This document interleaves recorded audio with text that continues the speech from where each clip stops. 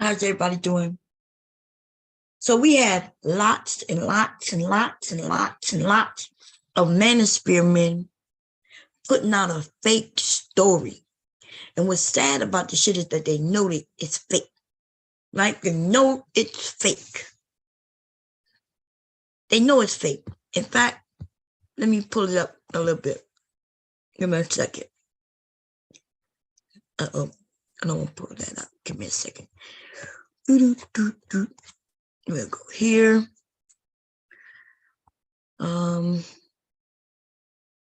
Just want to show y'all just a little bit of it.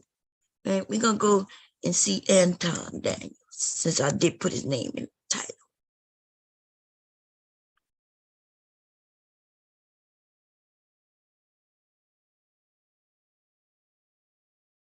Okay. It was on that morning show, right? And it was today. The stepfather finessed by his daughter. That's what he called it.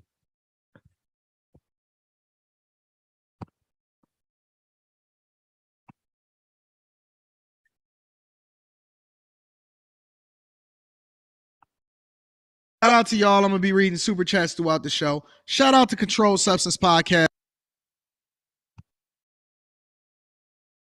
Damn, I got all them things up. 20 people that I want to come to the wedding. I'm paying for this at my house.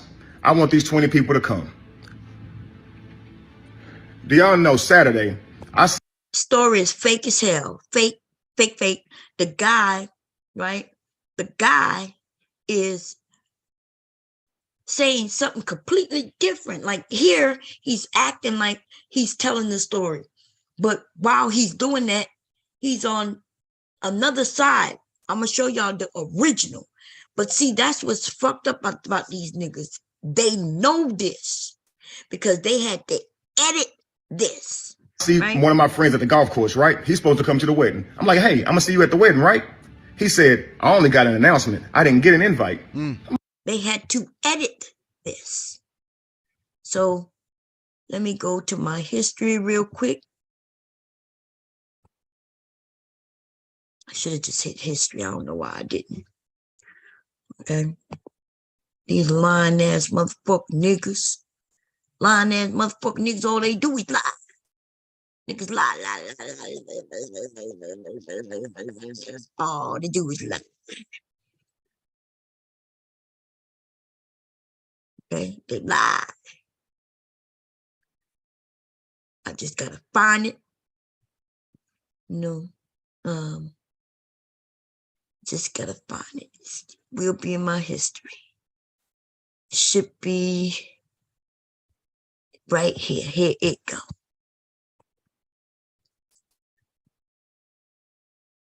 Girlfriend trying to show me how much I'm ruined, right? She takes me to where they planning the wedding, and the wedding planner showed me, all the things they got going. Y'all see it? We see it. That's him, and that's him. This is him telling the story, right? Down everything they got set up. But you notice when we saw it on Anton Daniels' channel, we only saw one side. They edited and took out just this side. Okay, but this is when he talks and he's telling you the difference. What? Say 20 people don't RSVP. Now those people that wanted to come to the wedding that got announcements that he told them. See, so this is what this man was doing. What he is trying to do is completely opposite of what everybody in the Manosphere is trying to do with his content. He's trying to make men and people realize the realities of how he think things are. So he gave a story, and then he is combating that story with his thoughts. But these niggas grab just one side of this, and now they making it seem like this is a real story told by a guy who really felt this way. But that's what these niggas do, though. I should reach out to Kevin and see if I can get him to come up, right? But that's the shit. I'm gonna actually email him later. Okay. But since they want to play motherfucking games, you know, it is Monday, baby. And I have all motherfucking week. And they won't like it. Maybe I shouldn't do it, but I'm gonna do it today though. I might not do it the rest of the week. It depends. But I may. But let's do what we gonna do. Let me stop this share real quick. Get it popping, baby. Let me see. It should have been here. I gotta find it. Okay. Let me stop the share. I might start a new share because let me see. It should have been in one of these emails. Is it that one? Nope. Is it that one? Nope. Yep, here you go. Okay. Somebody sent this to my email, so I'm going to give her a shout out to the sister who sent me this. I think because I was reviewing videos during the weekend. Okay. So here we go. We're going to make it a little bigger. We're going to say fair use, fair use, fair use. Subscribe and hit the bell icon for a happy and peaceful Tampa, Florida. 22 years.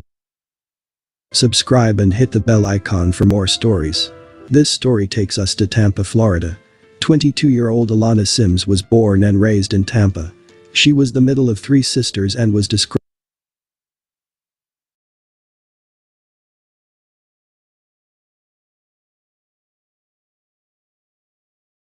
Damn, I'm muted.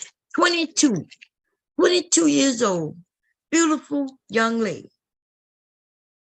Beautiful young lady. And we need to listen. I need people to listen. I need the women to especially listen.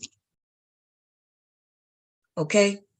Because sometimes the decisions we make could be the last decisions we make.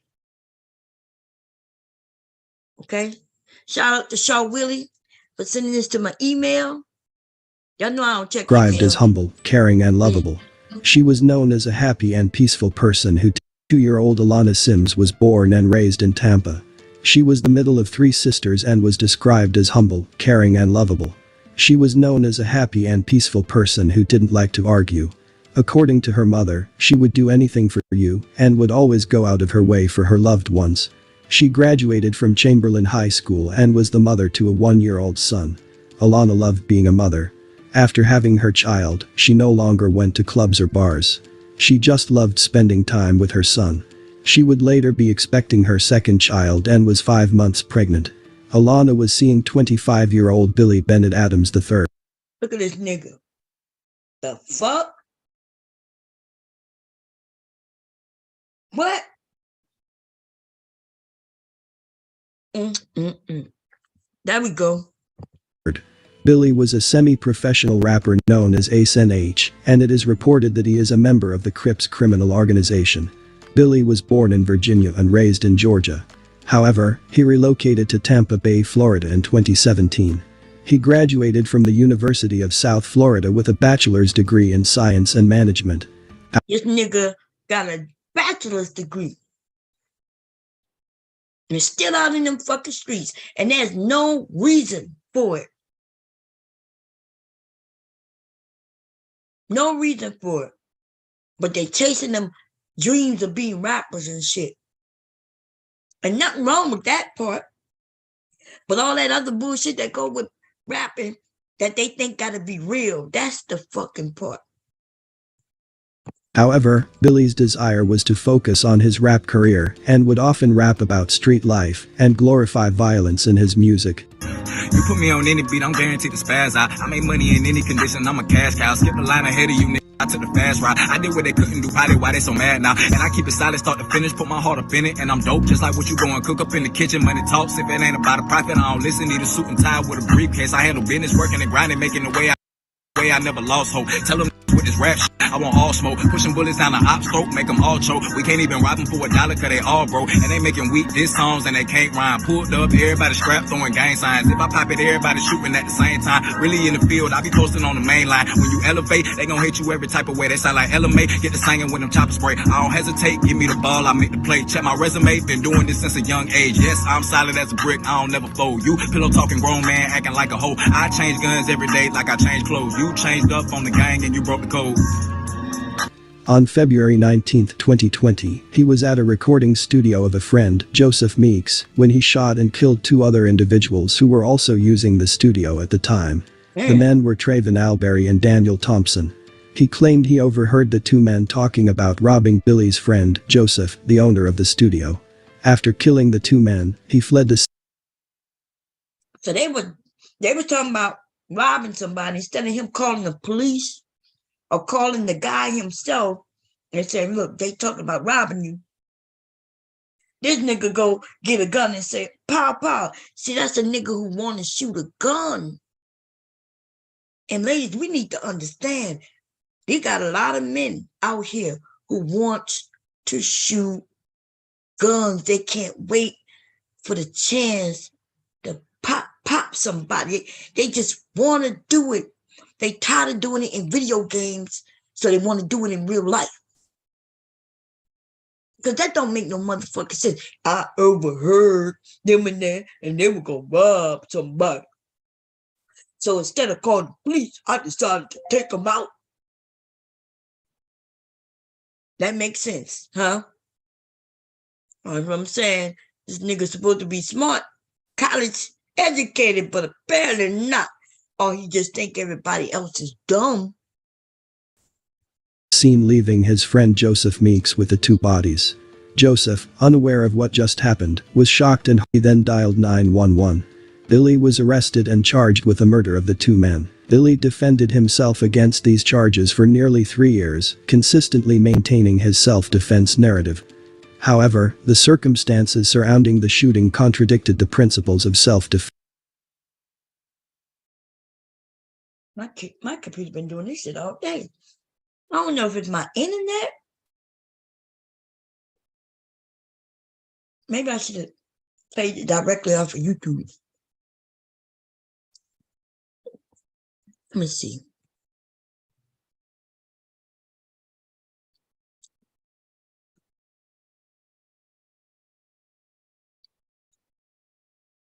Come on, goddammit.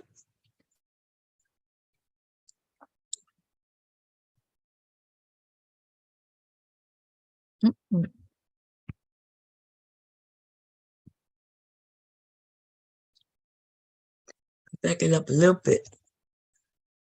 3 years, consistently maintaining his self-defense narrative. That nigga look professional. Y'all see that? Y'all see how that nigga done switched it up? And they say he defended himself. That nigga.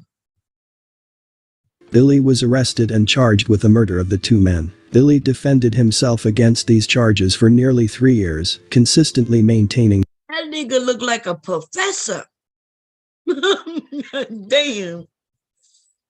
That nigga look like a professor or a teacher. These niggas clean up good, man. Okay? They look like they know how to clean up. He defended himself. His self-defense narrative. However, the circumstances surrounding the shooting contradicted the principles of self-defense. Oh, God. Okay.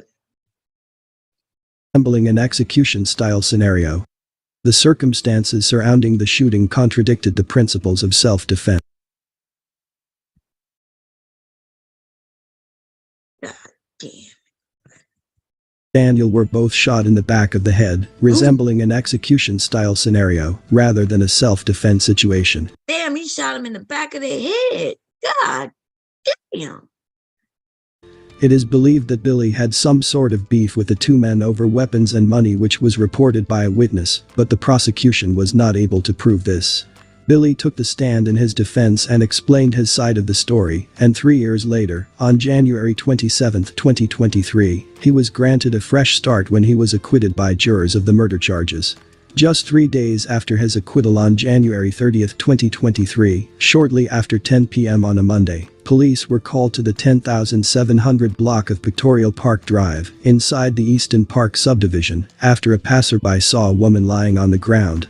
Upon arrival, officers discovered the lifeless body of a woman lying next to her Ford EcoSport.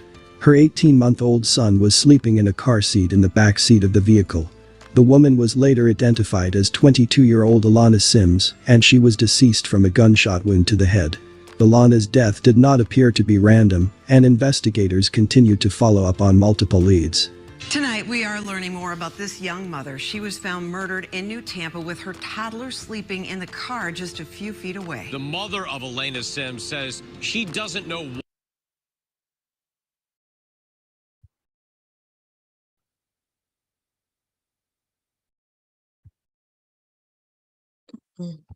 Come on.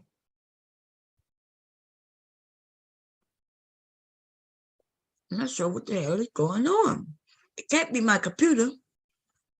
Okay, because if it was free, if my computer was freezing, I wouldn't be able to do anything. Which means, let me see my internet. God damn.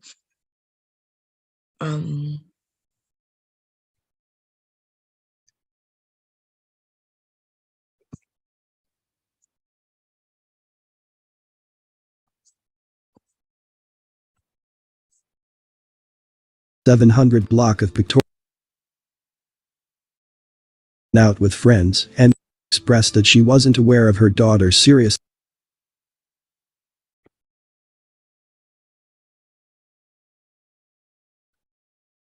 Sims dead at the scene. Just a few feet away, they found her infant son safely in his car seat. Yes, he's perfectly fine. No harm was done to him. He's safe with us. The family says the loss of Elena was even what the hell is going on?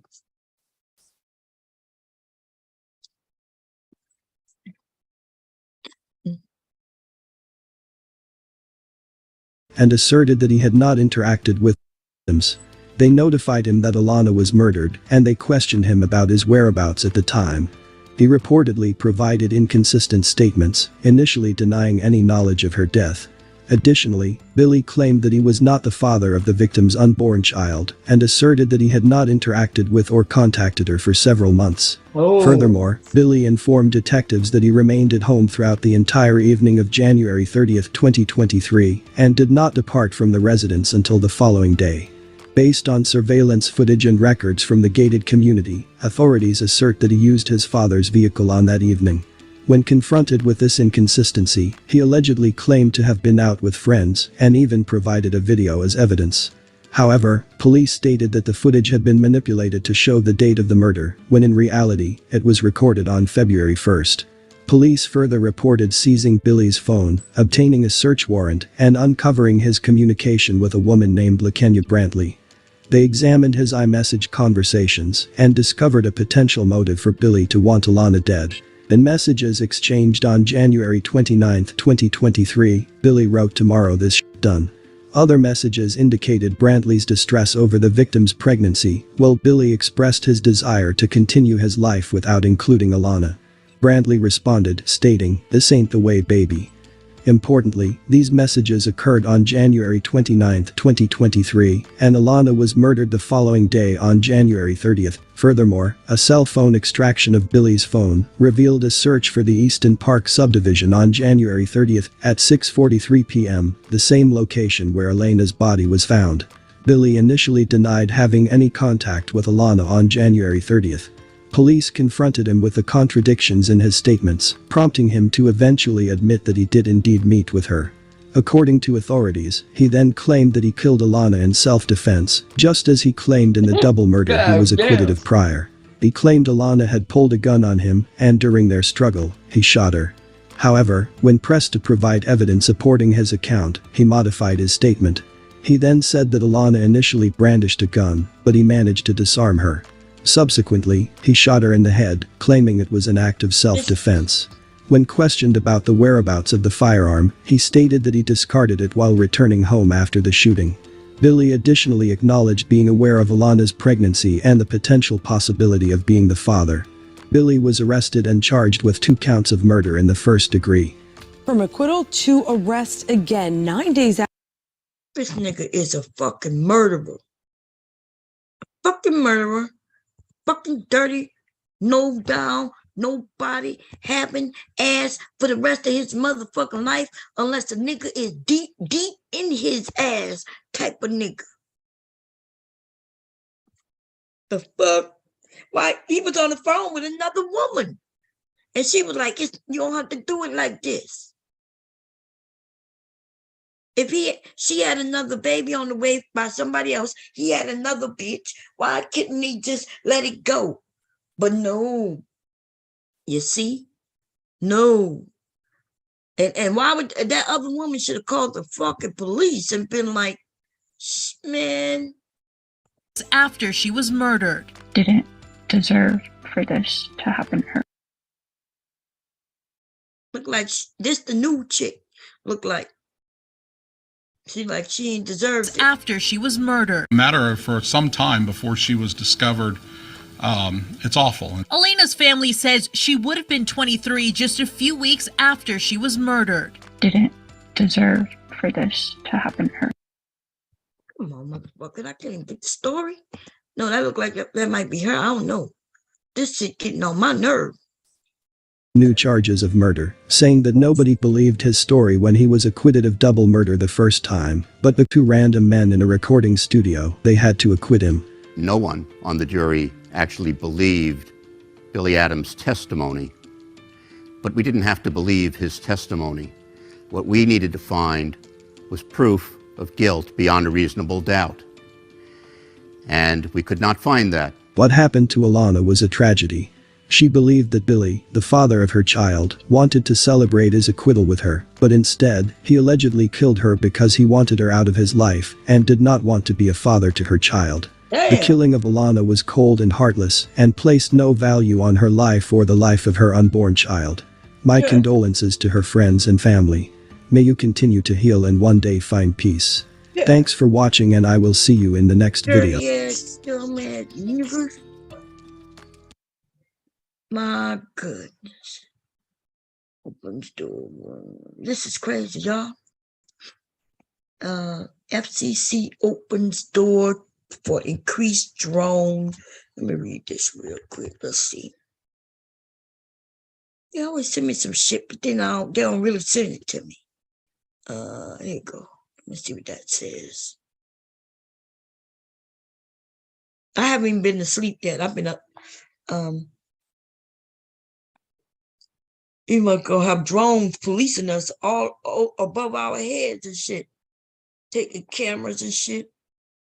Taking pictures with cameras and shit. Okay. They said, welcome to the radar revolution. It is no longer just for tracking planes and measuring weather patterns. FCC chairperson, that's because we are on the cusp of deploying radar technology for a much wider range of uses. Okay.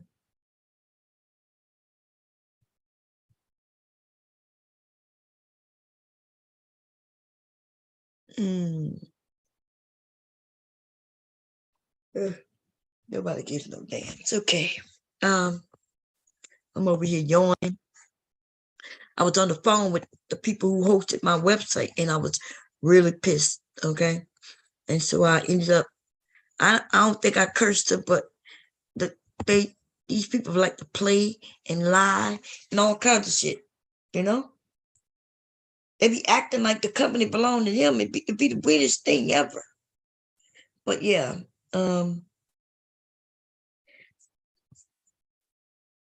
behind closed doors.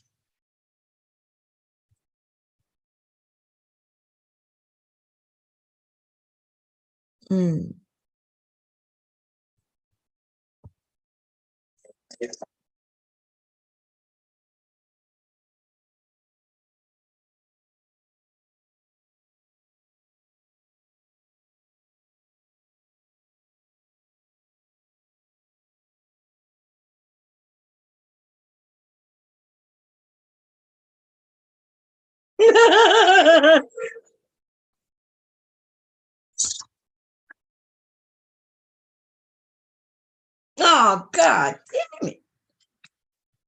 Oh, they're calling me back. Okay, hold up.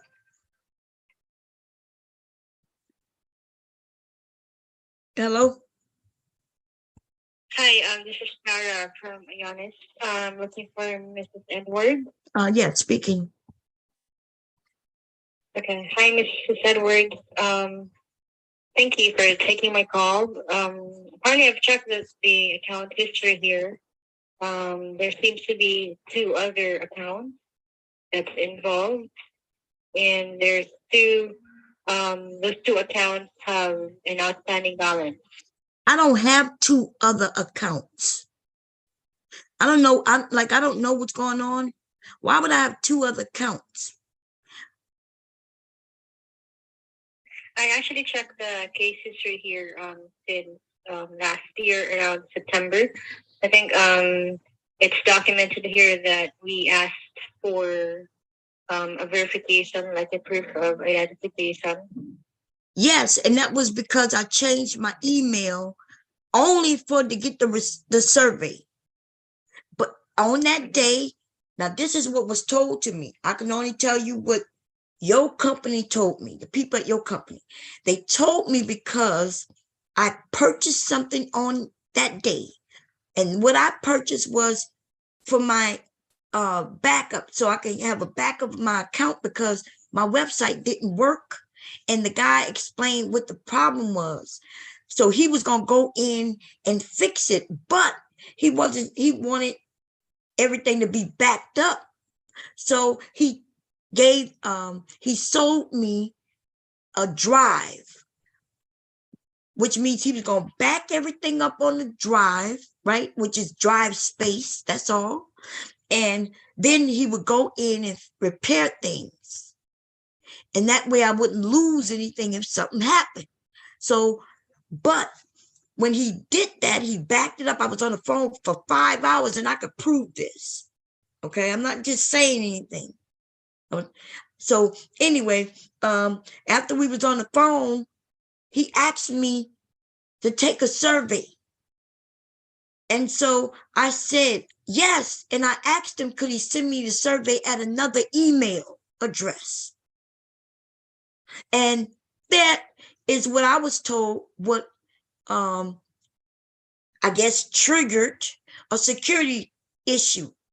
Now, a security issue simply means that y'all wasn't sure that it was me who made the purchase, who's doing anything to the account. And if that's true, then why would you delete the account? Let's say I was a security breach. Let's say I was somebody breaking into somebody's account.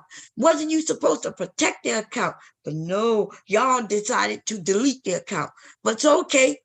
But now let's get back. So I purchased something on that day for $1. And that is the day you deleted my account. I think you gave me 7 days. 7 days. But even then, you didn't send it to me. You sent it to the email that I told him I would take the survey at. So how would I have gotten it? See, there's one email that I do business on. And then there's another email where I don't do business on. And I asked him, right, your company, which includes you at this time, I asked him to send me just the survey. He didn't want to put the email in. Now, therefore, I didn't get the email about the security breach, but I did get a phone call and I spoke to someone. Actually, I called in to see what was going on, and she told me, oh, we need this and that. And I said, why? Like I asked her what was going on. That's what she told me, because I purchased something. Okay, so cool. I said I was going to do that. And then on that Saturday, somebody called me and sold me something else. So I'm thinking everything must be straight, because I was against the idea that I got to prove all this bullshit for an account that I had for years. I wasn't a new customer, right? If I wasn't new, then what you think the problem was? What you think I was going to do? Or if you thought I was going to do something, why didn't you just lock the account down until we verify? But you called me and you sold me something on Saturday, right before I can get anything that I need to send. And I asked the lady about that. I was like, hey, I thought there was something going on. They told me they don't see anything. So they sold me something. What is your first name, by the way? Listen, my first name is Lavanya. Okay. My husband, if you need to speak to him, I could call him. He's at work and he'll verify everything. And all he gonna verify is that you could speak to me, because although it's in his name, it is my account. It's my website, or was all my work. Can I what? Can you verify the address that's on file? Yes, I can. You need me to do that? Why you need me to do that? What you need me to do that for? The address, the billing address that's on file. Yeah, I'm asking you why you need me to do that for. What you need me? I don't have an account with you anymore. What you need me to do that for? For verification. For verification of what? The account. What account? Okay. Can you verify the company name that's on the account? I asked you a question and you asking me questions, right? And I'm asking you, what am I verifying? I don't have an account with you because you canceled it. That's what you've been telling me for months. That's what you personally told me but an hour ago. So I'm asking you, now you are asking me for personal information that you claim I don't have an account, right? That's what you're telling me. What's the company name that's on the account? The company's name? What you mean, the company's name? This is a personal website. If you're asking me for bombcherry.com, bombcherryjuice.com, bombcherry.com, that's me. That's my website. Okay. See, Mrs. Edwards, I need to clear this up. Okay. So your account was canceled. Technically, it's flagged as due to fraud, and specific reason for that is that there is a company name on the account. Okay. And account holders name. So we've been sending emails to the email address on file and addressing the account holder name.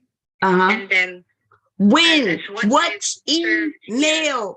You're telling me something that I can look at right now in my email. So which email are you talking about? Is it the Bomb Cherry Juice 2012, right? That's the original email. That is the business email. Like I explained to you, when I asked when he asked me to do a survey, that's when I gave him Bomb Cherry Live at Gmail. Do you not understand survey versus me doing business, right?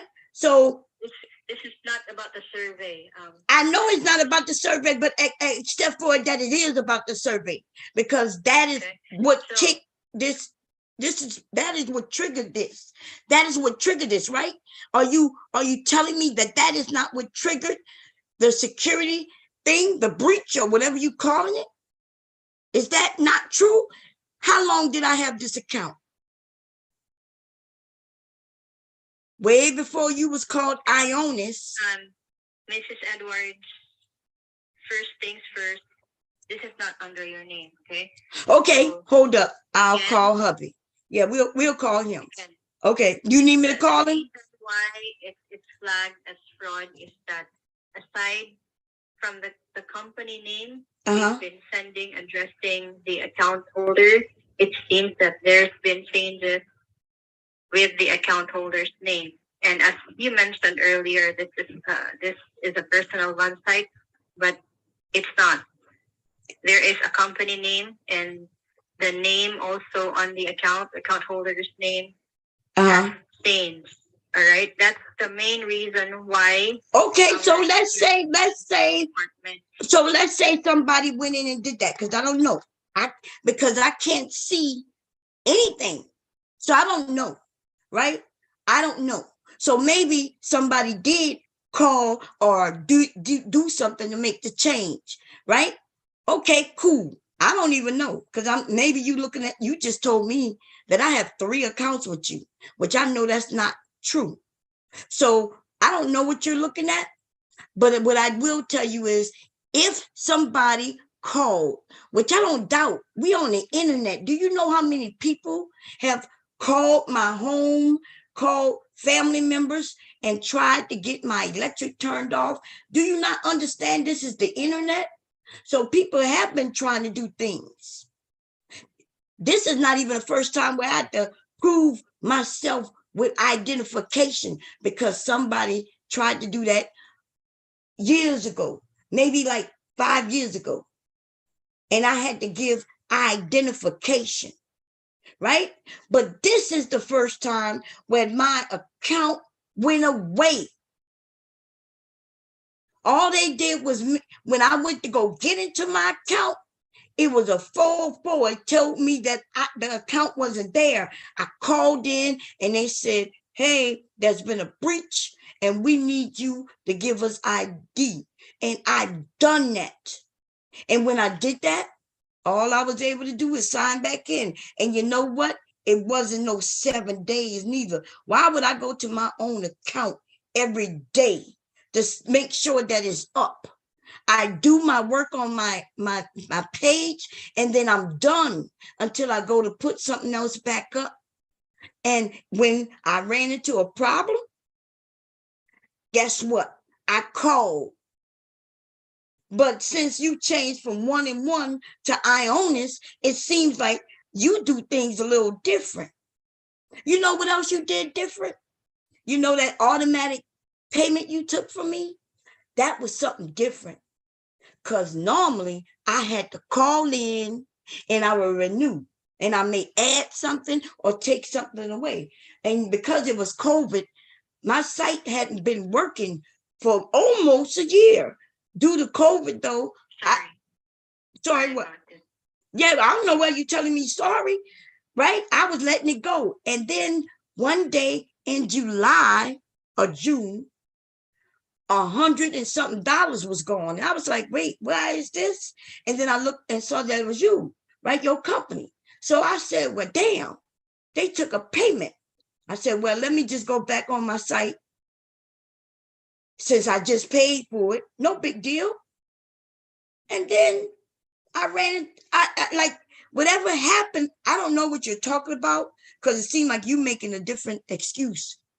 You're saying that I have 3 accounts. I don't know why I would have 3 accounts unless you're talking about contracts. Okay. Now, if you're talking about contracts, then we know that just because I have different contracts for different products is not the same as different accounts. Now, am I right or wrong? Okay. So, yeah. So, Mrs. Edwards, that's the information that I can provide you on behalf of the security department. I'm from hosting and bidding department. Are you the security department? Overview. Wait, I'm sorry. Are you the security department?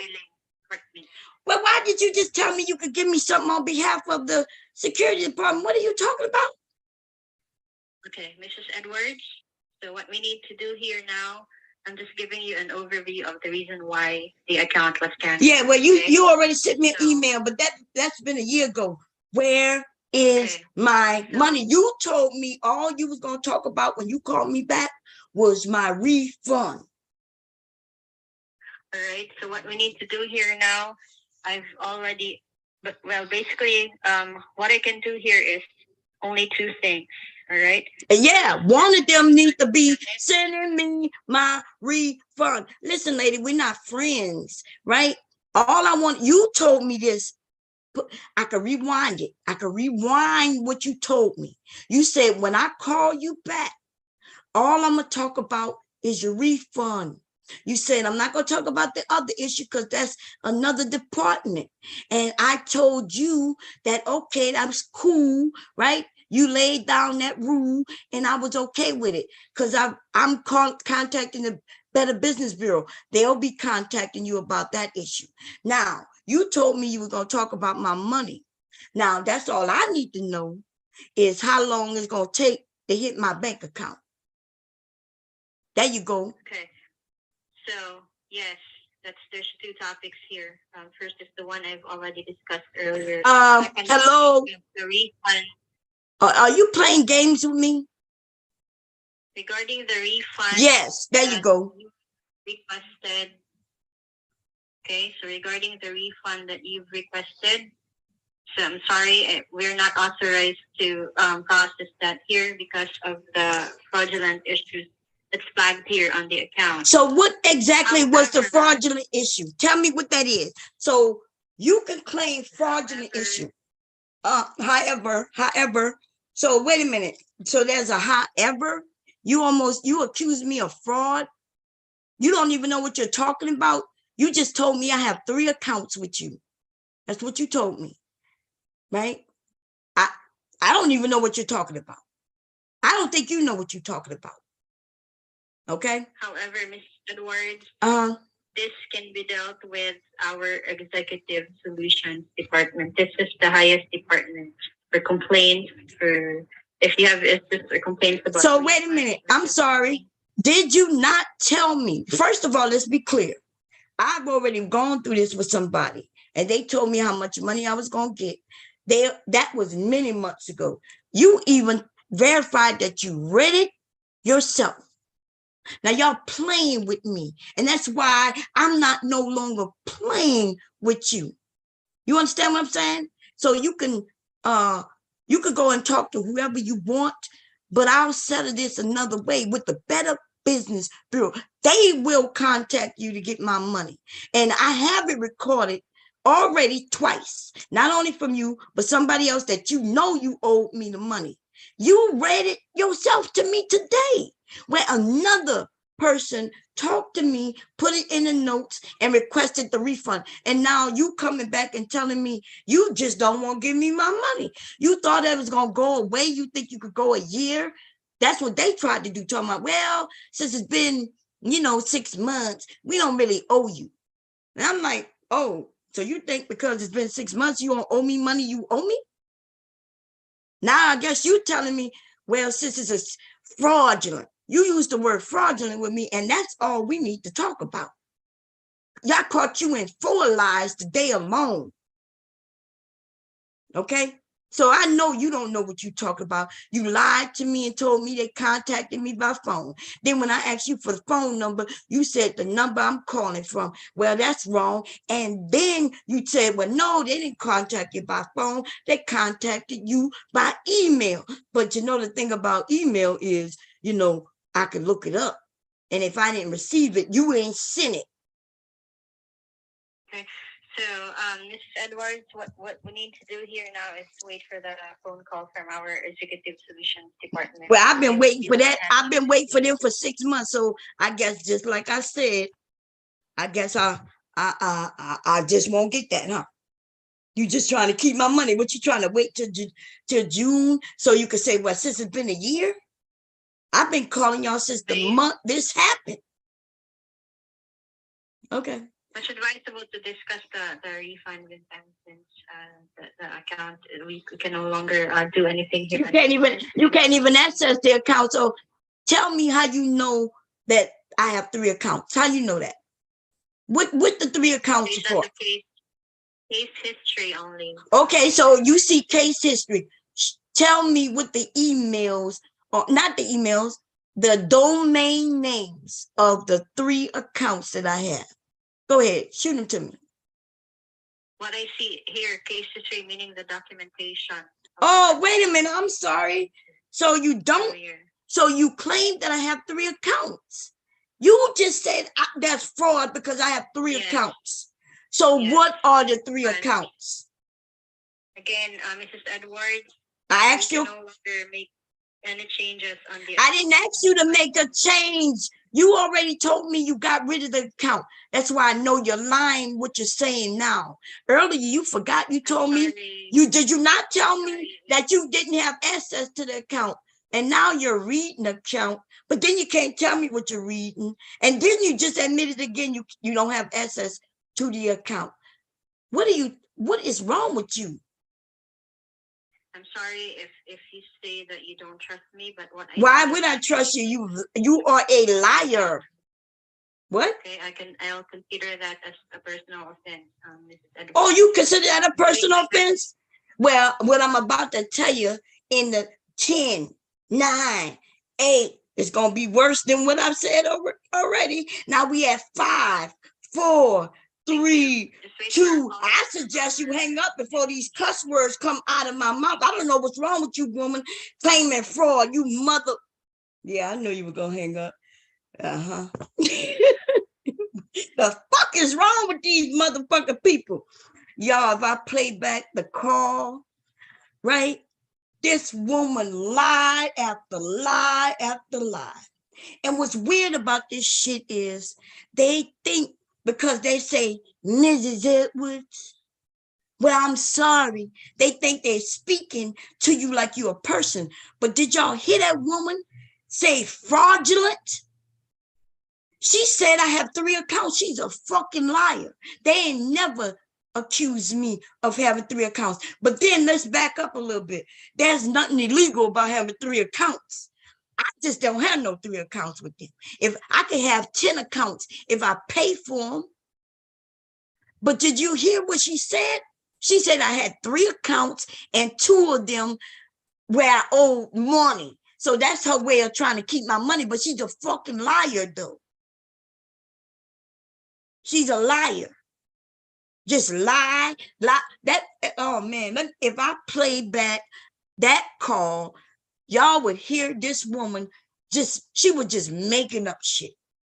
She was just making first, she would tell me when I called and she wasn't even listening to me, right? This is the supervisor. First of all, I was on a call with him for over an hour, just on hold. You could hear him in the background. She was just, the lady, it was before her. The lady was waiting for me to hang up. I could hear her in the background, right? Because she told me she would put me on hold. She did put me on hold for like 10 minutes, but then she took me off hold. And then she just set the phone there, right? Listening. And I could hear her. I was like, okay, right? No music playing or nothing. Now, when they put me on hold, there was music playing. When she took me off hold and I could hear her in the background, she acted like I was on hold and she thought I was going to hang up. So she kept me like that for 40 minutes. And then her ass came and she said, well, I'm going to transfer you. I thought she was going to hang up then, but she didn't. Okay, cool. She put me back in some place and I ended up with this lady, that lady I was on with just now. And then she went straight to telling me there's nothing they could do, blah, blah, blah, blah, blah. So I was like, nothing you could do. So I started telling them what happened. And when I asked her a question, she was like, and so I said, hello? And she said, hello? I said, are you listening to me? She said, sure. I said, okay, so what question did I ask you? Then she went to say, oh, well, I was reading. I said, are you listening? She told me yes. And then she had to admit she's reading. So she wasn't listening, right? And then she proceeded to just spew out all kinds of lies. Like it went from me almost not having an account to having an account to just no longer having an account. They even went on and said, well, it's not even your account, right? Then we talking, she's lying, making up shit, told me that they called, and I was like, I don't have no record of them calling. Then she told me, oh, well, can you give me the number? And I said, well, you said they called me. Don't you have the number? And she says, you call from the number you're calling from now. And I said, no. I said, can you give me the number? Right? So she says, well, the number you're calling from now, and then she gives me the number. I said, but okay. So she didn't change it up and say they didn't call me, right? Because she needed me to give her my number, right? And She then says that they emailed me. So I'm like, well, there's proof of email. So I go in the email. I'm like, and no, I said, you didn't email me. The only email I got from was February. So she tried talk turns and and they not that far. I looked them up. I find out they right there in PA, 1 hour away. Now I'm not gonna go there because I was thinking, well, I could go there maybe, but I don't think they're that kind of business where you can walk in.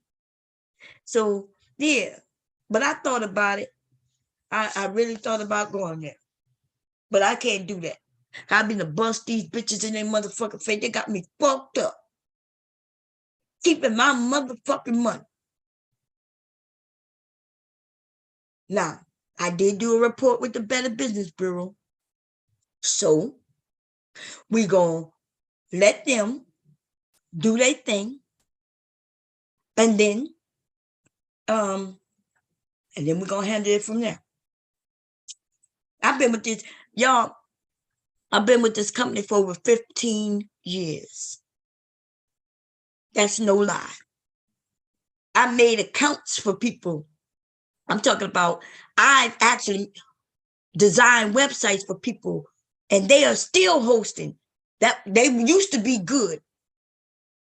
These people used to be good, but they changed the company name and everything maybe about, I don't know, 8 years ago. It went from 1-in-1 to Ionis. And they write about Ionis, okay? Like they are ass. You could, they own this thing like a booty hole, like a onus, like an anus kind of thing. Yeah, they write about that motherfucker shit. They ain't shit. Okay? You could do better. And the only reason I didn't switch from him when I started getting little problems was the fact that it'll take me all week to upload all those fucking files.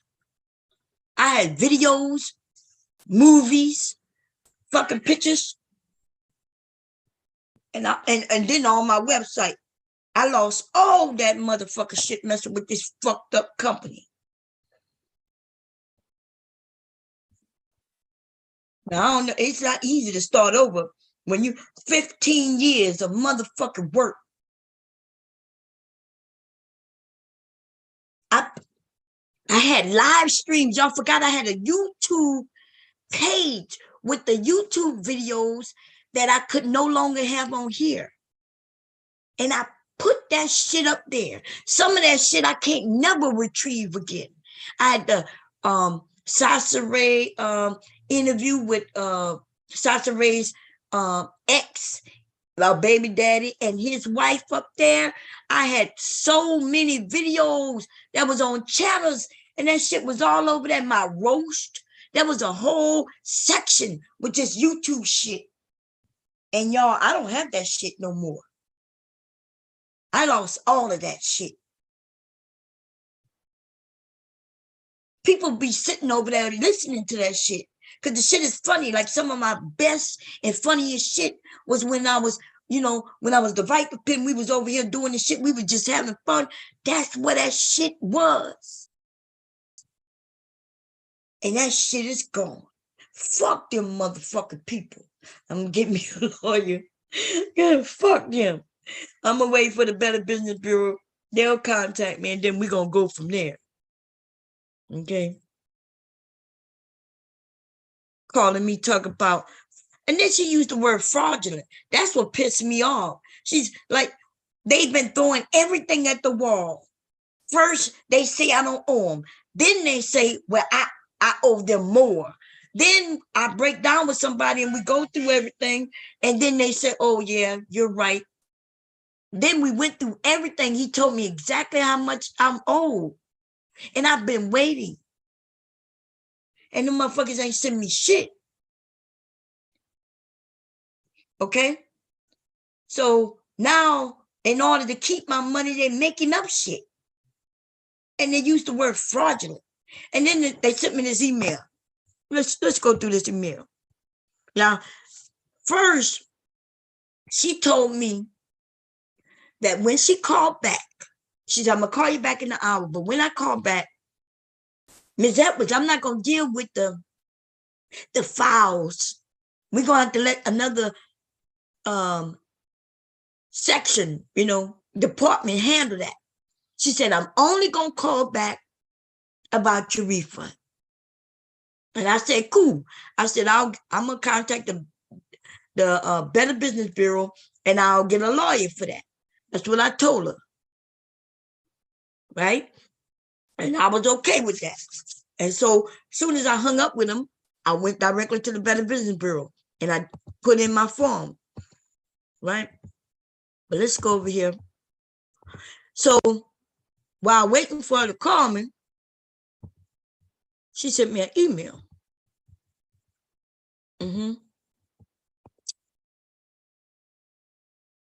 She, he, they.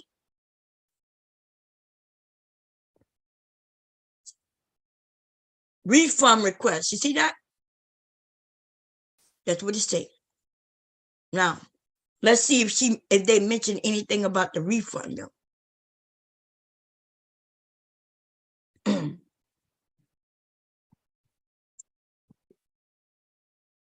We received an escalated case regarding a refund request.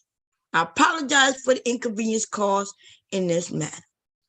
Upon review of your account history, I showed that our security team detected invalid contact information that was provided in violation of our terms of service.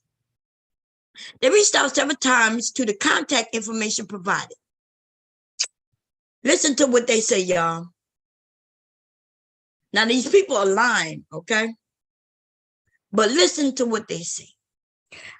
I showed that our security team detected invalid contact information that was provided, right? But then look what they did. They reached out several times to the contact information provided. You see? So they say, hey, some changes been made to your account. And then they turn around and say, we sent information to the place in which the information was fraudulent. That's why I don't know what they're talking about. I give them information and she act like the information I'm giving her isn't correct. It could be. And if that's so, that means somebody did contact the business. Because I gave her everything that my account always had. It has always had the same email.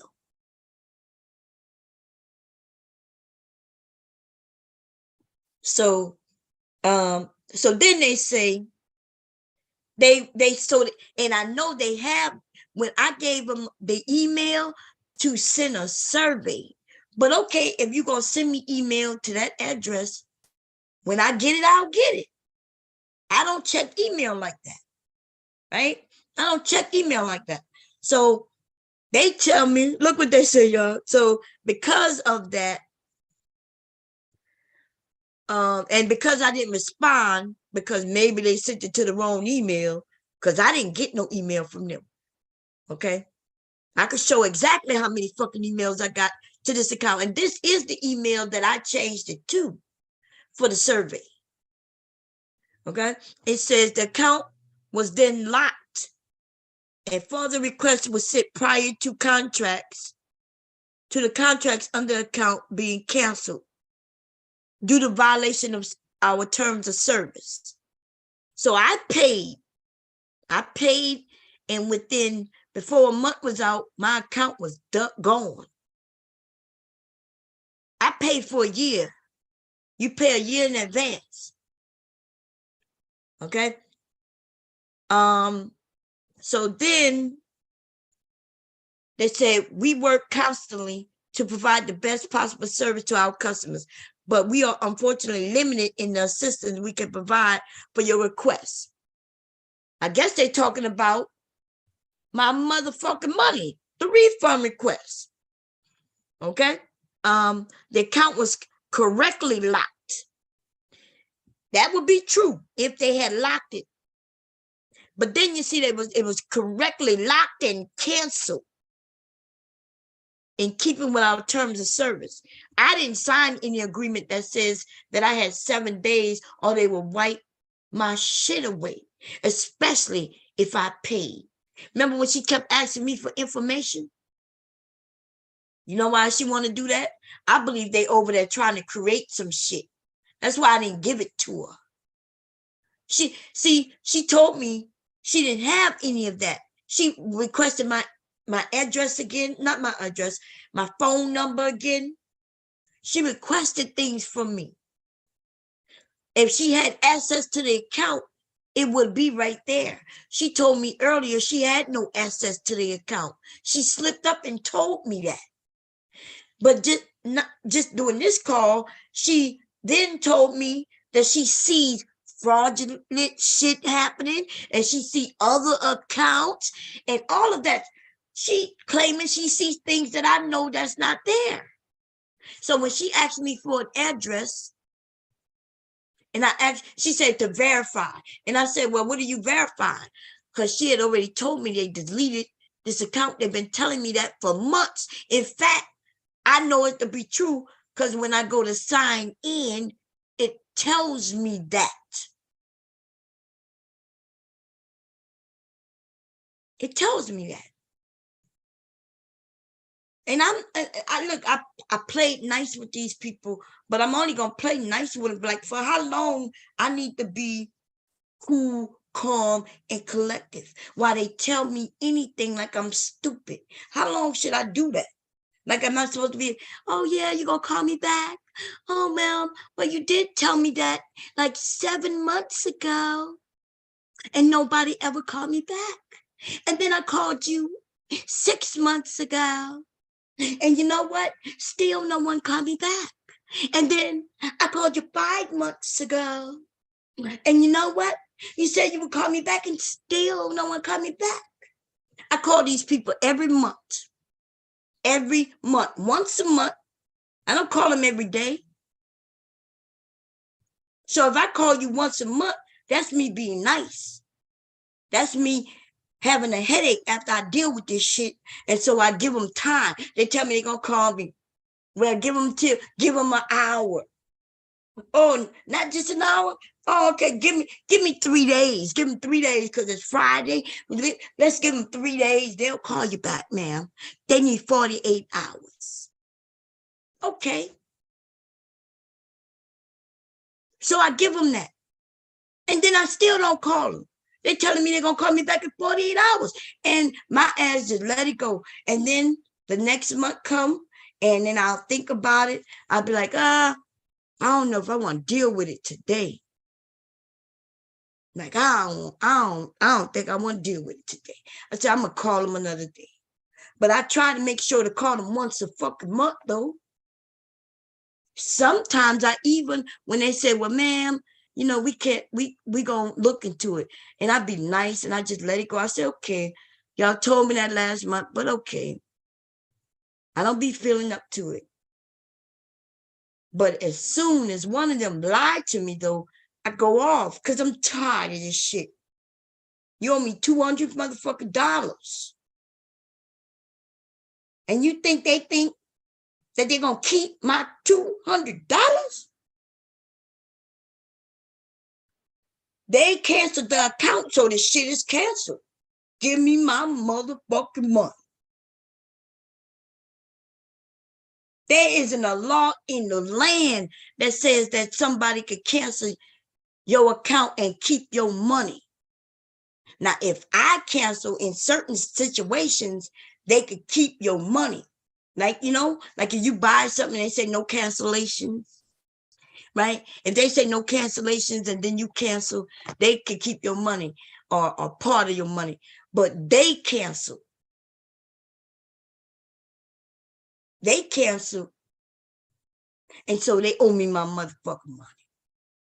And so I'm not going to call them motherfucking people back. because I ain't got not a motherfucking else thing to say to them. You will see that right here. It's a different count. Let me go to it.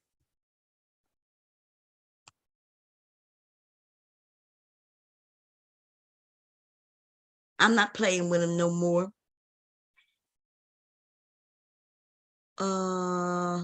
Is this the account?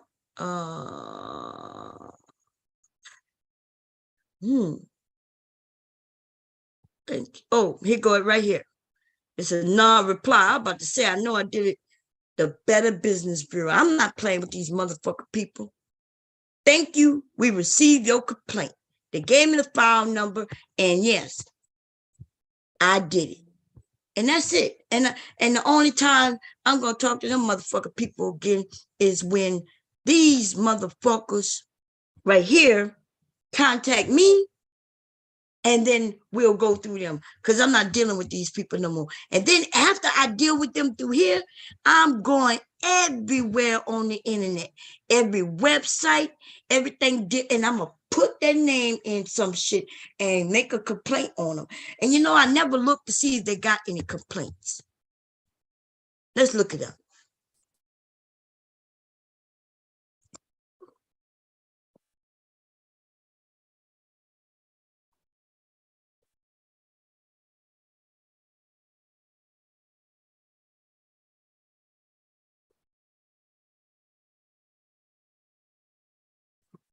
These motherfuckers, look at that sad ass. Look at that. Oh my God. That's terrible. Terrible company. Look at that. An hour ago. I didn't even fucking look at this. Y'all see that? 1 hour ago. Oh my God. And then they replied, them lying ass, look, terrible, cannot log into my website. I couldn't log into my motherfucking website. Look at this shit. Recently, client gave me his, look at him. Oh my God. And then they playing with me. See, I knew something was wrong. I should have looked 4 days ago. Everybody's complaining about them. I guess it don't even make no fucking sense for me to complain about them, because it's got a whole lot of motherfuckers complaining. And fuck this bitch named Tyra who leaving leaving people motherfucking. But I am about to leave them a whole mother. I am. Yes, I am. And if I'm contacting them, then I know other people have contacted. They gonna give me my motherfucking money, or I will go to Philadelphia. I don't know why it is that sometimes I question myself, right? I question, maybe I'm being too tough, but they got my money. I question, well, maybe, maybe, but see, remember I said my website wasn't working. My website just stopped fucking working for no fucking reason. I sit there, y'all, and I write code. I write using WordPress, and a lot of that stuff, I sit there for hours trying to figure out, like, the design, how I want it to be, how I want it to look, the colors, the font, if I want it to change. I do not use what y'all call placemats, place markers, or where you go and you see something and you be like, okay, I like that design, and then you just go type shit in. I don't do that. I put my colors, everything, my borders. I actually write the code for this shit. And then I had different sections. Then I gotta upload files, videos, and everything. The only thing I don't do is, if you ever saw my website, pictures. Y'all see my pictures of black pictures, black couples, black men and black women. There was never not one white face on that fucking website. Hundreds of pages, and everything on there looked black. The whitest thing on that motherfucking page was me. I'm the lightest motherfucker on that whole website. And I don't even have much pictures. There's another area, another side I call Erotic City. And that's where, all my shit was. and it was locked so tight. I had a message board, which we hadn't been using, right? Especially I hadn't gotten really into using it. And I'm thinking every time I get on these phones and have to yell at these motherfucking people, I be feeling bad sometimes. I be like, well, maybe I shouldn't have done that. Maybe, maybe it's just me. Maybe I did something wrong and maybe I'm being too harsh on it. And I don't know why I do that. I did that with Sprint, aka T-Mobile, right? They still ain't shit. T-Mobile ain't shit. Okay. Now the phones work. Y'all know I haven't had the SIM card in long, but what I will tell you is that they ain't shit because they shouldn't have even made my SIM card turn off until May 1st. And they did that shit April 2nd. They ain't shit. Okay. And we've been with Sprint for 20 plus years, damn near 30 years, and we ain't never had no issue with them. Never, not never.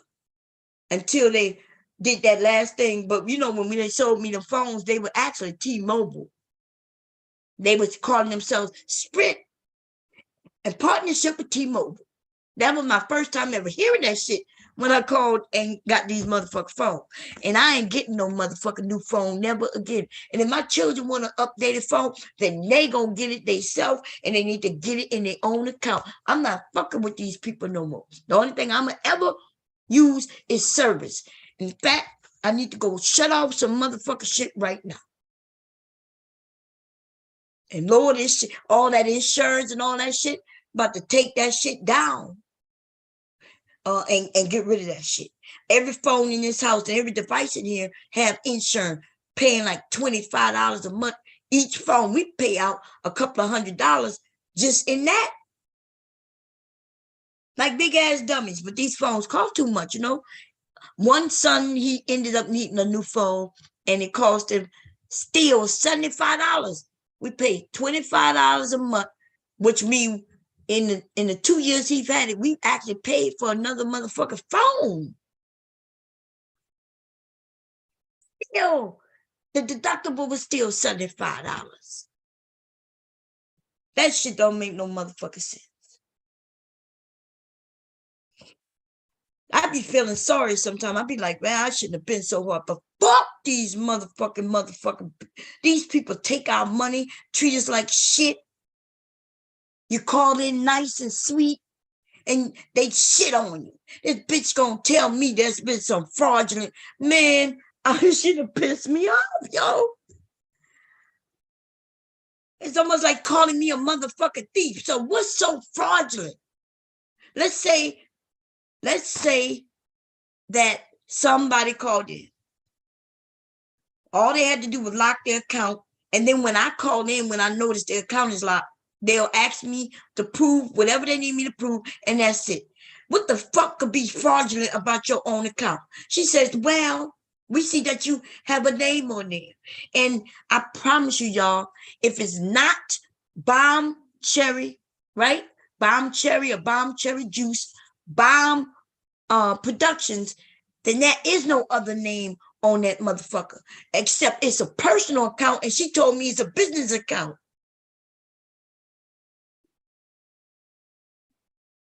Fuck that bitch, man. I was nice when I counted down. I was counting it down and hoping that she hung up on me because I didn't want to cuss her ass out.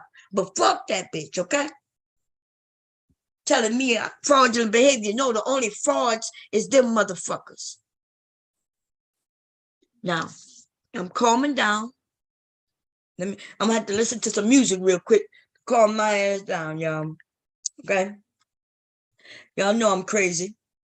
Let me find something. I gotta find something to listen to. And he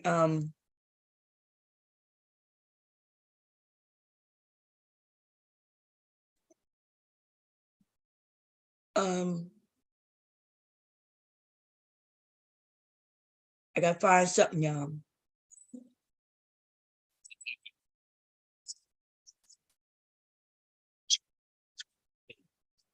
I might get in trouble for this.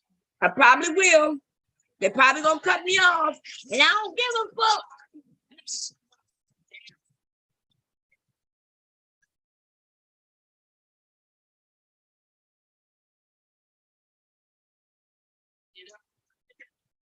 No, I'm like that shit. Fuck that. I'm gonna find a beat. That's all I need. Okay.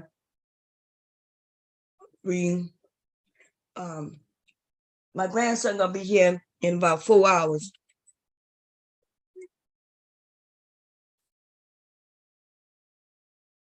Gotta calm down.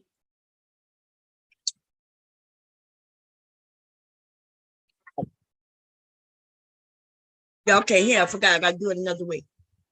Okay, hold up, y'all. I gotta do it another way. I forgot. Y'all won't be able to hear it that way. I just gotta tone down. I gotta calm down. Y'all good with me? Y'all good? Y'all can handle it. Y'all okay? Okay. I'm gonna find a beat real quick. Calm down. I think hubby just came home. The TV's on down there. Okay, let's see. Free. I always put in free beats. No copyright, okay? It could be hip-hop beats, or it could just be beats. I'm gonna just do free beats, and we're gonna choose one, okay? So I'm looking to calm my nerves down. This one,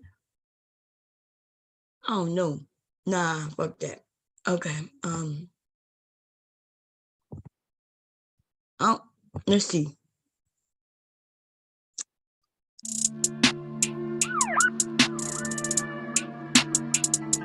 I don't like it, but I change it.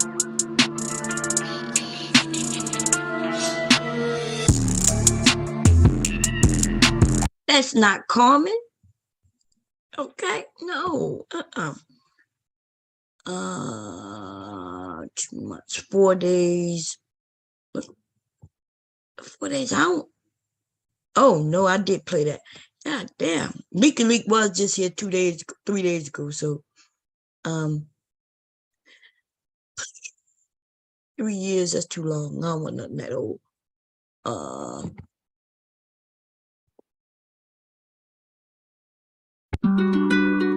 That's the same bullshit.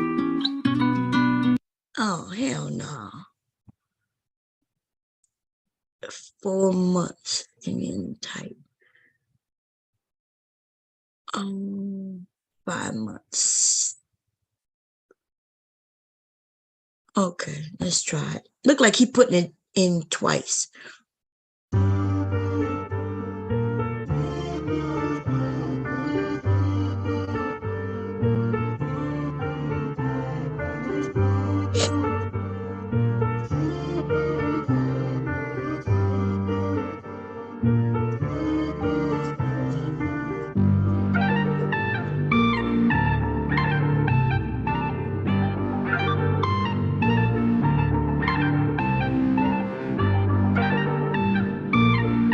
Okay.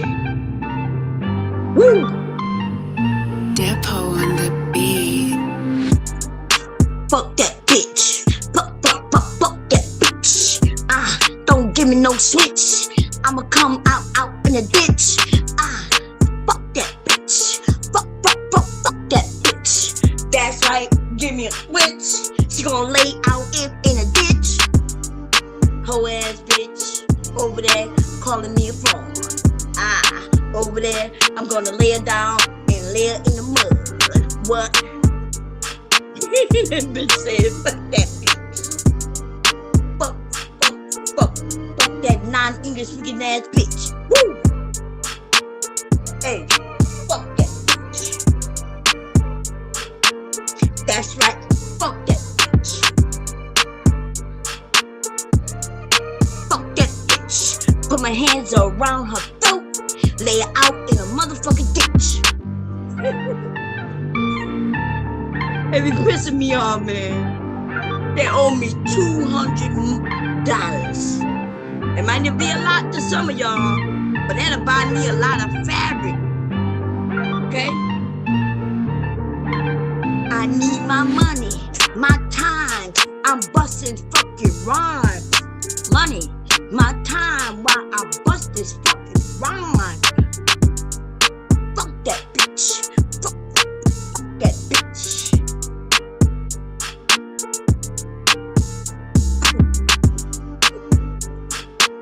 Y'all know I'm crazy. Fuck that bitch.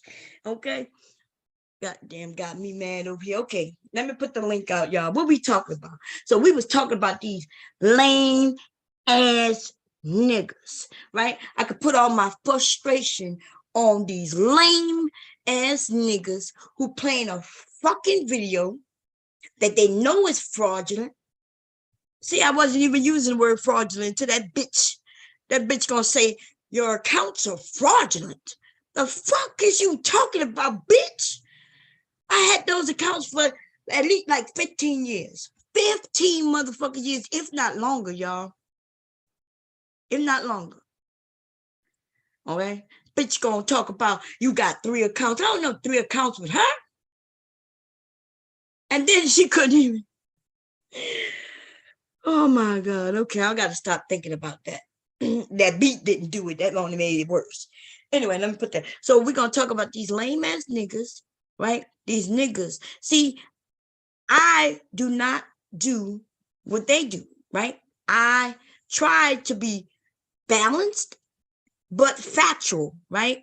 So I talk about some women, like for instance, I'm gonna show y'all one. I played a video the other day,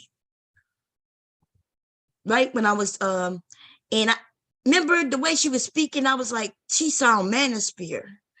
And the more that bitch opened her mouth, the more Manosphere she sound like.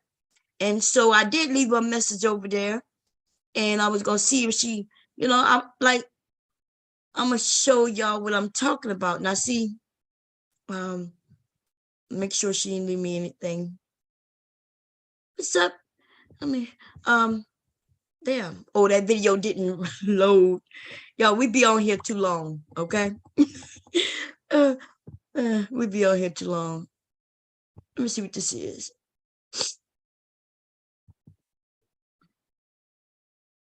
Oh shit. Here we go again. BGS, I don't got no disrespect for you, but I don't know what the fuck you talking about with these hoes coming back to the table. They're not back at the table. They're not even in. I like that. What's his name? Ramil, I think that's his, right? Ramil say, BGS, I don't have shit. Here we go. That nigga said, BGS, I have no disrespect for you. But what the fuck is you talking about? Again. BGS, I don't got no disrespect for you, but I don't know what the fuck you talking about with. He said that shit.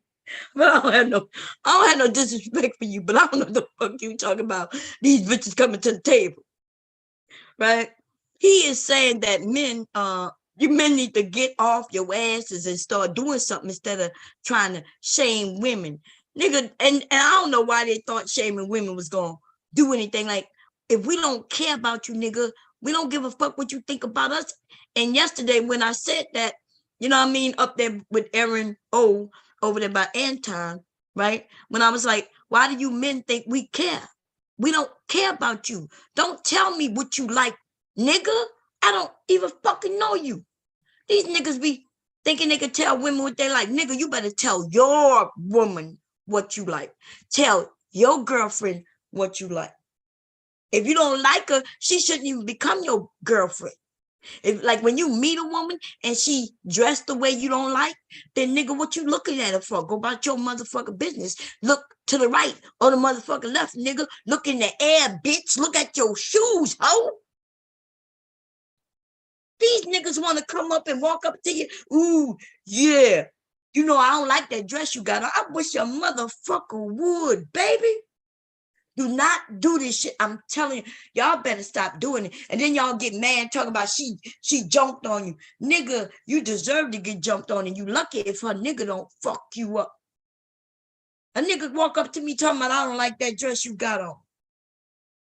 I'ma insult the fuck out of him. You motherfucking right. Like a bitch.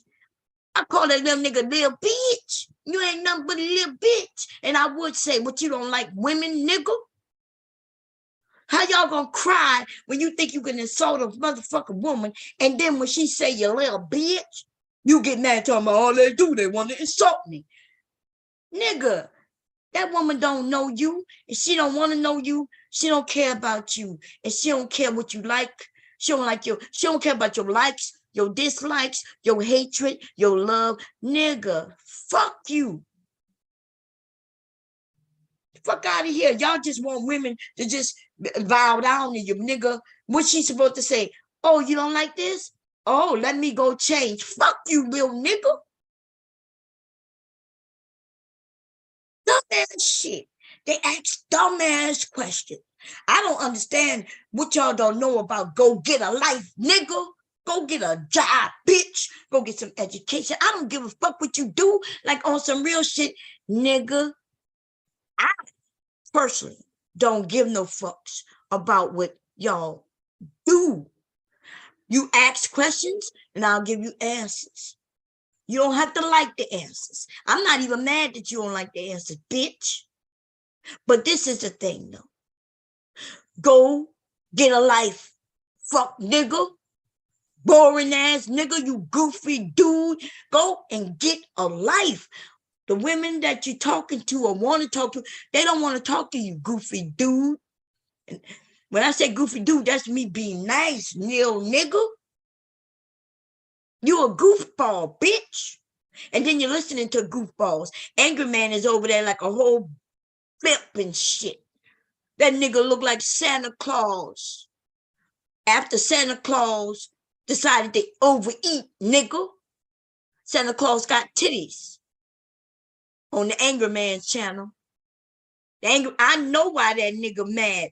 Because he realized maybe about 10 years ago that he got titties. He understood that most men, they don't have titties. They have a chest, right? Men have chests, and that nigga got over there with some titties.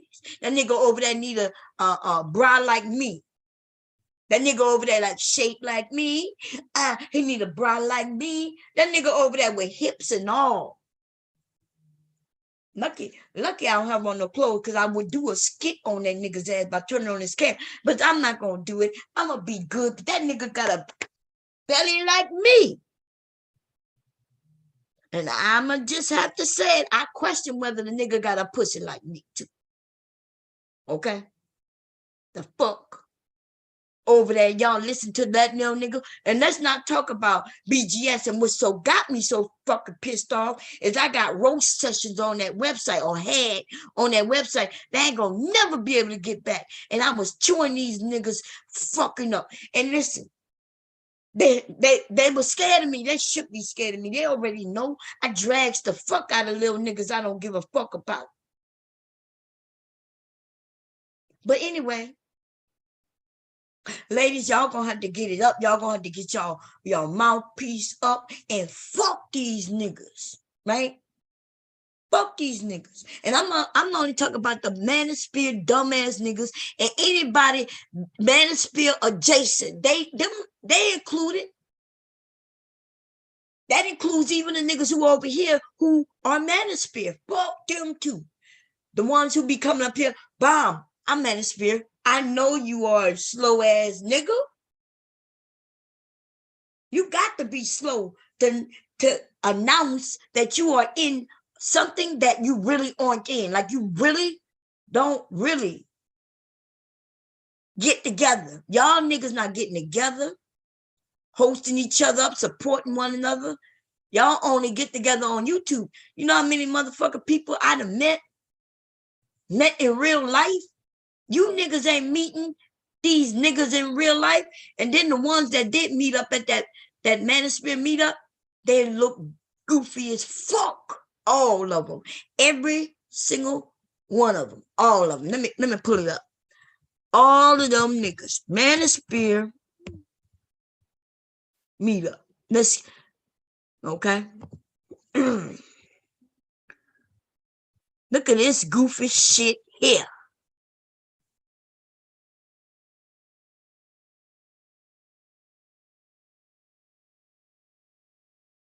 Was this nigga there? E Black, was you at the meetings? Nigga. I like to say that what the Manosphere mean to me and what I'm seeing. Look at this goofy niggas.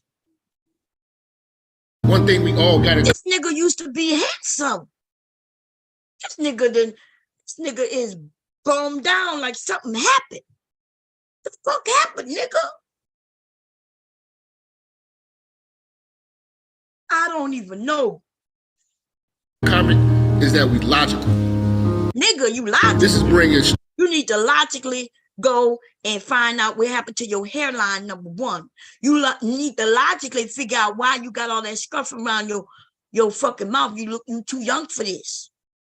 You need to logically figure out why you dress like you a bum around. And why did you meet up with a group of lame ass fucking niggas? I think maybe he looked bad because he over there with these lame ass niggas, and maybe it's just rubbing off on him. Maybe if he backed up 100 motherfucking miles away from him, maybe he'll start looking better. I don't know. I don't know what the fuck is going on with these lame ass motherfucking niggas. Look at that goofy ball right there. Y'all see him? He in the back. Look at that little nigga right there. That nigga got his hands on his hip. When I dip, he dip, he sit. Like, put your hands on your hip. When I dip, you dip, he dip. Put my hands on my hip. When I dip, he dip, she dip.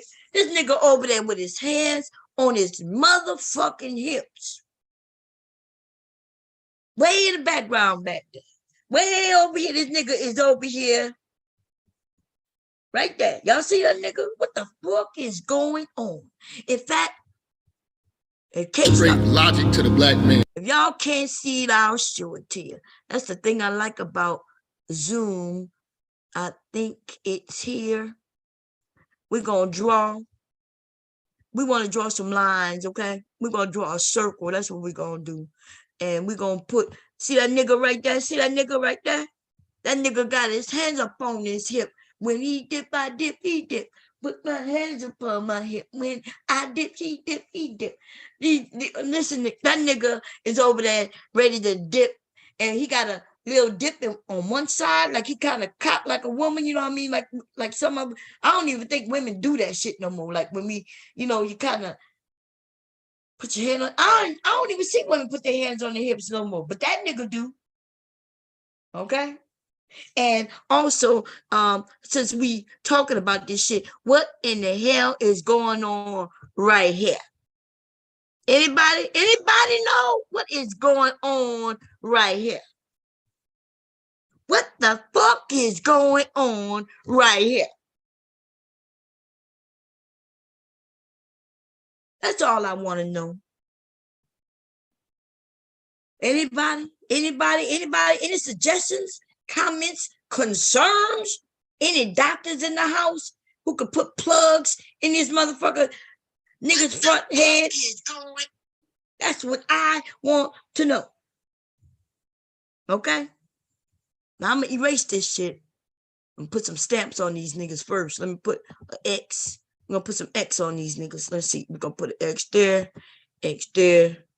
We're gonna put an X there, X there. And this nigga 4-5-eyed. I need to put many X's back here. This nigga got trifocals on. Okay, so we need 3 X's on this side of his face. 1, 2, 3. That's for all the motherfucker focus this nigga got. And 3. Okay? That's what we dealing with. Now we're gonna press the play on this shit right here. Okay? We're gonna, how do we end this shit right here? We're gonna end it. There we go. And masculinity is coming back.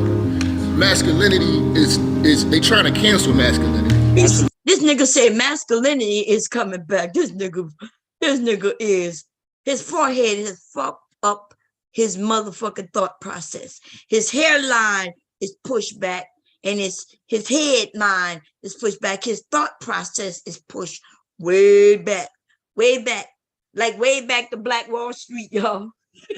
Nigga said masculinity is coming back. I don't see no masculinity on none of these niggas. Well, I don't know about the dude who's sitting down. Okay, I'm gonna be nice to him because I don't know who that is. Okay, but the 2 goofballs standing up, who we do know, nigga said, and he can't think of nothing to say. He, in his mind, he thinking, why the fuck am I here? Where the cool dudes at? That nigga said, and masculinity coming back. Yep. They gonna give us back our masculinity, fellas. We just gotta stand in line and wait. We just got to stand in line and wait. Okay? So when we get together, it's gonna be a bunch of women saying this is a bunch of Dusty, this is Dusty convention, this is this.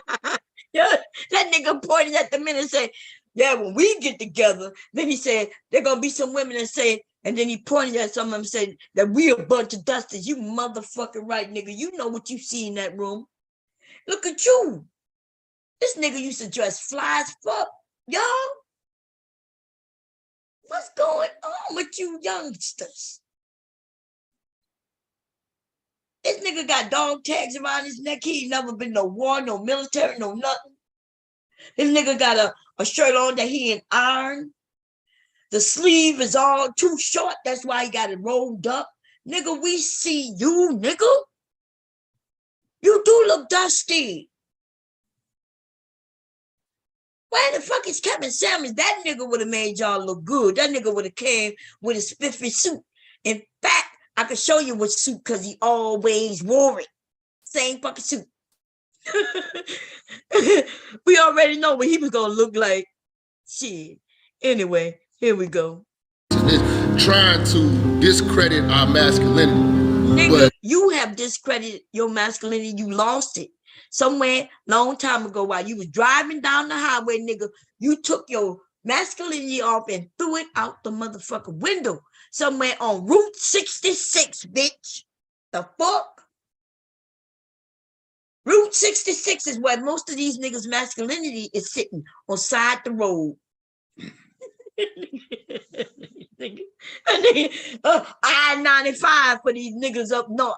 If you're on the East Coast, your masculinity on I-95. You're on the West Coast, Route 66. If you down south, I-10, nigga. While y'all was hustling down the road, for some reason you decided you didn't want to be a man no more. I don't want to be a man no more. I gained now. Motherfucker, you don't want to be a man no more, nigga. You took that masculinity off a while back. Okay? He said, can you find it on Google Maps? Hey, babe. What's going on? You good? He said, can you find his masculinity with Google Maps? Let's look for that shit real quick. Let's look for some of these men and their masculinity. What is Google Maps, huh?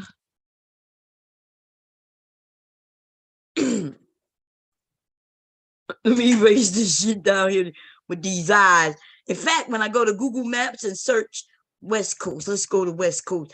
Wherever them X's are, that's where them niggas motherfucking masculinity is sitting. Look, one of them masculinity is sitting right here, and that is called Wedgewood Swim Club. That nigga went to swim. He must have wore some of them tighty righties, you know, them swim shorts that's too tight, but still there was no print in the front. That's when that nigga lost his masculinity right there. And then this nigga right here lost his masculinity at something called Dollar Tree. Look, no, it's close to the Dollar Tree right here, but it's also close to something called Little Anthony's Pizza. Okay? Yeah, Little Anthony's Pizza. You see what, you get it? You got it? Okay. Told y'all. And then the other one who was sitting up here, this nigga that lost his whole masculinity dealing with pharmacy. See the pharmacies right there? And what the reason why he lost it with pharmacies, because he went to the ATM, went over there, became a passport bro, came back and needed to go to the pharmacy. These niggas coming back with diseases and shit. Okay, and then we got some motherfuckers over here. That little motherfucker who I circled. Well, that nigga lost his masculinity at the Christiana Fire Company. Okay, that nigga was on fire. Okay, and you know what caught fire? It was them thick ass glasses that nigga had on. He was out in the sun. Sunlight was beaming from his glasses to another area, and it caught a fire. The nigga masculinity caught on fire. Okay? Now, this nigga up here with the eyes, you know what I'm talking about, when I put that halo over, that nigga fucks around with hoes, okay? And so he deal with pharmacies, and he need to go right here, which called the church, the Heritage Presbyterian Church. That's where all these niggas need to go.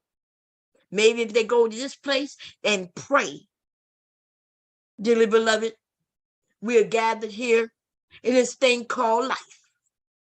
And if you know what I know, and these niggas don't know, these niggas got to go, and their masculinity went bye-bye too. Listen, let me find that beat. What's the name of that song? Men don't lie. What they in? Oh, you look around. Need to call a friend. Call your old lady for a friendly word. The bitch turned out. She said, what you doing? Where your mask at?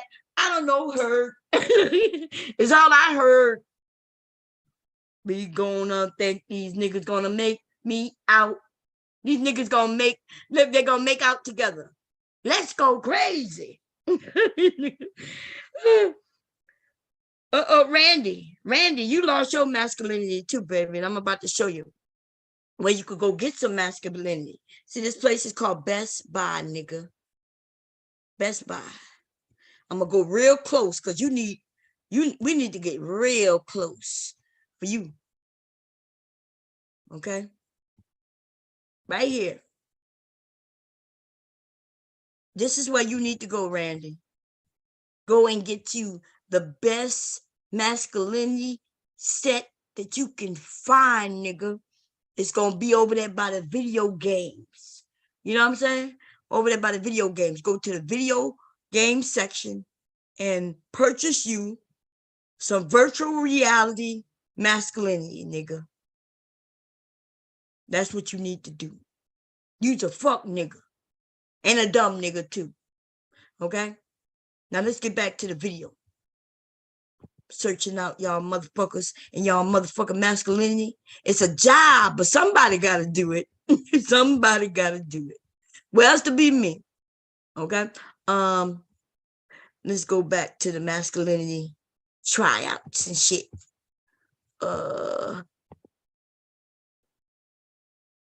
Ooh, no, that's not it. Is this it? Yeah. Okay. Not all of us had fathers. Not all of us had good uncles. I got older brothers that say, you know, this channel right here changed my life. I just Your older brothers said that? This nigga got his mom's a teacher. His daddy had a business. This nigga be lying, man.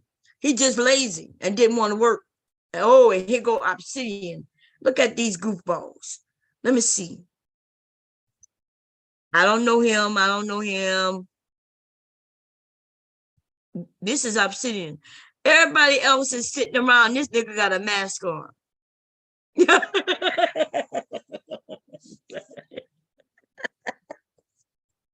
That nigga said, I'm too old to be catching COVID from you niggas. That nigga got a whole mask on his mouth. Yeah, you know me. Yeah. I guess the Manosphere has really just gave me awareness. It's giving me a different sense of, you know, how things ebb and flow between not just men and women, but men and men. You know, we should actually greet each other a lot better than we do. You know, when we see each other, we should be warm to one another. You know what I'm saying? Don't have this. That nigga put his hands out like when we greet each other, we should greet each other and be warmer to one another. That nigga want to hug. Y'all see that? That nigga want to hug from other men.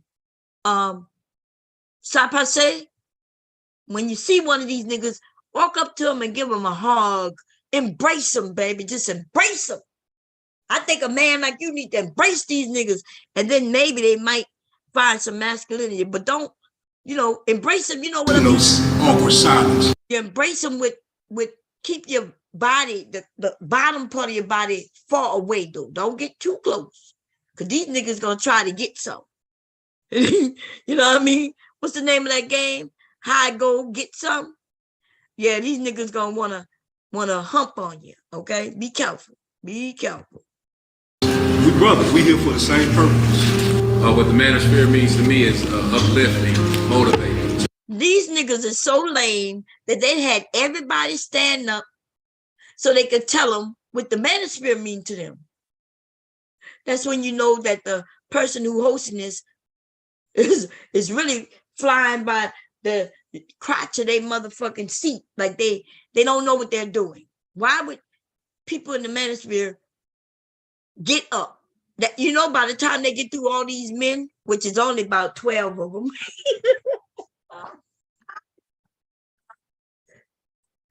a nigga claimed he spent $60,000. I thought he said 100 and something thousand. Didn't he say like $160,000 for this shit? But only like 12 men show up. You knew there wasn't gonna be no others. There was no benefit to him. Zero benefit. Building with one another, man. And you know, society has us down like we don't get along with each other, but let's break that narrative and get together, man, and prove them wrong. So that's what it means to me. Why that nigga have a turtleneck and covering his mouth? That nigga got a sweater covering his mouth. Okay? The fuck is going on with that nigga? What the Manosphere meaning for me is brotherhood. You know, it's hard to get brotherhood. A chance to listen to hear brothers who had the same outlook on life, right? Lord have mercy. I ain't even gonna say nothing. I'm gonna just pause it in this position for 30 motherfucking seconds. Hey Siri, count down 30 seconds. 30 seconds. Counting down. That's all I'm gonna do, lady. I ain't got shit to say. There is no need to say a motherfucking word. Get it, go. What is that orange? Or is that like a pinkish orange shirt? And is that a silver grayish jacket with some, is that jeans or slacks? I'm not even sure. It looked like, nah, okay. I don't even know what the fuck going on. Okay. But you should have did better, baby.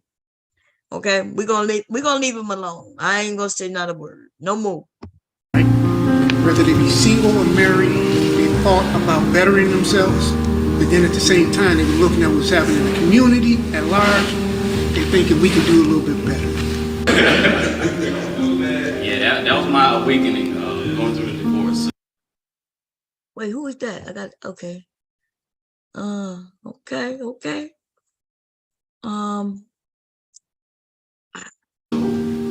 I just was really looking for answers, and you know, everybody around you, like the red pill knowledge and all of that, that's not common at all. It's not really spoken about.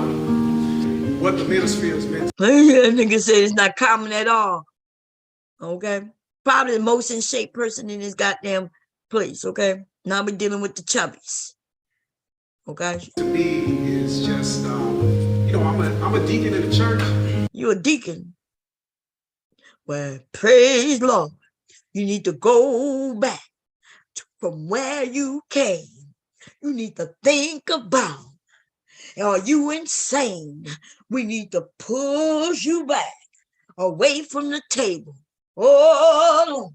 Stay away from the chicken. Stay away from the turkey. Stay away from the green beans. Stay away from the potatoes, nigga. Stay away from the bread. Oh, Lord. The only you need is wine and crackers. Give him some wine.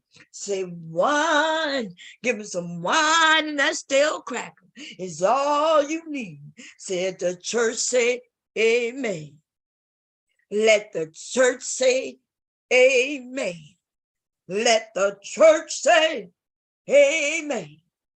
Back away, back away. Oh, Lord. Back away from these Manosphere dudes. Back away from these gay fruity dudes. Back away from that table, oh Lord. Back away. You need to go get you a new vaccination card. Listen, my brother, amen to you. I hope you do well. You need to stay away from these niggas. That's the end of the sermon. Let's go. And there's been things that I've seen, out in the world, just as a black man, and things that didn't quite make a lot of sense. There was something else I was. She says, Cora.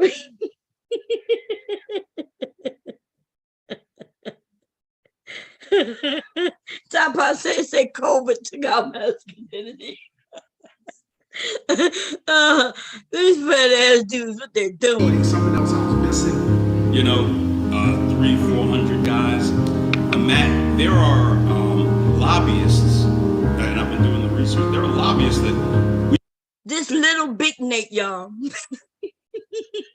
Or is this big Nate? Wait, if this nigga is big Nate, then how tall is little big Nate?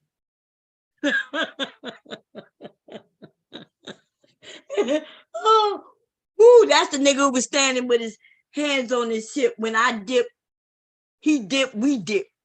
That's who this is. And he was standing. Y'all see them 5 trifocals? This nigga shit is so thick, he look cross-eyed. Okay. we can get for $5,000 a month, and we can. I'm sorry. Is that sweater too tight, or is it just too small? Which one? Is it too tight and too small, or just too tight, or just too small? Okay, but I don't know which one exactly, but it's one, if not multiple of those. And then he got a white tee under his motherfucking tight ass and too small ass sweater. What the fuck is going on with these niggas? Why y'all think he did that? His daddy didn't teach him no better. You're not supposed to see the white tee, nigga. The tee supposed to be underneath, invisible like. You wear the t-shirt to keep you cool and stop you from sweating through the sweater. Like, I know these men don't know this. This is fucked up. Like, I know things that they don't know. This nigga old as me. And if he not, he looking. Okay? So I might be wrong about his age, but he look old as fuck. Target a state. Let's say we want to, change. That nigga cross-eyed. Or is it with those glasses? What y'all think? That nigga cross-eyed, baby. Okay? I'm not sure what's going on. King Krishan said that's a medium. Medium. A divorce. We want to change some type of we want to change a custody law. So you want to change your custody law, nigga? How about you change your sexual habits, wear condoms, go and get vasectomies? I think y'all all should get in that room and y'all should grab y'all little scissors, them little mini scissors, and start snip each other. I think when y'all sucking each other's dick, you're down there anyway, nigga. Snip. Instead of gnawing and biting and sucking, snip. That's all you got to do. That a lot of brothers said they're going through. We hire our lobbying firm. We find a friendly congressperson that that's willing to work with us.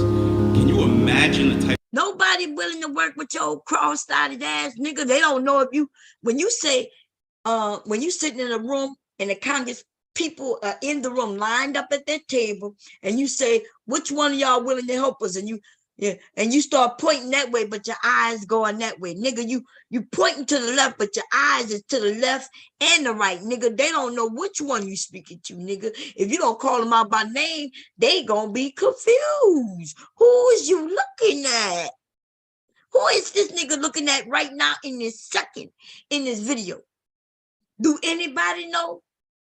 Do y'all think this nigga press a 1 if he look like he looking to the right? Press a 2 if you think he look like he looking to the left. Press a 3 if it look like it's going both ways. Press a 4 if the nigga is looking up. Press a 5 if the nigga is looking down.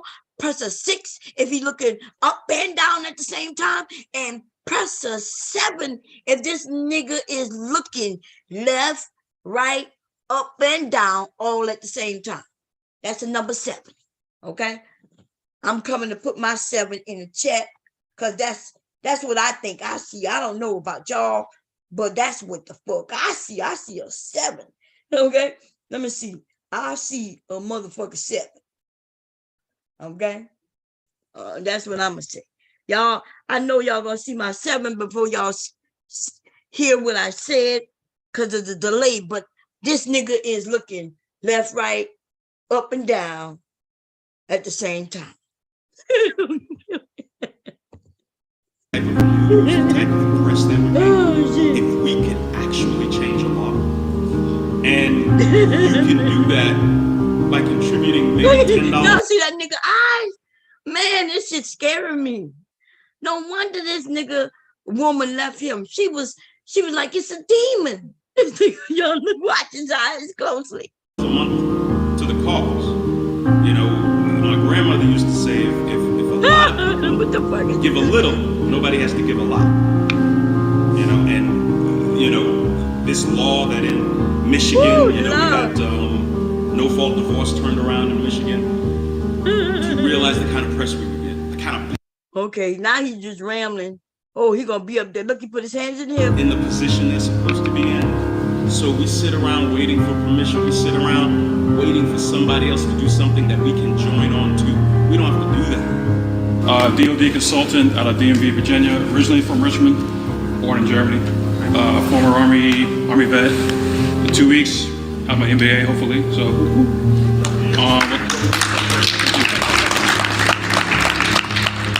so what the Manosphere means to me is, long story short, connecting 2 dots, because when I was younger, when I was kind of being the, as I say, educated, lame, kind of weirdo in the back, and, oh, you're a good boy, da da da da. I'm like, what do you mean? I'm just doing what I'm told. And then, long story short, 25, 26, you know, started going down the rabbit hole, listening. I was to early Kevin Samuels, BGS.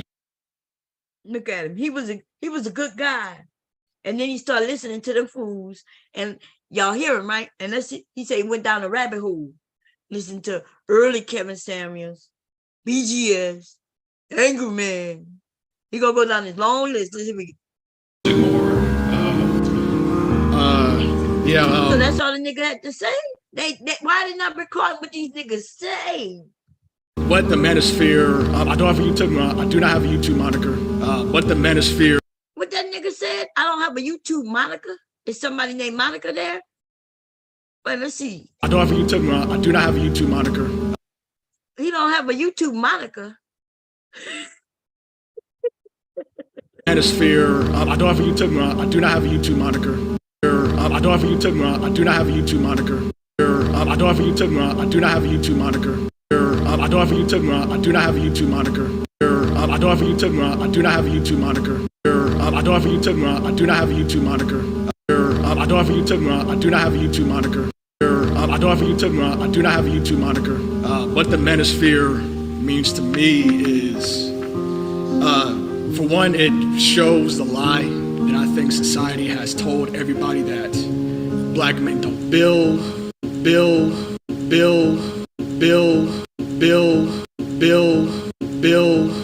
We don't care about our families.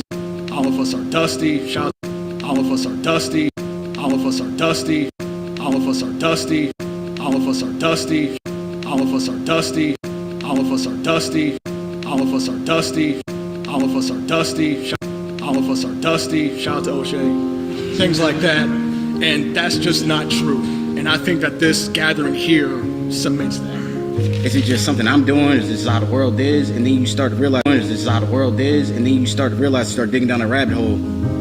There's a lot of stories like that. Man, y'all could tell what word or phrase was popular a couple of years ago when they did this, that rabbit hole. How many of those men we heard say rabbit hole, down the rabbit hole?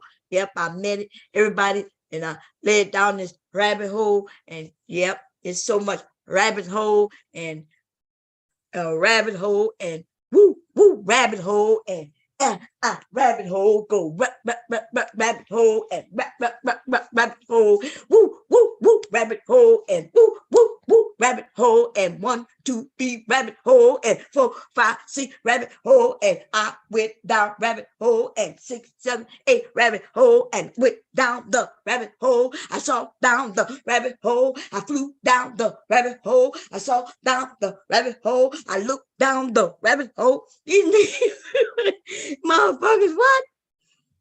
This nigga clean though. That's one thing. This nigga went shopping with Kevin Samuels, him motherfucker self. This nigga was like, yes, Kevin, come and dress me.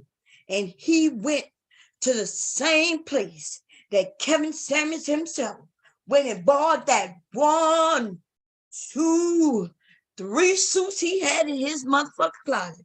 And this nigga said, I want that suit, Kev. And Kev was like, this suit? He said, that suit, Kev. He like, you sure you want this suit? He was like, that suit, Kev. And Kev went in his closet and said, here you go. And all it gonna cost you is some of that badussy, nigga. This nigga clean under no motherfucker. But the thing is, he looked like a mortuary worker, though. That look like the person, like when I die, I want this nigga rolling my casket to the front of the podium. Yes, Lord. This nigga cleaner than a motherfucker. You know what I'm saying? This nigga gonna have on his white gloves and his white socks. This nigga gonna have on a white cap and his white jocks. This nigga clean. This nigga is clean. Okay, so y'all make sure to hire this nigga when Bomb have a heart attack. If Bomb roll over on her husband and end up dead, just call this nigga right here. Okay? That nigga clean though, I ain't even gonna lie. Woo, baby. So I'm like, all right, it's not just me. So what's going on here? So the red pill was nothing red pill, just the manosphere was an awakening. You kind of realize, okay, this is how dynamics are, this is how the world is. And, you know, I went through my red pill rage phase, but then after a while you come on the other side, it's like, all right, this is what it is. So he's like, all right, is it? But you have to kind of go through it. And it kind of sucks how most of us got here because something bad had to happen. You know, I hate for it to be like that, but something bad had to happen. Yeah, this nigga clean. He speaks well. He said he went through his red pill rage and came out on the other side. Hallelujah. Okay. He's no longer in that red pill. And now he just want to do better. He want to do something. And he came to the party to show off and show out. I can't even hate this nigga smooth, baby. Who he is? Anybody know? We're going to have to go find him. Because everybody else in this room look like bums. Okay? So just going through that and just being able to work through that and understand just how the world works and dynamics of how not only just like between men and women, but just people in general. Also, I'm Air Force. I'm also a class of 17 graduate from the Citadel military. I told Mela these Air Force motherfuckers is slow. I said, Mela, look at him. He looked like, what was that dude on Forrest Gump. They got rainbow shrimp and barbecue shrimp, fried shrimp, stewed shrimp, broiled shrimp and dried shrimp.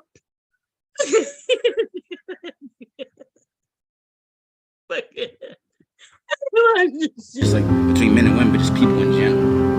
Also, I'm Air Force. I'm also a class of 17 graduate from the Citadel Air Force. I'm also a class of 17 graduate from the Air Force. I'm also a class of Air Force. I'm also a class of 17 between men and women, but just people in general. Also, I'm Air Force. I'm also a class of 17 graduate from the. I'm also a class of 17 graduate from the. I'm also a class of 17 graduate from the Citadel Military College of South Carolina. And that nigga hitting on he hitting on the men. He hitting on them niggas. He like, yeah, let me give you my resume. I'm Air Force, and I work, and I've been to college, and I'm also about to make a shrimping boat. And the shrimping boat, we gonna shrimp on the shrimping boat. We're gonna catch nothing but shrimp on the shrimping boat. And if you come and shrimp with me on my shrimping boat, I'm gonna show you my little shrimp. Wink, wink. this nigga is Forrest Gump's friend, baby. Bubba, what you doing at the Manosphere meetup, Bubba, your shrimping boat is sailing without you, Bubba. go and get your shrimp boat. Shrimping boat, little nigga. And as far as the Manosphere, if I can describe the Manosphere, I would say it's a second teacher to me. The first teacher I would say is my dad, because one example that I can give you all, I remember I was sitting in the car with him and he told me as a teenager, maybe I was going in my early 20s, he said to me as a teenager, maybe I was going in my early 20s, he told me, son, make sure you get you a shrimp boat, so you can do well by your family. Okay, that's what my daddy told me. My daddy said, get a shrimp boat so we could barbecue some shrimp and we could fillet some shrimp and we can saute some shrimp saute. God, y'all gotta tell me this nigga don't look like Bubba. What's this shit? Oh man, let me go find Bubba. I got to find Bubba. What's the name of God damn, what's the name of movie again? Forrest Gump. Forrest Gump. Bubba. Let's find Bubba, baby. Forrest Gump and Bubba. There we go. Y'all niggas ain't gonna tell me this nigga don't look. He doing his mouth just like Bubba. Look. That nigga, little Bubba nigga. That nigga eyes. That looking like Forrest. Am I shot, Forrest? Am I gonna die, Forrest Gump? That nigga doing, goddamn. Y'all can't tell me. Come on. You're not gonna tell me that's not that Forrest Gump mouth, y'all. Shrimp kibosh. Back down here. Oh no. Oh god damn. Okay, I'm gonna be good. Y'all. Said, if your mother had a child before you, you would not have been born. And I gotta say this.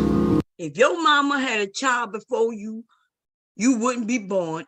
Isn't that a great thing for a dad to tell his son? Sir, yes, daddy, yes. If your mama had been born, you would not be born. Okay, daddy. Well, and son, remember, you gonna make some shrimp kebabs. You're gonna go into the shrimping business. My mother and my father, I am blessed to have them. I don't know who I would be if I didn't have them. Nigga, you wouldn't be nobody if you didn't have them, nigga. What you mean? Like you wouldn't be alive like your daddy told you. Your daddy said if your mama had had a baby before you, you wouldn't be here. That's what your daddy told you, nigga. And that sounds something like some whack ass shit. You know, my mama could have had a child before me. And it would have just been my brother or my motherfucking sister, nigga. That's what it been called. Y'all didn't know? Yeah, that's called your sibling, bitch. Like your mom, it would have been a brother or a sister. But your daddy said, no, sir. No, sir. You ain't having no brothers and no sisters now. I am blessed to have them. I don't know who I would be if I didn't have them. here in Atlanta. That's right, yeah. The Manosphere is kind of the fraternity that I never had because I was not the cool guy in growing up. I was definitely a square, lame, what have you. Let's see, I was married for 10 years. My wife died, so I got 2 kids. But what the Manosphere has done for me, besides, awaken the phoenix within, because this nigga say he got a whole flaming ass bird in him. Did y'all hear that shit? This nigga said, watch. Awaken the phoenix. But what the Manosphere has done for me, besides, awaken the phoenix within, because it's done for me, besides, awaken the phoenix within. It's done for me, besides, awaken the phoenix within, because it's hard to not be. Isn't the phoenix a flaming ass bird? Am I wrong? Am I wrong that the phoenix is a flaming? I'm talking about a big flaming ass motherfucking bird. Woo! These niggas. This nigga say he have a big ass bird, a big flaming ass bird. That's what and I think he's telling the truth. I think the Manosphere made all these niggas flaming as motherfucking birds, like birds. Be a monster in Atlanta, right? Now I just do it a little bit better. No, I'm kidding. But definitely, as far as seeing how delusional women are, man, and I got a daughter, I'm like, but definitely, as far as seeing how delusional women are, man, and I got a daughter, I'm like, because I went from the Biggie Smalls. This nigga say he got a daughter right after seeing how delusional these women are. And then the nigga said he got a daughter right after saying that. So is he suggesting that his daughter is a delusional ass woman? These niggas are weirdos. This nigga especially got with some strange ass men to talk about his daughter. Something my dad would never have done. You see? It don't matter how these niggas look. I ain't gonna lie. At first, for a while, I thought this was L. Nixon. Like when I first saw this dude, I thought L. Nixon was gonna say he went to the Manosphere meetup. Because that's who I thought this was. I don't know why I thought he had dreads at one time. And I was like, is that L. Nixon? I was like, okay. Y'all sure it's not him? I don't know. But no, he don't have a daughter, do he? But anyway, I do know one thing. This nigga then told us he's a flaming ass motherfucking bird. And he mentioned his motherfucking daughter. Weirdo. Because I went from the Biggie Smalls where it's like, raise my daughter with a college plan so she don't need no man, where it's like, this chick is. Look, he the one that taught her that my daughter don't need no man. He gonna make sure she get education. And now he switching it up because of the Manosphere. Like the Manosphere changed his whole life. This nigga became a bigger bird once he met these niggas. And now he's talking about this chick. What? He called his daughter a chick? Wait, let's hear it. It's like, this chick has got to get married. I got to get her, He called his daughter a chick. And she got to get married. Wow. I don't even like this shit was funny, but wow. Because like Verbal said, this shit ain't funny. This shit is fucking weird. And like I said, this nigga left his man, spirit ass. He left his masculinity and his manhood on the side of I-10. Okay? Some of these younger men gonna scoop it up though, because these niggas is dusty as fuck. Except for that one who was looking cleaner than a motherfucker. There was not a speck of dust on that nigga. I ain't even gonna lie. Okay, but these niggas is dusty. Out the nest, and she married up at 24, right? While she still got cash and chips in. and I got a little son. He got to marry her before she's 24 because, you know, when she hit 25, she'd have hit the wall. My God. 14 years old. So the camaraderie for me, like you guys said, the fraternity is amazing. Helping my, my self-esteem was probably kind of in a dump because I got married young. I got married at 23, so I know nothing about game, women, all the jazz, etc. So I appreciate you guys for what you do. I appreciate where the Black community is about to go because of where it's about to go, nigga.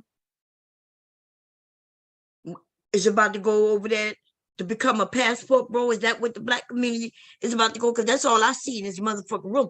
A bunch of dusty ass niggas, desperate and putting a whole family. Somebody said in the chat, he put his own daughter in danger, and that he has done. And he don't have no problem with it. He don't know who he's sitting in that room amongst.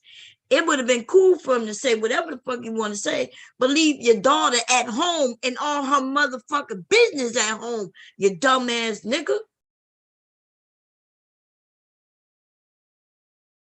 God damn.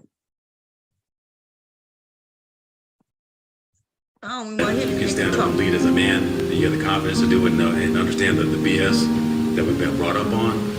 That's going to change our community. So appreciate you guys for all that you do out there.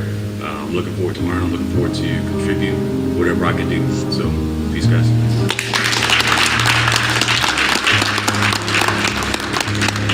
A little bit of red pill knowledge in here to give you some sort of idea. If you're bad in bed, yippee-ki-yay, motherfucker. What is this nigga doing with this hat on? And why is this nigga hips wider than mine over here? Okay? What is going on in the world in which we live in? This nigga got his mouth wide open, look like he could just stick a dick in it. That's how I looked last night. I was like, I had my mouth wide open, parted. y'all know I was on here with y'all all night. Goddamn, I'm joking. But that nigga look like he's sucking on a dick. Wanna ride a dick? Ride the white pony. Hey, do you wanna ride a dick? Like you're riding a pony. Ooh, do you wanna ride a dick? Like you're riding a pony. I'm so this nigga, my wide the fuck open. Oh Lord, you need to shut the fuck up. Always looking like they sucking on a dick. and you have no car, will you get girls? If you're bad in bed, but you have an R8, will you get girls? Nigga, no, if you ain't got no car, you ain't getting no girls. What, you gonna put them on your hips and take them to the grocery store, nigga? Huh? What you gonna do? Ride up, put her on your back, on the top of your ass, and just walk her to the store? Right? Like, what the hell these niggas expect? They expect something for nothing. They don't have nothing, but they want something. And they just mad. And every time we have the conversation about, like, about money, or if she should date down or date up, or if he should date down and date up, for some reason that conversation upset these men. But the facts are the facts. If I tell women don't worry about money, well, her ass will be in trouble. If I told my daughter don't worry about money, just love, like, long as you got love, you will end up with a nigga like this with hips. Because that nigga, he ain't got no money to get no gym membership. He ain't got no money to buy no clothes that fit him better. This nigga ain't got no money. But he might be on food stamps because that nigga show eating. Okay, the nigga eating, he eating large, baby. He eating big, baby. He eating big. This nigga just do, all he do is eat. All that nigga do is eat. That nigga eat. Shit. Okay, but does it change your performance? Okay. That's right. So that's how you have to think about assert. You still have to be able to know how to do it, but you also need to have the cert to be attractive and be competitive in the market. That nigga is there to sell them motherfuckers some courses. Y'all do know that, right? Now, let me tell you, he's a businessman. He was like, let me get with these dumbass niggas who need a life pack. But the thing is, the ones who really need a life pack, they didn't show up. These niggas that showed up just need some masculinity, you know? Some of them need some height, right? Or some lifts in their shoes. Some of them need a trainer, a weight trainer, okay? A gym membership, okay? Better thought process. They need women. Some of these niggas ain't had pussy in forever, okay? But that's all they need. It's a lot, I know. So that's the first thing you have to think. So there's a lot of HR people, there's a lot of managers who only understand to have the cert. Yes, girl, that's Theo. Theo looking very thotted. I think if I put some twerk music on right now, that nigga start busting it down. that nigga left cheek, left cheek, right. Shit, he ain't even got to move. That nigga is shaped like me. Come on, y'all. Y'all know, be honest. That nigga is shaped like me. Have y'all seen me? Like, that nigga got titties, hips, ass for days. This nigga can twerk his ass. So I think the nigga might beat me in a twerk contest. Shit. But God, here, nigga. They have budgets and they have money. That's your goal, is to get the money, is to get the experience and actually go in there. These people will actually look for you faster if you have the cert. Now, when you have the cert, you actually, it's like you have an RA, that's good, you get the girl, but you still have to prove yourself in the bed, right? So it's the same way with you, you have the cert. You have to be able to solve problems. You have to be able to work. The cert just gets you in the door, just like the RA gets you the date. Now you have that nigga telling these men they gotta be good in bed. Do y'all think this nigga is good in bed?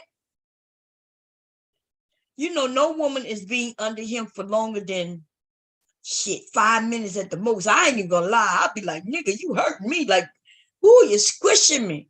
Your belly touching my belly, baby. Your belly smushing against my big belly, boo. Like, what you doing, baby? What you doing? You ain't have no babies, nigga. At least I have a reason. I pushed out 2 babies, feeding all my family and my grandson. Nigga, what you pushed out of your belly, nigga? Nigga didn't just look like you pregnant and shit for nothing. actually have to prove yourself.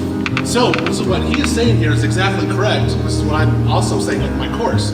You need to go out and get projects. And there are all kinds of projects that we have on YouTube. I'm making projects myself in my course. And on Udemy, you have zillions of projects. So you still have to do them, but if you don't get the cert, they won't be looking for you from mouth. That's it. And you might be like the best guy ever. Wow, wow, West. I don't know why I keep looking at this nigga with this hat, and I keep thinking of, I want you to be from uptown, city. What's the name of that group, y'all? Wow, wow, West.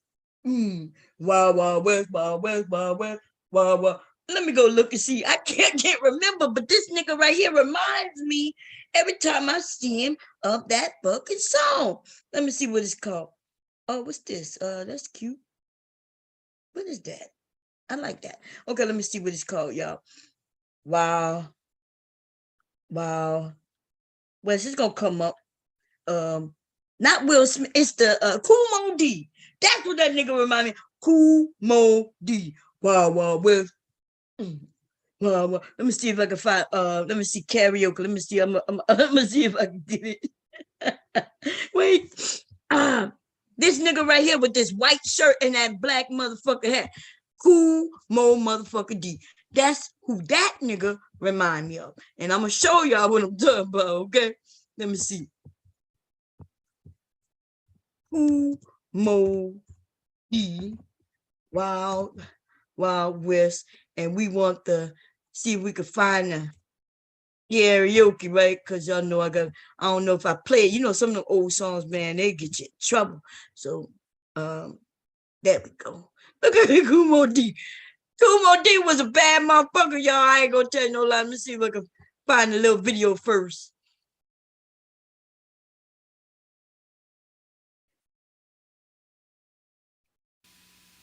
Not, oh, it's coming. Okay.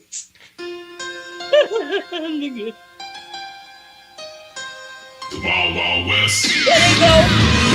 What I told y'all, look, my memory. I don't know why, but I see certain things and it flash back certain memories. That nigga had, these niggas was coming, talking about they from the Wild Wild West. Okay? And Wild Wild West. The Wild Wild West. That nigga over there. Damn, let me see if I can find the goddamn. Oh man, let's see if we can sing it together, y'all. We're gonna sing it together. This karaoke minute. I think gonna take like 2 minutes. Okay, we're gonna follow along with the goddamn lyrics. Y'all ready? And I want y'all to imagine that nigga over there with that hat on, that white shirt. The Wild Wild West. Come on. Wild Wild West.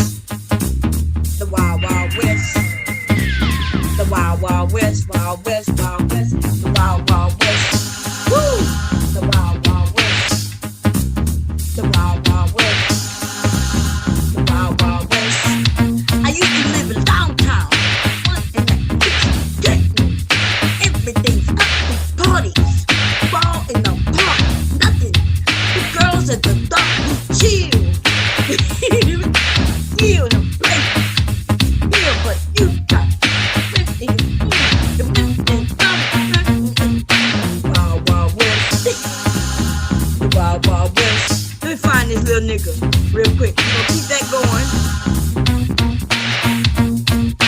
Wild Wild West.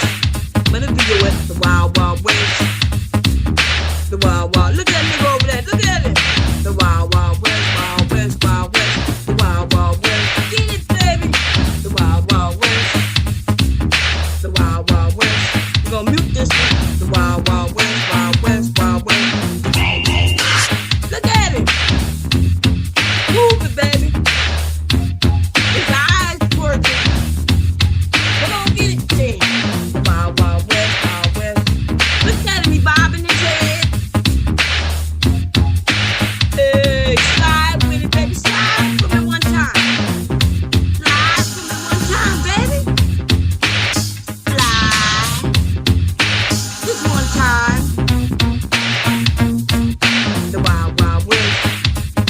That nigga don't want to slide for me, goddamn it. And I thought he'd like me.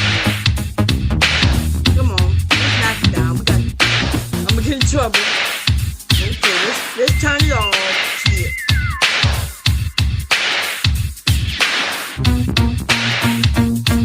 The Wild Wild West. I want that nigga to just do a slide. In my mind, I imagine him hearing the music and he was gonna be like, yeah, he gonna get it. He's gonna be like, I used to be in this dance.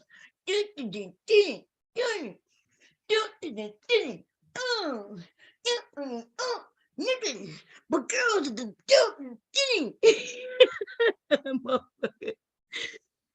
oh, they so boring. See, if I would have went to this Manosphere party, baby, we would have had a ball. You know what I'm saying? I would have had them niggas doing the jig. They would have been doing jig, jig, jig, jig, or jug, jug, jug, jug. And then I would have put them in different positions, and I would have took pictures of them fucking each other. Of course, that would have been what they really wanted, you know. But at first, I would have had them twerking, baby. I've been like, we would have been doing the electric boogaloo, the electric slide. We would have been doing the wop, the running man. Can you see this nigga with this tight ass suit and them big ass hips doing the running man? That nigga would have been the Roger Rabbit, baby. You know what I'm saying? He would have been doing what's the It's so many dances I would have had this nigga doing, man. The percolator. It's time for percolator. It's time for percolator. Motherfucking niggas. They would have had a fun time if I would have been there. Okay? But I wasn't there. So they lame ass dusties. That's all they gonna ever be. Lame and dusty. Lame and dusty, okay? And ain't nothing I can do about it. Nothing you can do about it. Nothing any of us can do about it. The niggas lame and motherfucking dusty. Okay? Black Republicans say I'm losing my mind. Oh, Lordy. Okay, y'all. Let me put the link up. Black Republican, are you coming up? Because you say I'm losing my mind. Can you come up and help me? You know, get back on track, baby. I'm losing my mind.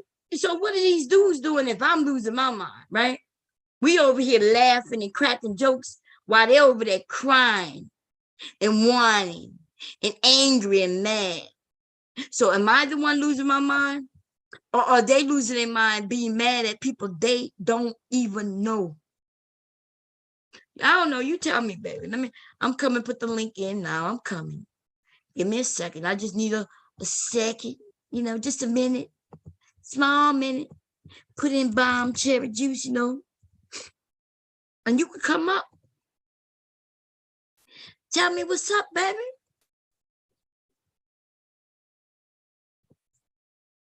I might be losing my mind, you know. Shit. Okay, I'm gonna put this link up and I'm gonna pin it. You see what I'm saying? I'm about to pin the wrong thing. Go to channel, pin the channel, and there you go. There you have it. Melanated Devin, how you doing? They do look bored. They over there laughing at dumbass little jokes that's not a joke. Talking about you gonna need a job.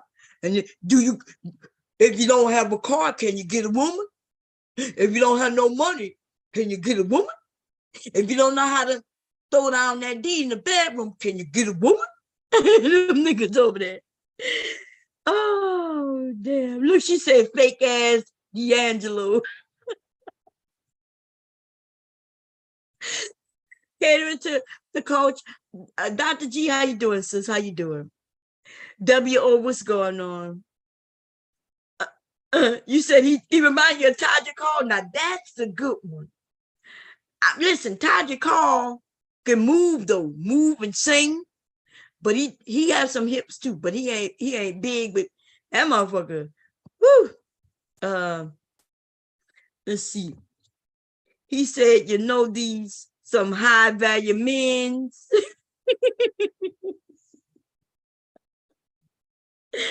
Oh man. Okay. Now let's go. I'm trying not to drag Tom Daniels because like some men don't need to be dragged because they kind of drag themselves over there listening to a fake ass video that they know is fake, but they decide they're gonna still run with it because that's what people talking about. People talking about it, so he got to talk about it. Okay, but no goddamn integrity at all. Zero integrity. Know it's fake, but still put it out there and make it fit its narrative. Right? She said it's only Monday. God damn, is it just Monday? It is. It's only Monday. What I do last Monday? Didn't we kick it off last? We've been bad all last week. All last week we was bad. We kicked it off. I think we was talking about vasectomies last Monday. Yeah, we were. We were talking about vasectomies. And just now I gave all them niggas a little, you know, vasectomy vow, a little drag. I just took them, laid them down, and scrubbed them on the cement. And I know they felt their nuts scraping against the hard cement, but I was being good, though. I'm being good. I'm going to be good. Anyway, y'all, I never went to sleep. I've been up since last night when hubby came up to go to sleep about 10, and I have not gone to sleep. Ooh. Oh. And now I'm yawning. Last Monday started like this. Yes, it did. We was talking about them needing to get circumcised. Oh, no. I'm sorry. We need them to get vasectomies. But some of them need to get circumcised too, okay? I'm not going to tell no lies. Some of them are over there looking like turtlenecks and shit. Look like it. You know what I mean? Look like turtleneck. Look like, and then when they pull back, it got some cheese around it because they don't really pull back because they don't know they have to do that. Like they mamas and of course their daddies wasn't there. And if your mama didn't teach them, you know what I mean? They don't know.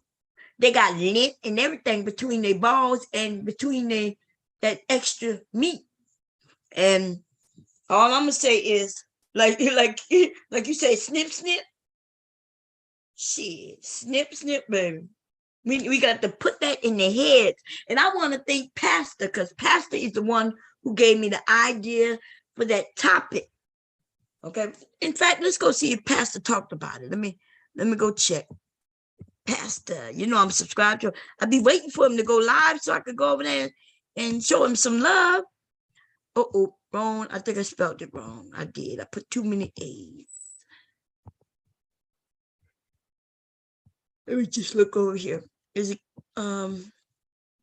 Pastor?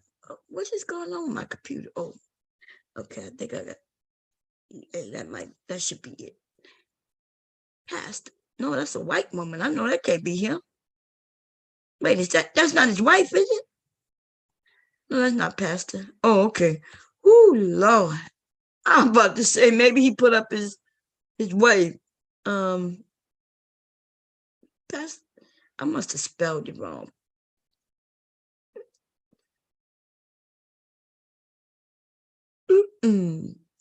Actually,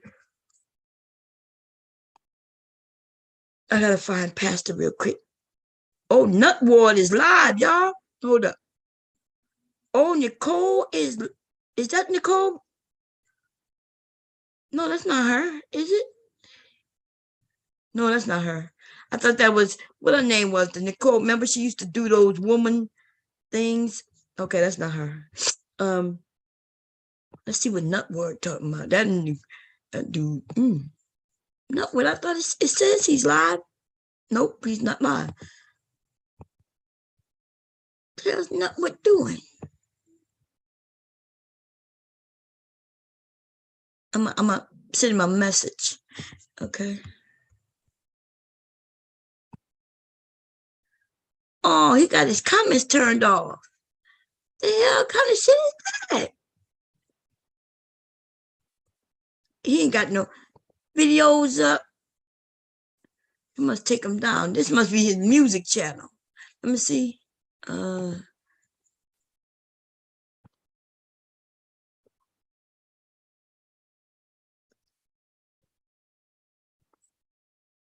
gonna leave a message to see if I could on this one. Nope, he got him turned off. I'm subscribed to him. I don't know why I can't leave a message. Let me check. Yeah, I'm subscribed to him.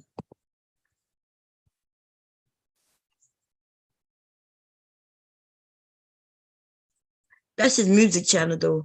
Anyway, he must have posted something which I can't see. I gotta find Pastor. Okay, we got. Oh, Kendra G put up. Oh, did y'all see Kendra G, y'all? Okay, let's go look at that. We're gonna get on a serious note now. Something funny, but I ain't gonna be dragging nobody. This is what I saw last.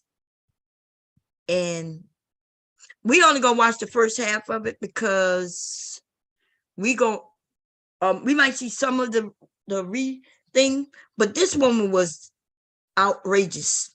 Okay. Here we go. And my computers don't stop tripping.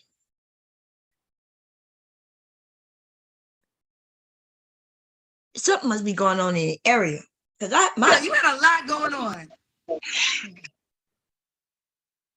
And I don't now, because I'm back with my ex-husband, and get this. He's not even married to the first two wives no more. So that means I'm the boss. So didn't he live in another country? Yeah, he still do. But real soon we're meeting up to go to Europe.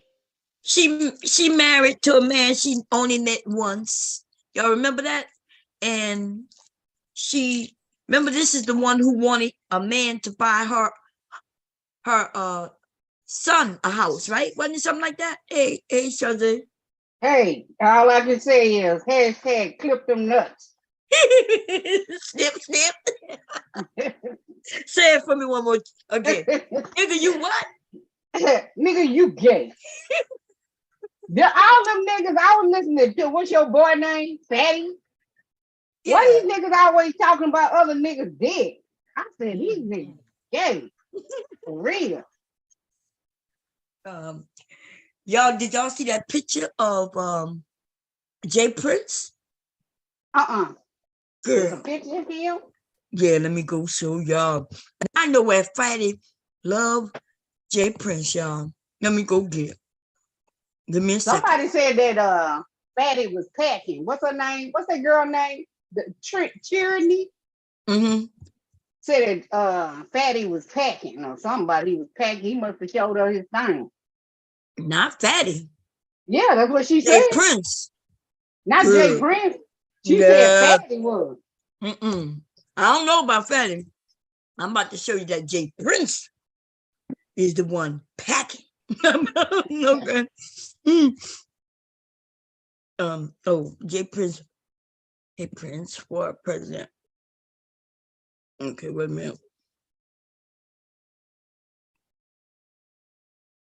In his community tab. Okay, let me show you. Girl.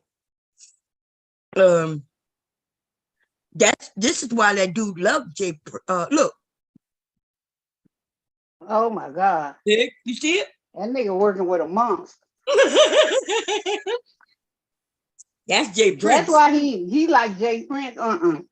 Yep. Nigga, you stay over there. That is why that nigga love him some Jay Prince. Look him. I was like, goddamn, look, I left him a comment. I was like, they gonna be mad at this one, Jay Prince. I knew there was a reason why some of these men are jealous of you and why the ladies love you, right? I was like, ladies love you. And then I said, they not gray, but they be announcing your little mans, your mans. I didn't say little man's your man. Okay.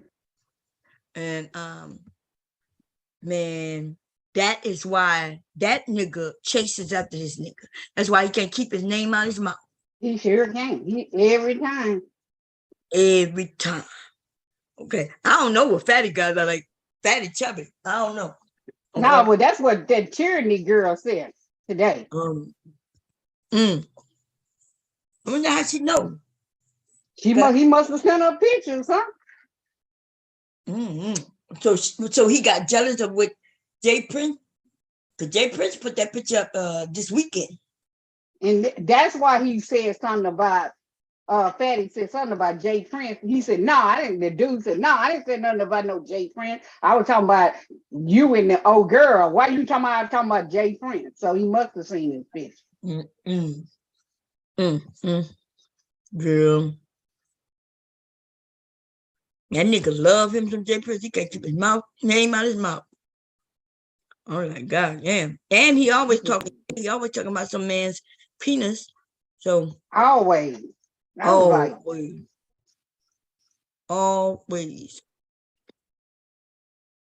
You said that nigga got a monster. You said stay over there. I know that's right. Yeah, stay over there. I ain't good. Yeah, your ass way over I already had a hysterectomy. Shit, ain't nothing else. So shit. Oh man, let me see Kendra. Some women like it, but hey. You ain't heard from Taylor? I haven't heard from him. Yeah, man. Hope she's doing okay. I haven't heard from her and a few people, you know. Yeah, I hope they're doing good. I hope her, yeah. Okay, here we go. Okay, here she go. Did you remember this woman right here? Woman that was married to some man somewhere. Is that the one? Yeah, in Africa. Okay, this how she looked. This is her original when she first came on, but she's gonna get a divorce. Her niece gonna help her out. What's your niece's name again? Toria and Leonard. Toria and Leonard, give your auntie the damn money. So that was her then. But this is her now. But we're back together and everything. I just wanted to let you know. And then the last time I was on your live, someone said something about my religion that was very rude. So I think that you might need to, like, you know, put your foot on people's necks about people's religion, how they look. People rude and ignorant these days, but I don't appreciate nobody talking about my religion. And that's one thing I don't like. I don't play that. I pray 5 times a day, and maybe by me praying 5 times a day, that's why my husband is back. Can I ask you a question about that? So when did you and your husband get back together? It was like right after I talked to you. It was about like it was about, I'm gonna say last month. Okay, have you we guys talked seen, like that. have you guys seen each other yet? I told you we can't until he gets the I don't remember everything. So what's the situation again? He has to get his passport and all that. You know, we have to see each other again, you know, so the people will know that we're like not like scamming, because you know you got scammers out there. Yeah, like your husband. Okay. She married to a man who she only saw once. And he's been trying to get his passport ever since. Like he was already married to 2 women. And so she sent money to him. But then she was looking for a man who's gonna help take care of her.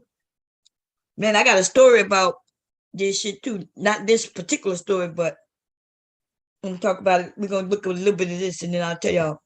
When was the last time you saw your husband? I can't. What you mean? When I was in Egypt. Okay, so I'm asking direct questions. When was the last time you saw your husband? You don't remember? You just said that you remember me. Honey, I'm sorry, I do not remember. That's why I'm asking. But see, that's the problem, Kendra. What's the problem? Now I'm getting ready to tell you. I'm getting ready to tell you. But the last time I saw him was when I was in Egypt in 2017. But see, when you ask people stuff, Kendra, don't get no attitude, okay? Well, baby girl, because that's why I don't like. Because I have to ask you 5 questions 5 because times. You said that you remember. I know. So why would I have to keep telling you? Here, wait, hold on, real quick. I do not remember every detail. I do remember you. All right, well, you if I'm, hold on, I'm from Philadelphia. If I'm you know I'm you, from Philadelphia. Hold on. You know I'm from Philadelphia. You know I'm gonna talk back to you. You know I'm gonna keep talking to you. Well, I'm not gonna talk back to you. And the next time I see my husband, so we're gonna have a conversation or we're gonna have a debate. It's up to you. But we having a conversation, but your conversation. The way the conversation works. If I don't stop talking to people like they little. I'm not don't belittle nobody. Because first of all, you got a nasty attitude. Hold on. What? I'm not treating you like you're little. I'm asking you questions because I didn't say me. I said you're belittling people when you talk like. Hold on. Wait a minute. Hold on. You're not going there with that. Calm down. Hold on. Because you got the right one now. But I'm just telling you. The last time I saw my husband, I told you, was 2017. Listen, I'm about to hang up on you. Do you want to have a conversation or not? Hang up on me. Bye. Oh my goodness. Here's the deal, people. Whether y'all know it or not, I talked to thousands of people. Now I remembered her, but I do not remember every detail. That sparks the questions. So I know everyone thinks I know every single thing. If we've had a conversation, I apologize to you. That is not. Her wigs be laid, baby. I ain't gonna lie. Huh? I said, yeah, they do. Yes, Lord. I be like, God damn. They be laid. Okay, so that woman went off for no reason, right? So for no reason. Yeah, no reason at all. But her story was back here when she came on the show.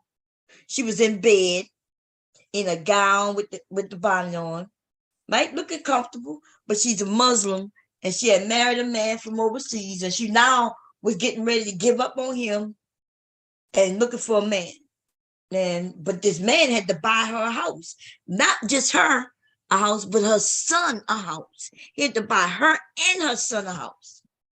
And that's what your everybody. son can't work. Yeah. Yeah, girl. Let me see if I can find that part. I think it was toward the That's end. the amount of money he has to be able to give to you. Yeah. Do you do drugs, Karen? Wait, let me see. No, I Payment people. So she wants. So can y'all figure out how much a decent house costs in Philadelphia? Once you get that number, that's the amount of money he has to be able to give to you. Yeah. Do you do drugs, Karen? No, I do not. You didn't smoke no weed, nothing? No, weed get me paranoid, honey. It could. So you sober? You didn't drink no alcohol today? No. So I just woke up. This is sober. All Karen. Like, this is me. I'm me. I don't do. I might drink a glass of wine, but I don't do no drugs. I ain't with that. Okay. So I want to make sure that you're not inebriated. You know, you are in right mind. No, I'm in my. You probably say, because that's how I am. My family be like, oh, she off the chain. Karen gonna be Karen. They say you have not because you ask not. So according to the scripture, you have to ask. A closed mouth does not get fed. So we have the requirement. If that's what it is, either you come correct or you don't come at all. Yes. And you're doing a good job at what you do, Kendra. I really love it. Thank you so much. When you meet this man, can you please call me back? Yes, I will. Yes, I will. I do. Yeah. All right. And you make sure you tell him to help me out, Kendra. Well, you tell him yourself. He's watching the video right now, so you already made it clear what the requirements are. So that's Listen here, man. If you can't do it, don't do it. All right, Karen, give them your Facebook page. Oh, my Facebook page is L Karen. Then she ended up with her ex-husband, who really was still her husband, but he divorced the other two or got rid of them. I'm not sure. These Muslims be tripping me out. And so this is the story. I was watching what's that one where they check the DNA of the paternity of the child is with a black woman. It's a paternity show. Talking about the woman, that black woman. Yeah. I can't think of it now. I know you're talking about. Yeah. And so this happened right here in Delaware. The woman, Muslim woman, lives here in Delaware, and the guy, I ain't gonna tell you what I thought he looked like, but he's in Philly, and he looked like the guy here on YouTube. Remember, he got a channel over there. He was a boxer, and he doing comedy. That looked like him a little bit to me, but you talking that dude that wore that used to come on your thing? Yeah. He kind of. I know you're talking about. Yeah, I know you're talking. He reminds me of him a little bit, but so the woman, Muslim, she was living here in Delaware, and she met this man on Facebook, and because she's Muslim, he can't come visit her until they're married. So they got married over the phone. Yep. They got married over the phone. Legally, not through the legal, but through the religious way, right? They got married. So he comes and meets his wife and have sex with her. Then he goes back about his business.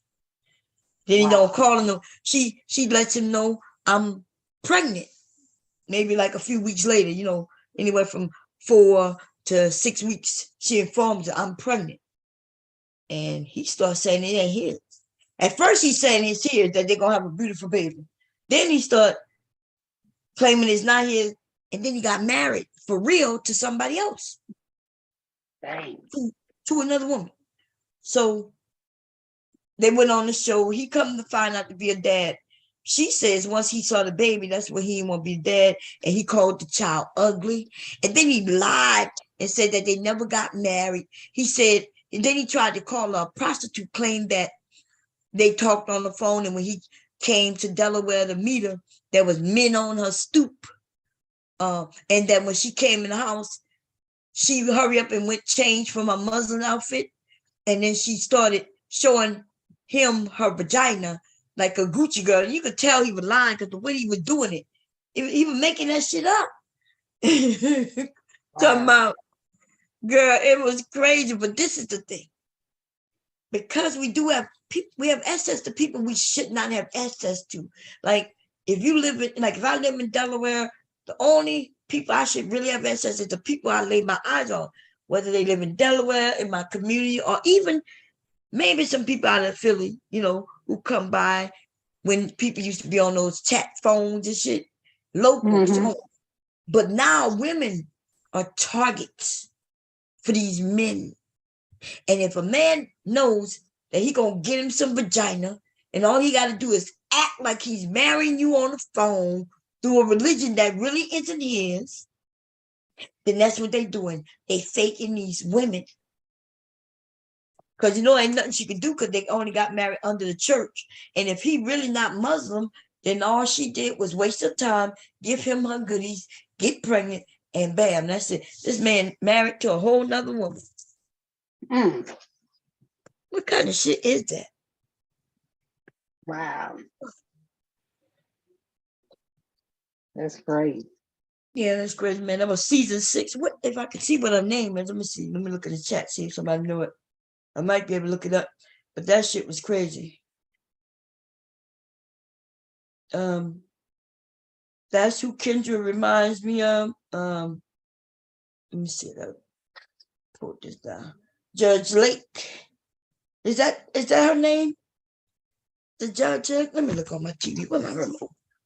Because I might be able to find it so we can see a little bit of it. Let me see. I think I gotta go home. And then I gotta go down here to what to watch, maybe? Yeah.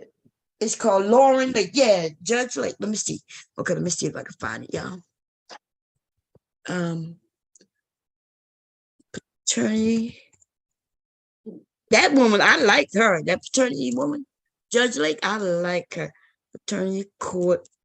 And I think it was season 5 or was it season 6? Let me look.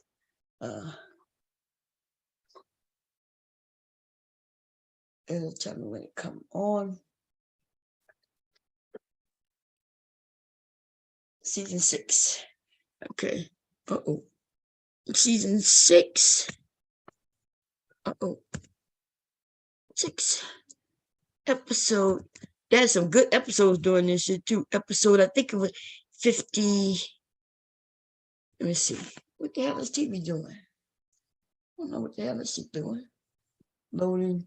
I'm gonna go to all episodes. Let's go look. Season 6. Oh, and then they had another one that was really crazy. Yep, I found it. Episode 46. Okay, let's see. SODE 46. Let's see if we can find it. My God. Let me see.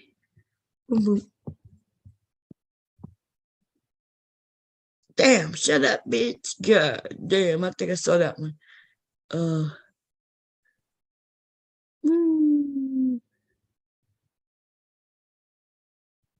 Episode 5. Let's just hit episode 5. No, I need episode 6, not 5. Oh, yeah, that shit long. Episode 6. I mean, season 6. Let me just put season 6. Season 6, here we go. Let me see. Do not play. Don't play. Cool. Let's see what they got down here.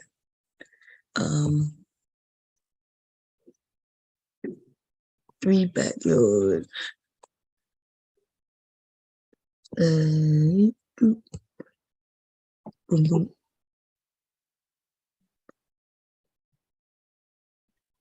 That's not it. Piece of Muslim. I saw that one. Kids, 14 kids, god damn.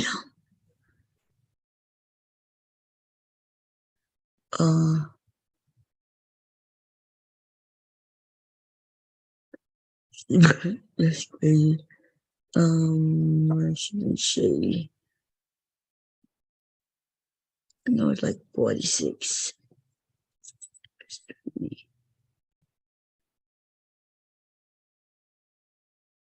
Okay, it should be before the threesome date. Is it before? Yeah, 2 before the threesome date. So let's go to threesome date. No, they didn't put it. It's called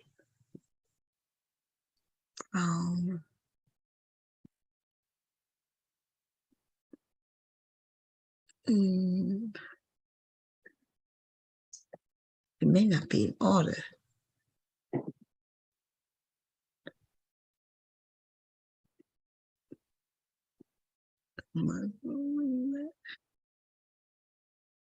Anyway, how was your day? You worked? Who, me? Yeah.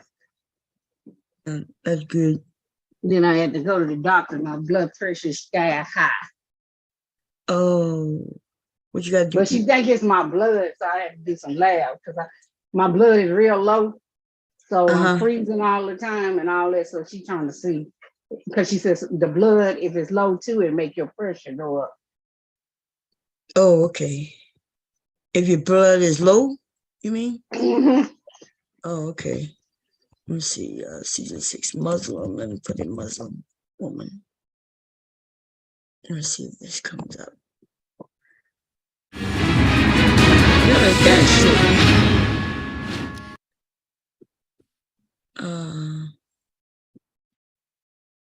I don't know what the hell this is. Let's see. Please be seated. Hello, Your Honor. Hello. This is a case of Fetters versus Fetters. Thank you, Jerome. Good day, everyone.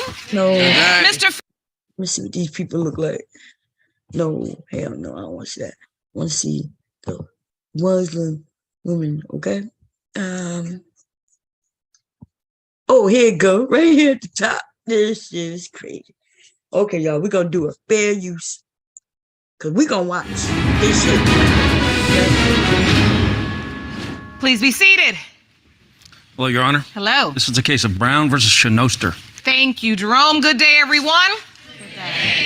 I'm gonna speed it up a little bit. Okay, I'll do it.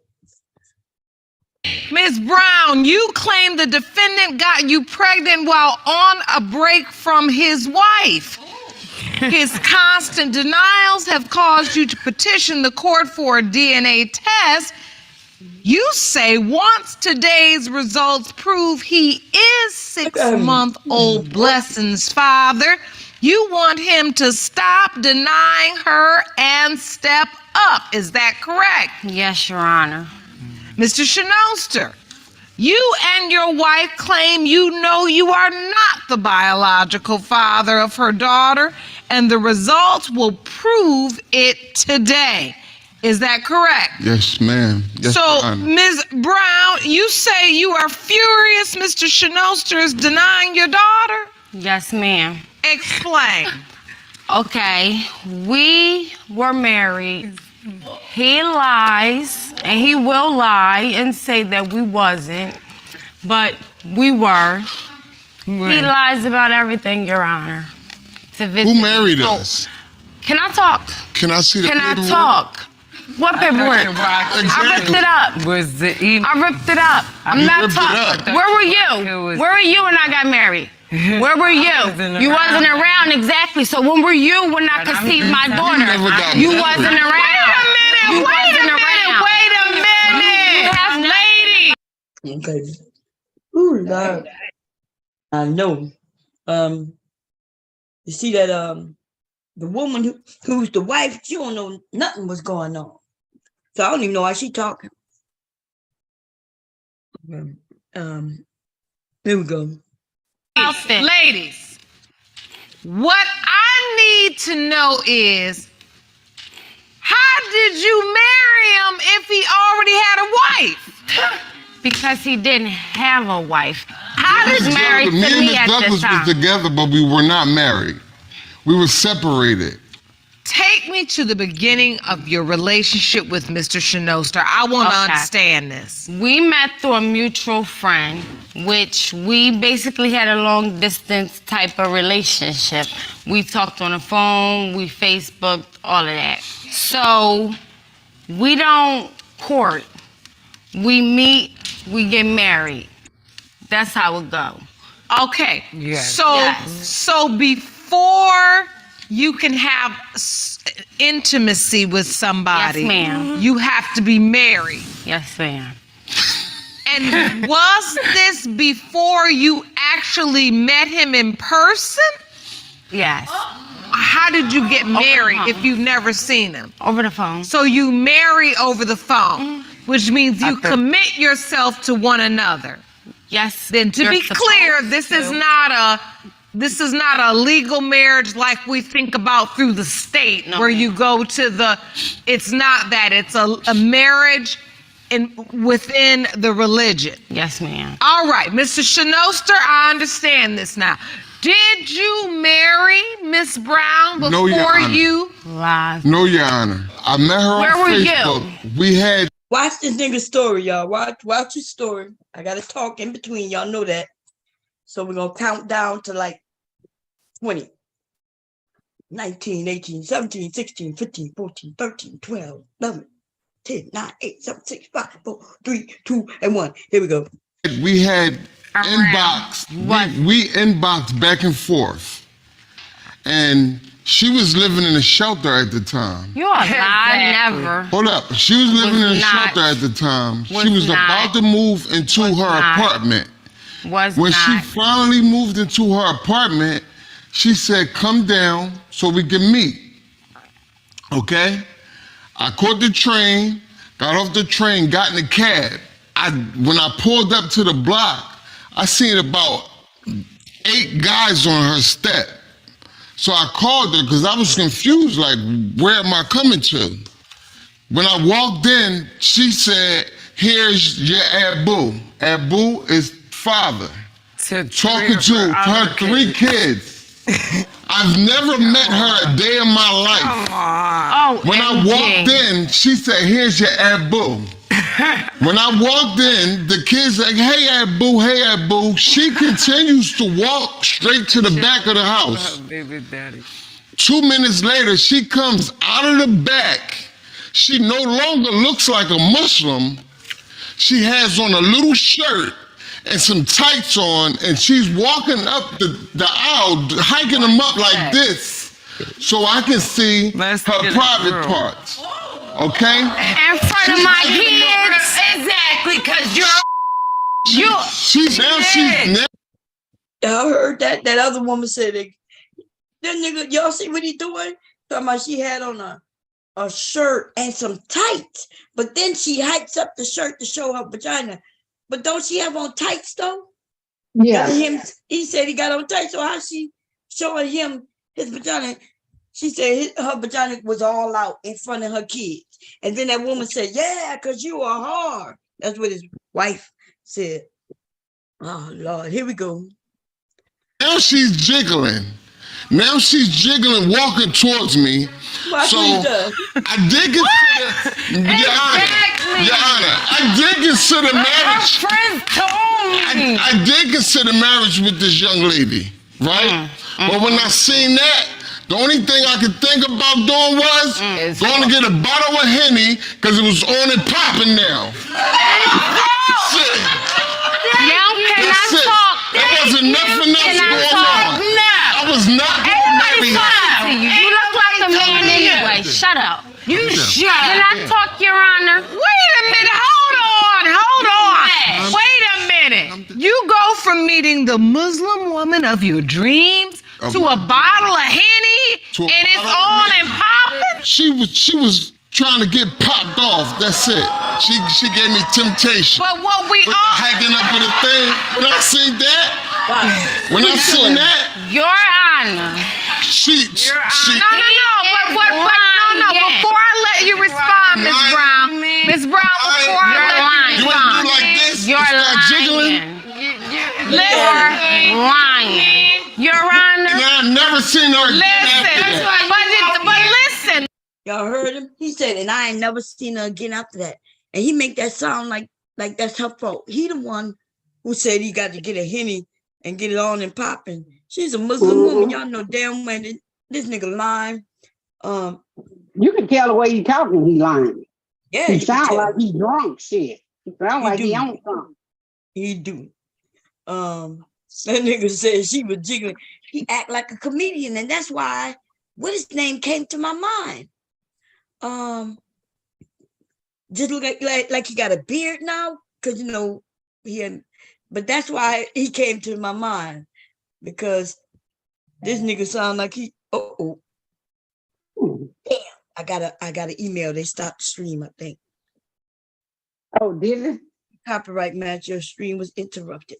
Yeah, I gotta take it down. Okay, it gonna come back up. I was looking for the email. You see what I'm saying? I was looking. And we're gonna looking. Let me see if it's let me see. It's a shame you can't do no commentary on stuff without them flagging. I mean, I try to know, it's make you not crazy. do it. Let me see. We're gonna see if it come back, y'all. Let me see. Okay, let's see if it comes back.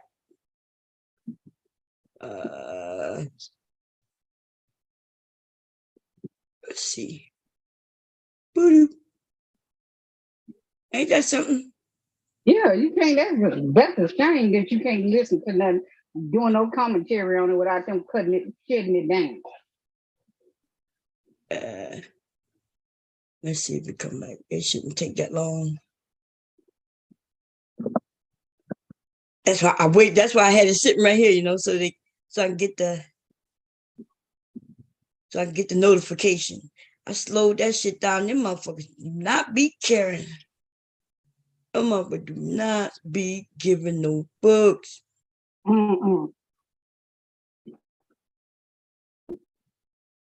Yeah, they still on one.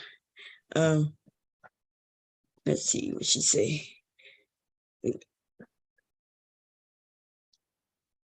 Look, that's you, Kira? Yep. I'm waiting to see if it's gonna come back. Okay, I got the notification. I was looking. Has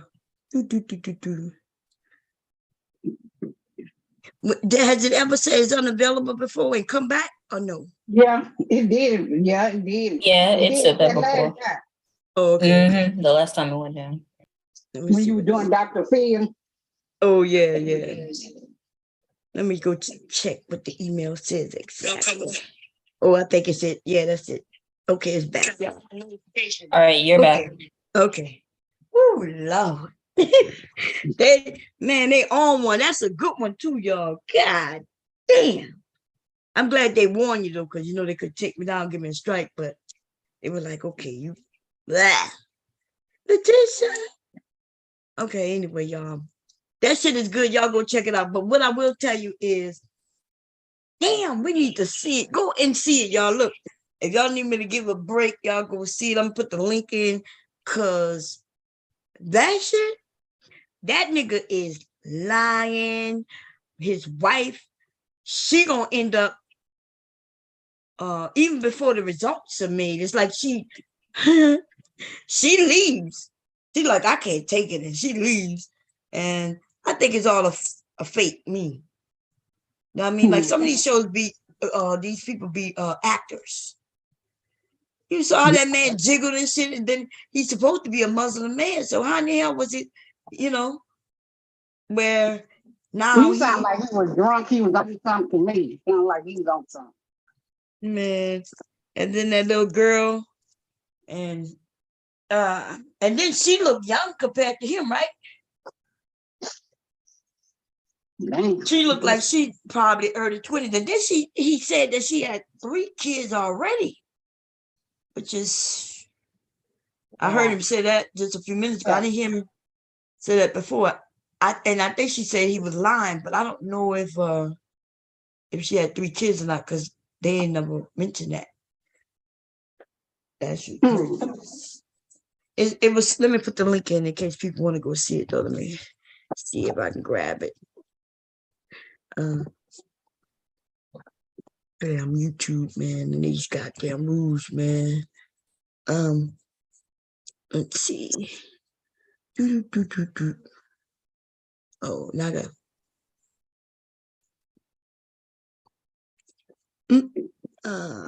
find the link to the chat. Here we go.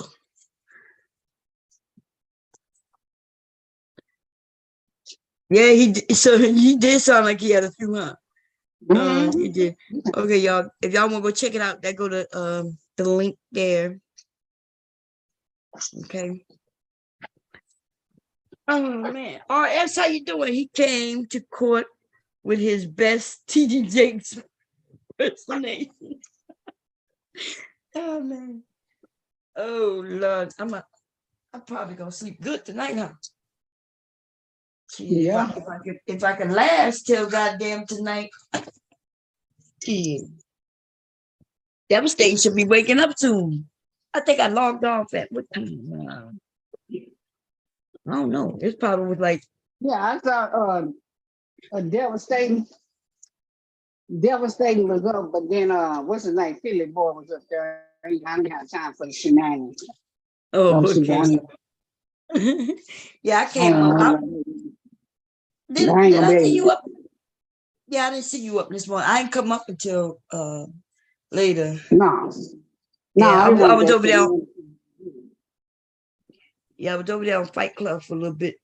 Then I came back over here. So did you see what happened with what's her name, Rob B and somebody else? That's what Terry came back. Oh yeah, I don't know. Let me go look and see.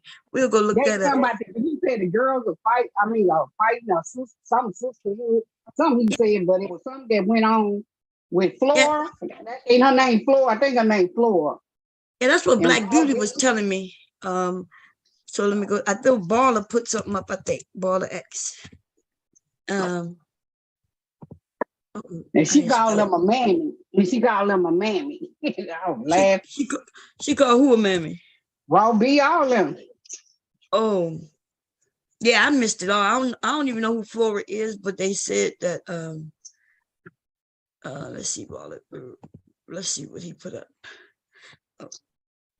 Oh no, that's. She said she was windmilling for them minions. Who was? Raw B. Oh. Damn, did they take it down? I could have sworn I saw Baller X put something up. Somebody put something up? It must have came down. Kim's. Okay. I don't think it did. What's his name was playing it today? What's his name? Fatty. That's how I saw it. Part of it, some of it. Was it on? Was it on? Yeah, but was it on Baller X? No, he was playing the Fight Club video. Oh, the Fight Club. I thought Baller X put something up. I might be wrong. Okay, let me see. Fight Club. Okay. This I think was last night. Yeah, but I thought I saw somebody put up. I thought Baller X had put something up. I don't know why I thought that. I think he did, but it was about Oh, that was Fatty. About GS and somebody else in Ramel now. I know he put that up. Who? Ramel, oh yeah, I saw. Yes. Yeah. One day ago. Is this it? I don't even know. Let me see. Oh no, this is it, I think. Okay, was it early on? Let's see here.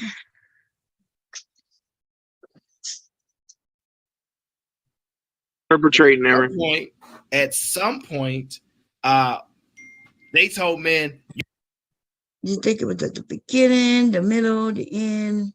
I know it wasn't at the end. Wait, Y'all need to acknowledge that people are seeking balance. let me see. No, let her say the names. No, Let her Black say the Beauty is names. free. Y'all don't understand. I understand what Okay, I she's see. Let her say the names. Do you feel I shit? Is that what you feel that I did? No, That I she's shit on them? wrong. She don't have I no. do. She don't have. She I don't do have believe no you. wrong. I didn't shit on. I didn't shit on them. The Johnsons, and And I she's have and Johnsons she's telling the everywhere. truth. That's And a slave she's telling name. Okay, you're Johnson. I'm not.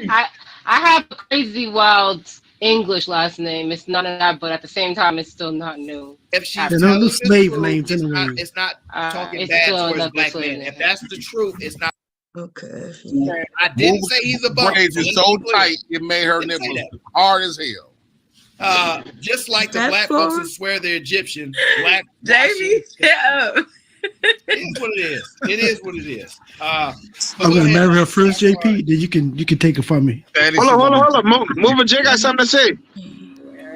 Yes, I got something to say. I'm gonna say this. I was on my best behavior earlier. Y'all know I stay on my best behavior. But there was a specific bitch that wanted to talk shit about my baby Robbie. You want to try to call her a mammy when bitch you could really learn something from her.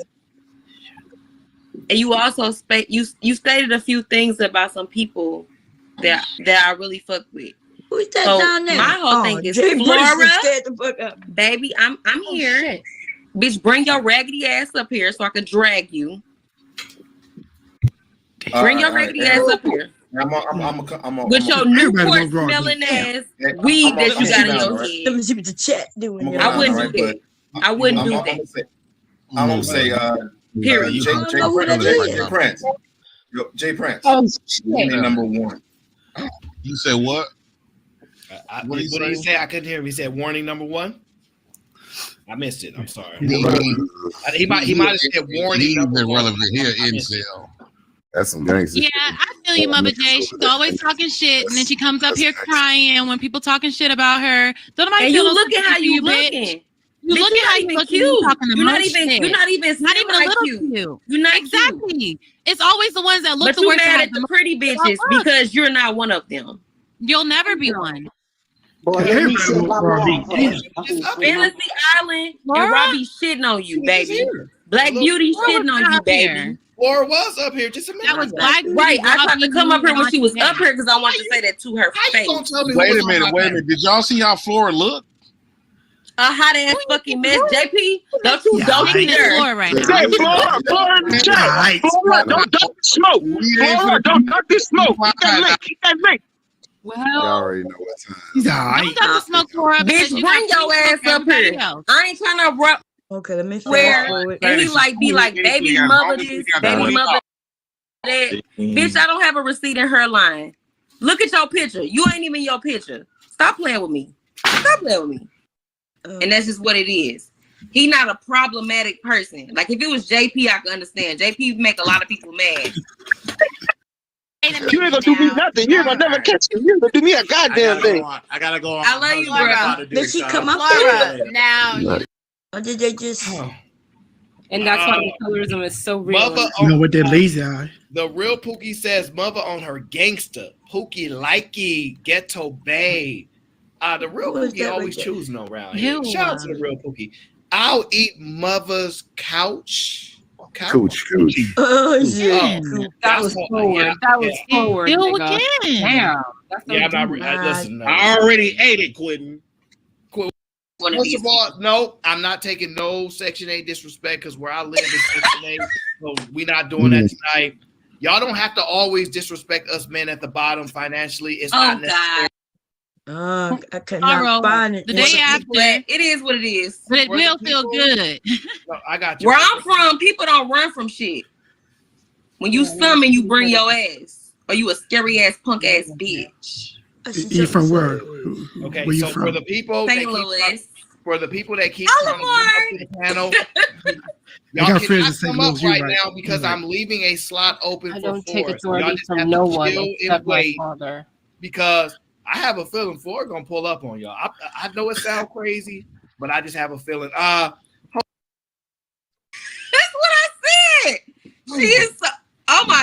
You always go. I understand this snitching stuff he be doing. I'm not. Damn, Quentin. Nobody's listening to what you gotta say. Okay, there you go. There you go. Okay, look like I found it. Okay, let's see. The water. Please don't let the water go away, brother. Do not let the water go away because you're seeing how I'm acting right now. So you see how I'm acting right now. Instead of the men letting the women do their thing. It says that whole. She's here. I feel like you hoes are just attention seeking. Hold on. No, you're attention seeking. You're attention seeking.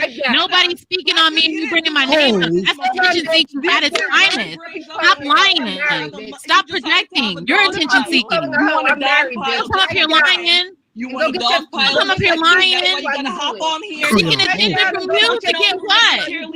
Ugly attention? Don't come on here. I'm not the one. You You're not making me feel bad.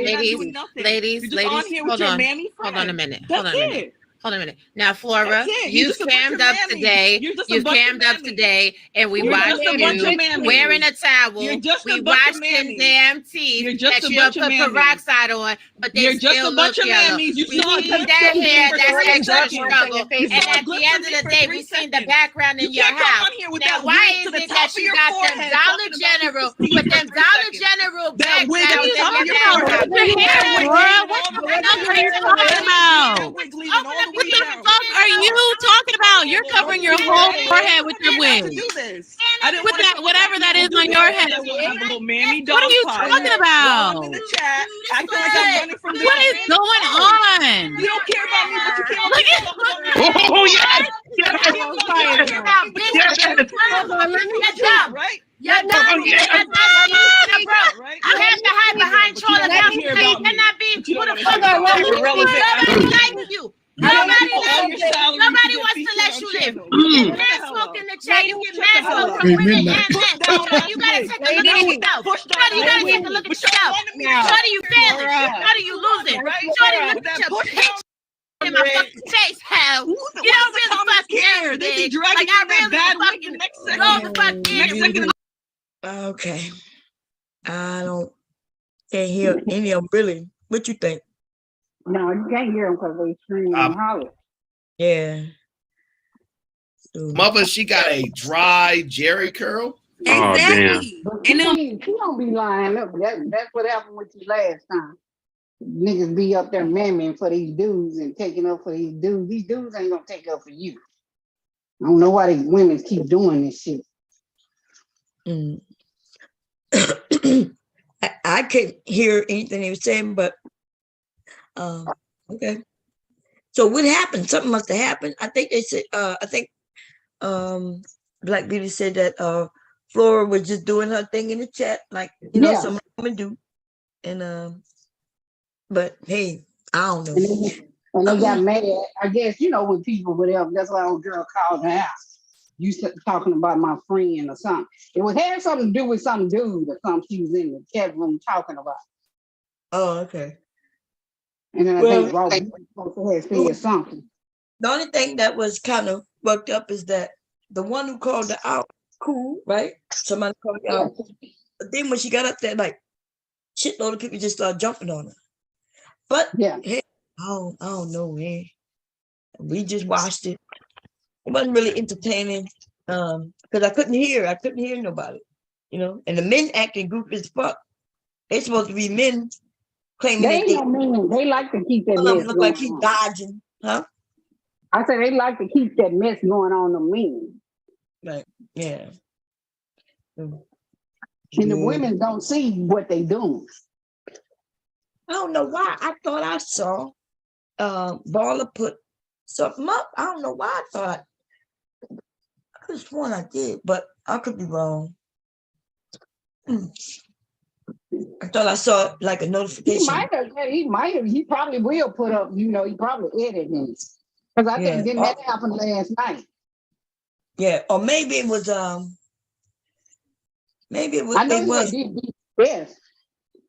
So listen. Mail. Yeah, I did see that. Okay, I got up there around here. Okay, here we go. So then that's a good thing. The thing is, what is the bottom line to it? I'm trying to follow your thought process because I'm trying to. Okay. So it began with, we were speaking about culture. No, it didn't start with culture. Hold on, y'all. Don't get me. Well, we don't have to go back to where I'm lost, but I'm not. Do that make sense? So yes. When it begins, and we started this conversation, Aaron asked us a question. What was that question? Do y'all remember? Because then I can go back. See, we don't even know. That is why we can never get to a point. Because none of us know what the hell the question was. Aaron, do you remember? He was asking what are some other red pill talking points that I disagree with. And then it switched over to a conversation about how do you know if a man is treating you special? That is where, okay, yes, or treating you right. So that is, and then we got into the culture thing to where I interrupted. I'm sorry. One moment. Bomb, is that you? Cherry, let's go. I'm not sure if that's you. Can hear me? You can hear me? Yeah. That's Bomb. That's you, Bomb Cherry. What's up, Bomb Cherry? Hey. I'm fine. How you doing? How y'all ladies doing? Hey, Bomb Cherry. Good. I came up because I'm listening to the young ladies, and it seemed like it's all ladies, so that's a good conversation. Aaron just, he monitoring. But first of all, I understand the confusion because it seems like we don't know what culture is. So that's why I came up to explain what culture is.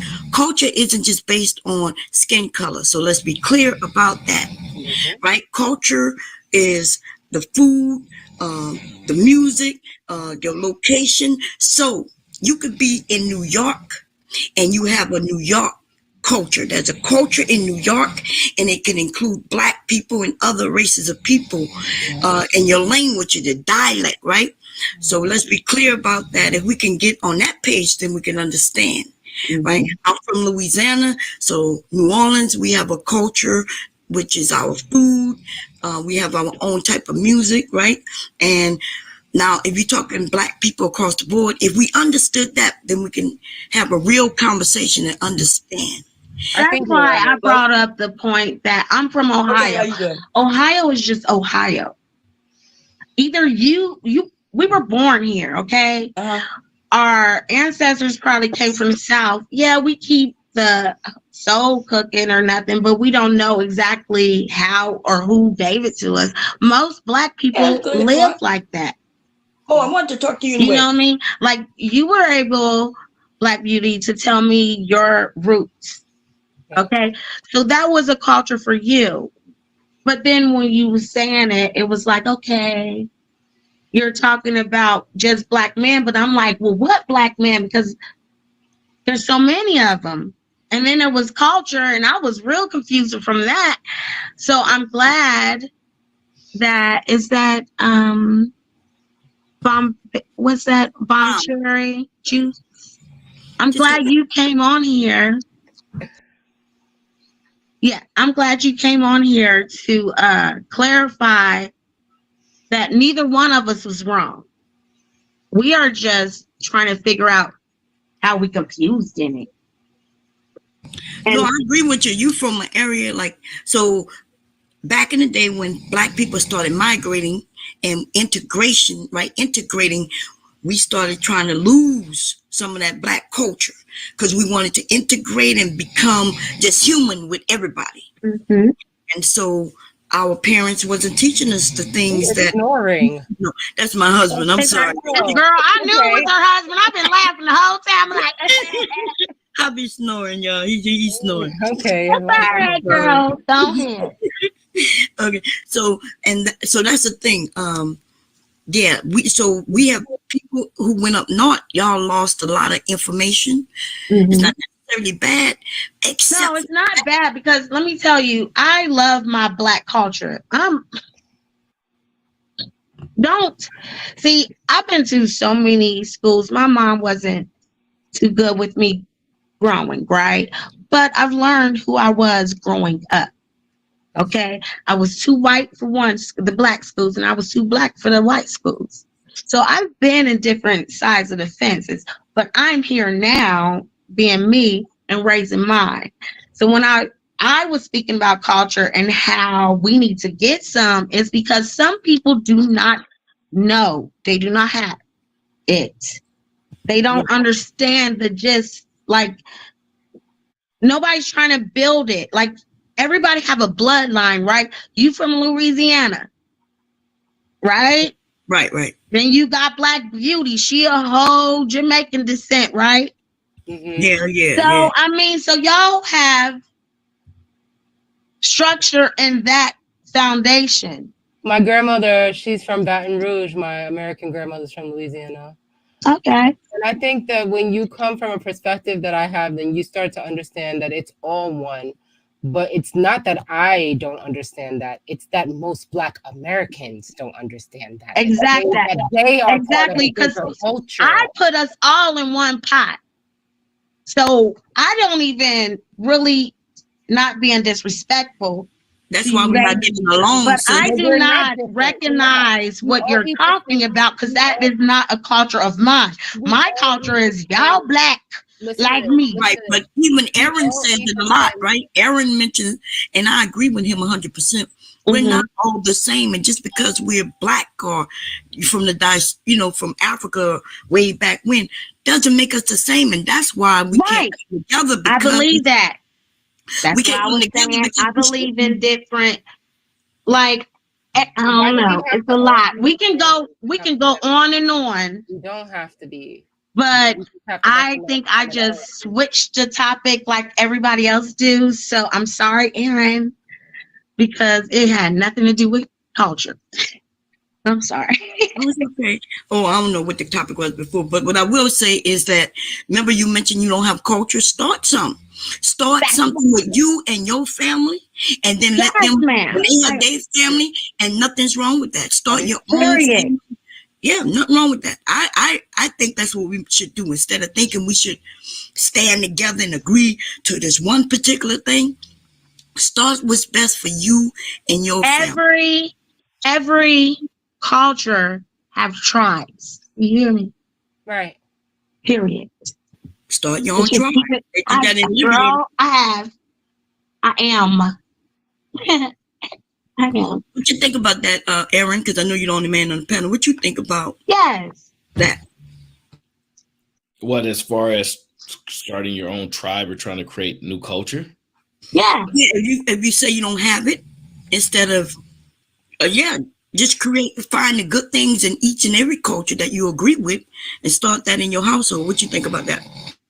I think we have culture. It's just not culture that we're proud of or like. And I think there's some things about the culture that we typically do like, but when we start to break down what we're known for, or what's consistent, how it's viewed, we don't like that. But there are things we do like about our culture, but because we don't like the majority of it, we don't like the way it makes people view us, and we don't like the response we get from it in general, we tend to say we don't have culture. The truth is we just don't have good culture.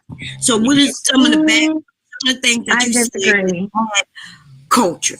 So the culture that we have is American culture. Everybody in America has American culture. The difference is a lot of people come from backgrounds in the sense of they're probably first generation from another country. And so their traditions, principles, things like that is still intact with them. Yeah. So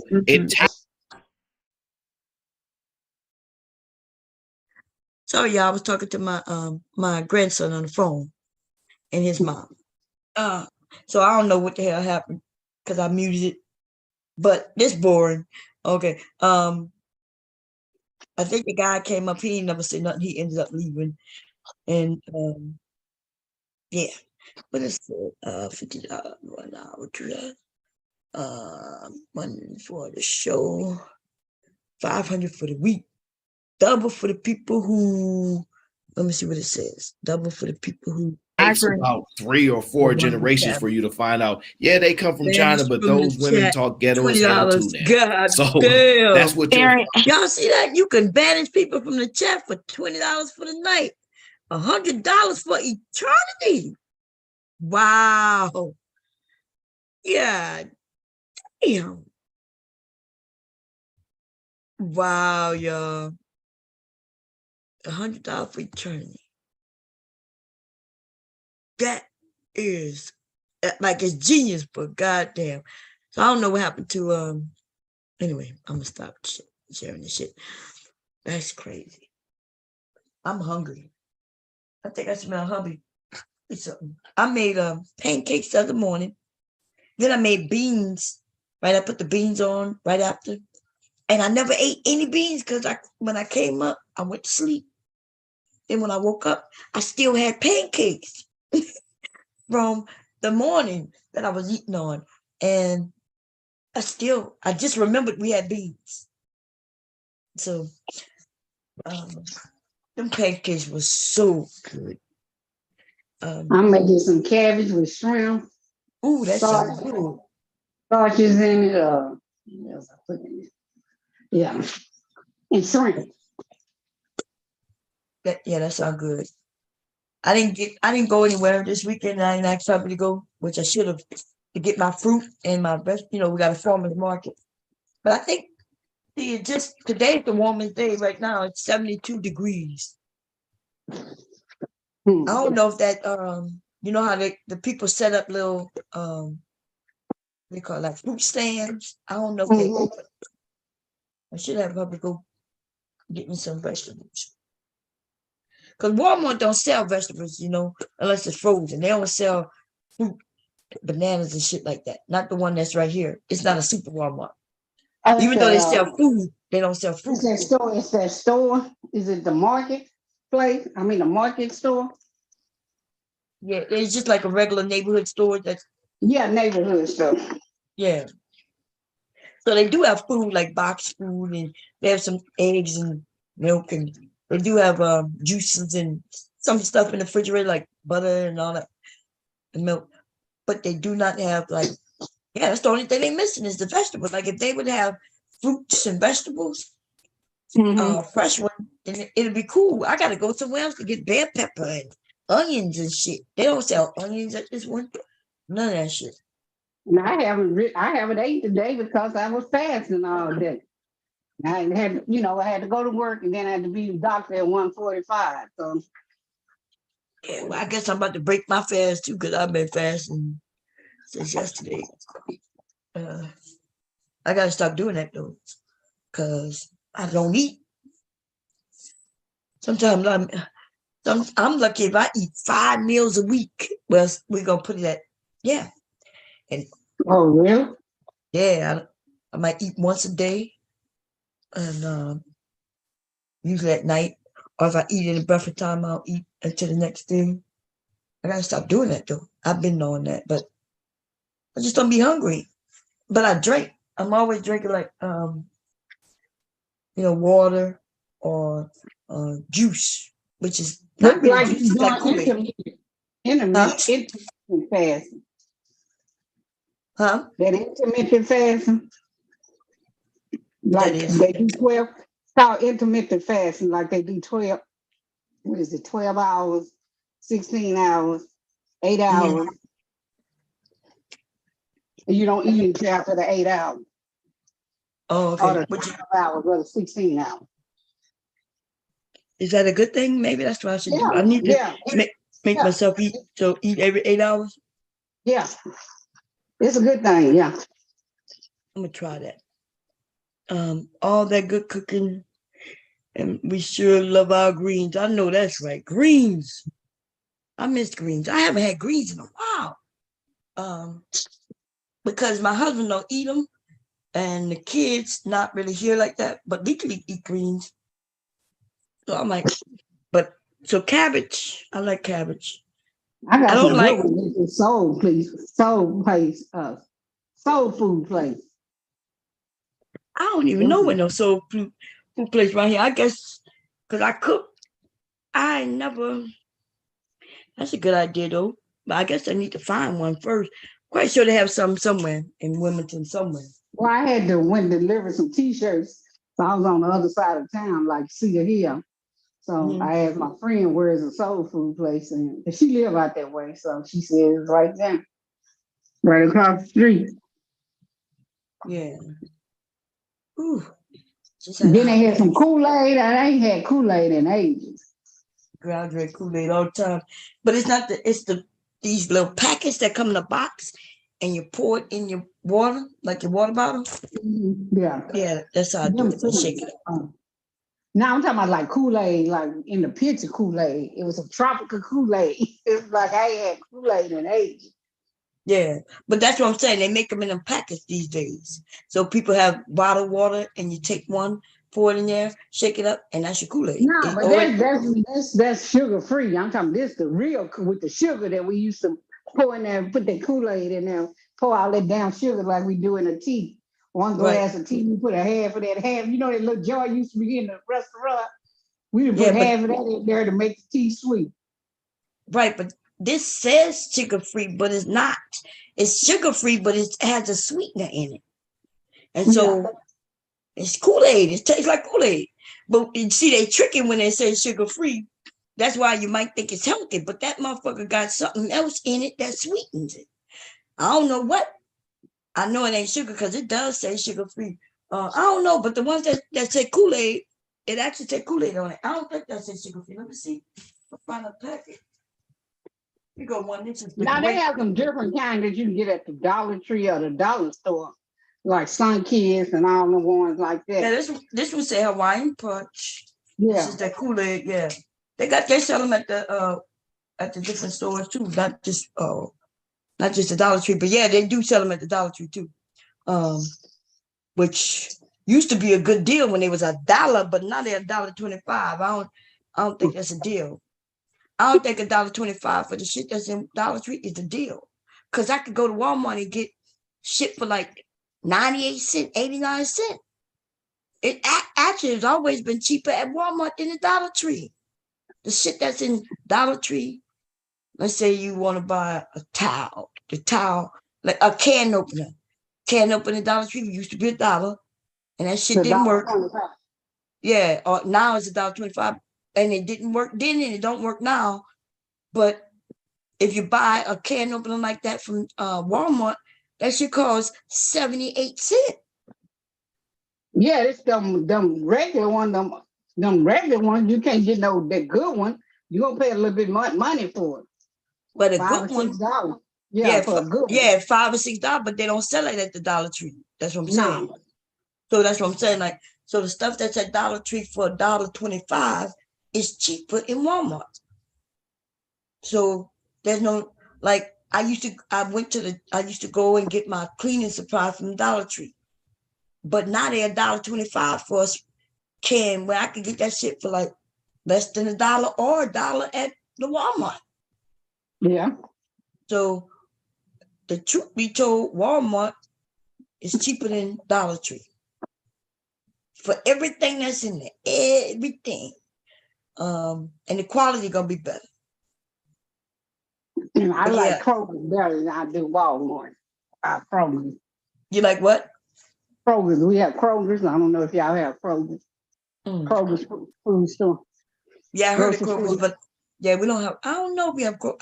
We don't have no Kroger's here, but I don't know about Wilmington. See, Wilmington is huge, and Wilmington they got a whole they have few highways that's like going towards Philly. And I don't go in Wilmington. I really don't. And even if it's in Wilmington, it's like way in Wilmington, like going like almost like right across the line from PA. And I haven't been there in like 20 plus years. The only time I go to Wilmington is if they tell me I gotta go to court. Like what they call that when you gotta go to court to be on the jury? Jury duty. Jury duty. Every once in a while I get that bullshit. That bullshit be talking about. I think I missed the last one because see, I ain't giving my new address up. Like I kept my old address. I did that because of YouTube, y'all. So because I know people was doxing people. So when I moved, I didn't give my new address. I kept saying, damn, if I go and put new address, a new address gonna pop up. But then when I got pissed off that day, I gave out my address on the, you know what I mean? But oh yeah, when you pull that gun came out, like, come on. Yeah, I got pissed off and gave out my goddamn address. But old girl had already doxed me. The difference is she had so many addresses. One of them was always my address, right? My husband have a common name. You know, there's like 4 Mark Edwardses in Delaware, and 2 of them have the same birth date. I think the only difference is the year, maybe. I think he said. But my husband's name is very common. The full name, very common. Like, I'm quite sure there's like 1 million of him. And so my name, on the other hand, is not common at all. And I've only found in the whole United States, which I was shocked that I found any. Like under my maiden name, there was none except me. But when I got a common last name, then it looked like it was 4 of us in the whole U.S. And probably in the whole, world, to be honest. Probably a few more. Yeah, I want to finish sewing these towels. I was thinking, so that's what made me call about my website, because I'm about to design another one to sell these products. So I was thinking about Etsy, but I just cannot. Now, the truth be told, I know if I could sell these little skirts that with the AKA on them, and I'm gonna do a couple of other sororities on them. So I know, if I put those on Etsy, they probably sell. But the problem is, I don't want to deal with Etsy for real. I could actually, these things came out so good, I could put them on Amazon. That's good. Yeah. But I also want to do, advertise the t-shirts and the other stuff that I'm doing. The summertime, not summer, I could go and right. I could go and put up my table out at the they got these arts and crafts shows, and they also have at the farmers market, they got an outside area, which at first I didn't think I could do it because they don't want nothing new on the outside. But that doesn't include crafts and things that you make. So I was like, okay, cool.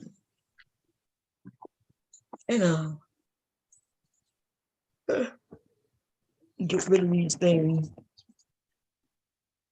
I wanted to see this picture I got up right now with the woman with the books in her head.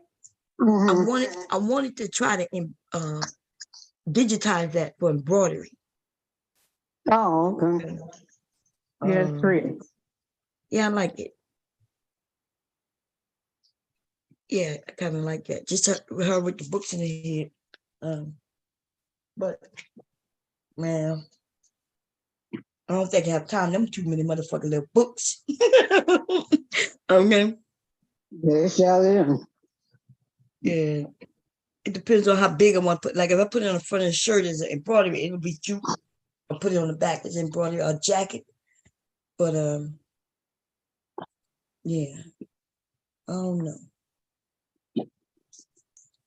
I might do it. Leak was on the phone talking like a big boy.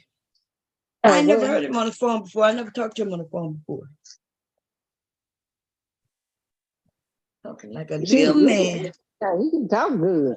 Leaky is smart. He's smarter than some of these dumbass niggas on here. He told on his pop. She said, because I was worried. Remember, I was asking him how did she know? You sure you ain't hurt him? You sure he wasn't hurt? And hubby said no. Malik said that he just told her, and I was like, Malik told? I was like, and she said, yeah, she said that's what happened. She said soon as he got home, he said, Mom, I was at the park with Pop, and I fell off the swing and hit my head. Like, I said, legally ratting on everybody. God damn. Didn't he come in there and tell on his daddy? He told on his Pop, on his grandpa. Oh, didn't no, didn't he come in and tell on his daddy about something one day? Oh, yeah, he do come and tell on his daddy. He sure do. I'm talking about that. I told Nicky Leak, I saw him whoop your butt. He looked at the, I guess, the computer. Yeah. When I came in, he said, somebody on there said they're going to beat my butt. He was looking scared too. So I said, he was looking at the computer like somebody on there said they're going to beat me. Oh, Lord. That boy right there, man. I love that little one right there. Oh, he is something else. Let me see, what am I looking for? My medicine. I don't think I have any all day. That might be why I can't find it. Okay. I want to make a bingo bag. Somebody want a bag for bingo. And I haven't made one, so I looked to see what they look like. It's just a bag, but well, I saw a few of them on YouTube. Some of them I like. I don't really like that round. It's round, and then they got the where they put the things on the outside. But I was thinking about making it and putting the slots inside where they could put them like in. I don't know. I'll design it, maybe create it sometime this week, and see what it look like.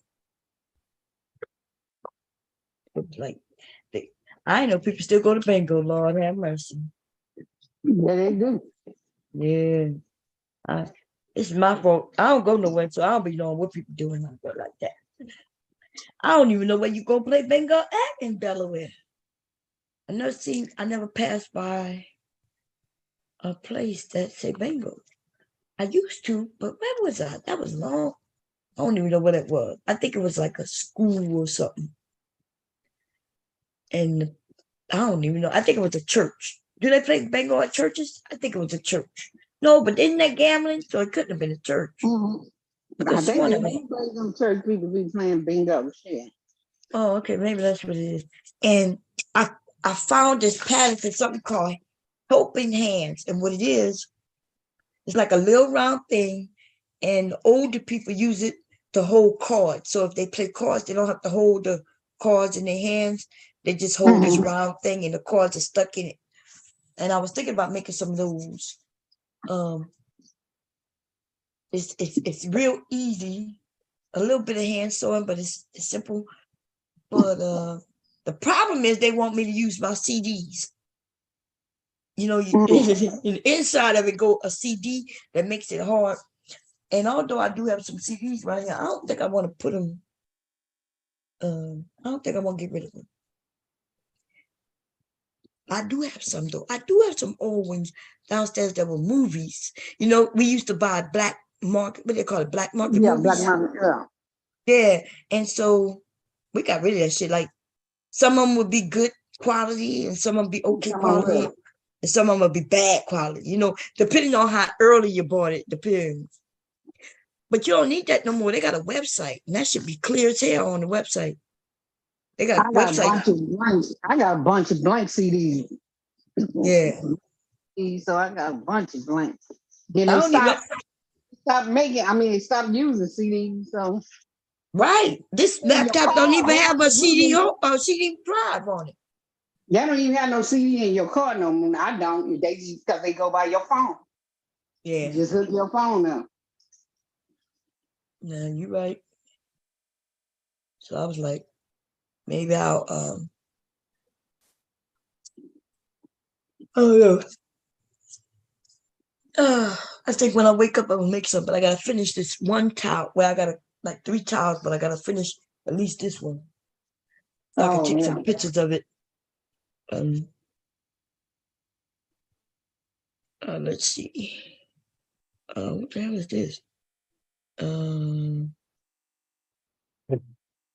don't know what I'm looking at right there. I'm looking in there. What Randy was talking about. Pictures of it. Huh? Why is Randy using? He come in with his name. I ain't his name. He be fighting with himself. He'll come in there fight with himself. No. I don't know if that's Randy. You don't know? I think that's hey, Mr. DJ. Hey, Nightish. Flora went off on Thanos, and then she went after Robbie, and then Mug was defending Thanos and Robbie. Okay, I don't know what Thanos is. Wait, somebody blocked somebody. Let me see. Chat room busy today. Evening, ladies. Somebody took out Mana. Wait, who did it? Who did that? Carmel, baby, you got something in your pocket? She said, all to the good cooking in Louisiana. Wait, y'all hit Mana? Okay, hold up. I gotta unhide somebody. I'm gonna unhide it. Oh man. I can't Who did they unhide? Oh, I got Who it. did they hide? I think Carmel have somebody in the pocket. Monterey, are you back? I was able to unhide it. But yeah. You know, sometimes people have they phone in their pocket or something and it can hit. And since Monterey was the last one to talk, I think she might have hit something in it, and it hit him or her. I think it's a him, but I'm not sure. Not sure. Kool-Aid. Let's see. You said Kool-Aid or what they call it? Wilders. Is that how you say it? Wilders. Wilders. For $1.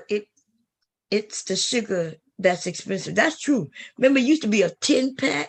It used to be cheap as hell for that one. It wasn't even in a box. It was in a plastic thing with one of them bread ties on it. That shit was cheap. The reason I don't buy Kool-Aid that way, I ain't bought Kool-Aid in packets like that. And I mean, in packs like that. Since my kids were like, that had to have been like almost, but my oldest son is almost 30.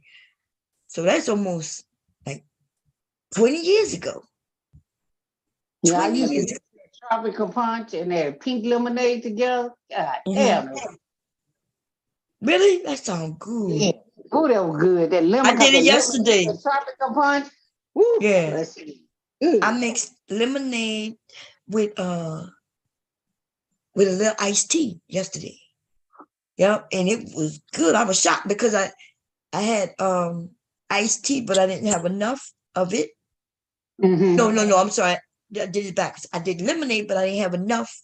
So then I scooped out the iced tea. So hubby bought me the round. Remember when they come in a round thing with a scoop? Because I was craving lemonade like a month ago, and so he went and he would buy me that because he couldn't find me the lemonade packets. So he bought me this big thing, but I don't like iced tea. Like that's a different. I like Lipton tea, but not the iced tea. There's a difference in how it tastes. Have you tried that Milo iced tea? What is in a can or is it in a jug? It's in a jug. It's in a jug. Oh, is it good? The lemonade is good too. It's expensive at him. Oh man, that sounds like that shit from what's the name of that chicken place? Chick-fil-A. That they got lemonade. That shit is sweet as fuck though. And it's high though. That shit high. Yeah, that Milo in the store, that's some good lemonade. Then they got like tea and lemonade mixed together. So you get the lemonade and the tea. Yeah, that's how they sell it like that in Wawa. And they be good deals on them. But I made some and that shit was good. But I like making my own. See, where we from in Louisiana, we made our own. You should know, you from South. We made our own tea, but back in the day, it used to be with them tea bags. And then put them tea bags in there, and then you put that sugar in there and stir that shit up. Yeah, my mom used to make. Restaurant that sugar that was in that little glass container with that little flip. See, we put half of it in there to sweeten up. No. We put whole half a jar. I mean, that little, just to sweeten up one glass. I do that just to sweeten up 1 cup of coffee. That's why I don't drink coffee that much, because I always end up sick. Get that liquid stuff, the liquid kind. You won't have to put that much in there. Oh, liquid sugar? Yes, they got sugar free and they got the regular. I mean the regular flavor. So they got like vanilla, they have caramel, they have different ones you put off in it. In your coffee, you ain't gotta put that much in there. Oh, you talking about creamer? No, it's liquid. It's like liquid sugar. Oh, but it's in a jar. It's in one of those little containers, but I think it's like $4 and something. But you just put a little in. I put that in my coffee, sweeten it up. Especially if you got the sweetener. I mean, the coffee that got vanilla, Italian cream in it. You ain't got to put that much in there. Sweeten up the coffee. Man, you know when them little packets of sugar, I need like 50 of them goddamn things. I be to tore them all up and be like, God damn, they don't even have a teaspoon of sugar in that goddamn pack. What the hell? Yeah, I used to like the equal because you didn't have to put that much in there when you did the equal. I think it said something was up with equal. Something was going on with equal, and they said it wasn't good for people. But yeah, a lot of people used to do the equal back in the day. Remember, they used to sweeten stuff with equal. That sweet and low and that pink thing, that was some nasty sweet. That shit was. I mean, you could taste, the aftertaste after you drink it. I was like, Yeah, that's right. And that equal tasted just like sugar. You know, you never put that many packages in there. Yeah. Man, you got me hungry over here thinking about them goddamn cabbage. Yeah, but that cabbage was good. I can take some to my work daughters tomorrow. I had made a big old pot. I put the shrimp in. You put shrimp in your cabbage? Yeah, I saw somebody on YouTube do it. So, is it good? Good? Yes. Oh, it's good. I love me some shrimp too, man. But see, there's so much I can do with shrimp. I feel like if I put it in cabbage, that's like 2 meals in one. That sounds good. Yeah, I think you got me. Yeah, that's what I said. I saw that on YouTube. I said, let me try this. That sounds like. And that's a whole meal good. Right there because you got the vegetable and you got the meat. Yeah. Man, I put some sausage in my cabbage, but I put sausage too. Good. I put sausage. I said, we start with a K, kielbasa, whatever you call them sausage. Yeah, kielbasa, I put them in there and put some potatoes. No, I didn't put no potatoes in there. I put some. I cut up some bacon. I got a pack of bacon and chopped it up. Put some scallops in there. Some minced onion. Oh man. Some of the little pepper flakes. Because I usually put jalapeno, but sometimes you put too much jalapeno in there, it should be hotter than motherfuckers. So I put the red pepper flakes in there. Give it a little kick to it. Yeah. So that's a whole meal. At first I had bought some turkey wings, right? I said, let me put these in the freezer. This is a whole meal right here. Yeah.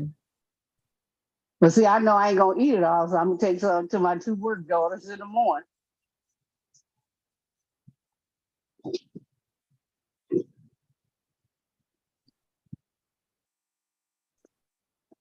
Oh man. People got work daughters. I'm good with work daughters. Them goddamn work wives and husbands and shit, huh? Let my husband slip up talking about some work wife and see how that happens. I'm gonna be calling y'all from jail. That's not. I wouldn't have no work husband if I had a husband. I started hearing that shit on YouTube, which is good for single people and And friendly look, people. they ain't even black. One is Filipino, the other is Mexican. Oh, Spanish. they like that soul cooking, huh? Yeah, yeah. Yeah, I don't blame them. My husband don't eat no vegetables, so he don't eat no cabbage. He don't eat no greens. What? I'm lucky he eat green beans, and he made the green beans earlier last week, and them things was so good. The best green beans he made, huh? He don't eat them. Yeah, he eat green beans. Oh, I got okay, him to eat, and then the way I cook them, I put potatoes in it. We eat it on rice, put the meat in it, cook it down, and then let it simmer down. Yeah, and then we put that on top of the rice, and they were so good. He cooked them so good. I was so shocked because he must have watched because he good. Yeah, they were so good.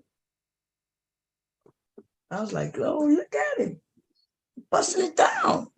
He made the rice and gravy last week, a week before, and he didn't brown that chicken.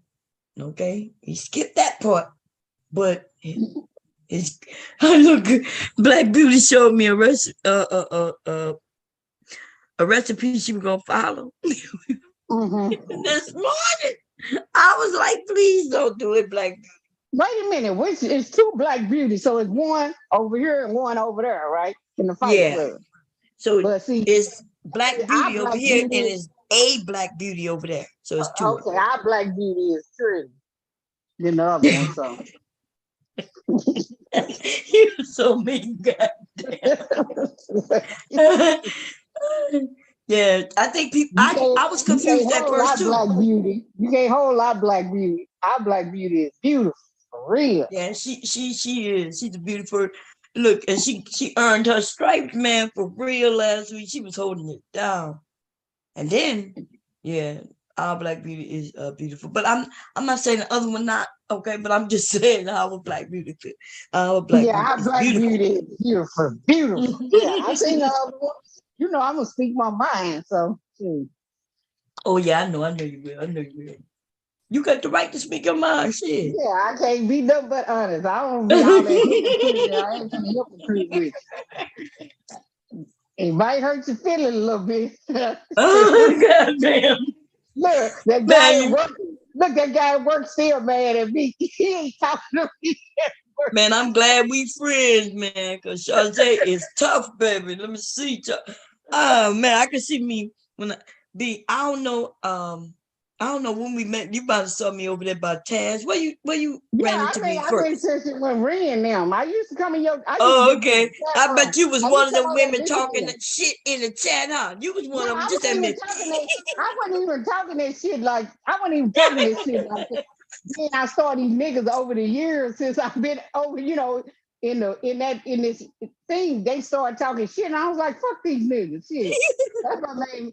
You try to be nice to them and all that. And I remember me and Arsenio, we ain't never got along. He got mad because I was saying something about that knot on his head.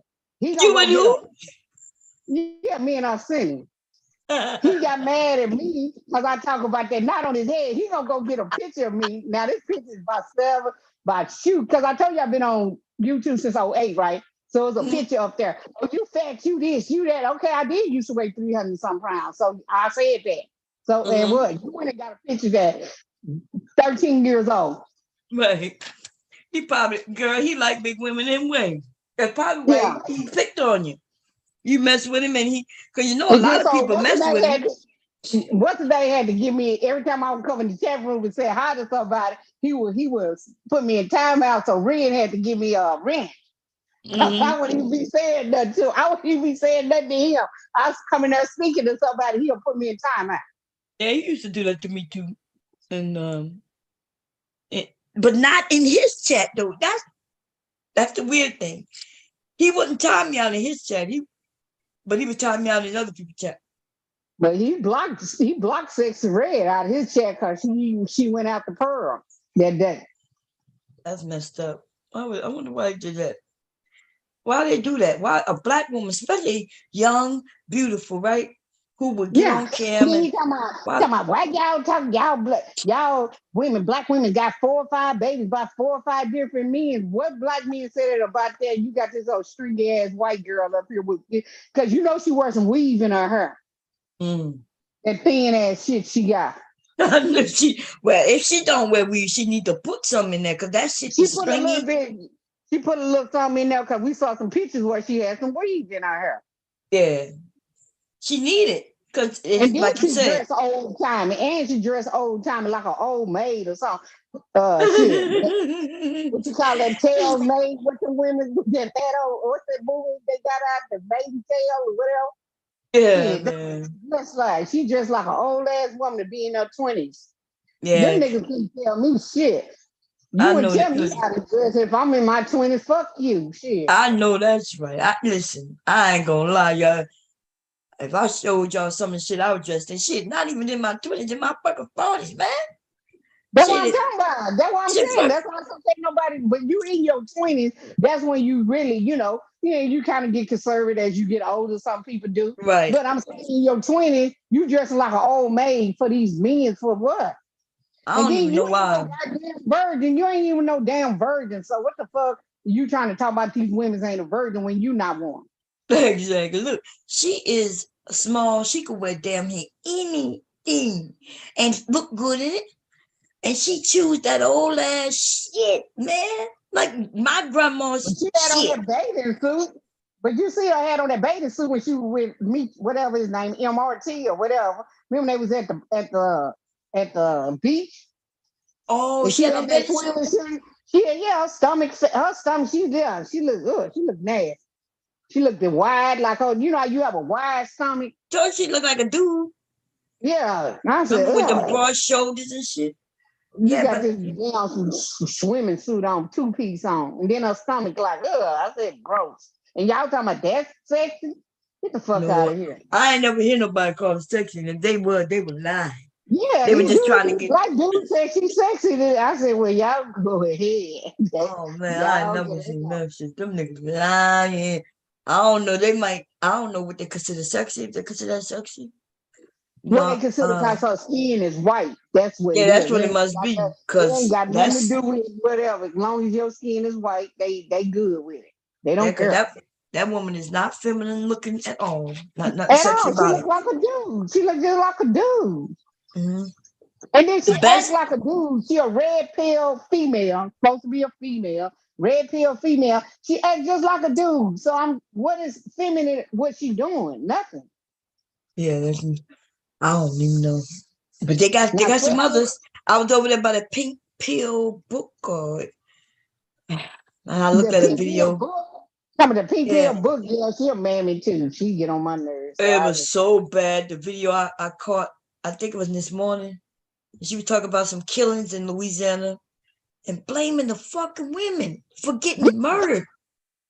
She blamed, that's what I said. She's a mammy. When I first heard she up here blame Bud, these men got y'all brainwashed like a motherfucker. Yeah, man. I said, quit believing that fairy tale. And if you're a good woman, it's a lot of good women out here, and the men still don't want it. They want the whore. They want the whore. They lied to them. So now, shit, you better live your life because you only live once. Shit. I mean, well, you might come back, but I'm talking about right now. Shit. The fuck you gonna wait till you get 100 years old to decide, nah, I'm gonna do it in my young. I don't give. They want you to be married at 23. I was married at 23. I ain't married now. Shit.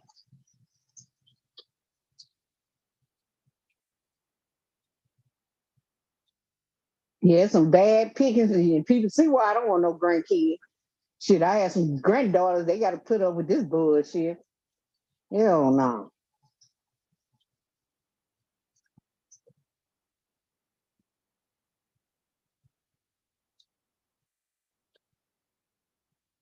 Hello? Goddamn, how I got muted. I don't know.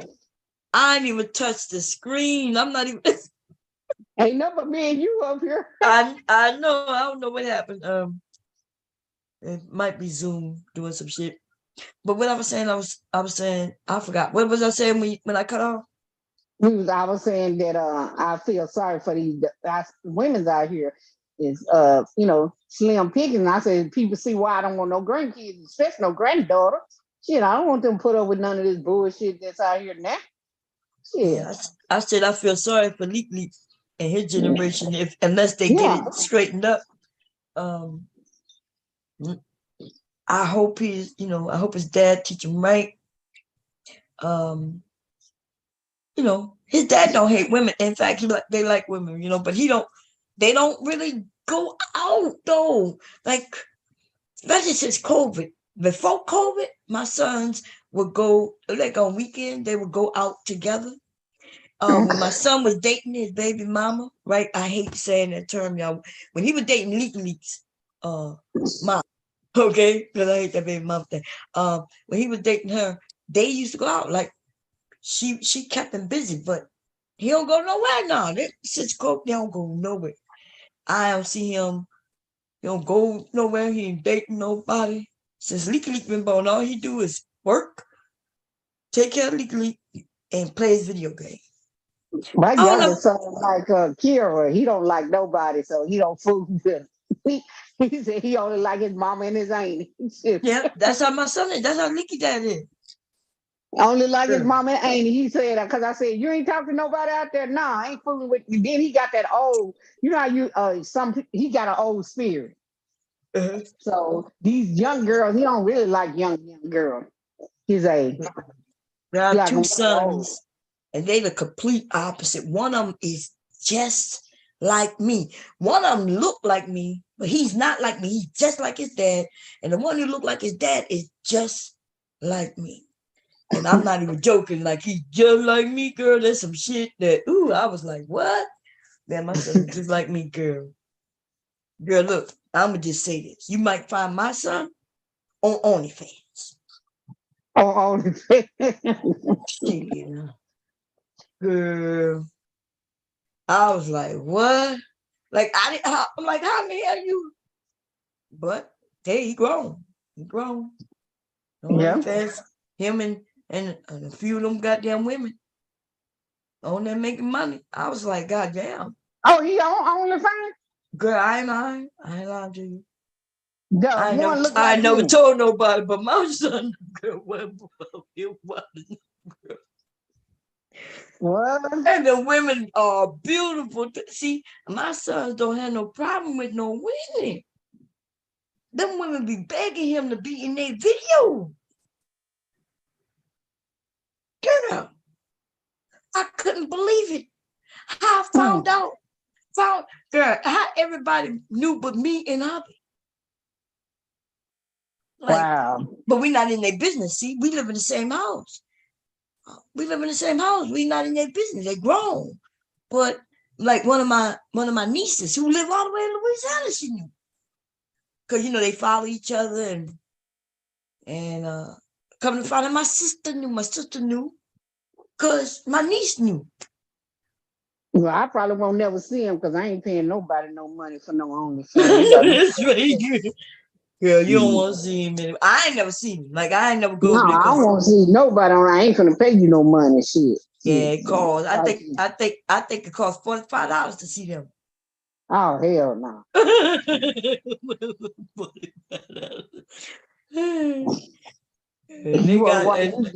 You just go to Pornhub for free. Get them little bitty clips. You just I know that.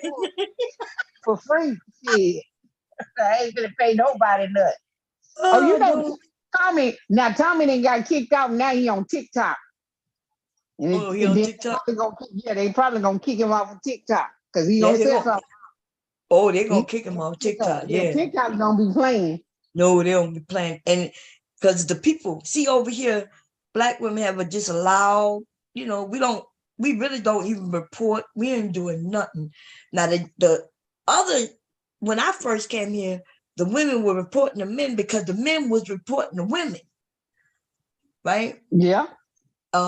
Big J say that the women started the war, but that's not true. The men. No, that's not true. They started. Yeah, they started that war, and them women got together. There was some powerful women on here, Egypt Ann, which I haven't seen her in a while. She could have changed the It was name or nothing. Simone 65, because I used to Yep, be Simone. 65. I all never that met her. female. Yeah, I heard Yeah. that she was. I heard she was. Well, I don't know if she's still here or not, but I heard that she was bad. Like, I mean, like she had the women, you know, had their backs and things. Yeah, she didn't play with them. She did. I like Egypt Ann. I don't know how I ended up on the bad side of some of these women, because some of these women I like them. Like, I used to, you know, they would be talking about me, girl, and I'll be sitting. I don't type in the chat. The only reason I never type in the chat when they talk about me, because I didn't want them to block me. Them motherfucking women were funny. Okay, if you funny, I listen. Yeah. So we had Rice, who I thought was funny. I always liked Rice, like from the jump. From the jump, I like Rice. Like before she, you know, she got on me because I was going after Sasha Ray. But I used to be over there, and I didn't know she had me blocked. I would leave her message. If she had unblocked me, she would have saw. She'd know the messages from me in her what you call them, positive, you know. But yeah, it was, girl. I don't even know how that happened. I do know some women just took some women, you know, old girl's side. They felt like she was. I don't even understand that, because Sasha Ray was a strong woman. When I met Sasha Ray, I thought of her like a strong Black woman, and that's how I subscribed to her.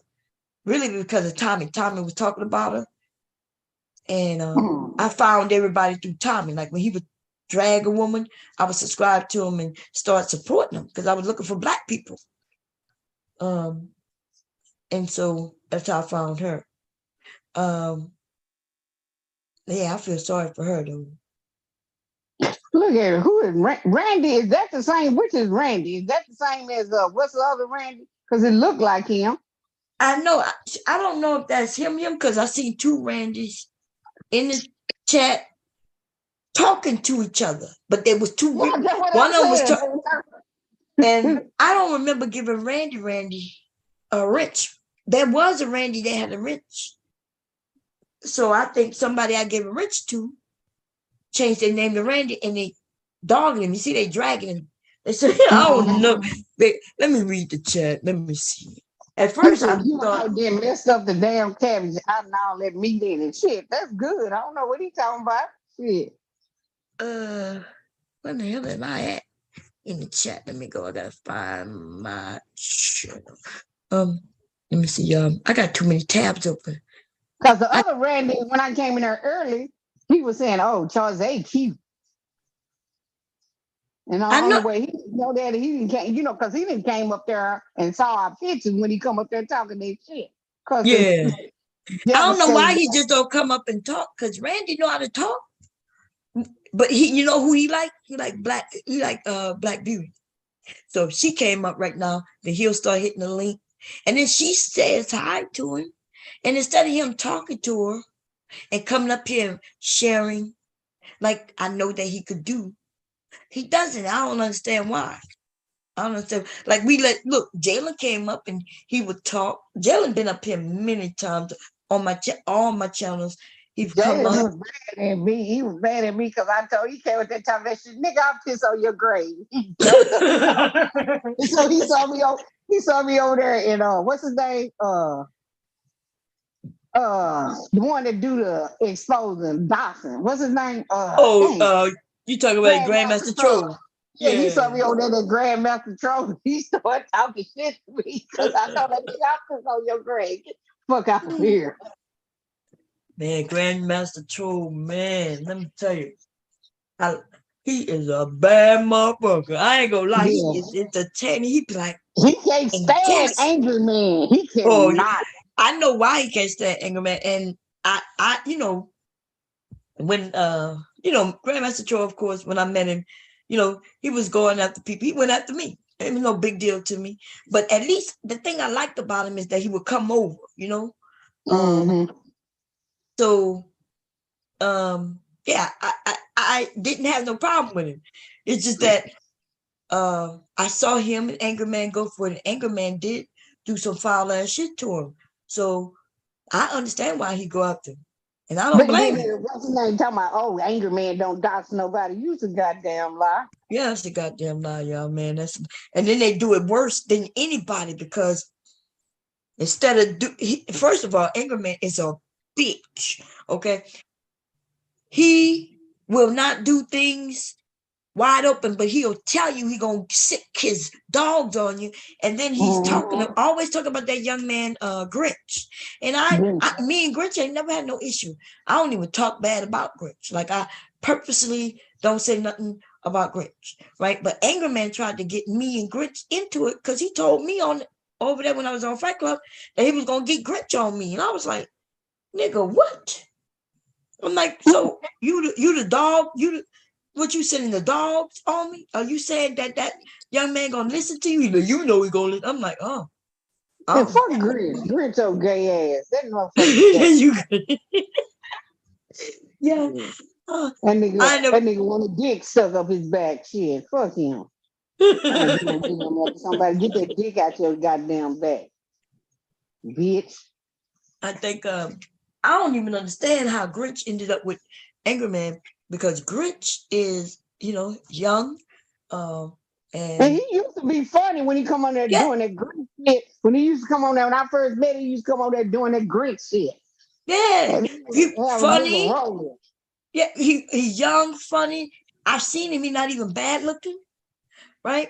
And that's why I started my channel. When I started seeing young men, not even bad looking men who could get women. When I started seeing them follow these old niggas who is only gonna keep them. Started the straggle daggle shit. That was he started the strag. Yeah, the strag.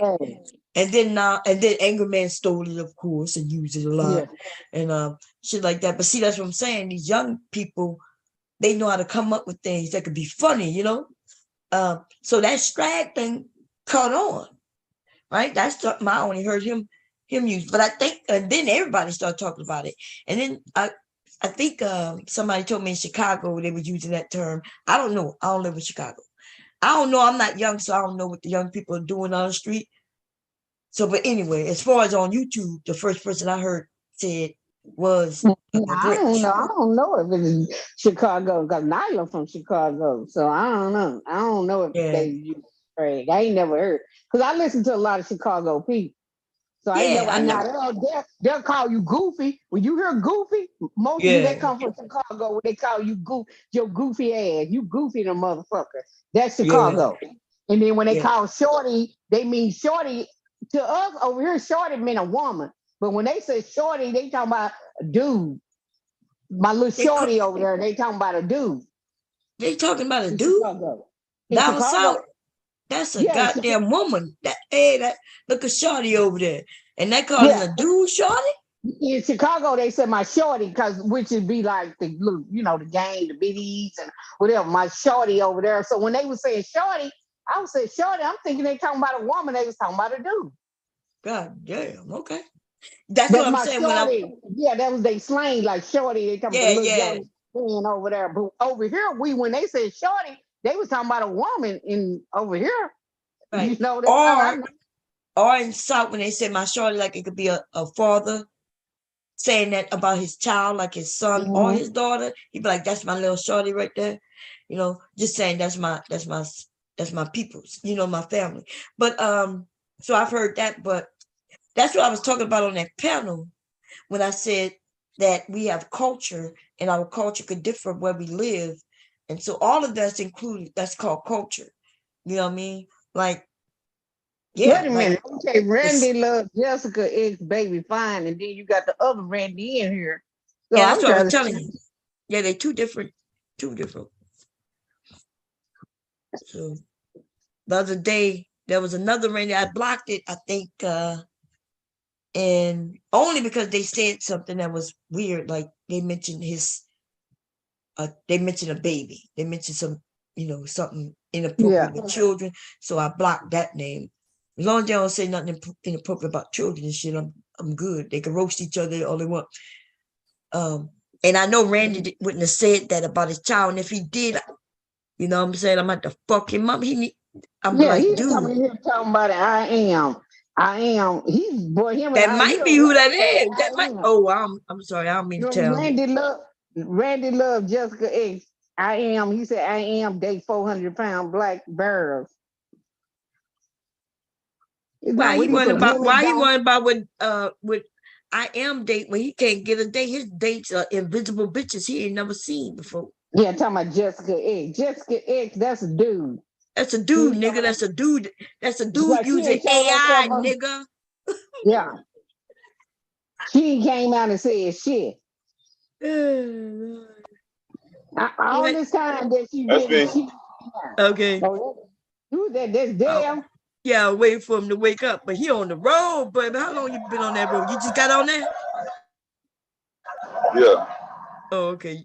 You just waking up and getting Yeah. started? I just got it. Yeah. Okay. You know I never go to sleep.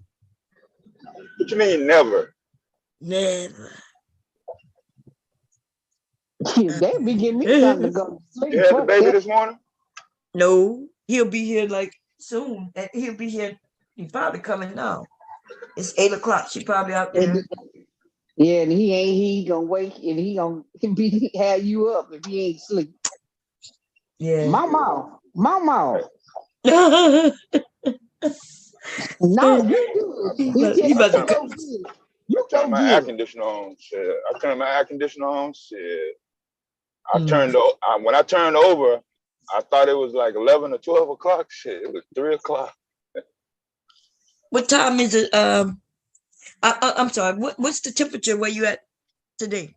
Oh yeah, we finally got summertime now. I'm in the mid 70s to 80s. Yeah. Y'all went to the 80s? God damn. We just it was at 73, but it's 69 now, so it's dropping. Yeah, y'all probably got one more day of that little cold rip, and then y'all gonna be with everybody else for the rest of the week. You probably giving us bad luck. We're gonna have to keep you to knock on some goddamn wood or just don't say shit about our weather. It was warm and then you said something and it got cold. That's how that shit been going. We was in the 80s one day, 81, and then that night went down to 49. Same day. Wait a minute. Is that Randy said? What did he say? He said Randy, the other Randy is using his his name. You got one of them Amazon planes right in front of me. Let's see. Like Amazon got a plane? Mr. Mark said Amazon building a thing by y'all airport, Wilmington, I think. Doing what I'm doing right now. So Amazon gonna only go to that terminal and then run the shit out of there. That makes sense because they are building. We were wondering what that was building right there by the airport. The airport, the airport is right there, y'all. When them planes go up, we can see them. Good thing is I can't hear them. That's a good thing. That airport used to be. That's the military airport, you know. Oh, okay. It only just used to fly out Air Force stuff, military stuff. Oh, okay. But they just opened a little like a little regional. Airport. Yeah, I guess so. Like it's little, you know. Yeah, so people just going back and forth to Philly and DC, not too far. I don't know. I think I don't know.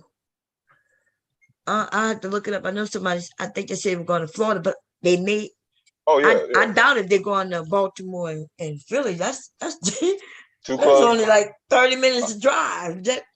So I don't think they're doing that. I think they might be going maybe like Florida. Florida. Yeah. Or Atlanta or something. Maybe I could see them going to New York, maybe even DC, which because the DC airport is in Baltimore, which is not that far. It's between DC and Baltimore. It's close to Baltimore. Which I could get to that airport or I could get to Philly airport in the same amount of time. Oh, okay. So usually when I choose which one I'm gonna fly out of, I choose based on the price. You see, your price. If I get to Louisiana, man, I get round trips for. Well, I don't know about now after COVID. Get a round trip. One time I got a round trip for $99. New Year's they gave from here to Louisiana to New Orleans. Oh, okay. So New Year's, y'all. For New Year's Day, they have these specials. and you got to do round trip though. But I bought the round trip for $99, and I just didn't catch the flight back because it was supposed to be where you go in the day and you come back the next day, you know. So you was only supposed to be there for like New Year's, you know. And it was cheaper for me to buy the 99 ticket, and because it was like one way was gonna cost me $3 something, but if I did this round trip, it was $99. So I just paid the $99 and didn't take the flight back the next day. And then when I came back, I found a flight. I was looking at something for me and my grandson and the whole family go to. I found an indoor park. You got your scanner? Huh? Oh, okay. My bad. I was trying to see if I can getting out to the truck, but I might get out. Yeah, I found an indoor water park.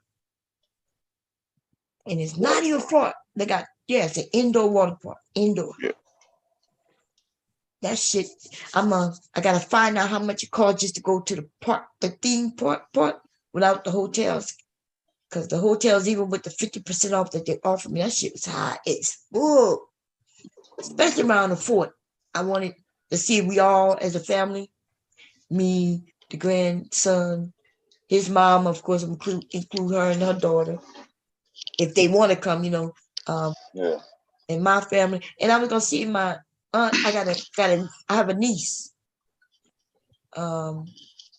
See her mom, and maybe my in-laws, you know. So I looked it up for something like for I think 8 adults, 3 kids, because Leek, his sister, and my niece, who's I think she's 16. She might be 17 now. That shit was high as fuck. Them people. So for the fort, they wanted something like $1,600 for 4 days. That's not too bad, but yeah, that's too bad. I ain't paying that shit. I ain't got that. You thought about it. You thought it was shit. Yeah, it's not that bad for what all you get, but I can't afford it. So it's bad if you can't afford it. Yeah, no, I know what you're talking about. Yeah. Because you know, like it's an indoor and it's a hotel. So but I think I can get a hotel, like we could get what they call it, when you rent a house or something. Timeshare. Not a timeshare. It's like a timeshare, but you know, where you just rent the house. Like instead of getting a hotel, you get a house or something. I was thinking about maybe we could do that. It'd be a lot cheaper because they wanted. They was talking about like $800 a night. Airbnb. Yeah, Airbnb. Yeah. Yeah. They were talking about $800 a night, and the place wasn't even that big. For $1,600, we could go to Florida. Stay in our own place. Shit. We could go to Florida in our own goddamn place, man. Damn, dude, I was getting ready to get out the truck. Now you finna come over here. You be having lots of pallets? No, I can only hold 12 on my truck. Yeah, go ahead. Oh, okay. 12 is good. See, if my son wanted to get him a box truck and do what you do he have to have a CDL or can he just have or do you have to have the same thing you need for like a 18-wheeler or? No, he don't need 18-wheeler license for this truck. So do you work for yourself or you work for others? No, it's a Romanian couple that own this truck. Yeah, that's not my DOT number.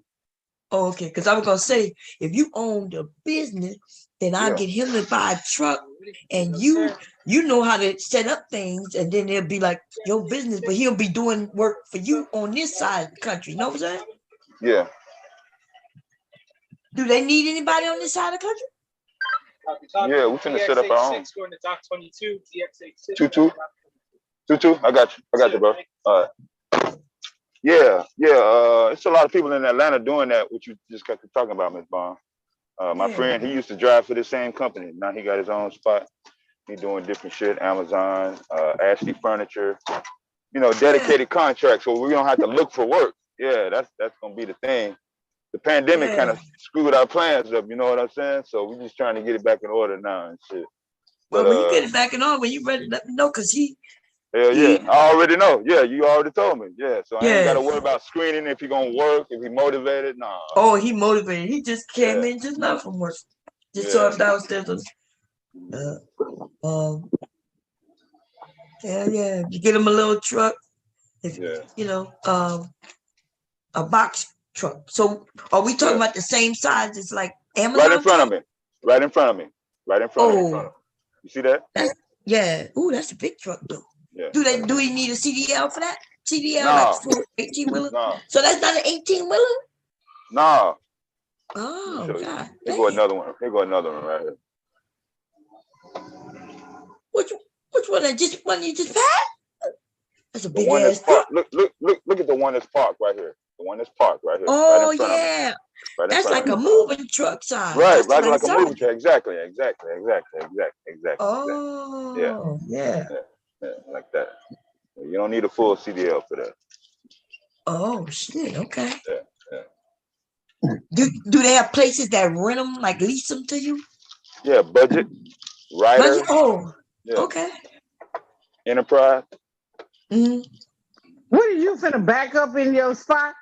Yeah, my spot right here. Oh, okay. You know, Look like you was there. Wasn't you there at the other night? Yeah, I'm here every night. You know how I know? Because of that thing right there. Yeah. I was looking at it and I was like, that looked like a building near here. Yeah, that's the. Is that your spot all the time? And that spot you in? I forgot to that's mention why you was earlier. We have a new policy with the drivers, box trucks. Yeah. The drivers are now responsible for opening and closing the back doors. Okay. So before you back in, if you could open the back door, door, please. Thanks a lot. All right.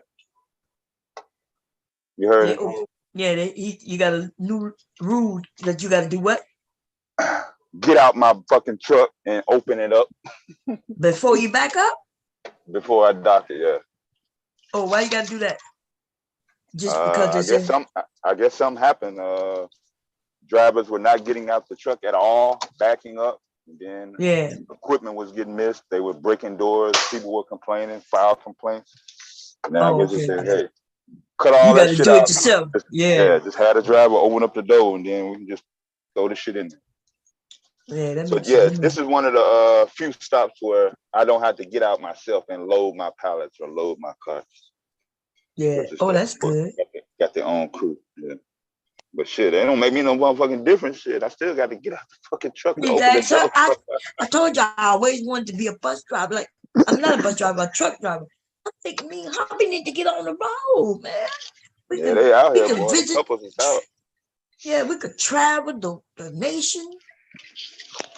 I could, it take 10 to 12 hours to get to Atlanta. If I had to do a drive to Atlanta, that's 12 hours. I got family there. Come back up. Or if we decide to go to Atlanta and drop off, and then we take something that going to Louisiana or that way, and then I can stop, see the family. And just keep it rocking, keep it moving. I wanted an RV though. So hubby can either get us an RV or he can get us a truck. Now, one of them we can make money with, and the other ones we ain't making shit with. Okay. There was this couple when we was on Pale Talk, and man, I didn't understand how they had it like that, but the back of their truck, they had bunk bed, like little kitchenette area. I was like, how you traveling? How you picking up shit if you got all that back there? So I didn't. It looked like they were living in that truck, but it looked nice, So I don't know how if they got all that back there. How they transporting shit? Maybe it depends on what they transport. Huh? I don't know. You ever seen anybody like that? Like what? With a bed and TV and kitchenette in the back of the truck. Yeah. Yeah, my friend, that's where his truck is. He got his own truck.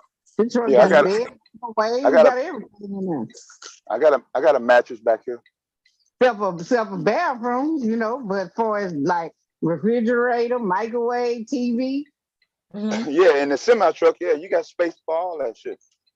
Hey. Like an RV. So if you go in the here's like an RV. Yeah, but how he travel with how he pick up pallets and shit if you got that? Oh, it's a divider wall back there. It's not open like that. No. It's not open like that. They put a divider 2x4 wall back there. Yeah. So you gotta make a choice. Do you want a condo with your truck and travel? Or do you want more space so you can grab more loads to put more pallets? Because that's 4 feet. Well, see, you got one of them big, 53? You got a 53 trailer and all that's that. Semi-truck. Yeah, it's all this shit is separate, so it don't make no difference. Yeah, it's separate. It's separate. He just drop his stuff off, they take it off of there. What about the trucks that could pull other trucks? So instead of it'd be like a double, you know what I mean? Like and so one part could be where they stay, and then when they pulling something in, they just pull, they attach that hook, hitch it up, and then go. No, they can't do that. Nah, it's all cargo. They're not gonna put no like a living quarters just for that. Unless it's your own truck. You can do anything with your own truck, but and nobody gonna spend money like that. Unless they're just spending money. But if they are a couple just looking to save their money, all they are is on the road. That would be the comfortable route to go, right? Make it as comfortable as you can. Yeah. Any man or woman are gonna always need a little bit more accommodation. That's why I said it'd be better if they had a little bit more space for her. Yeah. Did you get you some rest? Did you sleep well? Yeah. I forgot to put my goddamn lock on my goddamn back. I just realized shit. I was on the south side. Motherfuckers be going in people's trucks, stealing pallet jacks and straps and shit while they sleep. And I heard people out there doing the dumbass shit. Did you see that video I played, Charzay, in the beginning? When that man killed his baby mama who was pregnant for him? I already seen that. Yeah, I already seen that. You know, I watched that dude Twisted Vile Crime or whatever. I think that's his name. Yeah, I seen it. Okay. Yeah, that's why you didn't hear me put in there that he had killed he was a rapper that killed his baby, his baby mama. Man, that's some crazy shit, man. For no reason, like literally no reason. And he just got out of jail for murder. Yeah, shooting them other two dudes at the recording studio. Yeah, man. He just gotten off from that after a 3-year fight. I guess that's why I wondered how was she pregnant for him if he had just gotten out. So that's why I wasn't sure if she was pregnant for him or was the first child his and the second one for somebody else. But this nigga wanted off, so he went and shot her. He's a psychopath. And like he just didn't want and even his new girlfriend was like, you ain't gotta do it like that. You ain't gotta do it like that. Well, he ain't no worse than that dude named what's his name from Chicago? He had his mama killed. His mama was a hairdresser. He killed his mama he killed her for the insurance money. What? Black? Had his friends to go shoot her in her head. Okay? Oh my God.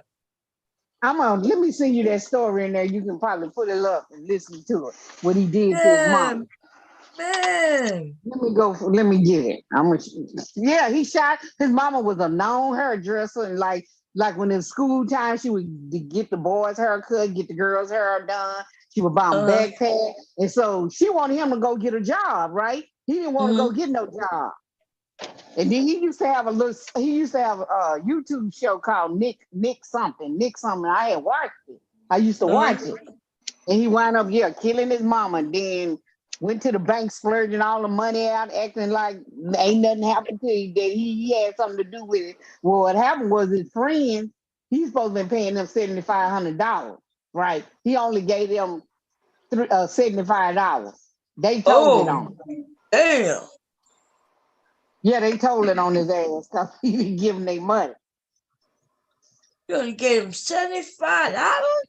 Yeah, because when they got caught, they told it on him. So the girl, it was a girl and a guy, and she got because she was the driver.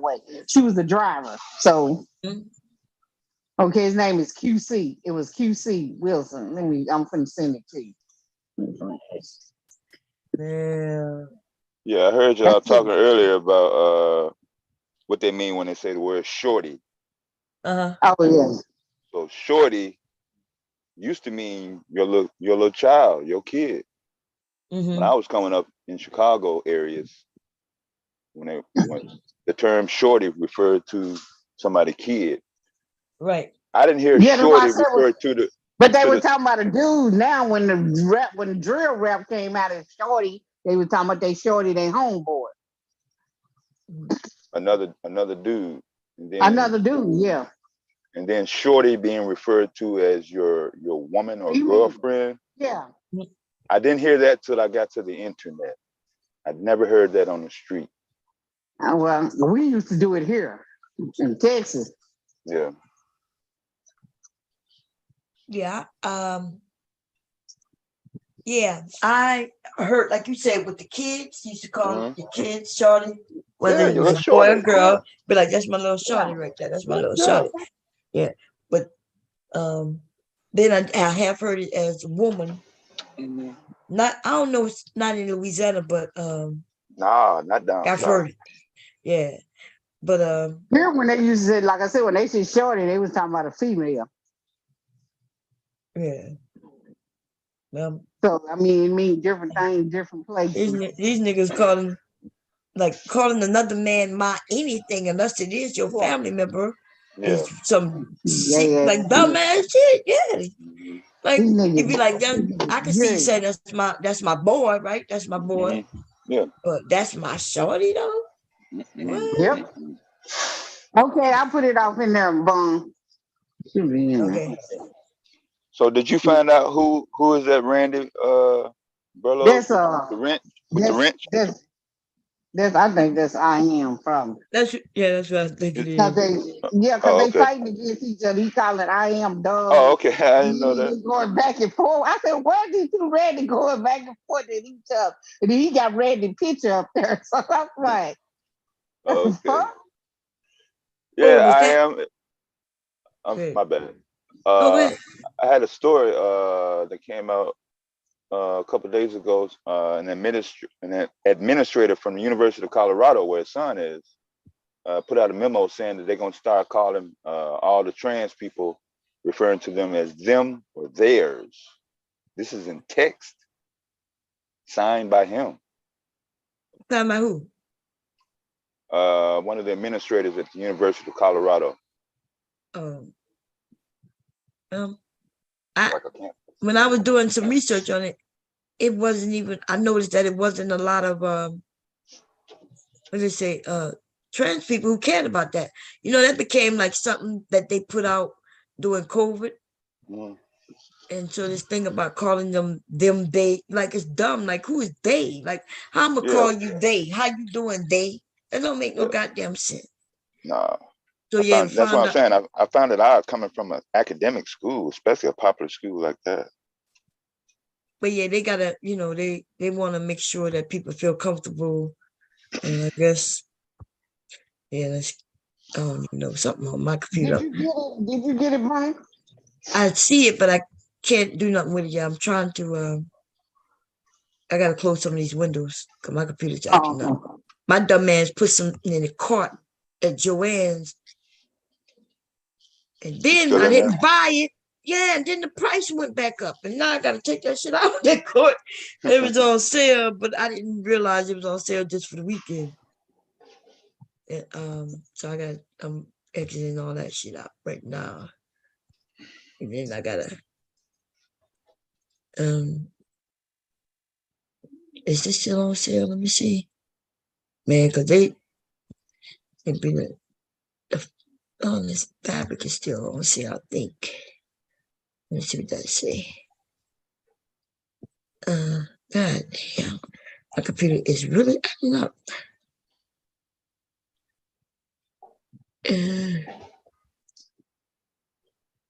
Damn. Bro, I found me a t-shirt ruler shoe. You found what? T-shirt ruler. Oh yeah, so you can center it. Yeah, for $22. Amazon. Yeah, I was about to say I thought they were cheap for Amazon. I used to get them plastic ones that they was like plastic, but they melt up under that shit after you leave stuff there long as shit melt up. Oh yeah, I thought you wasn't supposed to put it. Oh okay, I didn't know you were supposed to put them under the what you call them. Yeah, you put them under the line of t-shirt up and put your words on there, but then that heat, because they plastic, it'll start bending after so long. Yeah. Let me exit this. I need to buy this too. Where that? Because I did miss a sale on this shit too. Some of them stayed on sale. The shit went to 85 cents, and now it's back up at $5. That's what I get per yard. Oh no. This was something else. Now what I was getting was just, it's not even fabric. It's called interfacing. Oh, okay. I hate buying interfacing because that shit is high, and it's really just to put it with the fabric to make the fabric a little stiffer. That's why I can make fabric and turn it into a bag, a purse, a wallet, because you put something on the fabric that makes it stiffer. You know. Yeah, you did that one time. Yeah, we went through it. Yeah. That shit costs just as much as you buy it by the yard, and it costs just as much as fucking fabric, if not more. Some of that should be like $12 a yard. I don't even buy fabric that's $12 a yard unless it's knit fabric, and I only buy it when it's on sale. So I ain't spending no $12 no motherfucking yard. I ain't gonna even buy. Catch me, yeah. I might pay like sometime like if I'm buying leather, of course I pay more, or even vinyl. I don't unless it's like I do have some fabric that's Chanel, and what else I got? I got a couple Chanel fabrics, Louis Vuitton. That shit be expensive though. I'll be paying like $35. It don't even be a full yard. Might be a quarter of a yard. That should be high as hell. I ain't buying that shit no more though. Fuck that. That's why I haven't used it. I got fabrics I ain't never used yet because they're so expensive, and I feel like I gotta, whatever I make with them, gotta be something that I know that I can. I don't know. I'd be scared to cut into those expensive fabrics. This shit is ugly. Motherfuckers giving me free shit, but all the choices are ugly shit. How the hell they gonna give you some free shit choosing from all these ugly designs? This shit is ugly. They guess is you should feel appreciated even though it's ugly and you don't want it, but it's free. Yeah, that shit. Some people like that though. Yeah, like I might get this one. I don't want the weird thing is that they got prices on this shit like it's higher than the good shit, but it's free. So every 2 things I buy. No, everything I buy, I get 2 of these free things for free. And these things are ugly though. Fucking ugly shit. And my computer acting up, but I cannot. It's ugly as fuck. I don't know who. You can tell these are new digitizers. Look like kids who did this ugly shit.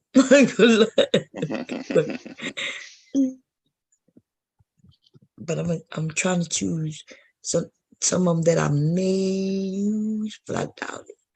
I don't think I'm using these. It's ugly.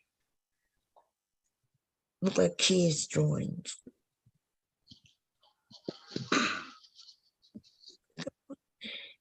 My computer acting up.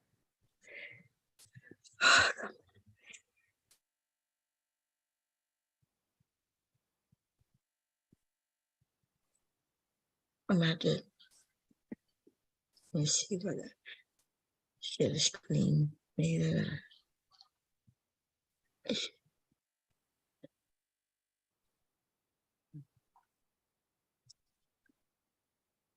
these ugly ass things, ugly designs.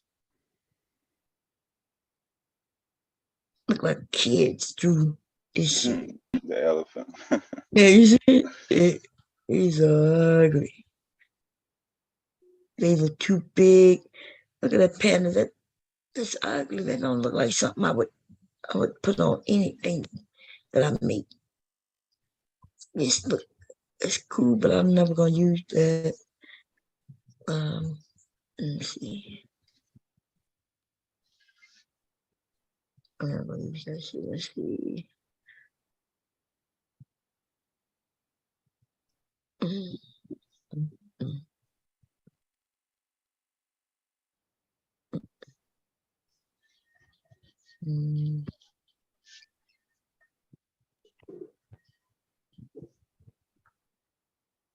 It's flag.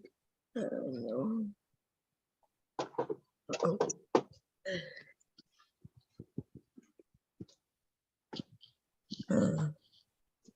How that balloon? I don't know. I'm gonna put it there in case. Oh no, I gotta log in. Oh, damn.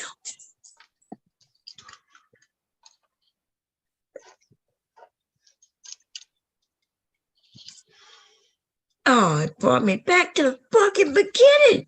God damn. I'm gonna see if I'm gonna go all the way to. Let's see.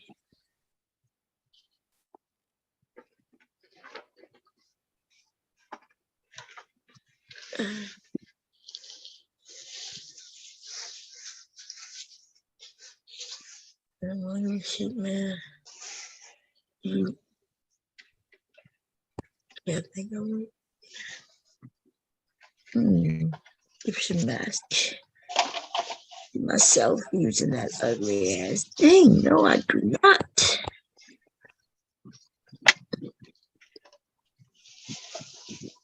Look at this wide ass man. That's crazy. Come on. Calculator, move out my way. Do I get out the way? Do I click on it? No. There we go. Ugly heart. Nope. The merge. Fuck that. And nope.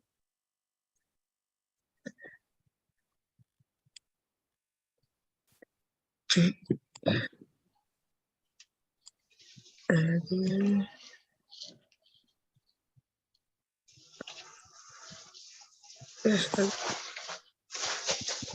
all right. See. He is ugly. There's your crayons. What are they doing? Shit.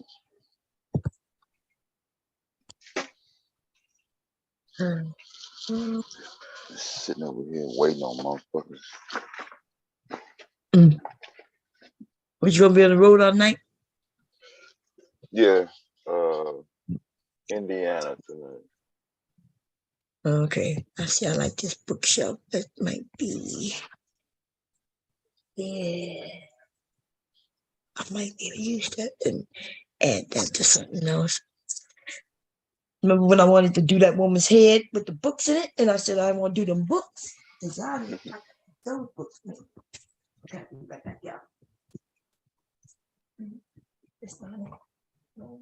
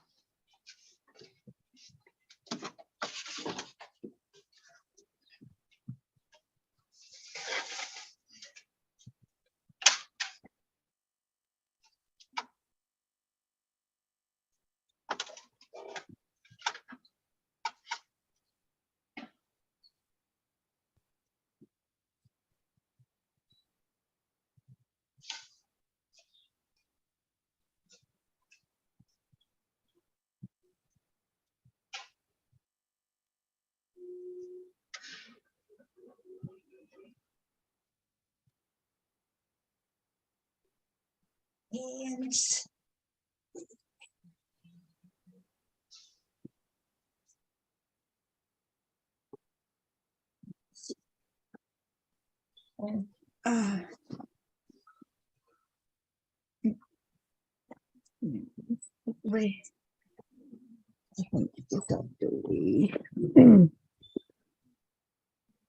Yeah, I'm gonna get it. Did I get it? Check out. Yeah, I did. That might be it because I'm tired of going through this. That's ugly. Them 2 doves. That's ugly. This shit is ugly. Yeah, man. Look at that unicorn. That's terrible. That house, though. That winter scene. I don't know. Oh, damn. It's gonna knock me off. God damn. Let's just go downstairs. I think I'm gonna be knocked off. Any other time, that motherfucker be rushing the fuck out of me. Just taking your time, huh? Look at that snake. Yeah. I call myself being an hour early so I can dip by this motherfucking deli I like to go to, but it's gonna be closed when I get there. So fucking.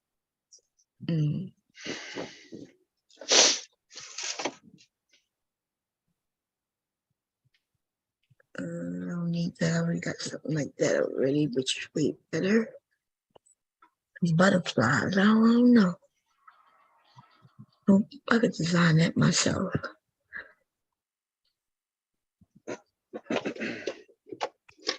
Yeah. Wasting my motherfucking time messing with this shit right here.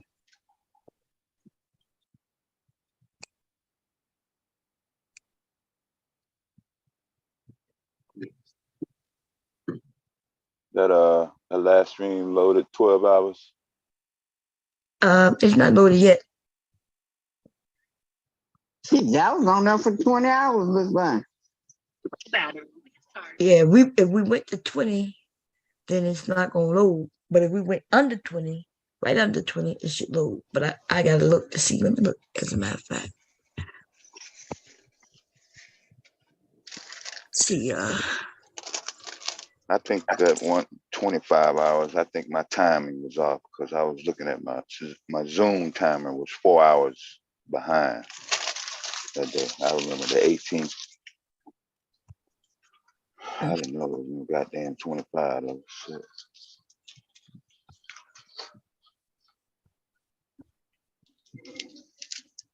What's up, Mother? hey, remember? Let me see the content. Here we go.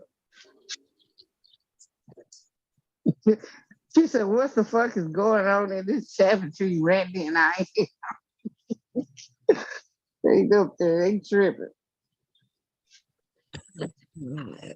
Oh, what's up, Miss Caitlin?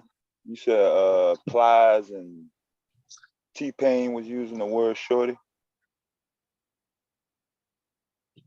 Yeah, some of the music, hey, shawty. Yeah, that was Georgia, Tennessee. Yeah, they were using shawty. Hey, shawty, it's your birthday. Go, shawty. Yeah, that's true. The music. So here we go. So where we at? Oh, we just made it. You see that? Sunday chat with Bomb. You see the number? Can you see it?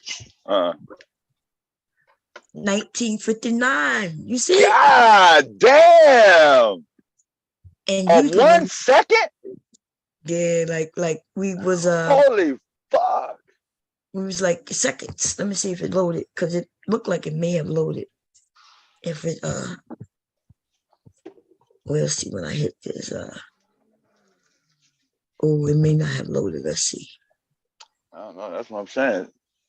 Even if it's a second, it take a second to load. 318. So no, it's not. It didn't load, but it may still load. But processing. Yeah, it could be still processing. It don't tell me it's processing no more like it used to. It used to tell me if it was processing, but I'm gonna look and we'll see. So 1 second. I don't know. I don't have that much confidence. They might round that shit off. Shit. 1 second. Well, it's not 1 second. It's actually what it went to. You said 1959, right? No, 1959. Oh, 59 minutes? And yeah, and 26 seconds. So 34 seconds to yeah. I didn't know it was that close. It's my fault. I was gonna get on there and say, hey, don't y'all know what time it is? Shit, y'all just going on and on. But then what's his name was up there? What's Philly boy? I said, oh no, I ain't gonna be able to do it. So this one went 18 hours and still probably processing. Because they don't let it go 18. They don't see, you can tell where they stop it. It either went 18 and it won't process, or so that one. Wait, let me look. I thought that processed. Sometimes it take days. We've been on here so long. Let me find out these motherfuckers' new policy is not just opening the door, but we cannot leave until the scheduled arrival time. Oh, yeah. Yeah, I'm supposed to be here in 15 minutes. This is scheduled. So I came an hour early. So they just gonna force me to sit in the truck. They said, sit your ass in the truck. Let's see. So the one yesterday didn't load yet, but it may. The Friday one did load, because it's at 11:54. The Friday morning and the Friday evening. Should you get married? Open panel, which I think was Thursday, and that one loaded. It's at 11:54. And this one, see, that's that 25-hour one. See? Yeah. Yeah, that ain't loaded. All the way off track on that one. And then these loaded.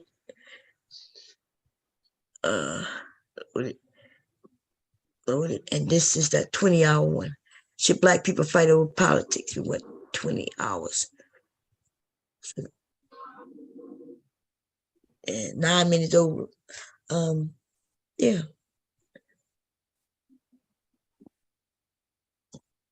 Okay. Let me see if I could tell if they used to tell me if they were processing, but they not doing that no more. So I don't even be knowing. Hashtag cut them nuts. I forgot to say that. I gotta say that. Snip, snip, cut them nuts. That's right.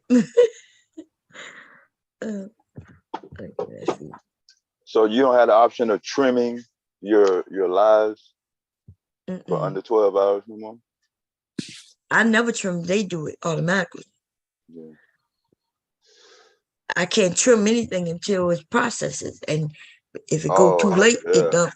Yeah, so that's why it has to process, and then I can go into the ones that process, and then I can trim them. Yeah. But the ones that didn't process, I can't do nothing. Releasing 22, releasing 22. I got you first. Sign at the bottom right there.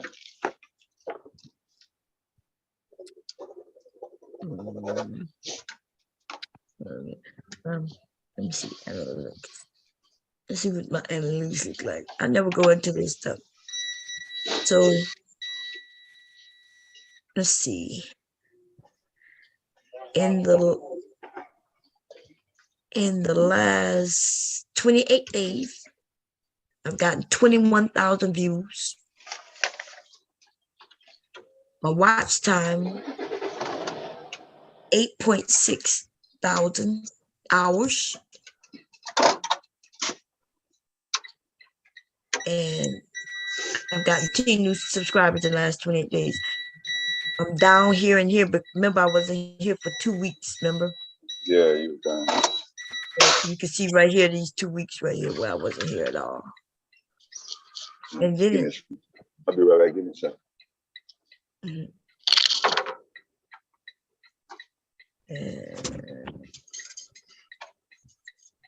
The baby here, babe? Oh, we got beans? What you mean, river? I didn't even eat none. Oh. What you about to do with that? Need to clean up his battery post. Oh, outside? Yeah. Oh, who better vote? Mark? Monique's. Oh, he about to go get him? We about to go get him, but we got him started, but we need to clean it off when he comes back. Oh, okay. Well, you gonna tell him to get your food? What were you cooking? Oh. Yeah, he be cooking and shit. Shit, black people fight over politics. That one didn't load. And what else? I wonder what this means. Average view duration. So the average duration that people watch is about 20. That's the lowest. 20 minutes. So people come over and they watch for a while.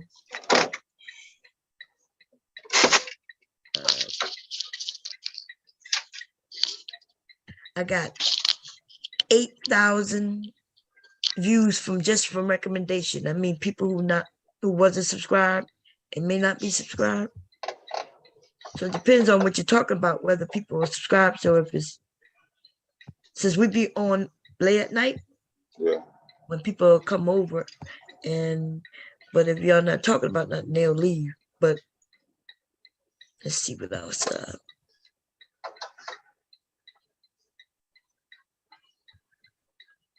I didn't do anything that day.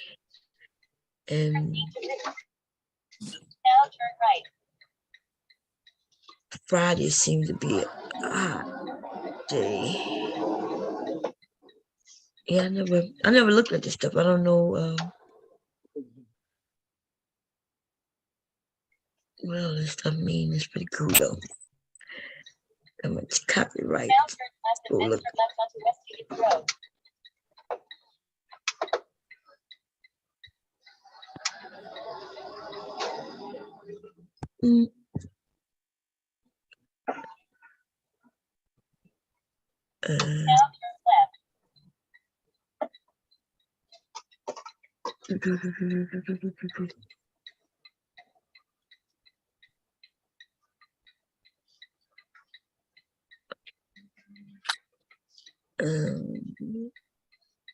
Oh, this is zip code.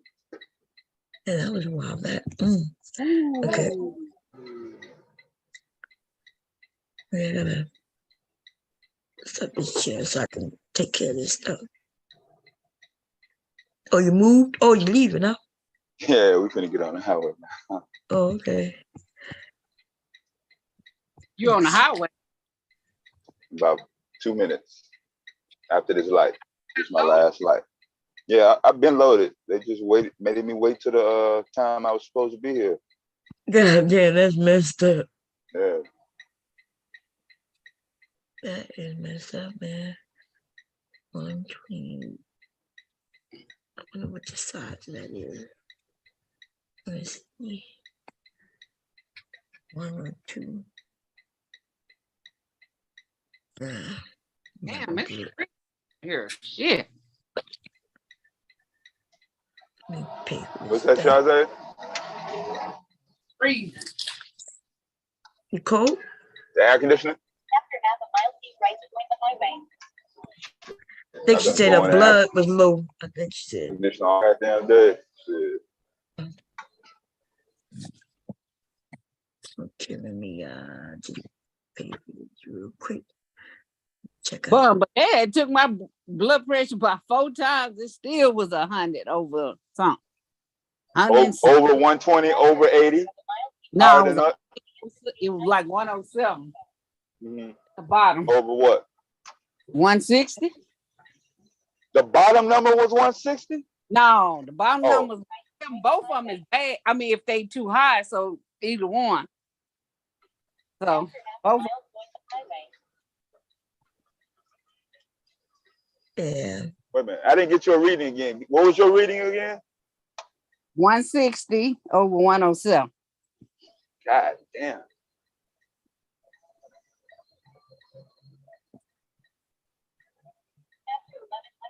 And then when I get real cold, I get sleepy. I used to go to sleep at the red light.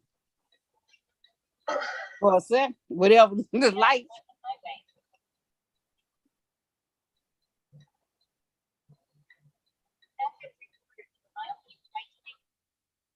Oh.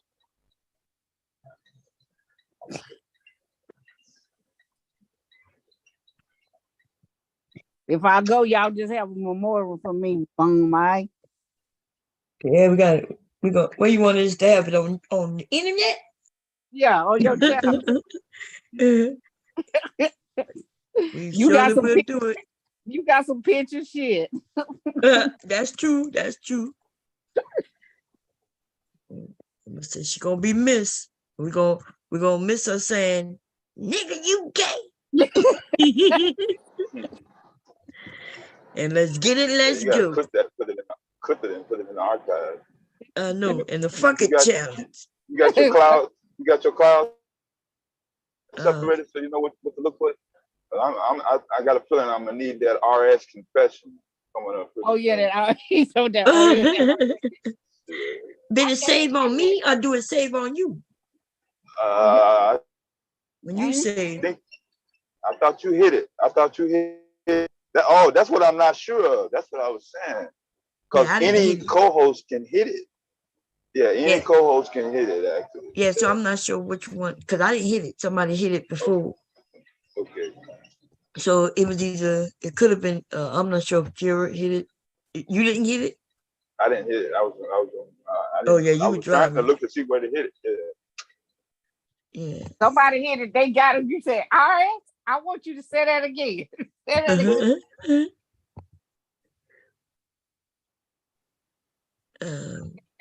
That's crazy. Like, you gonna tell somebody something about I pulled my dick? What? To another man? That's some Northeast point of shit. Don't act.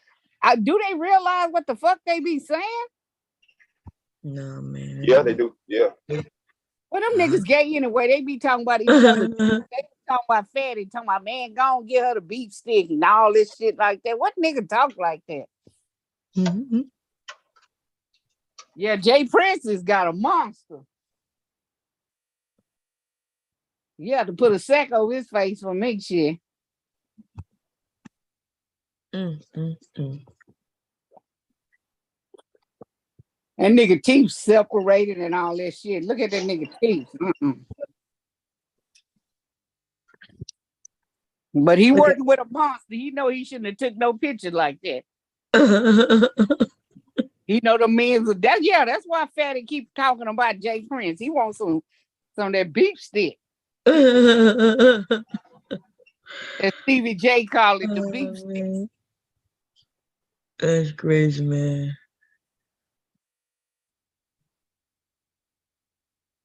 Yeah, I'm like 10, 11. Did you clear it out so you can play that video? I want you to hear what did to his mom. Yeah, I'm trying to do this real quick so I could get it. Select on. I gotta do that right there. It says default. Why won't it let me set it as default? 11:27. You know that's evil as fuck. Your mom was nice to you, bought you Mustang, bought you Louis Vuitton, all that bullshit.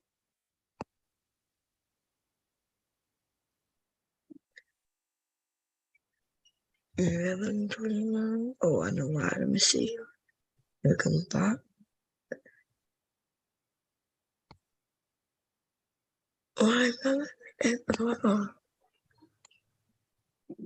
Kira must be at work.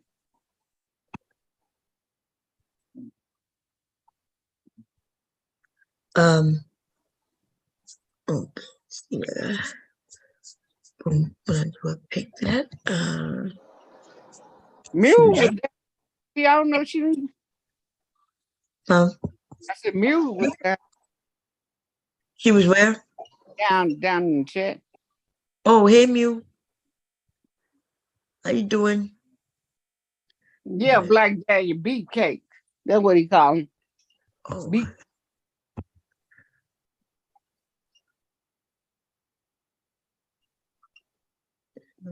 See, Jay Prince got that anaconda that Nicki Minaj was saying.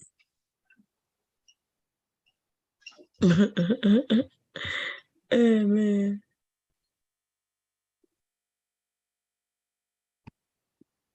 Devastation didn't see you didn't see that, Dev. You didn't want to see that. See what? The beefcake. Big cake? Beefcake. Beefcake. Beefcake? Yeah. Oh yeah. Nah. You didn't want to see that? Maybe RS or what's his name? Philly Boy. No.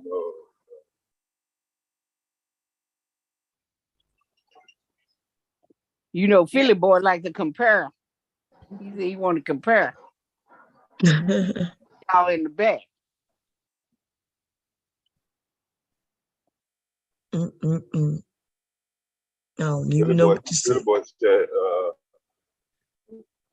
told his son to forget about trying to find a woman. Did he? He told his son about trying to find a woman? What are you gonna look for? Or he said he had to go to school or what? Is that what he was saying? Yeah, he was saying the obvious. I mean, damn, don't give up your life, but you can't tell the motherfucker not to be trying to be paying with a woman in it, because that don't even make no motherfucking sense.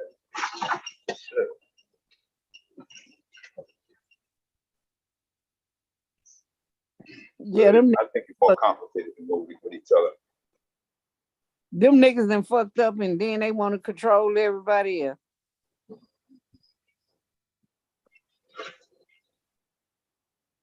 All them niggas fucked up. Mm-hmm.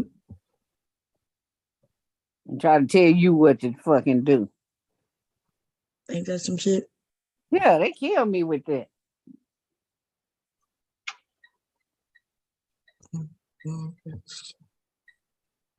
Oh, it's hot, yo.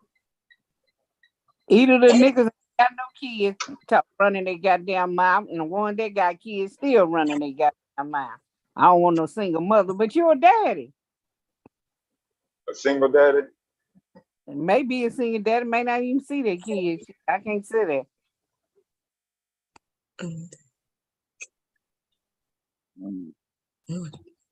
Dumbass niggas. These niggas just dumb. Every time I get turn on something, I said, good Lord. But what's his name be over there, Mike TV? Shit, he be busting them out.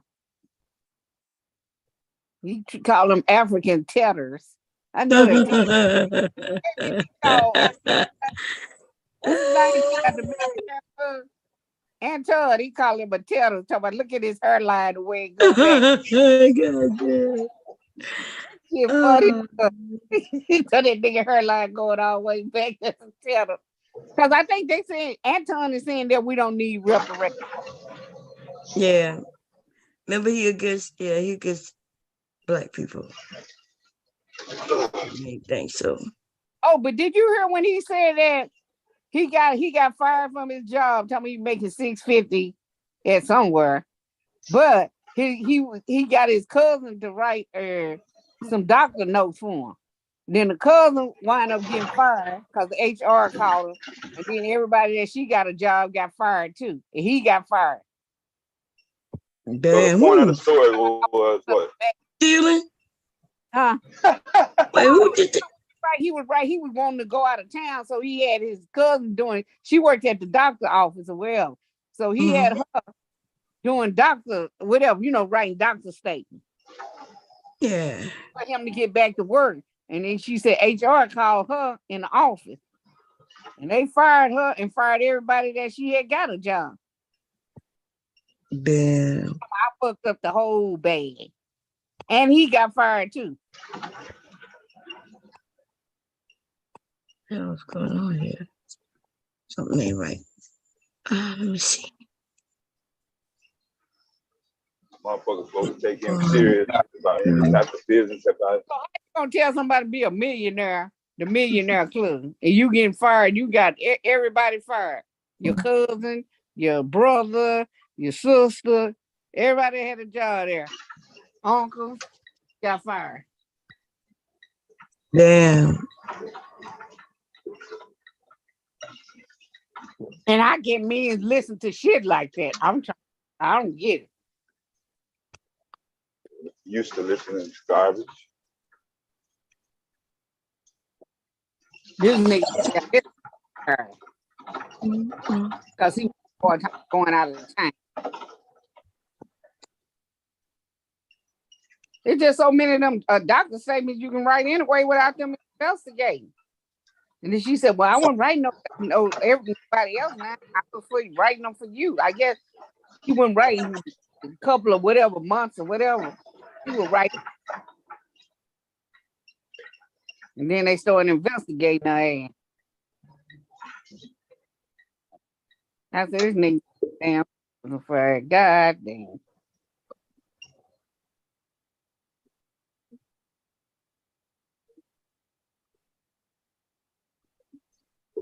Mm-hmm.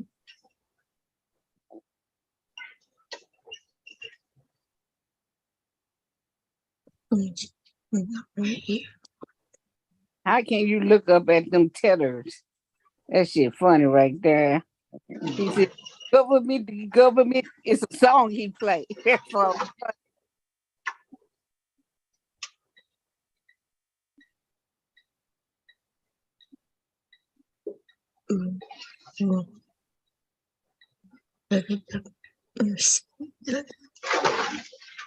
This or not. I did. I know what you need in U.S. I do not see that. Oh.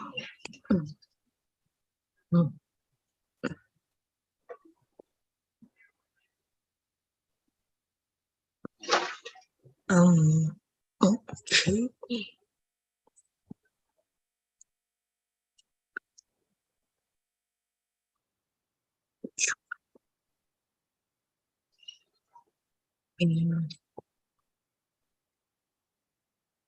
Devastating, did you get some sleep? Yeah, I told you I was sleep all day. And you know your ass. Know my ass what? I'll see your ass in one of them ditches one day. You gonna wish that on me? I'm just saying. I'm missing something. I'm missing. I ain't going to no ditch. That's why I had my camera on so y'all can wake me up. Y'all saw me going over them lines this morning. Yep. I was waking him up. I was like, hey, what you doing? Mm-hmm. Yeah, one of those was lost, was trying to get control of the wheel, and then one of those was a nod. Randy, what you want? Randy. I got 3. He ran as usual. That nigga be having a fucked up phone too, or a fucked up location.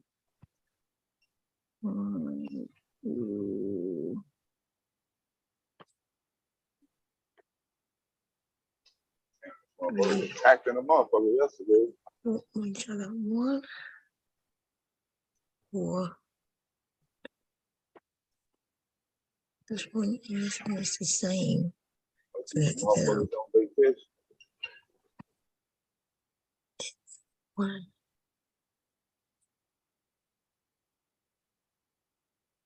Finish. So that's TS 1, 9, 2, and 4.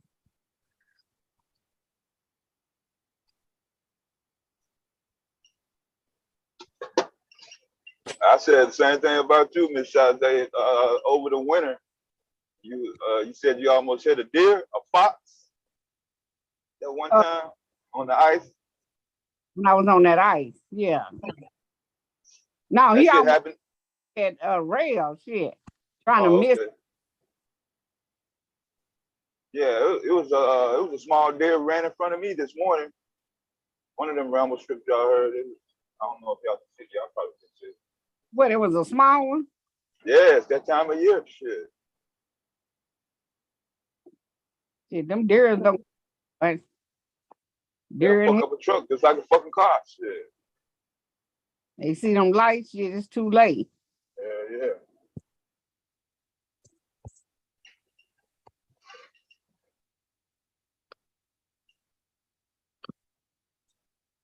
But it won't tell y'all diesel up with. Shit, think it won't?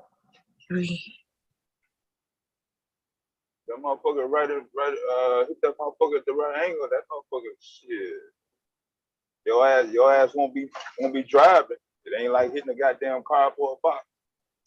That motherfucking deer is sturdy. Shit. This shit ain't all that goddamn powerful. We were going to Atlanta.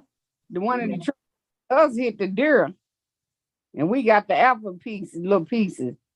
Yeah, same thing happened to me in Virginia. The truck in front of me hit it, and it clipped my mirror. It hit that motherfucker so hard. We stopped in the middle of the highway. Oh, the deer did? No, the trucks did. Yeah, it was like 4 or 5 of them, a bunch of them trying to cross the street. So your jacket gonna look like big guy in little jacket. That movie, Tommy Boy. I don't know if everybody's seen that. That movie funny. Come on with that Chris Farley guy. Chris Farley. Yeah.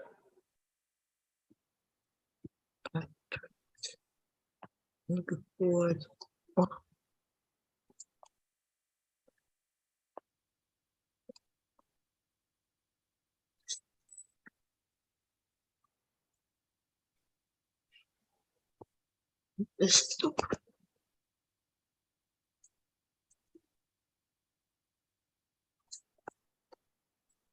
See if everybody went on vacation. I did that time as fast as I ever been. I ain't never been swimming this fast on this bus.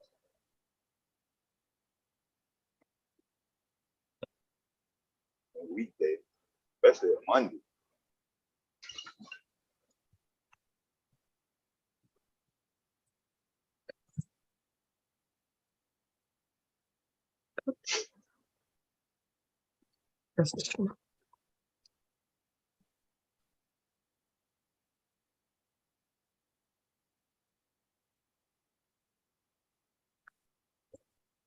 Small as about.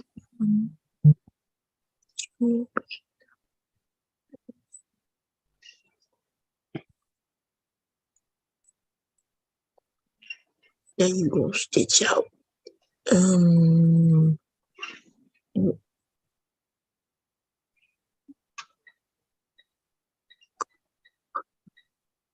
Base.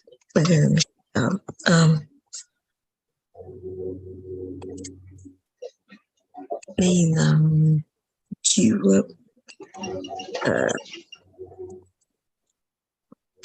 what happened to Randy? He left? He left. Not to look ahead.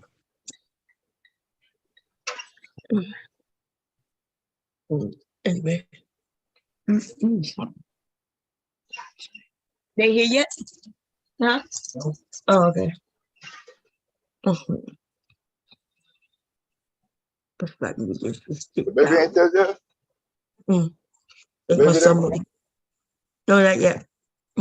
Oh. He went to go get him. Oh.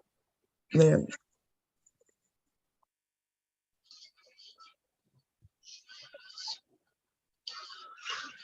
I think I want right here.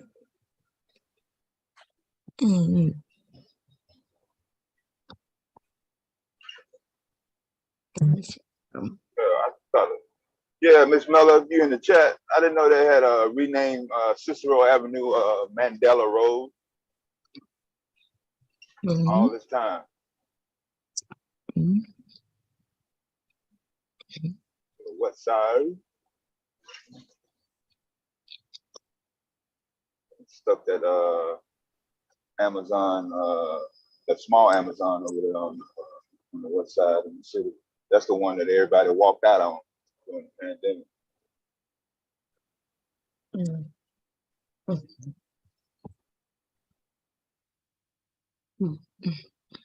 And I think they fired him when they tried to go back to work. The whole Walmart. Oh, the whole Amazon. Oh, really? Yeah, they weren't making number $12. They gonna be making 15. At least. Yeah, 15 don't mean shit to some folks. No, I'm just saying it's been making. Should have been in the union. You know, if they get in the union, they ain't gonna have no control over that pay.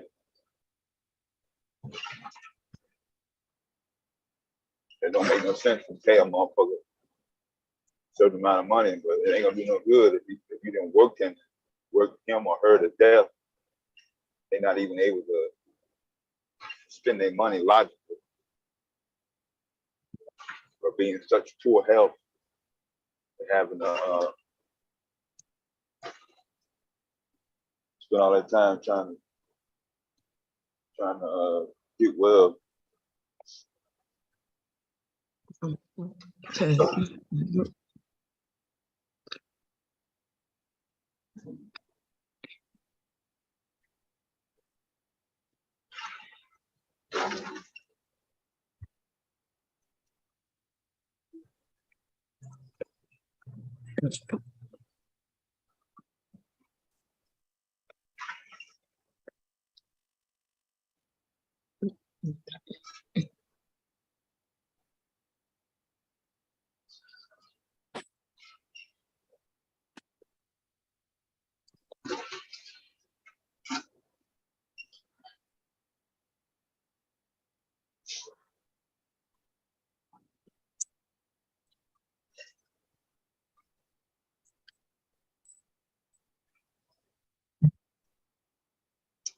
Make some changes.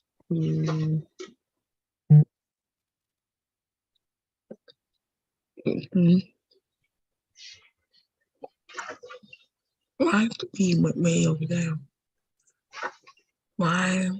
It don't make sense.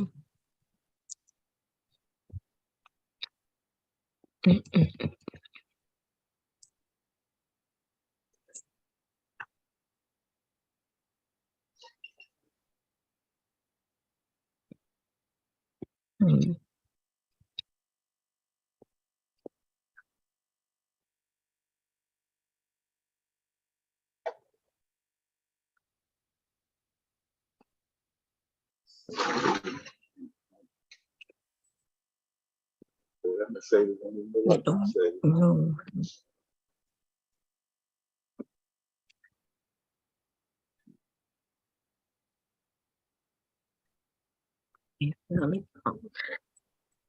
Give some colors. I don't want that gold red. Maybe.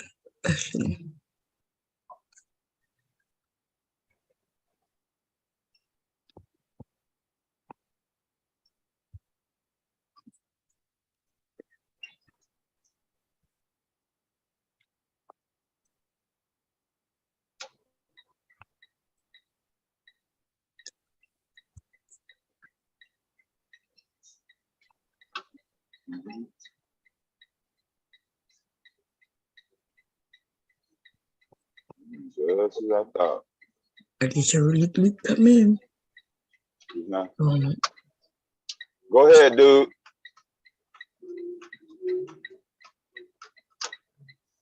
Oh, it's an accident up there.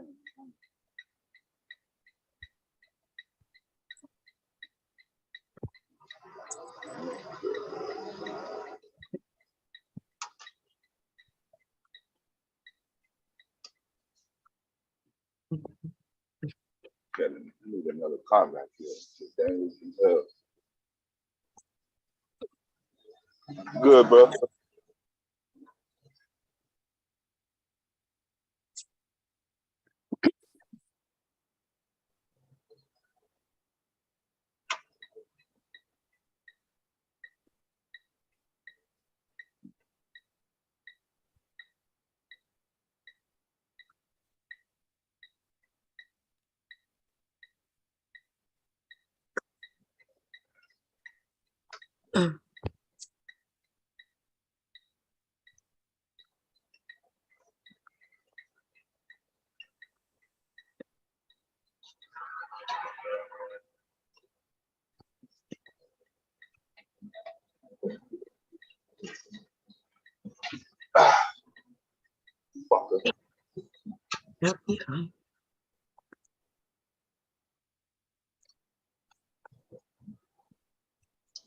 So up in the Jeep. You ain't make sure that goddamn hair put together though. That motherfucker ain't so.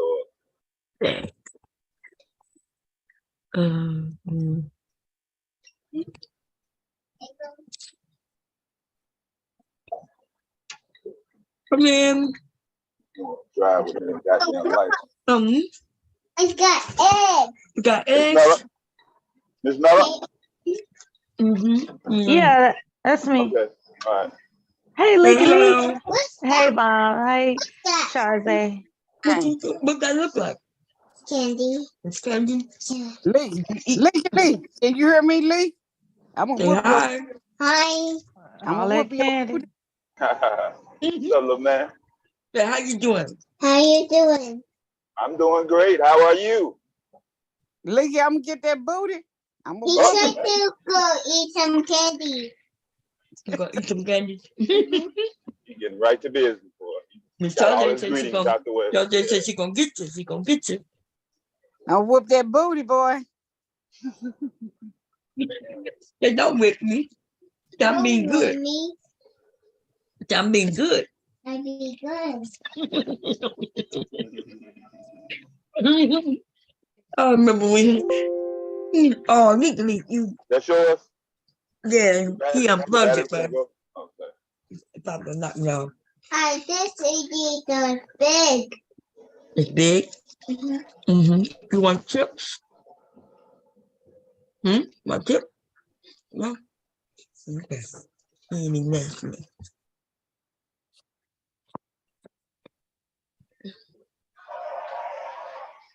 What you been doing?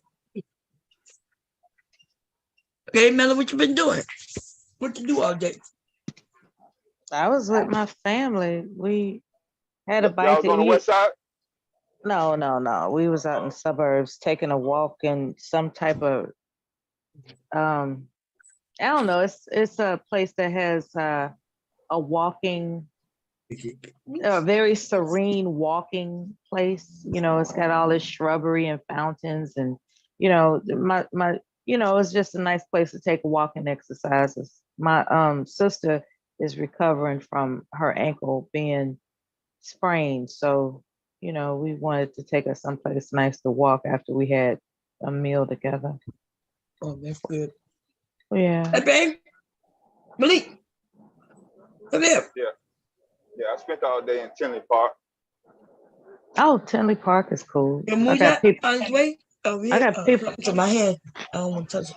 I'm gonna get you, Leaky. I got people in the gated community out there. What? Yeah. Yeah. I'm going back over on 109th and Woodlawn now. Did you know that? Did you know their name Cicero Mandela Road? I heard it in 94. Well, rather, I know in 94 they did that because that long ago. Yeah, it starts from Cermak to Grand Avenue. They changed it to Mandela. Yeah. Oh, you're not the only one that didn't know. I'm saying they would have had that brown sign would have been up somewhere. People in their day-to-day life don't pay attention to shit like that. They just know where they're going, and they don't even, in the city, we don't even look at the signs because we already know where we're going. Only tourists do that. Tourists look at the signs. Barack Obama Highway. I'm like, damn, I didn't know that name the fucking. And that's what I'm saying. When you live in a city, you just know where you're going. But did they open his place yet? That building that library? I don't know. Not yet. No. Oh man. That's spectacular though. It's gonna be awesome. Yeah. That gotta be awesome for the city, Yeah. Proud of that guy. They're gonna have one here in Delaware soon, you know, in another 8 years, maybe. Because we got a president here in this state too, you know, Biden. Biden live around the corner.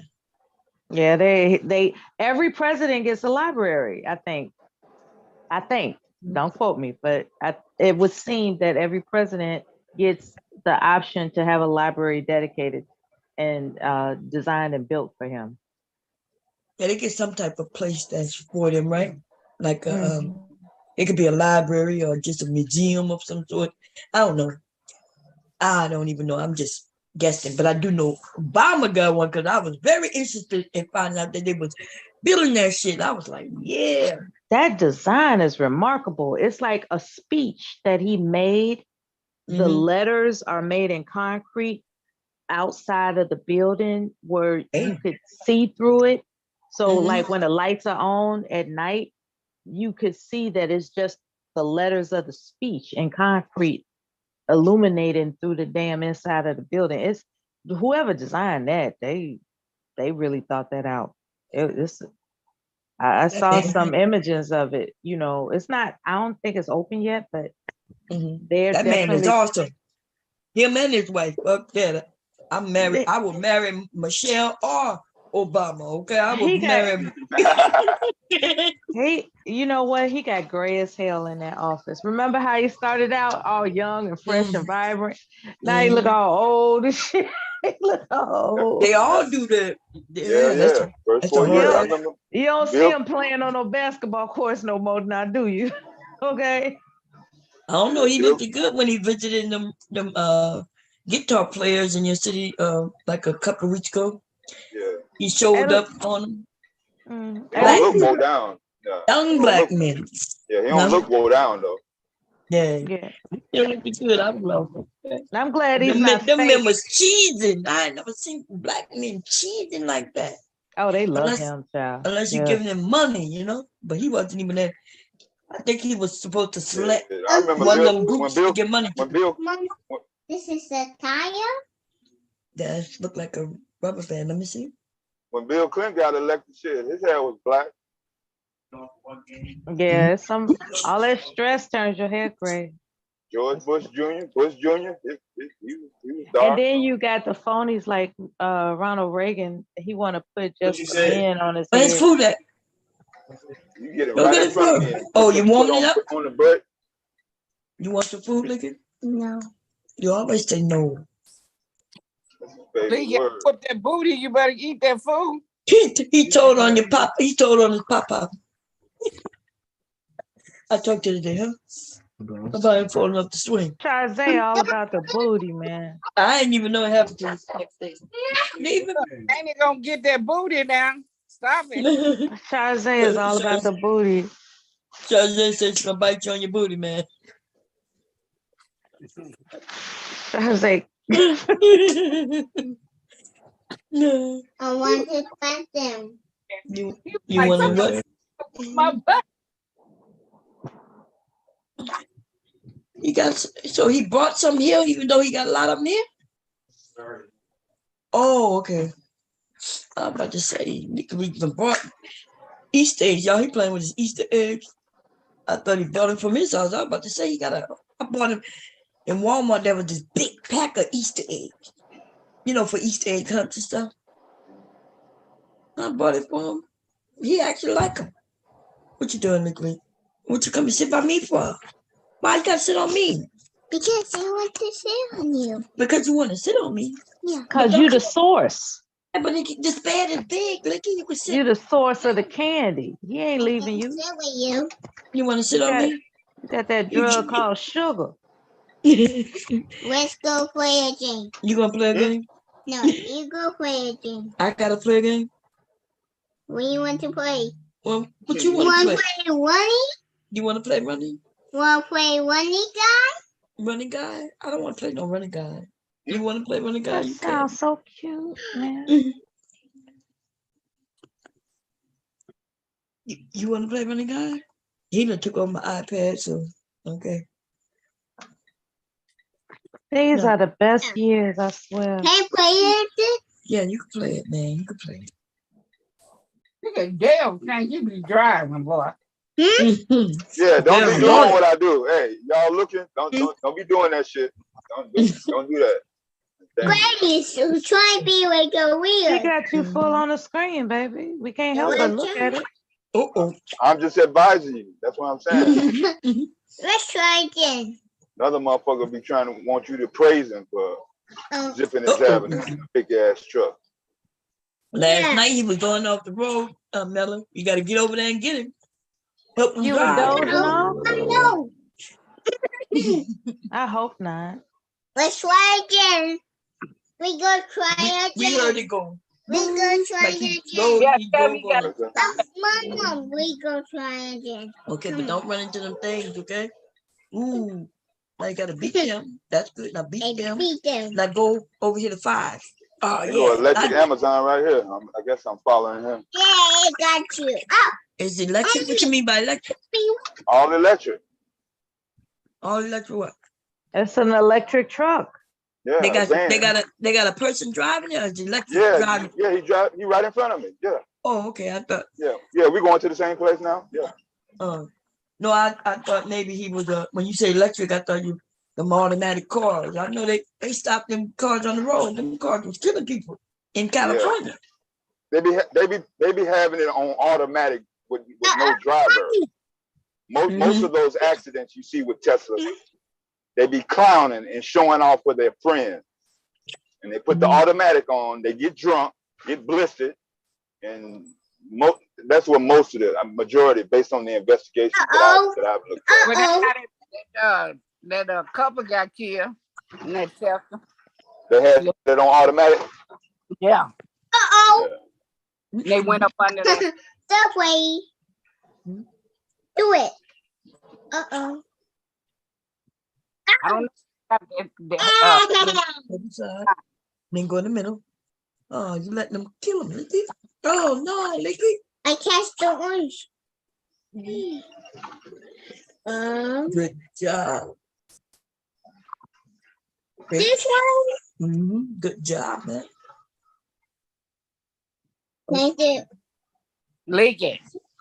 Can you do with this? Can you do with this? Yeah, you want to do that game? Yeah. Say, hey, Miss Charge. Hey, Mr. Truck.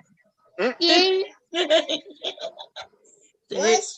I'm gonna get it for you. Say, hey, Miss Charge. Hey, Miss Charge. Yeah, how you doing? How you been? I'm doing fine. I'm gonna come over there and flip that booty for you. You be acting bad. We go play boss running. Okay, you gonna play boss running? No. We not gonna play boss running. Okay, Mama gonna take some things off in a minute first, okay?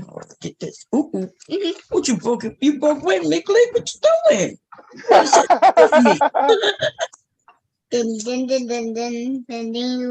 Booty. Bada booty. What you supposed to be saying? Wait, I gotta erase some stuff so it can come. Can't play this. No, you don't know how to play this. It's an adult game. Yeah, it's called trivia. You don't know how to read, so you ain't gonna know. That's for me and Papa. You wanna go down with Papa and play that? No. But I can't play it with you. I'm not smart enough. Nikki, you didn't drop my medicine. Now see, Mama's not happy with you in this moment. Because you know you're better than play with that. Now give it to me. Mickey, do not do that. Mickey, don't do it. Because you're going to get your book. It sure is. Right. Yeah. Thank you. Stop playing with certain things. You understand? You know better. Good boy. Now let me turn on the game that you want, but I gotta delete something. I gotta figure out what to delete. Merge box. I play that sometimes. We're gonna delete this. No. Yeah, it's no good. We're gonna remove that. We can play that. Can play that. Yeah. And we're gonna remove whatever you're gonna remove. Damn it. What else we gonna remove? What's that bubble box? I don't know what that is. Bubble. I don't know what that is. I thought you wanted me that. So I can get you to play your game you want to play, okay? Let's see if we can get this downloaded.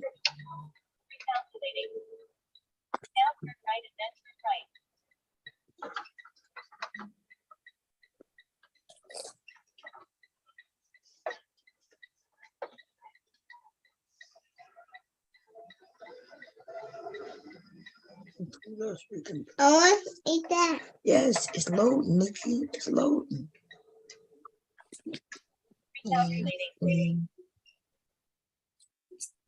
It's loading. Let me see what Jefferson, I always wanted to ask you, what do you know how to cook? Huh? What do you know how to cook? My Hello? Yeah, what do you mean? What do I know how to cook? Like, what can you say confidently if someone, like, if you had to cook with somebody, you are confident that they're gonna like it. What do you know how to cook?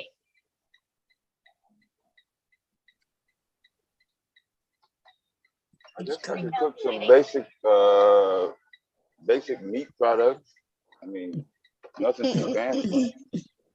So if you No, ask me, I wasn't looking for nothing fancy. I wasn't looking for invitation. I'm just, there are people I found out they question whether or not what they cook is gonna taste good to other people. And I find that really tripped out. It's like, what you mean you don't know if somebody gonna like your bacon and eggs? It's just bacon and eggs. Yeah, You know what I'm saying? saying? It's just bacon and eggs. Like if somebody, they was just confused. They was like, wait, no, let me do it. I gotta do it. Yeah, what do you mean? 3. I was like, what do you know how to cook? Yep. And, so if a person knows how to cook the basic things, they should be confident in that. Listen, Casey. Listen. Listen, Linda. Come on. Oh, you're not afraid. You gotta jump like that. I was talking to my son. I was asking him, what is he confident? What recipes he's confident in. And so the question threw him off. I said, okay, let me break it down. What do you know how to cook? Because I've seen you cook quesadillas. I've seen you cook scrambled eggs. I've seen you make pancakes. So these are things that I know you know how to cook. So why aren't you confident in just saying what you know how to cook? So, maybe it sounds petty or whatever, but I just want him to be able to say with confidence what he knows how to cook. Yeah, I know what you're talking about. Yeah. Yes. What I can't stand is when my son says, I don't know. For some reason that irks me, right? When I ask, not me, but the idea of my son responding to anybody's question with, I don't know, that irks me for some reason. I need to get over that, because that's kind of an unreasonable thing to be agitated about. But it's something about me that I don't want him to be able to say, I don't know. Yeah, I know what you're talking about. Like whatever you do in life, avoid saying, I don't know. And I think that's unreasonable about me and my personality. I really do. Now, I'm not a perfectionist, but there are just some things that when it comes to him, I want him to just announce with full confidence any response. When he was being interviewed for something, and I was going through some scenarios of questions they might ask him, he came to one response as, I don't know. Man, I was tripping. I was like, you don't know? Do you really think they want to hear, I don't know? I was going through the whole thing with him. So hopefully I haven't berated him, but I think it's important that when you're presenting yourself, it has to be in full confidence. Like if, I don't know shouldn't be a part of your vocabulary. When you're pursuing, higher means of livelihood for yourself. So I would have to find out more information, or yeah, that kind of response, right? Something. Yeah. Don't say I don't know. I'll Say have something. to get back to you on that. Yeah. Something. Exactly. Yeah, Tell that was them a something. sales. Yeah, that was a sales training talking point that I was. You gotta tell them something. You can't say I don't know. Yeah, I don't know is a. When you're promoting yourself, you cannot say I don't know.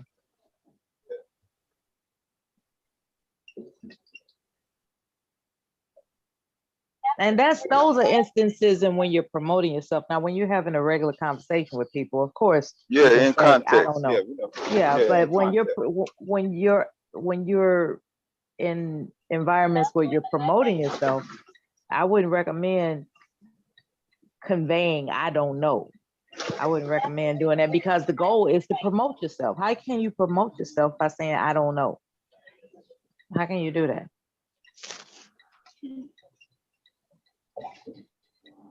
But like RS said, I overreact, so I don't. Hey, I overreact sometimes. I miss when he was 3 years old. That going on 4 and 5 years old. You know, those were times that I knew where he was. I knew his capacity for whatever he was gonna get into.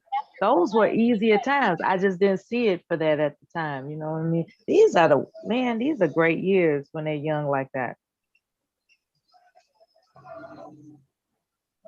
These are very, very good years. So, and then at the same time, I agree with Charze. I'm not looking forward to. This way? Mm-hmm. I don't want to say it, but you know, the idea of worrying about grandchildren is a very intense thought to me. It's very intense. It's like, yeah, this world is a trip. This world is a whole trip. So, but knowing him, you know, he's planning for his future. So, you know, I just hope the world is stable enough for the future generations. I don't know. But anyway, I'm not trying to talk all that other kind of stuff. I was just wondering what y'all was up to. Did y'all know that? Well, I just watched a trailer before I tuned in, right, Bomb? And did you know they're remaking The Color Purple in a musical on a film starring Fantasia? I put it in the chat room. I saw the trailer. Yeah, I saw the trailer. Taraji is playing Suge Avery, and Fantasia is playing Celie in the new remake of The Color Purple, and is due in theaters, I think, on Christmas. Yeah, I heard about it like a year ago or so. They were talking about it. When I saw that trailer, I was like, yeah, that they probably gonna do that remake, because sometimes when people do remakes, you know, part 1, part 2. Oh, can I use this one? When people do remakes, sometimes they just it was in the blue treasure. They could have kept it to themselves. It's a rolling case. It's a real rolling case. There you go. Talking up a stone. Working that brain, child. Working that brain. You building those brain mumbles. Okay. Bubbles. This brain one? bubbles. This one? Mm-hmm. This one? Mm-mm. Go push it. You can push it if you want. He said, don't push it. I go push that. You gonna put that one? Mm-hmm. What do you want to do? What do you want to do? I think it's pink. Yeah, you gotta go. Ooh. There you go. You see which one you are? That's awesome. You playing Sonic. Sonic? Mm-hmm. Where's Sonic go? Sonic the Hedgehog? Which one there? Mm-hmm. Oh, Lord, I remember that. Yes. Mm-hmm. Sonic is fast. Came in first the first time. Oh, you said Sonic. Yeah, Sonic the Hedgehog. Was it a movie out? Sonic movie? I missed it, but there was, yes, there was. Well, the hell I'm supposed to know. I ain't got no babies. I don't look at no cartoons. There was a actual movie, yeah. I didn't catch it though. I think it's out now. I think they got a new one out. Yeah. I'm not sure. Don't quote me because I don't know. I make it sit. Oh, I had to spend years going to animations at the theater. And I thank God for DreamWorks and Pixar because they made it worth watching. You know, it wasn't like a corny cartoon to me. It actually had a vibe that I could sit through. This one. Some of that Walt Disney stuff, I just can't sit through it sometimes. Last one I watched was The Incredibles. That was cute. It was good. The Incredibles was good. But Yes. I don't watch that. Remember that short lady with the short hair? Oh yeah. Mommy, can I play that one? She was like, "Give me Jack." I think he brought her Jack. What, man? Can you play? Jack had all them powers, and they didn't really see it until the mom went. Can help? Can you help? Nigga, I don't want to help. I want to help. Cause your daddy help. No. You got a daddy. Why you tell me no? Go play with your daddy, man. I treasure. My mom is sleepy. You talking about no? Yeah, Go play with your daddy, man. Slowly. I play slowly. You could press that if you want. I don't know what's gonna happen though. You don't have enough. See? Can I make it? Oh, you do have enough. You can pick. Oh, they said collect more. You gotta collect more rings. Yeah. You need 100. He the only young person in the house, so it's really. Can I play that? You could try it. I don't know if you're gonna be able to. All the grown people wore out. I know that's what's tripped out, right? He's the only young person in the house. Yeah, that was me for a minute. You want to play that one? I want to. He all energized and ready to learn something, and everybody else is like, "I'm tired." I know I'm tired too. Yeah, I was the first grandchild.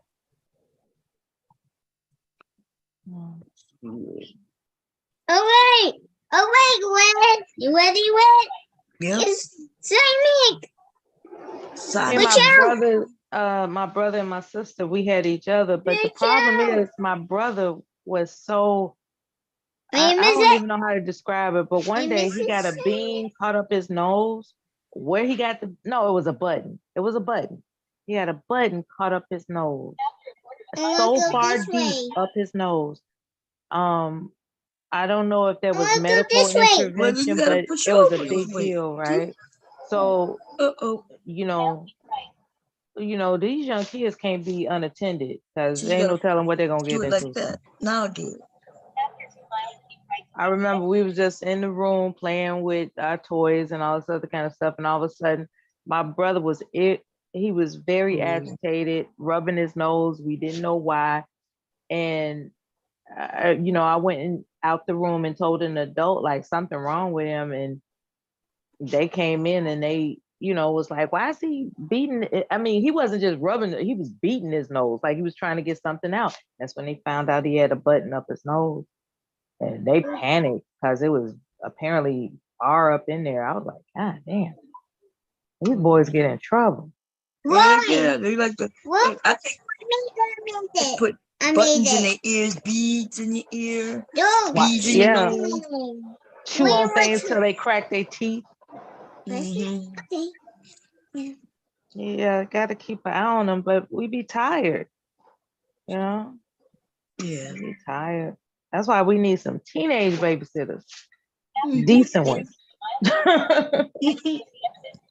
Like, I pay you whatever you want, just please keep this baby safe. Y'all behave each other, okay? Whatever you want. Because teenagers, they have that energy. They'll play patty cake. They'll watch cartoons. They'll read to them. Teenagers got energy, man. They'll eat the same foods and stuff. Wait, that. They know how to make sandwiches for the baby.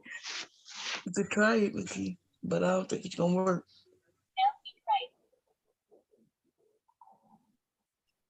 My aunt, when she was, I can't say she was 12, but she had to be a teenager. She used to make us fried bologna sandwiches with mustard, cut the crust off. We love that shit, man. She had potatoes with hers, though. she had grilled potatoes with hers, but she was getting paid too, because everybody was working. Government job like the post office, school teachers, like she was getting paid. She was getting big money.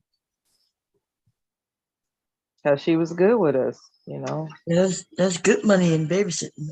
That ain't no lie. And it's always looking for some good people, Yeah, as long as it's a good person, a very good person.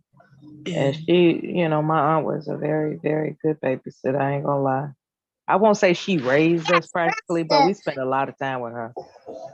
And she just made us interested in books and reciting poems. Like, she just had a lot of energy. I don't ever remember her being tired. We fell asleep before she did.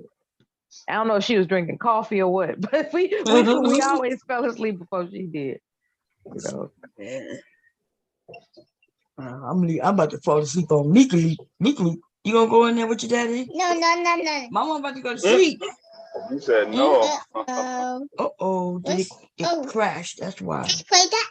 Yeah, you can play it. My father, he cracked me up. He used to always, and I remember this from years ago, when we would be all active and stuff, he would say, relax, relax, you are getting sleepy. He was trying to hypnotize us.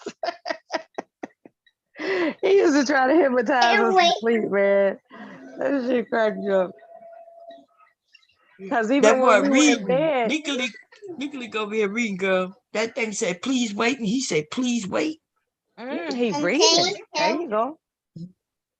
Boy, he can entertain himself reading. No. What do you want to play? Well, that's the music. Which one you want? That one. Okay. Don't you have this on your tablet?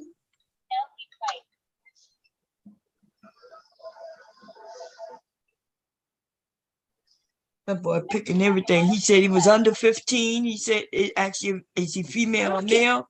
And he pressed the male. He didn't need no help at all. That's incredible. That time he mentioned all them goddamn planets, I was talking to his mom about that today. Like, yeah, this boy is smart. Look at my mama got about to go to sleep. You're gonna go by your daddy. See, it say tap and hold. Remember, you gotta tap and hold. Remember? No, you don't jump like Sonic. You gotta hold it. Yeah, like that. Remember? There you go. Uh-oh, when you let it go, it stops.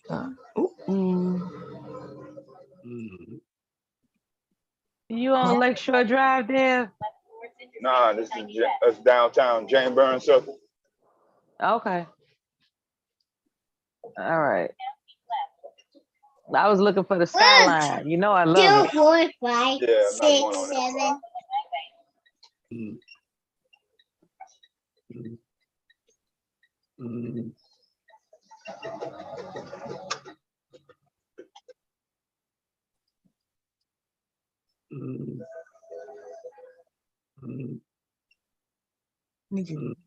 Uh-oh, Charge they sleep? Yeah.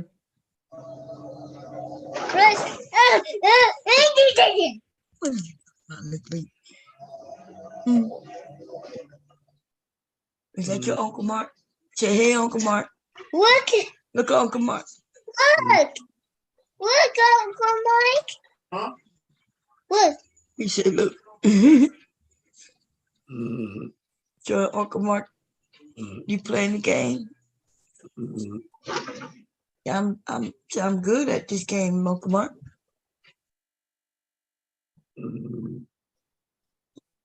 Got it? Yeah, my one tired. He playing the game. That boy smart. That boy the okay. I wasn't about to lay down, Nikki. You got to go. What? Where your daddy at? 1, 2, 3. Oh Lord. I'm gonna be like Charlotte in a minute.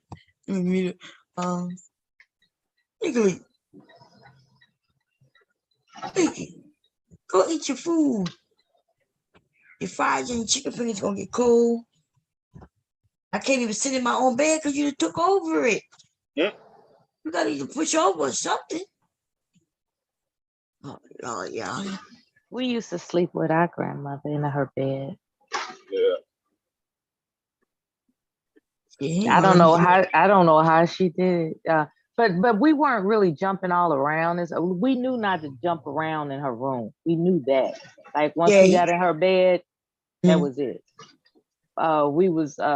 She had a television in her room, so I think that kept us still. And I'm trying to remember what we watched. It wasn't nothing crazy because it was network television. So, but I think she used to watch Columbo or something. Yeah, Columbo. Mm-hmm. What's that? Something Carol Burnett. Oh, definitely. That was 7 o'clock. That was earlier in the day, though. Yeah, MASH came on at night, huh? I hated MASH. I never watched MASH. Can I play that? I knew about it, but I didn't watch it. I want to play that. Mickey, I can't get all of them, man. Yeah, TV in the bedroom. Tomorrow, okay? Yeah, that wasn't a common thing. My aunts and uncles were practically teenagers, so there was always something for us to do. My uncle, he used to do magic tricks. He had a whole set. He had the hat to play that. and everything.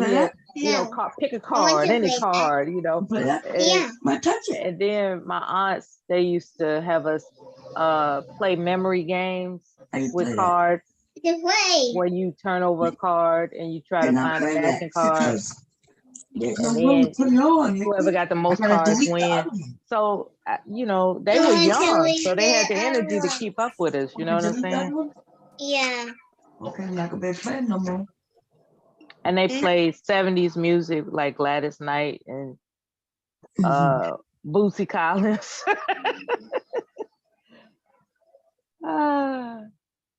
But some of the albums they didn't play but I've seen the album covers like Taste the Honey. That woman that was naked that had all that honey dripping over her. I saw their collections. And then my uncle Freddie's room. You don't want this one, right? He had Jet Magazine Beauty of the Week posted all over his wall. We didn't really go in there because he smoked cigarettes, but how children are. When he gone, we would just, peek in to see what his room looked like and everything. And he had velvet, some kind of velvet zodiac. They had the sexual positions and stuff.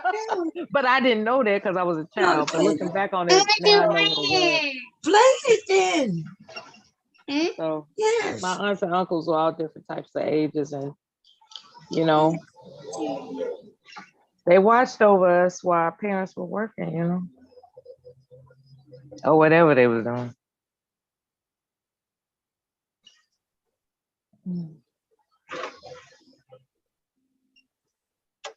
They got accustomed to us being fed holiday meals with our secondary family, the grandparents and everything. But this one particular year, I don't know what happened because I was so young, but we didn't have a holiday dinner gathering that year. I don't know what happened. It's not working, Nikki. Maybe they weren't getting along. I don't know. Some space. It's not working.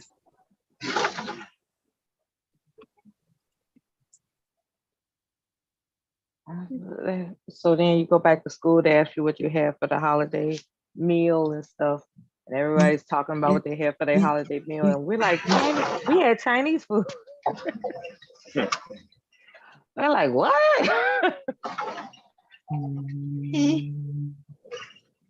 Because, children, they just proud to be with their family, no matter what comes with it. Nikki, it's not gonna let me download it because you didn't already had me download 5 things on the iPad, and now it has no more room. That's what you mean? What you doing to my iPad? But it's not going to. But it's not going to let you play it. I want to play with that. Who you talking to? Out of all the things I wish I had learned, they never taught me about Malcolm X. I don't know why to this day. I don't know why. You know, they introduced us to all types of books, even Shakespeare, damn it. But for whatever reason, they didn't teach us about. I'm gonna have to delete these other ones, and you don't be able to play them no more. That's crazy. I'm gonna delete this one. I'm gonna delete it because all of them had afros, so you know they love Black people. So I'm just trying to figure out what they didn't know about Malcolm X, or they just thought it was too radical to tell us about it. Delete it. No. Porto, I'm delete. And I only mention that because his birthday just passed. That's the only reason. Yeah. You want me to remove it? Yeah. You're not gonna run around with the doggy no more? No. Okay.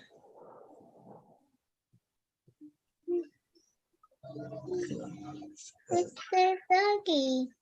You told me I could delete the doggy. Don't be asking for no damn doggy now. Do you? You just told me to delete it. I want the doggy. But I deleted it because you told me to. I thought you wanted this one. I don't want the doggy. You don't want the doggy? I don't want the balls. Now you're saying you don't want the balls? No. Well, why would I ask you did you want the doggy? You told me no. I want the balls. That's why the balls is coming. The balls coming? Yeah. Yeah. There you go. There go the ball. Now you're old, huh? And you're laughing, huh? It must be some really beautiful colors or something. Yeah, but I asked him, I told him I was going to delete the Paw Patrol. He told me, okay. I said, you sure? He said, okay. Not that. You can't look. You keep trying to download new games. These people advertise stuff too much, and everything they advertise. He want me to download. Not country. You don't want to listen to no country music. Go for the hip hop right there, or the rap, or the R&B. She said, "Go for the hip hop." Not classical. No, not that. No, not that one. Pop. You can do pop. Okay, that's it. Now press continue. Good boy. Yep. Is that I am in that BMW? This one. No, this one. Yeah, that one. Zoom. And you are under 15, the top one. Yeah, good boy. Wow, he just got something to prove running that BMW, don't he? Okay. That's not I am. I don't know who it is, but they're going super fast. Hopefully they'll arrive alive. I used to drive wild like that. Yellow. Yeah, acting like I had something to prove. You got this on your own tablet. You made me download this on my tablet. But your own tablet got this game already. Like Rick James said there, I must have been crazy then.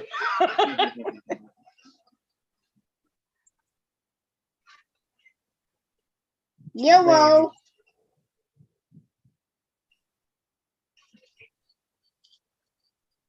I think of some of the traffic violations I got away with, and I just shake my head. It's like, girl, let's try it again.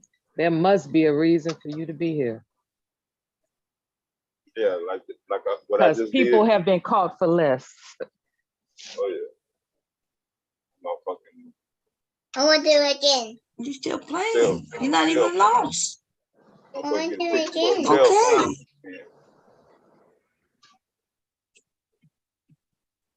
Look, Mom, I'm tired. You got to move. The job is over. Grandma, it's time for Grandma to be over for today. Okay, Mom, I'm sleepy. If you let me go to sleep. Relax. Relax. You are getting sleepy. Tell him not getting sleepy. I am. Gee. I know he's tired. He should be tired because his mom put him on the schedule. What's the eggs? I don't know. The X coming. Look, he asked, where's the X? It's gonna come at the top. Yep. That's an intelligent question. Mm-hmm. Like, yeah, okay. They play commercials after all these games, and then they go to X. See it?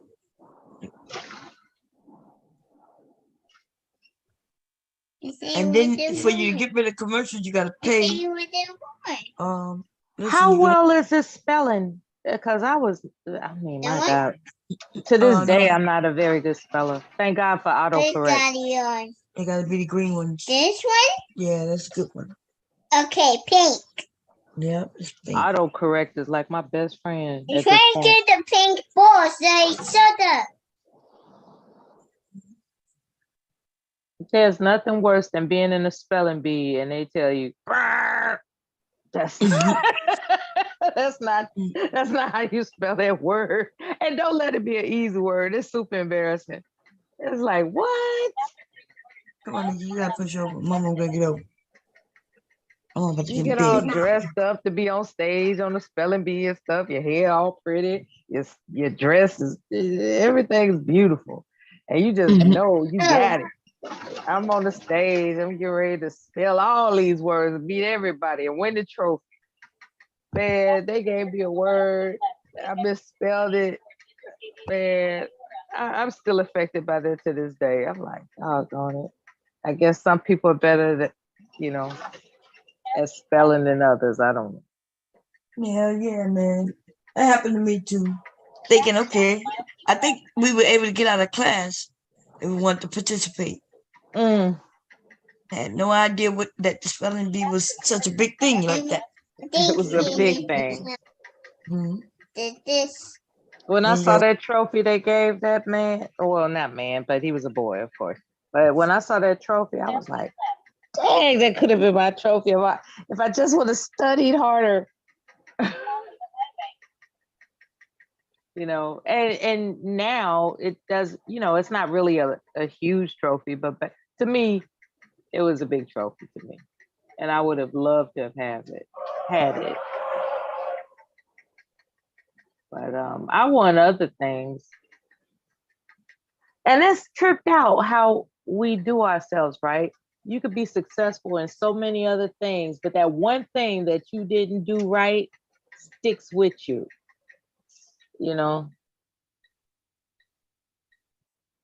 I've won oratory contests, poetry reading contests. I've been in theatrical plays, all kinds of stuff during school years, but for some reason, that spelling bee failure just still bothers me. It's like, dang.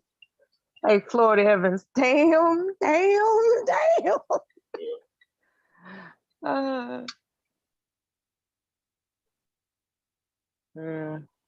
What the hell was that boy's name that won that damn award? I think his name was Eugene. Now, he was spelling he was spelling, I keep in mind this is like maybe 5th grade, 4th grade, something like that.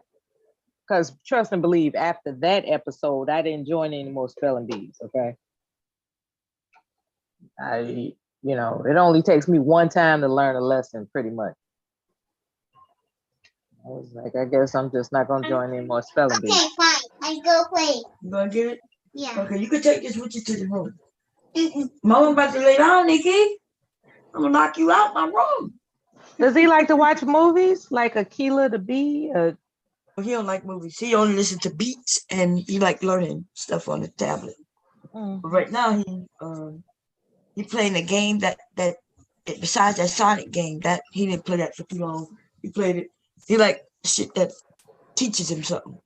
Yeah. Colors, numbers, reading, math. Yeah, that's cool. He's a doer. He like to do shit. That's cool. And he like music. So the game that like the Sonic had music, and this thing that he was just playing that I deleted because it made me. It had music too, so that's why he liked it. But it's too simple for him, so he get mad and don't want to play it no more. So he had me delete it. But he keep getting me to delete stuff. I'm about to go to sleep, y'all. I done made you host now. Based on my time, around 3 my time is when 12 o'clock could be. I Yeah, definitely huh? 3:18. I don't know, about 3 a.m. my time. Yeah. So it'd be 12. So even if we go over, it's still okay. Do you think the weekend videos will ever process this weekend's videos? Will they? It Do you did. think that? What you mean? Oh, you mean this weekend? Yeah, this weekend. Do you think they'll process? The Or is it one a new Saturday, format going on now where? the one Saturday did process. The one, yes, that this morning, I'm not sure. It's still processing. I think I'm not sure. Yeah, I But had the heard you Saturday mention. morning and the Saturday evening processed already. Yeah, I heard you mention that they used to notify you if it was processed, and now they don't. So I've noticed some changes too with the things that I look up online. They like for instance, when I go through the people I'm subscribed to, they have indications on whether or not they're live if I go to who I'm subscribed to. But if I press live at the top, it doesn't show everybody. Like I have to actually look for you. You know what I mean? Even though I resubscribe, you know. So I don't know what that's about, but Yeah, it'll be on the web page if you're on a desktop or computer. That phone app is condensed. It's a lot of condensed features. So yeah, it's the same thing with me. Whenever Miss Bomb, and I know my YouTube app has Miss Bomb on there the most. I'm not on no other channel with more hours than this. So whatever she is, even if she's not live and drop a video, all her shit should be at the top. But even when she live, I gotta do the same shit. I gotta look for her on the phone. But on the computer, yeah, she popped right up no matter and what. there was a time it wasn't like that. So I know it wasn't like that at first. Yeah, they're condensing a lot of features. I see new. They got a new button. Mm-hmm. But the search feature is real kind of complicated right now. I'm trying not to put a lot of bullshit like TS and some red pill shit in my algorithm because I don't watch that shit. I don't keep up with that motherfucking shit. Mm-hmm. And they starting to introduce stuff to me that you're not interested in. Exactly. It's like, where did this come from? So I don't know. Yeah, like I shouldn't have anything to do with women's feminine care. Yeah, like tampons and stuff like if that. I didn't know any better, I think that they are taking the words that are said based on the content that you watch, and then they're taking that and finding something to attach to it. Like, for instance, if you're on Bomb's channel and she's talking about feminine care, then all of a sudden feminine care content is on your shows up on the feed.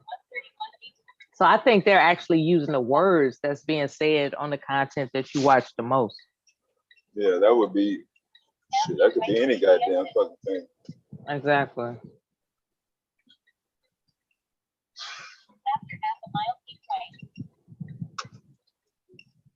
Get around this goddamn fucking car. I got something in my feed about weight equipment.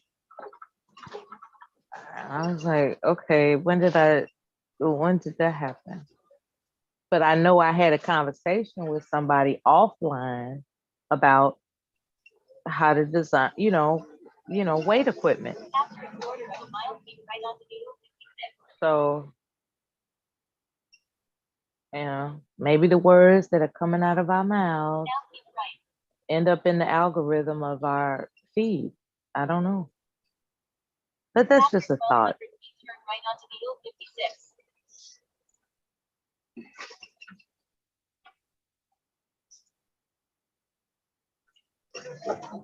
Yeah, Miss Bond said she been up all goddamn day, so she ain't coming back. After 700 feet, turn right towards Downers Grove. I think I got up at well, it was after summer. It was like maybe 7:30. Then I started my day. And I didn't check my device until like maybe 9 or 10 or maybe 12 because I wasn't caring about this damn device. You know, I was doing something else. And then I saw that I was still apparently on the panel. I was like, oops. But the live stream had ended, but I was still on the panel when I got back to my device a couple hours later. I'll just leave it laying around and then come back to it like, oh damn, I forgot. Sort of, kind of.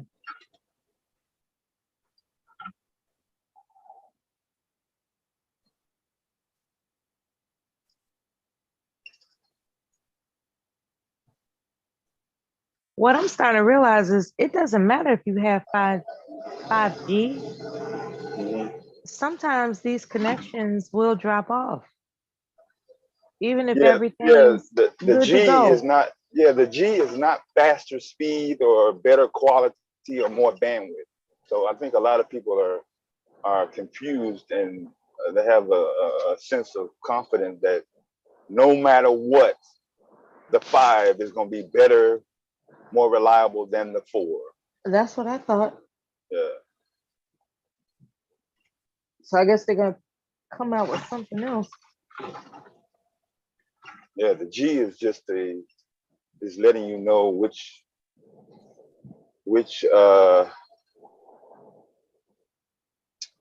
like you have generations of electronics, yeah, like that.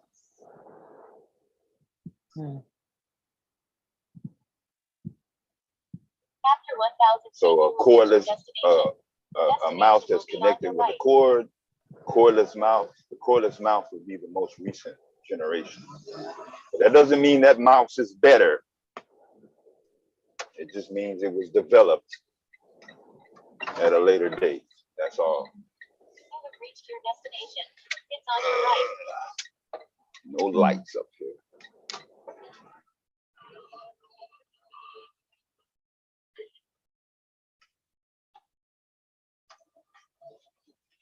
All right, welcome to everybody in the chat room. Welcome, welcome, welcome. How's your day going? And tonight? Fine, I hope.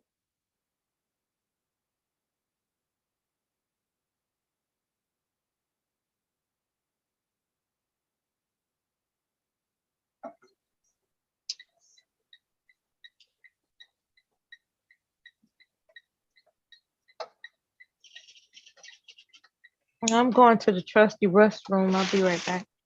Okay, I got you.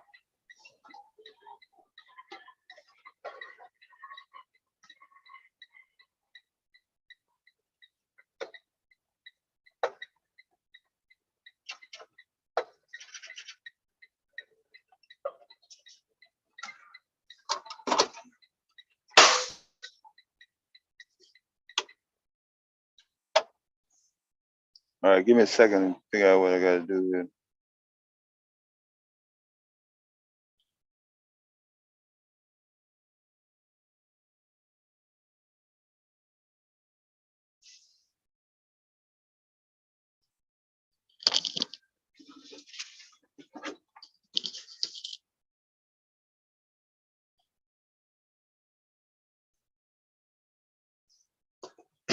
Gotta take y'all in the back.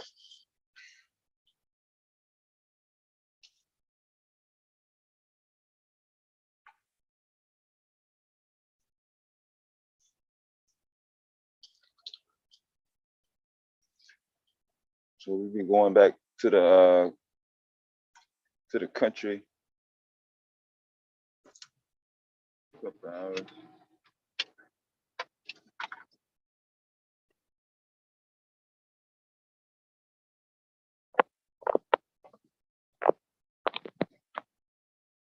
Okay. Right.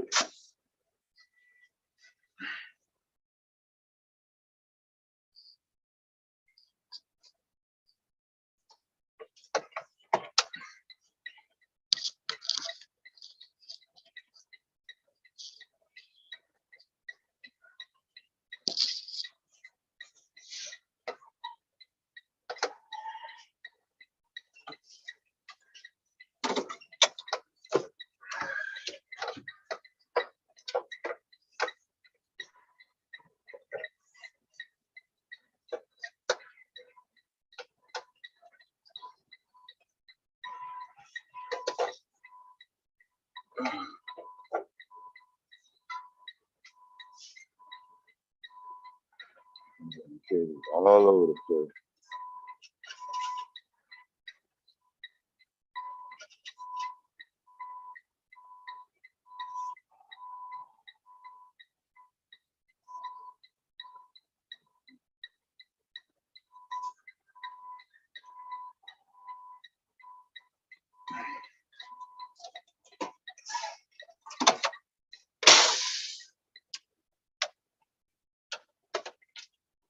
All right.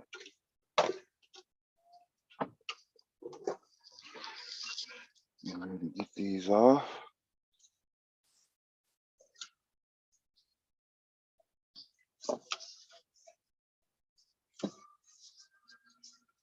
I was gonna have time to check up on my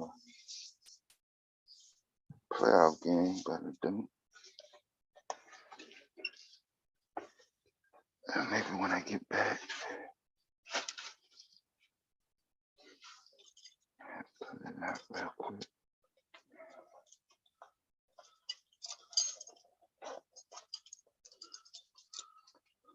Hopefully we're done with cool temperatures at night.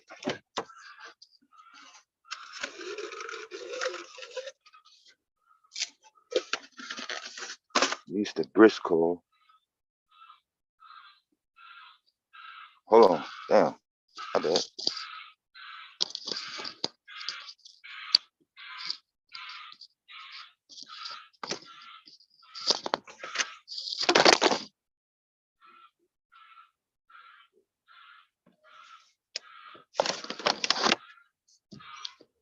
Sometimes these fucking earbuds can be a fucking hustle when you're trying to fucking move in and out of shit real fast.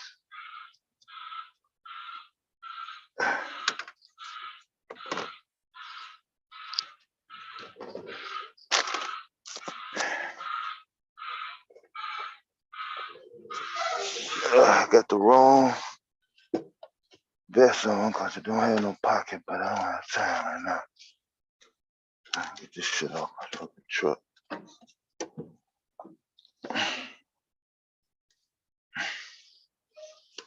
Okay.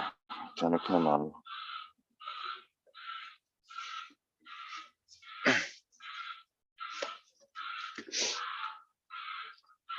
So I don't drive like I'm ready to get out the truck and work.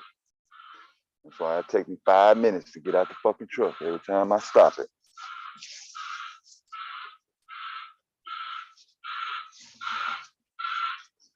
For those wondering, what's taking them so long to get out the truck?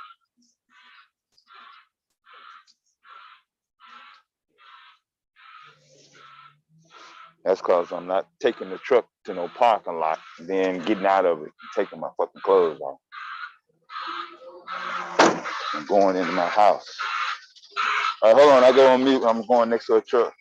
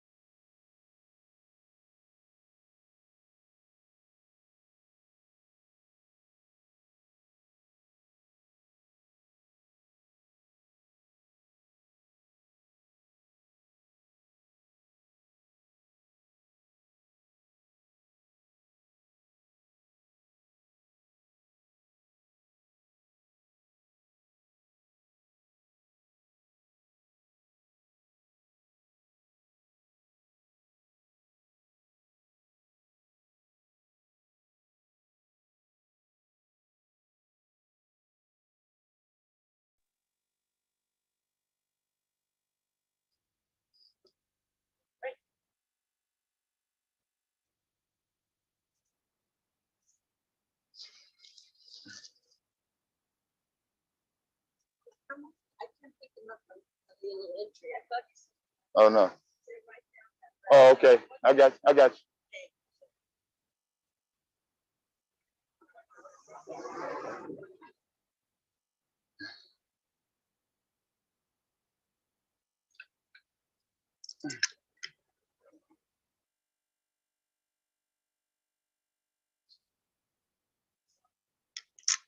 you. Ooh, this is bro.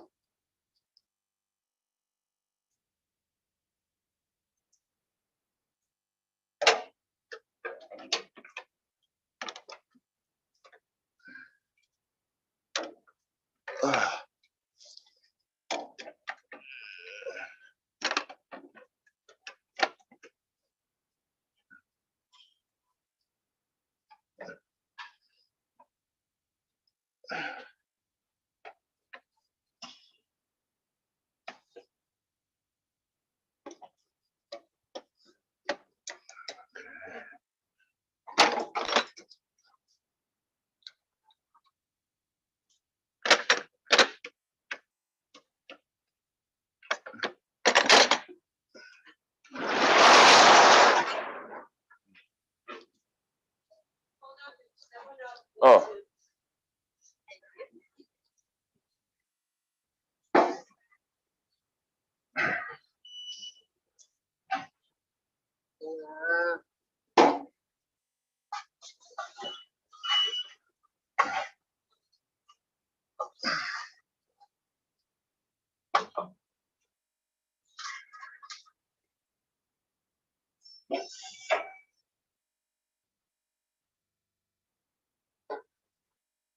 Here's fire.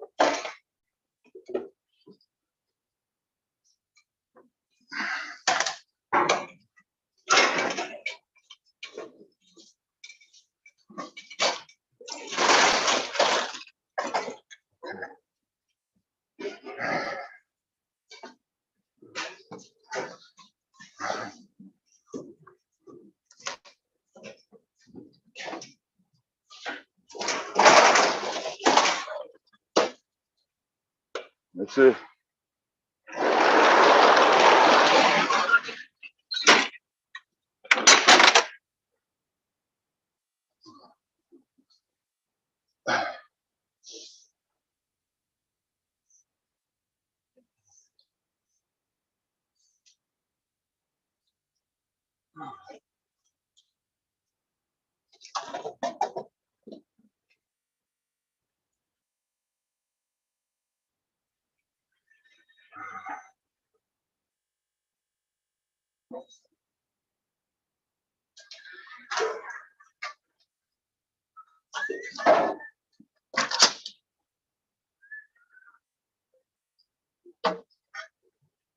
You got your key? Okay. Good? All right. Sorry about that delay. I had to get myself together before I got out. No, you good though. Thank you. You too.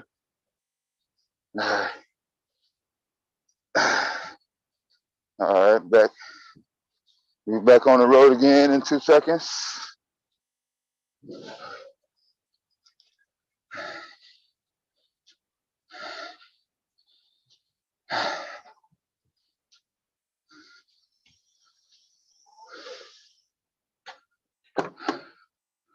Now they're telling me to resume.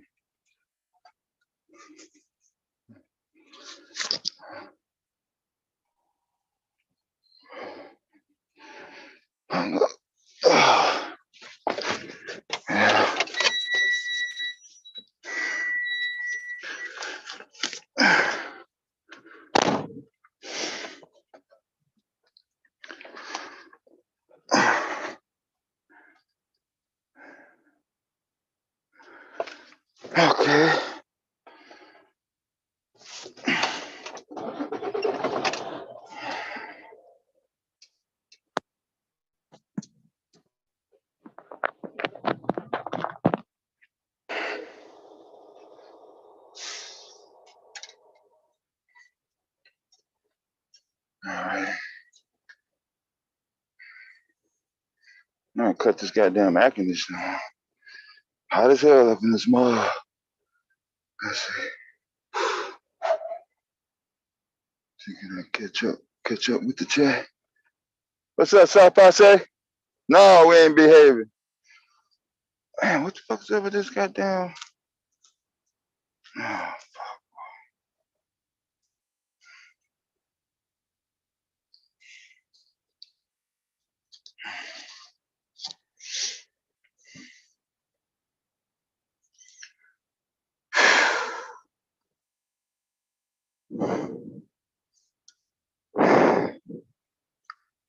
3 o'clock.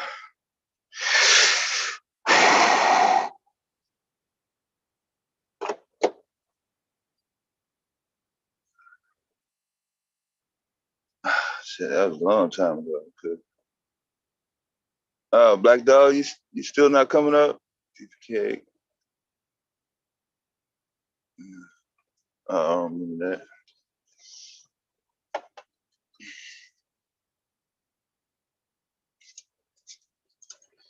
Let's see.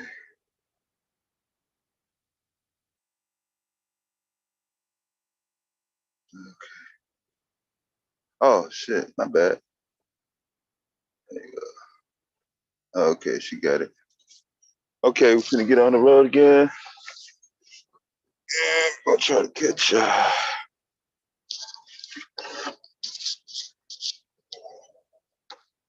you can catch a sub sandwich or something. It's not really too late for everything else. I'm not really tripping on food right now.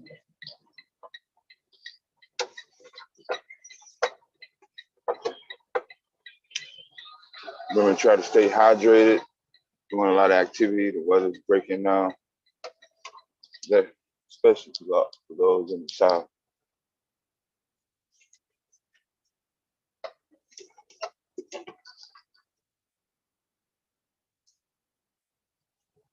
I put some water in this motherfucker about a month ago. I still ain't even opened up the goddamn bottle.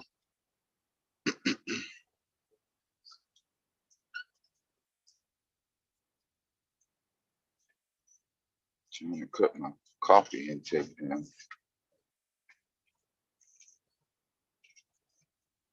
That's the main thing.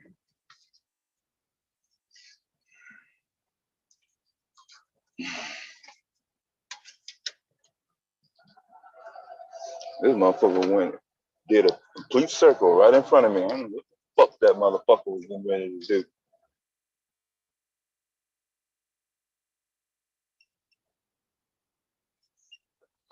Motherfuckers be out here just fucking driving and shit.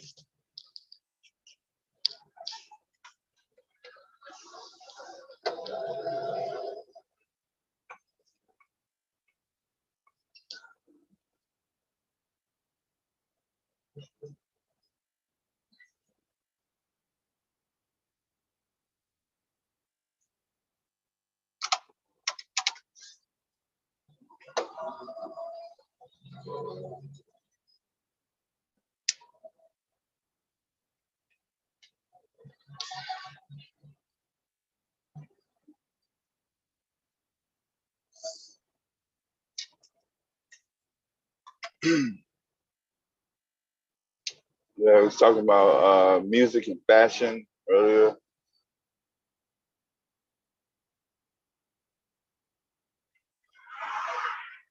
Fashion primarily came for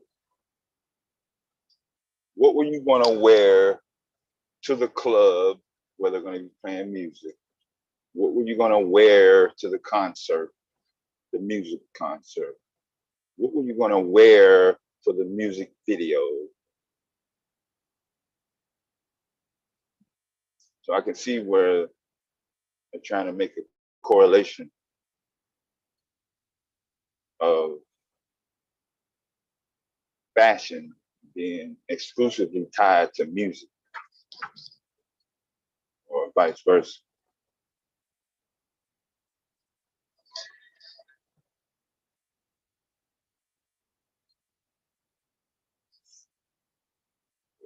Yeah, fashion I'm trying to think now what fashion was created in the 21st century that was not available at all, or no remnants of it in the 20th century. Jackets to fucking however y'all wear y'all dresses or whatever.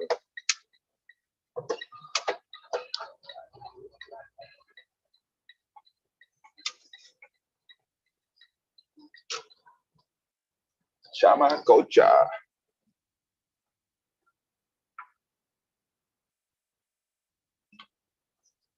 You telling me at the last goddamn second to go some fucking where? You had all ample opportunity to fucking tell me where you want me to go.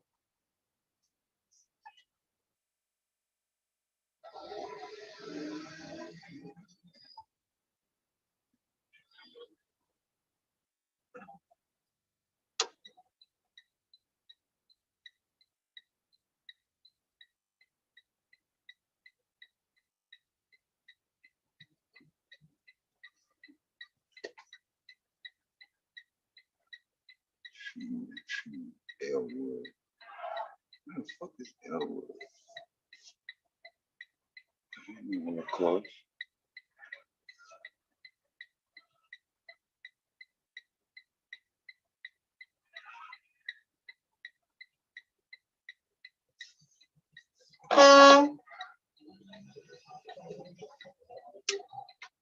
Sitting there on your phone. I'm on my phone too, but I'm looking at the road.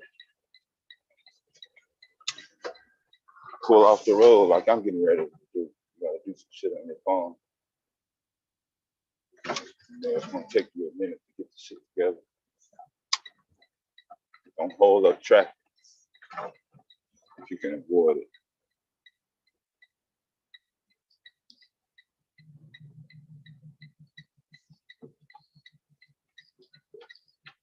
I'm trying to avoid having to make a goddamn phone call just to cut somebody out. Give me 1 second.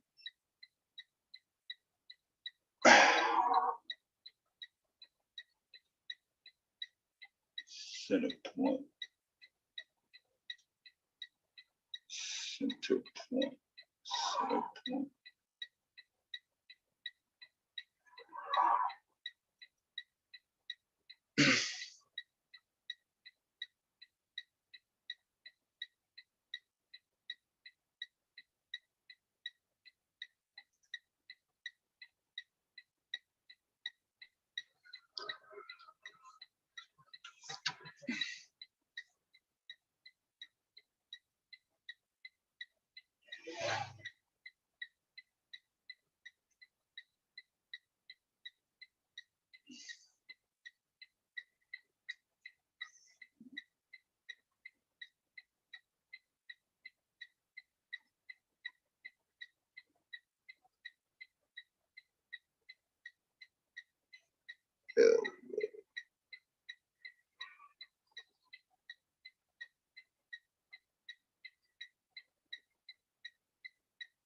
Hopefully y'all can't hear that.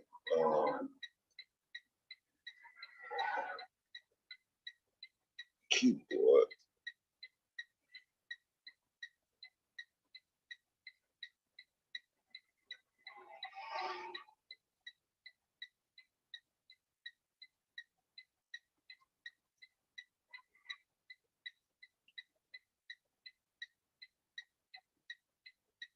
Fuck.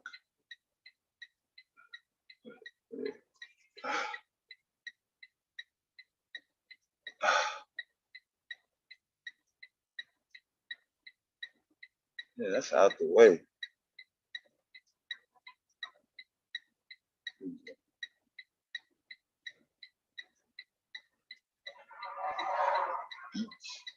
Baseline.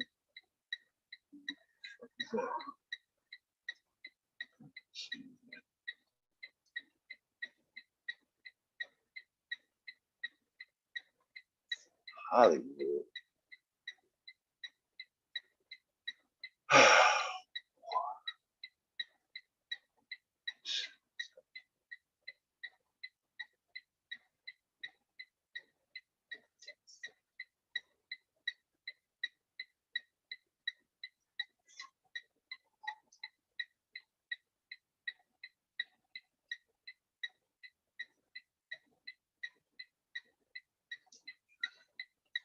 So I was saying, son, be back and forth with him all fucking night. I don't feel like. All right, we're gonna go.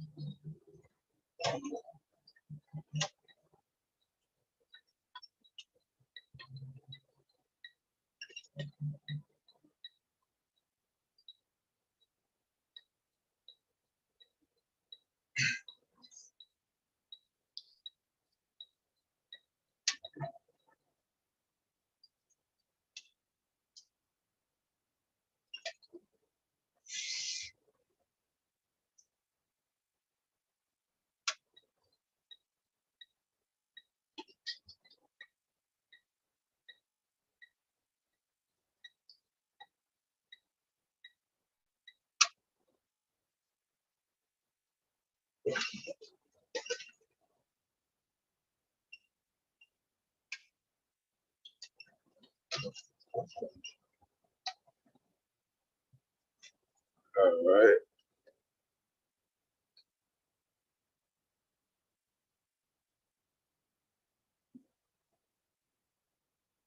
So I'm still trying to decide whether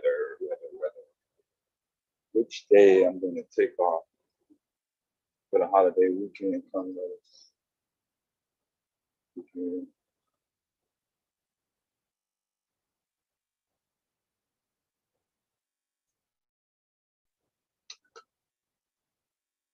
know, going out of town.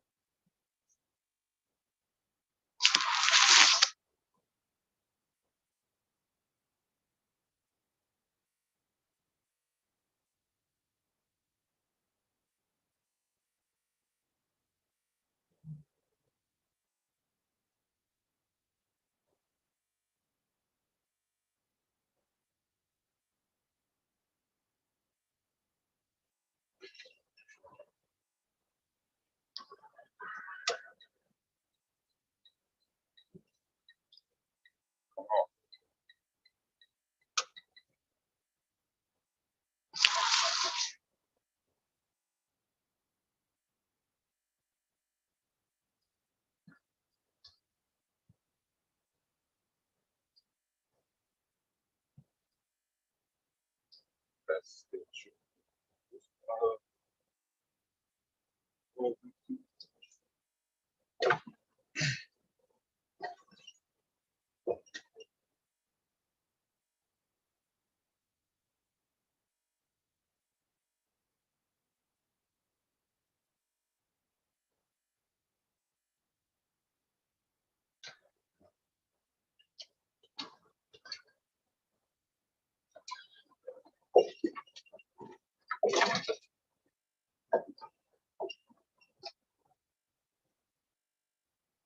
Sure.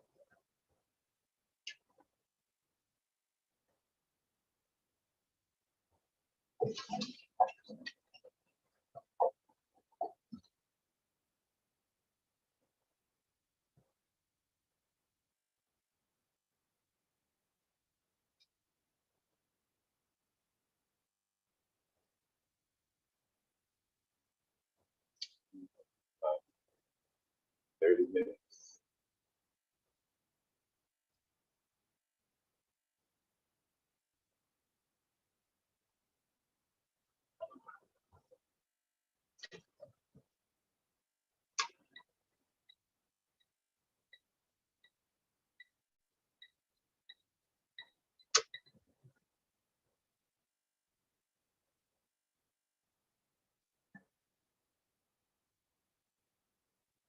Yeah, let's see. Bright lights on. Yeah.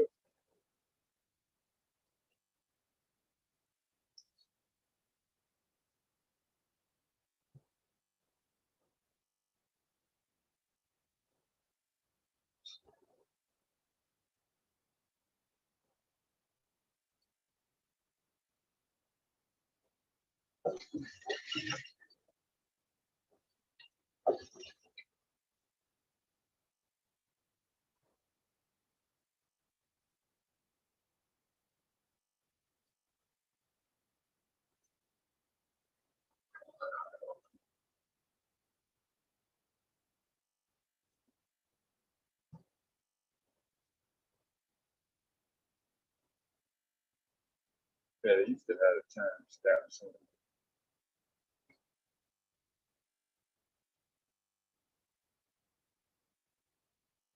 Okay, I think I do.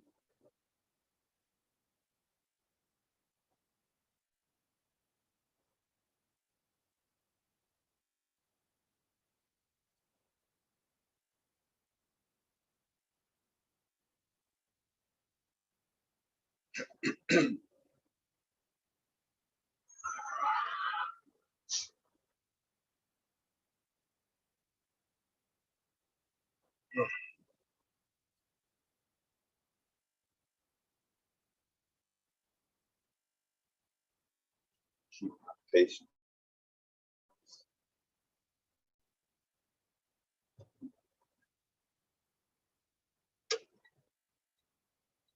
Tolerance level. My tolerance level. How much tolerance do I have? Shit that I used to let go when I was young.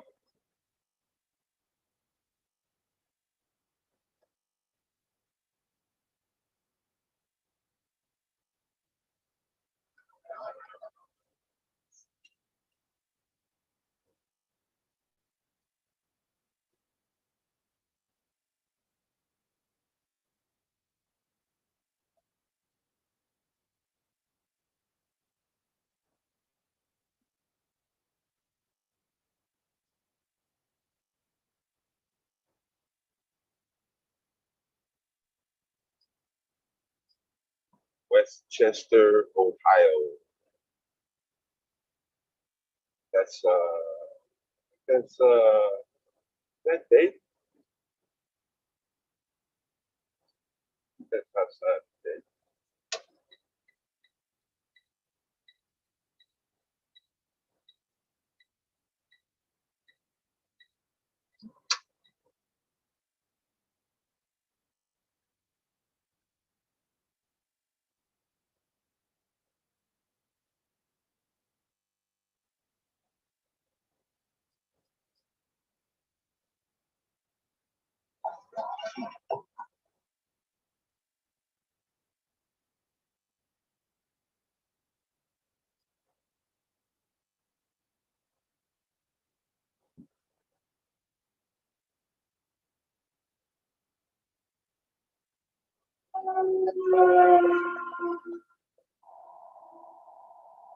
Yeah, racing motorcycle. I never could get into a motorcycle. Bicycle with motor.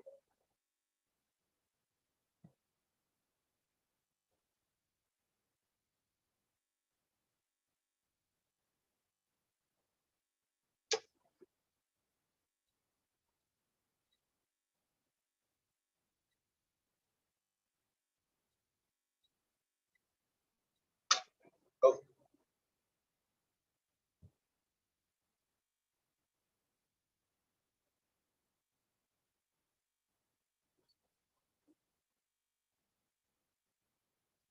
I haven't checked any rules or anything.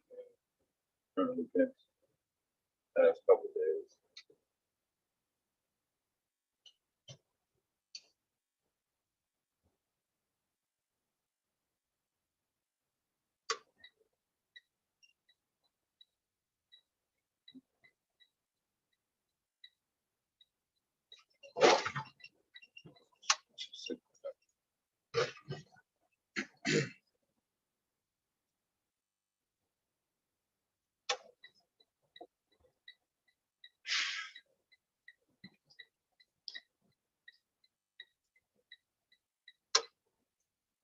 I'm thinking about Elmwood, Elmwood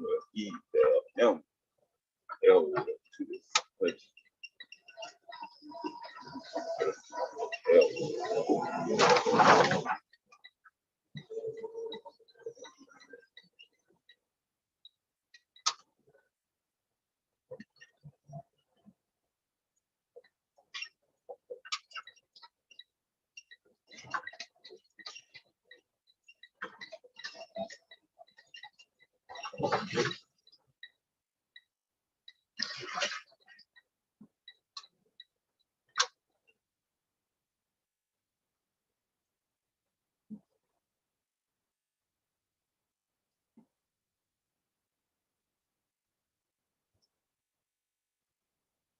Most of Illinois is rural area.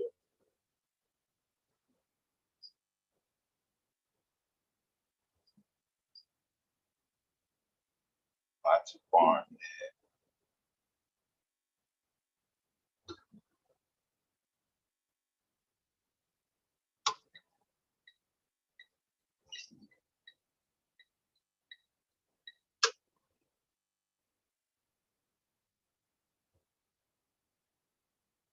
Wait till the last second. You see some lights on the side of the road, get over as soon as possible. Don't wait till the last second.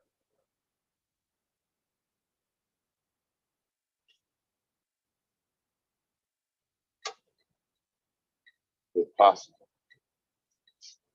Sometimes you can't always get over it if you want to.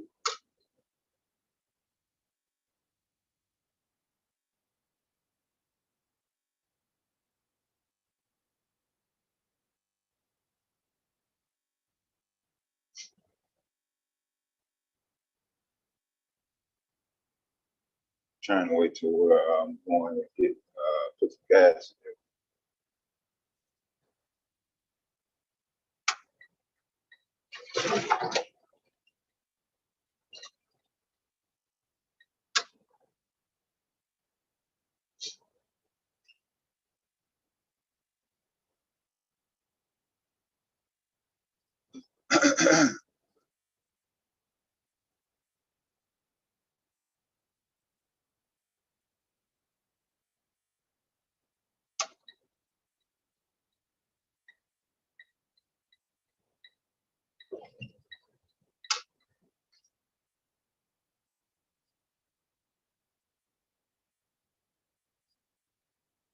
I'm gonna put the open. Whew. Oh, that mercy. All right, can I go to the weigh station? Everybody.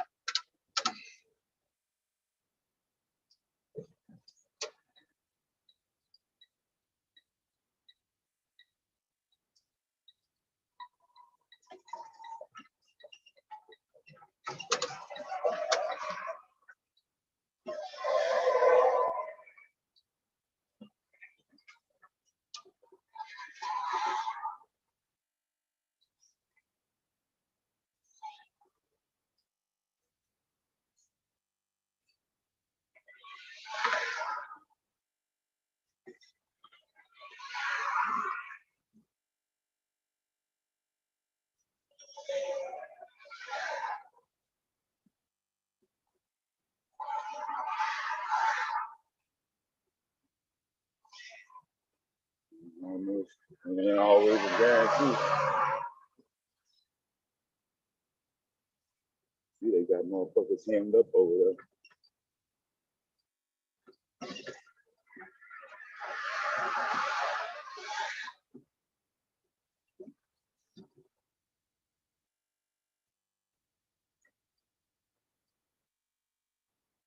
Drive with no lights on the thing that goes right past saying shit.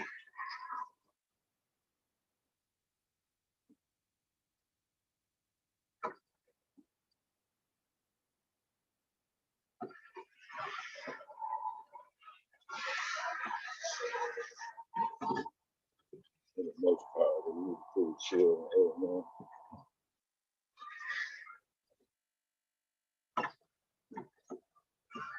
They're gonna be hot this weekend. I don't plan on being out.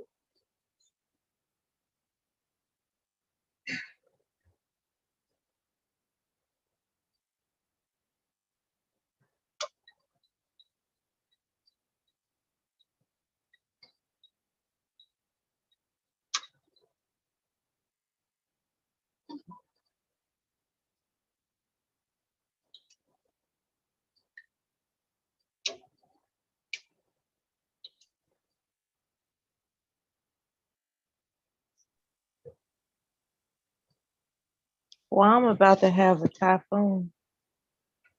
Say that again. Guam, the U.S. territory. It's muffled. Guam. Oh.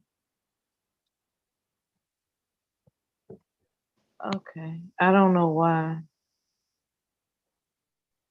Can you hear me? It's muffled. Hold on, please.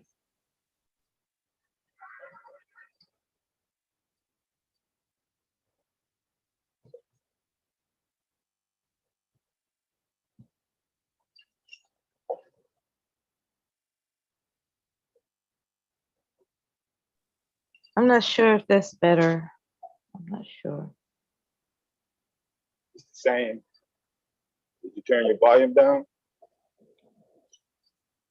Nope. Are you laying down? Nope. Let me see. Maybe I got things open that I shouldn't have.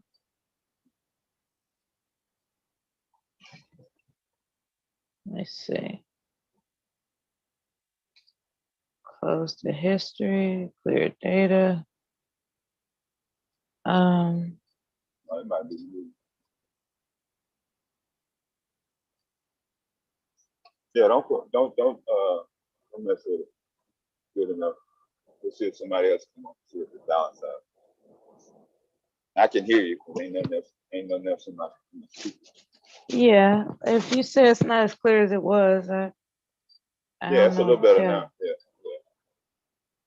It might have been me. It might have been my volume. No, I twisted the connection. Okay. Anyway.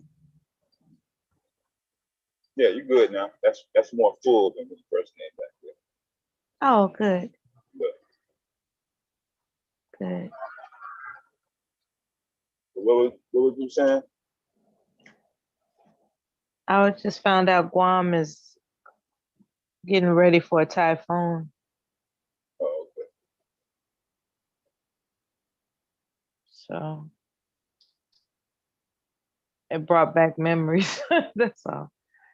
Brought back memories. Guam is Well, like, that's where you was at. I was there, and it's a very, very small island. Very small. And the wrong natural catastrophe, I can imagine it knocking them out. I don't think this is anything worth worrying about because they would have made more of it. I just it just brought back memories, about how certain times of the year the weather conditions will be harsh. What was tripped out was the time that after a storm, there would be frogs all over the road. Man, it was bad enough dealing with the geckos, right? You wake up in the morning, there's geckos sucking on your window. But after a storm, it's these crazy big frogs just all in the path of the roads. And you gotta, you can't honk them away. And if you got somewhere to go, you gotta run over them like they balloons. It was disgusting. It's crazy. Very disgusting. And then they had I think 8.0 earthquake just before I got there. And I remember a lot of people, telling that story, how they made it through that. Yeah, that's not. But anyway. Yeah, I never seen a gecko until 2017, Florida. Yeah, you wake up and Yeah, they one on got their in my truck.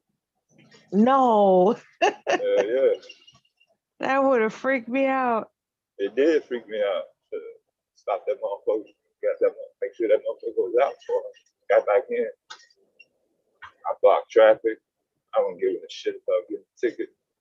I know, right?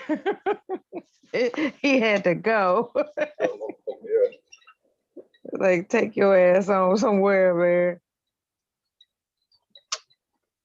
You know, it's like, what the fuck do you want from me? Type of attitude. It's like, get the fuck out. Oh, those little creatures, they crack me up in a bad way.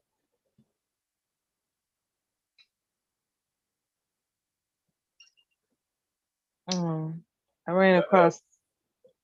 Oh, go ahead. No, I think I had one in the back of my truck one time. It was an old truck. I left that motherfucker in.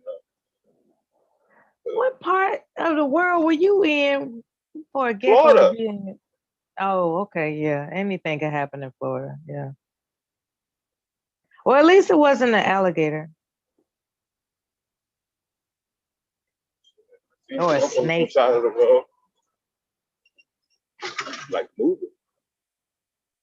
At least it wasn't any other reptile creature.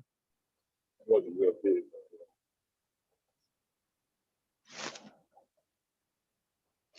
Yeah, that's rugged.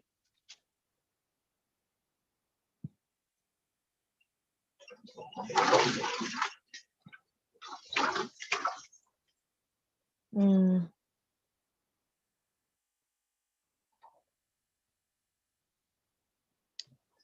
Mm. Do you think foreigners are arrogant when it comes to how they come? Yeah, foreigners, like people that weren't born in America. Do you think they're arrogant when they're here? Do they come across as arrogant? I've met more than a handful of foreigners that come across as if they got skin in the game in this country. You know?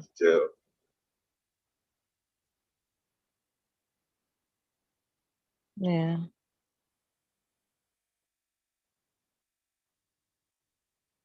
They bring. Yeah. They don't have no skin in the game. They ain't got no skin in the game, man. Only our people got skin in the game. Period. We would be wise to remember that at all times. Only our people have true skin in the game of this country.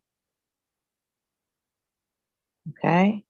And for us to be so welcoming to anybody outside of ourselves is fucking stupid. I said it. Fucking stupid. I don't care how alluring they look. Okay? They are not your kind. And you would be wise to remember that. Because the more welcoming you are toward a percentage that overpowers us, the less power we have as a people. You know what I'm saying? Now, maybe I sound prejudiced. Okay. It's just not a foreign concept that foreigners only accept their own. So what the hell are we doing not accepting our own exclusively? That's all I'm saying.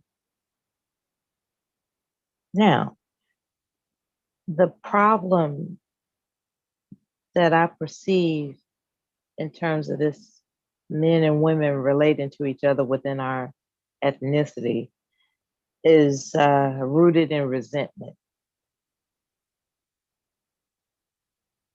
Let's examine the resentment between Black men and Black women. Just for a moment. If I had to call it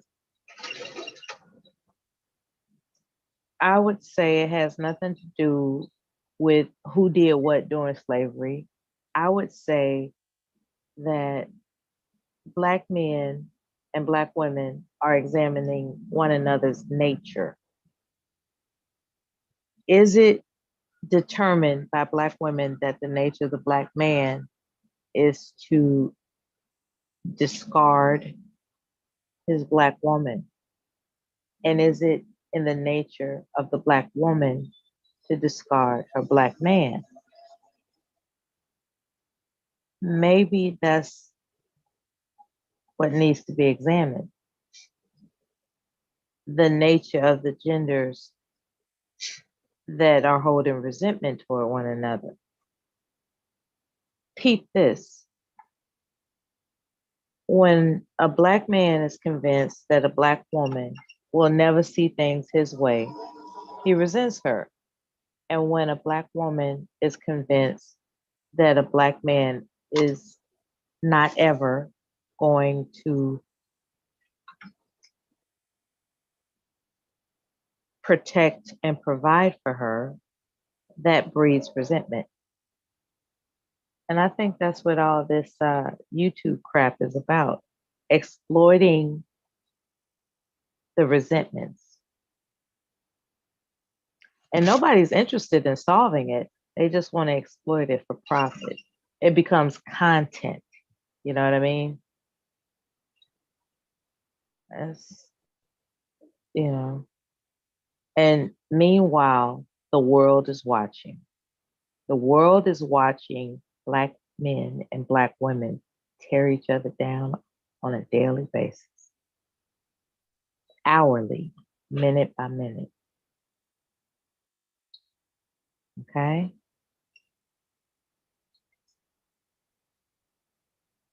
I'm not going to deal with, other foreigners, and those issues over there out east,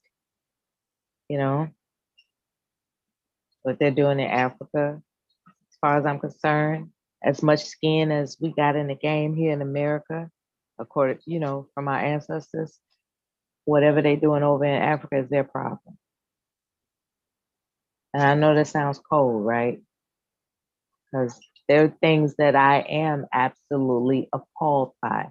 I'm appalled about female genital mutilation and all types of other atrocities against African women in that continent. I'm appalled by the injustices toward Black men in that continent. I'm appalled by that. At the same time, my roots are here. My roots are here, and my ancestors have skin in the game of America.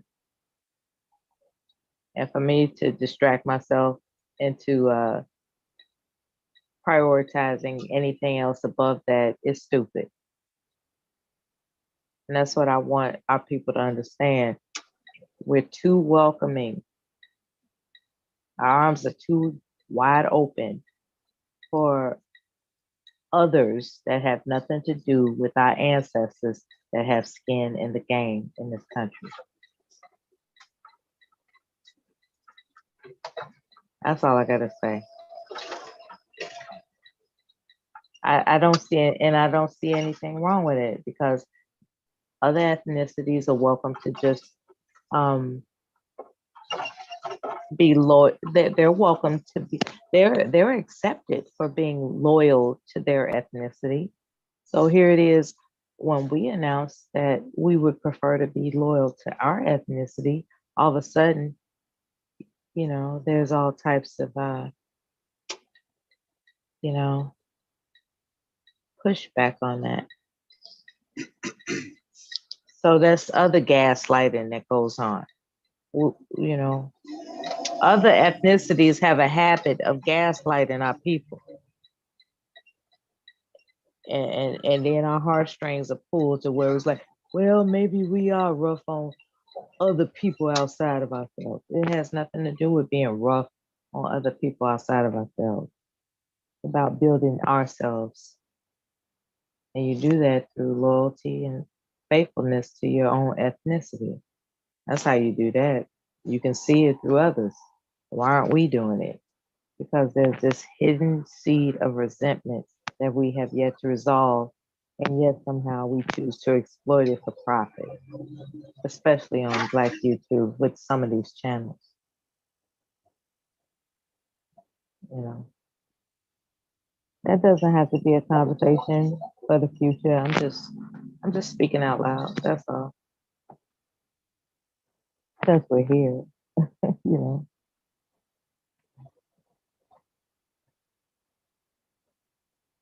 But so anyway, enough of that. Dev, if you had to advise a young man what career to choose for success, what would you mention? What would you advise a young man today, say 22 years old? You know, he didn't go to college, he didn't make it. He tried it, he didn't complete it, and he's just taking, you know, jobs, he's got roommates, he's doing whatever he has to do to be productive, but he's not being all that he can be. What would you say should be his next move?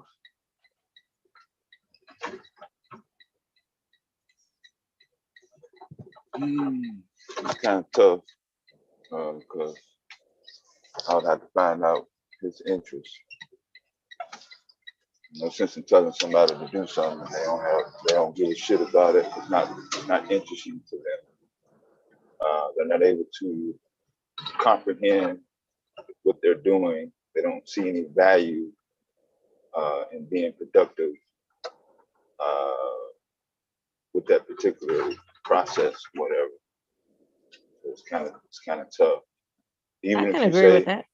yeah, even if you say, hey, you can make a lot of money. You can make a lot of money. The word "lot" of money, it ain't never been one thing for everybody. Mm-hmm. It's just assumed that when a person says a lot of money, that's automatically going to interpret enough money to take care of take care of your basic needs and do whatever is going to put you in a position where you won't be straining or living from paycheck. And for most cases, it's just not the case. Mm-hmm.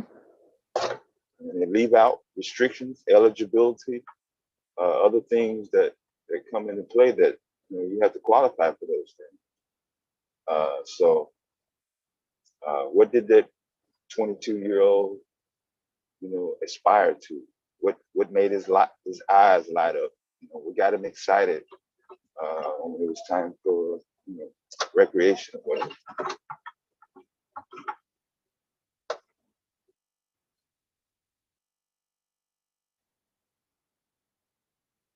But there's various STEM programs.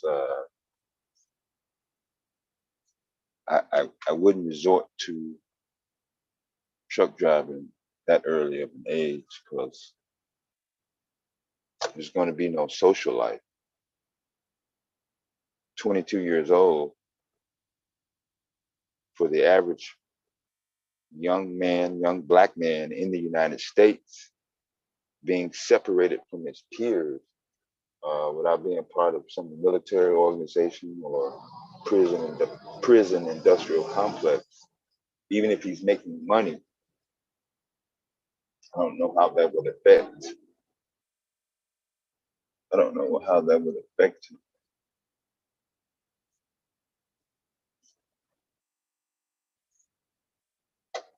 Hang on.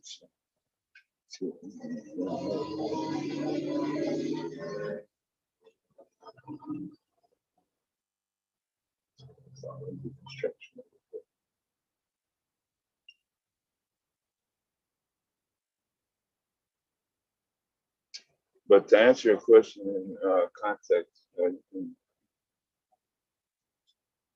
explore some STEM programs,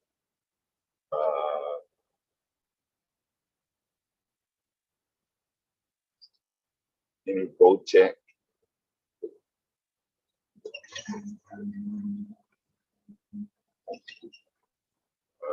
This generation, they're very affluent with modern technology.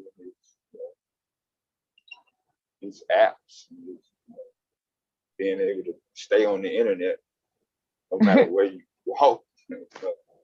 Right, they're good at that, ain't they? Yeah.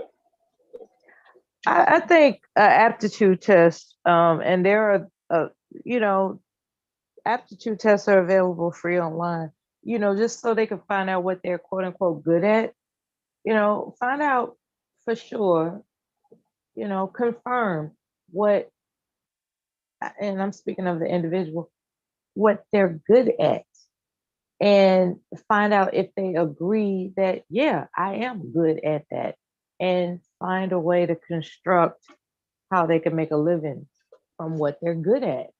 There are people that say, for instance, if they are a video game junkie, they just like, you can't tear them away from any form of technology whatsoever. And then they take an aptitude test and they find out that they have good, they have a certain cognitive ability that makes them interpret things technologically that most people don't, or that's unique to them. So thereby they're good at that. They're good at interpreting certain aspects of technology. There's a way for them to figure out how to make a living from that. So I think an aptitude test is a good start when it comes to a young person that quote unquote doesn't know what they want to do. Because there are young people, you ask them, what do you see yourself in 5 years? They're responding in record numbers. I don't know. They're actually saying, I don't know, because there's so many options in front of them, right? You could do this, you could do that, you could do this, but they're not focusing on what they themselves are good at and how that can be applicable to, some endeavor that provides a good living for them. An excellent living for them, depending on what it is. And they just have to strategize. A lot of these people that are into video games, in order to be good at it, that means that you know how to strategize. You know what it takes to capture this person in this aspect of the video game, and it took a strategy to do that. So you're good at strategizing. That's one aspect of your aptitude, and just there are aptitude tests online where people can find out what their aptitude is, and so it won't be so uncomfortable for them to map out their life's goals. Yeah. So that's what I think. I remember when a military ASVAB, maybe it was something other than that, but for whatever reason, it was solidified that I have good hand-eye coordination. And it was determined that I would be good as far as the military is concerned in the job that they placed me in, which was a total foreign concept to me. It's like, I've never picked up a hammer. How the hell are you trying to transfer me into a gig that requires me to be around maintenance equipment? I just didn't get it. I was just like, okay, we'll see where this goes. You didn't turn me on with the idea of being around the jets, and you claim that I'm just going to have to sit down and do the inventory. So let's see where this goes. You say you're going to pay for education. You say I'm going to have money and travel. You say I'm going to have an adventure. Let's see where this goes. And as it turns out that I've become the age that I am now, that aptitude test was absolutely correct. I am the type of person that has to do something with her hands. Yeah. Now, I may not have been trained to sew like Bonnie does, but I have to do something that requires hand-eye coordination in order for me to feel content. You know what I mean? And that could be, you know, it doesn't have to be fixing a car or changing a carburetor or nothing, but it could be knitting. It could be refurbishing some, you know, something. Because I did a lot of refurbishing, you know, because everything's not brand new in the military. You have to refurbish it. You know, it comes in, it's all messed up and towed down, and you are in charge of bringing it back to a brand new status. So that's refurbishing. So to take apart something and put it back together in a brand new fashion is not a foreign concept to me. And that's part of my aptitude. That's what I can do. You know, say for instance, let's say something that people can relate to. Let's say that somebody put something on a pot and scorched it. Like they had a pot on too long with something in it and they scorched it. I'm the type of person that doesn't think that that pot is ruined. I know how to refurbish it, depending on what material it's made with. If it's a stainless steel saucepan, I can refurbish that. That's not, you know, I don't look at that as a ruined object.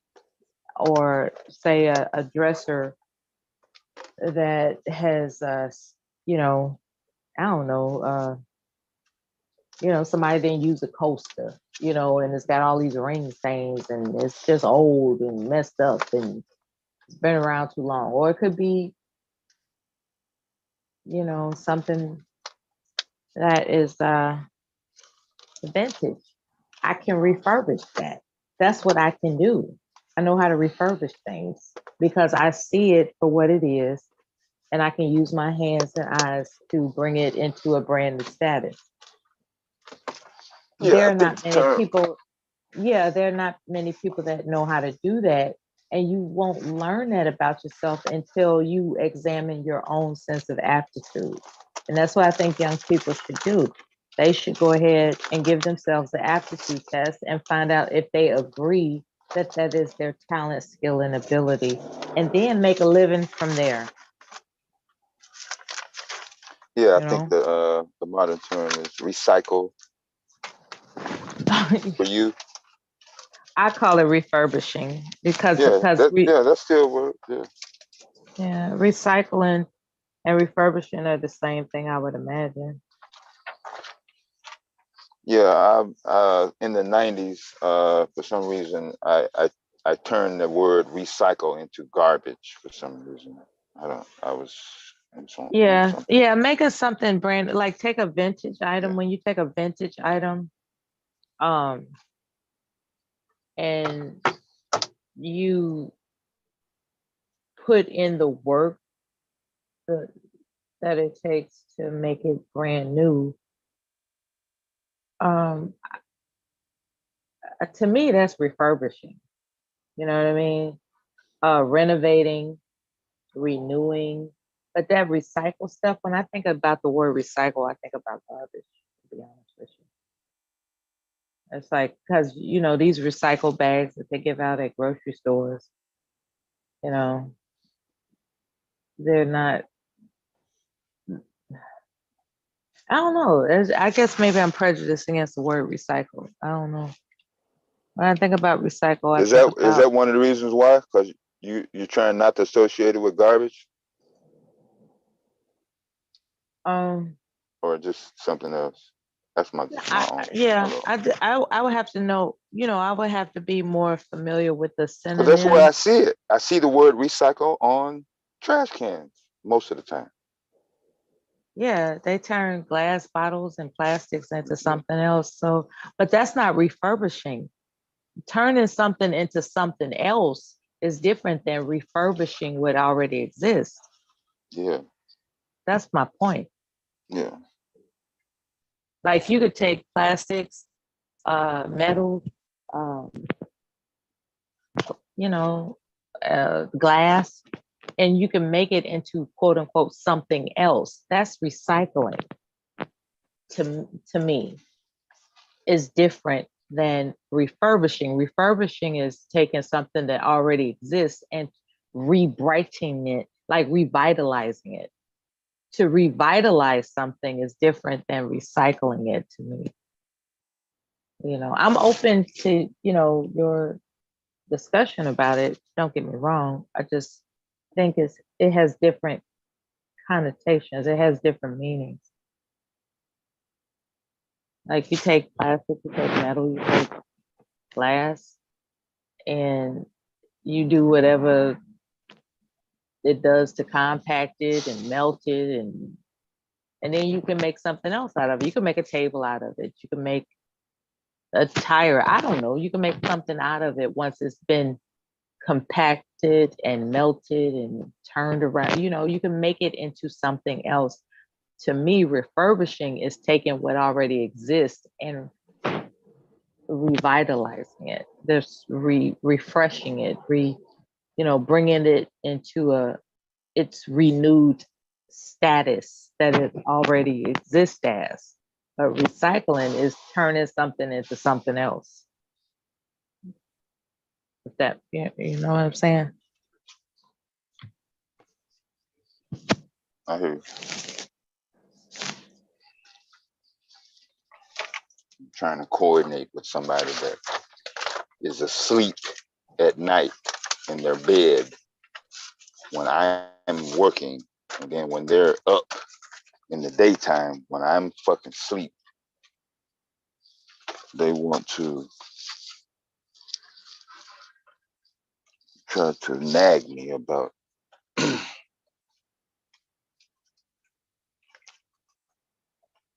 doing shit. I wouldn't worry about. I swear, as God is my witness, I wouldn't worry about like nagging. Mm-hmm. Like it's just an attempt to pester you, and your work speaks. It speaks for itself. Like everybody knows that. Okay, it's not a hidden. You're not a hidden gem. You are the gem when it comes to this channel. You are the prize when it comes to this channel. Okay. Prize, that word prize, boy. They don't like that shit.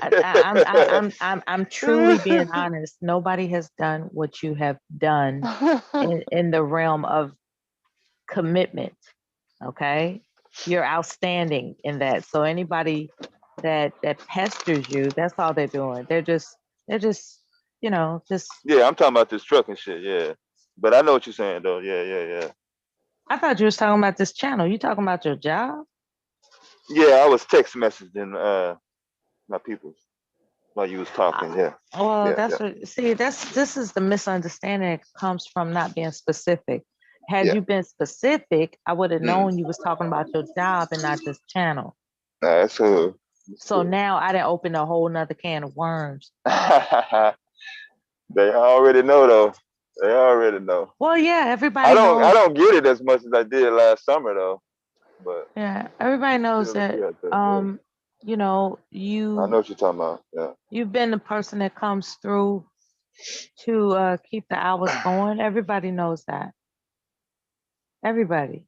Like, and I mean that for real. Like everybody knows that you have become the name that is the backup to Bomb. Okay. Oh no. Woo. That's a heavy title right there, boy. Well, you got some big shoes. But that's if you want to, like, you know. That's no, I'm already here now. Yeah. Yeah, that's what you like to do. That's your thing. I guess because of your background with radio broadcasting, you know, that's your thing. So it's a perfect fit.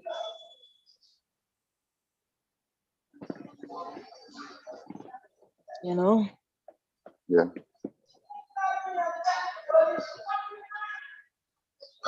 I bet if I walk off one of these goddamn food items in here, I bet someone would run up to the goddamn register. Why would you do that though? No, I wouldn't do it. I know you wouldn't do it, but why? Coming in the door on the camera, you see me standing here at the register. And they're ignoring you. Whatever they're doing. I can't even tell where they're at. Shit, let alone if they're doing something intentional.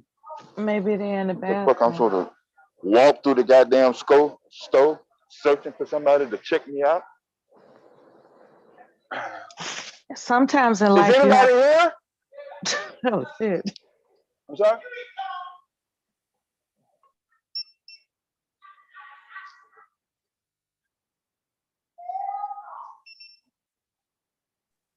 Is anybody there? Fill up on number 2. Yeah.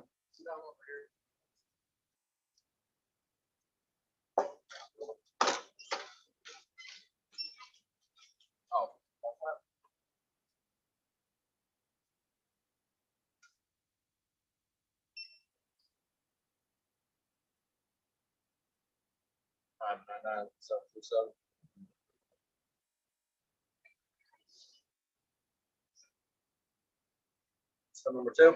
Yeah. You need a name on the receipt or don't matter? Just a regular receipt, yeah. Well, after I pump, yeah. Here you go. All right. Yeah, just these, man. All right, bro. Oh, they got the self checkout at the register, the scanner. So he thought I was just doing something. But yeah, he was looking dead at me. Mm-hmm.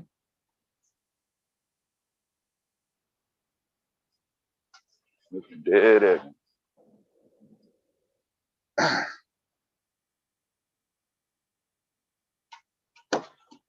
But yeah, that's been a thing since I was coming up. Shit, what you gonna do? When are you asking these children? Are you asking them when they're in 5th and 6th grade? Are you waiting till they get in their senior year of high school? Are you asking them throughout? I know, right? Yeah. And then in most cases, well, I shouldn't say most cases. It's kind of hard to tell the word most, 51%. Because like I said, I was video game, computer, electronics. My title in the Navy, I was electronics technician. So yeah, looking at a piece of paper, yeah, anybody with common sense would say, hey, once you get a adult, he's going to be something in electronics. Even got my Microsoft certification. But shit, I got out into the real world. You developed other interests. Yeah. What made you cool. get off focus from electronics for a while? Got caught up in the peers. Limelight, yeah. Your peers. The need or the lust for money, quick money. That too. Yeah.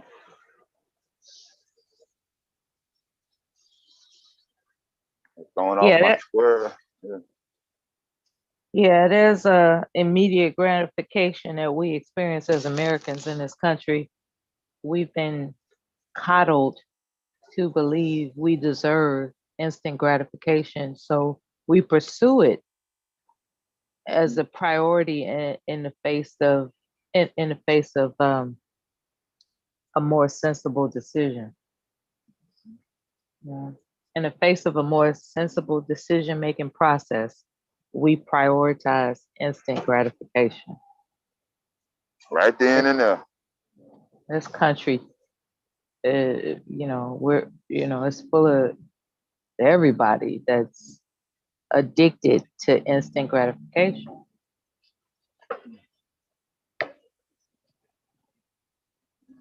Right now, damn it, right now. I got to have it right now, damn it. And, with everything that America shows us in media, that's what we gravitate toward because that's our influence, especially during the impressionable years. Yeah. We're not taught to delay gratification,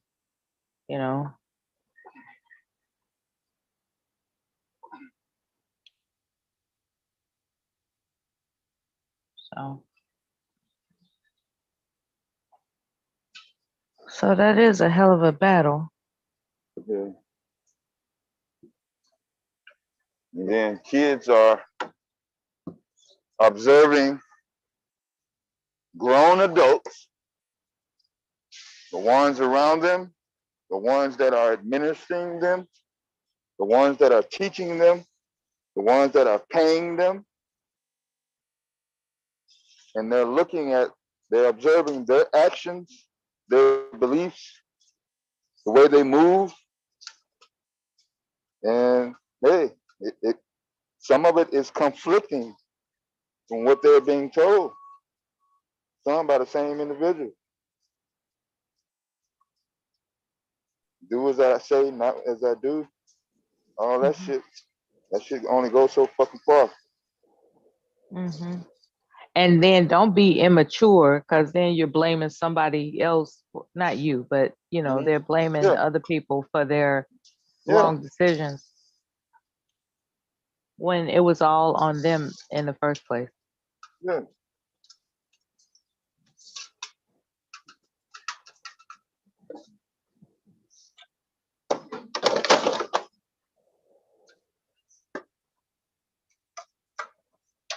Yeah, that instant gratification bug is a bitch. I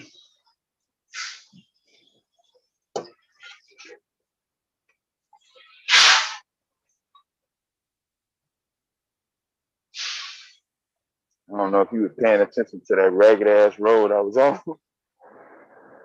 No, I wasn't. I was doing something. What happened? It's a toll road. It's a regular street. It's not even a fucking highway. Straight up. It's not even a fucking highway. Yeah, this is a fucking road.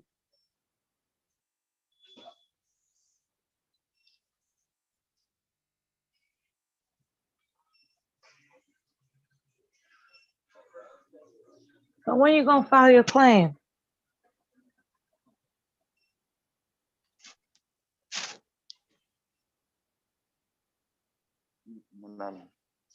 When you feel like it. No, I'm serious about it. So I ain't gonna sit here and lie. Say it's constantly on my brain. I really meant to get to it. No,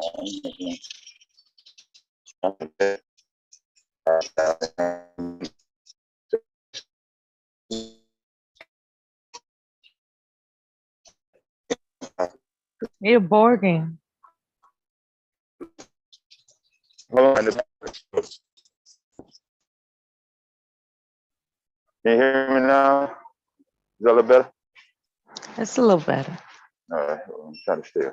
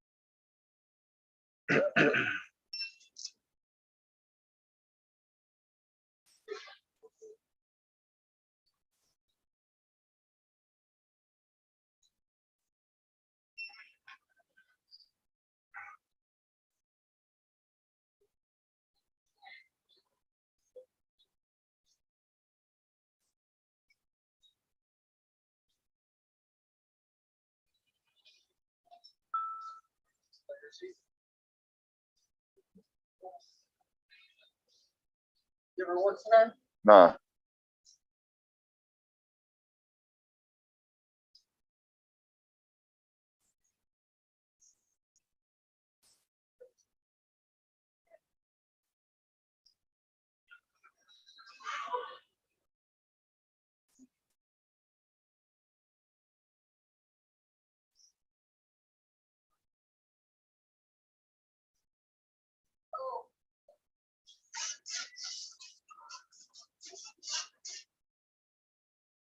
Mute it 1 second.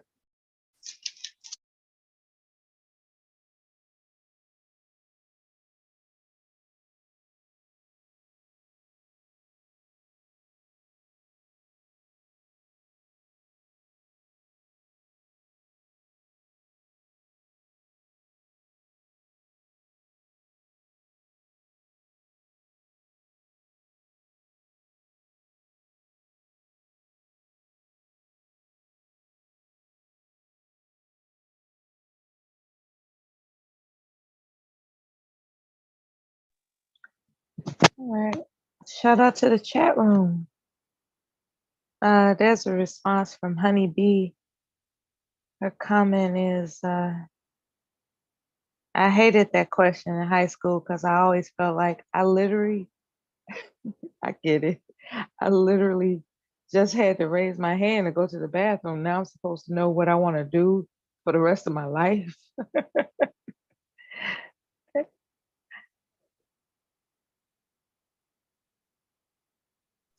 No, that's exactly what I was talking about.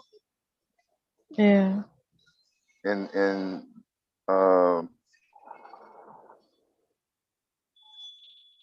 it's not that the kids are not don't have some sort of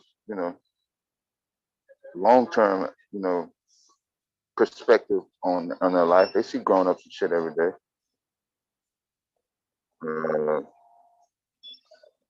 But the adult, in most cases, they want a confined, detailed, exact response from the child at the time that they're asking them. And it's very difficult to do that. You don't know what's going through that child's head. And you just went, hey, what you gonna be for the rest of your life? The one job that you're gonna be known for. The one fucking thing. Yeah, there's no child there.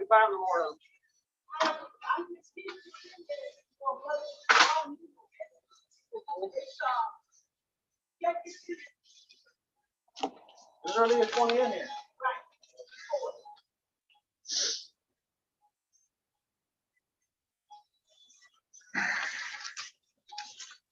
Let's go.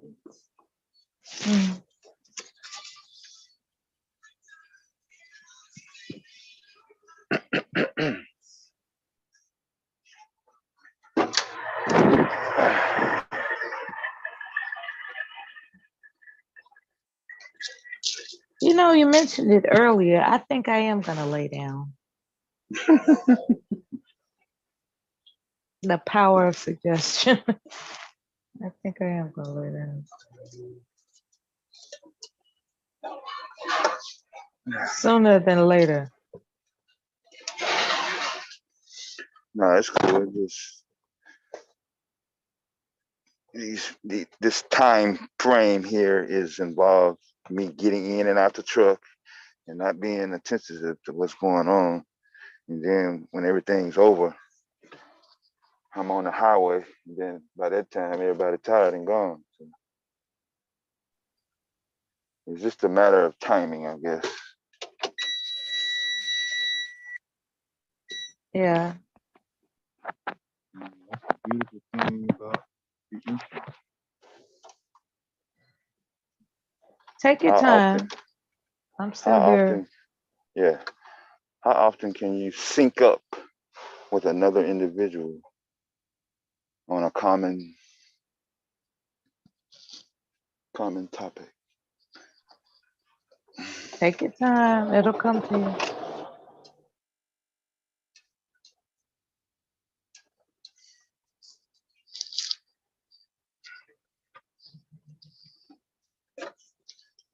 No, I thought you was gonna go into the what the child want to be. Are we as adults providing? I'm done with. Are you done with that? You don't feel like teaching no more? Okay. No. Time to go to bed now. Close that book up. No. I was thinking about what I was starting to sing to myself out of the blue for no reason. Solid as a rock. Yeah, that's what I'm saying. Right? Yeah. And I remember the documentary, right? I remember. Mm-hmm. That was deep, boy. I was trying to correlate. It's like, why did this song and why did that couple come to my mind all of a sudden? Because I'm on a journey of discovering myself and how I think and why I just, why thoughts just arbitrarily just come into my mind. And the only thing, yeah, right. You know, I think it's a powerful thing when you know why, you know, just random thoughts pop into your head. I think it's a powerful thing in the journey of knowing yourself. And the only thing I come up with, right, is that when we were strolling in some type of meadow earlier today, there was this bench that was in memory of somebody. I wish I could remember the name of the person. But my point is that in the documentary,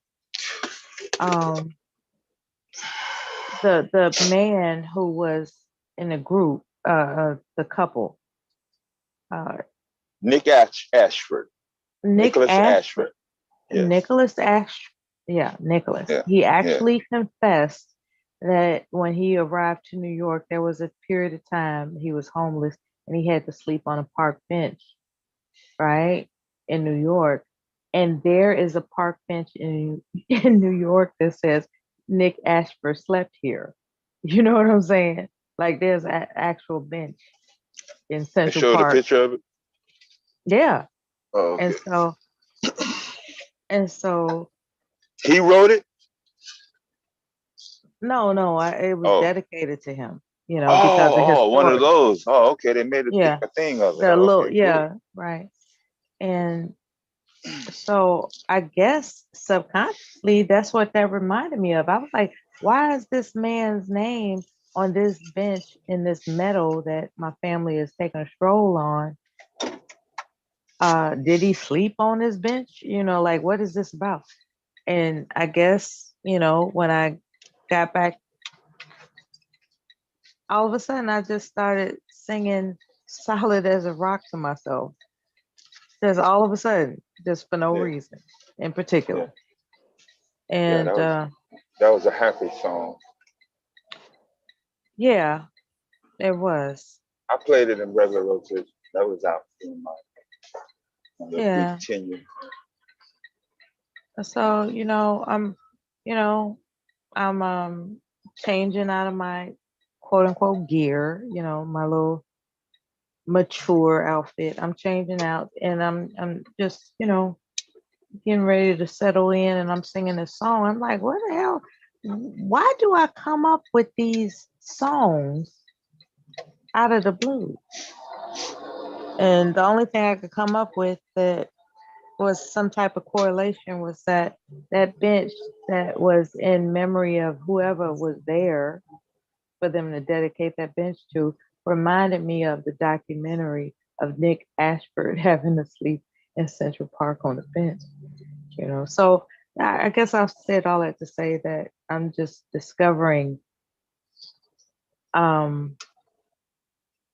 how my mind works, you know, so that I can make the right decisions when the time comes. Now, what Solid as a Rock and Nick Ashford and has to do with that, I don't know. But I know that I can study the pattern. And that's my point.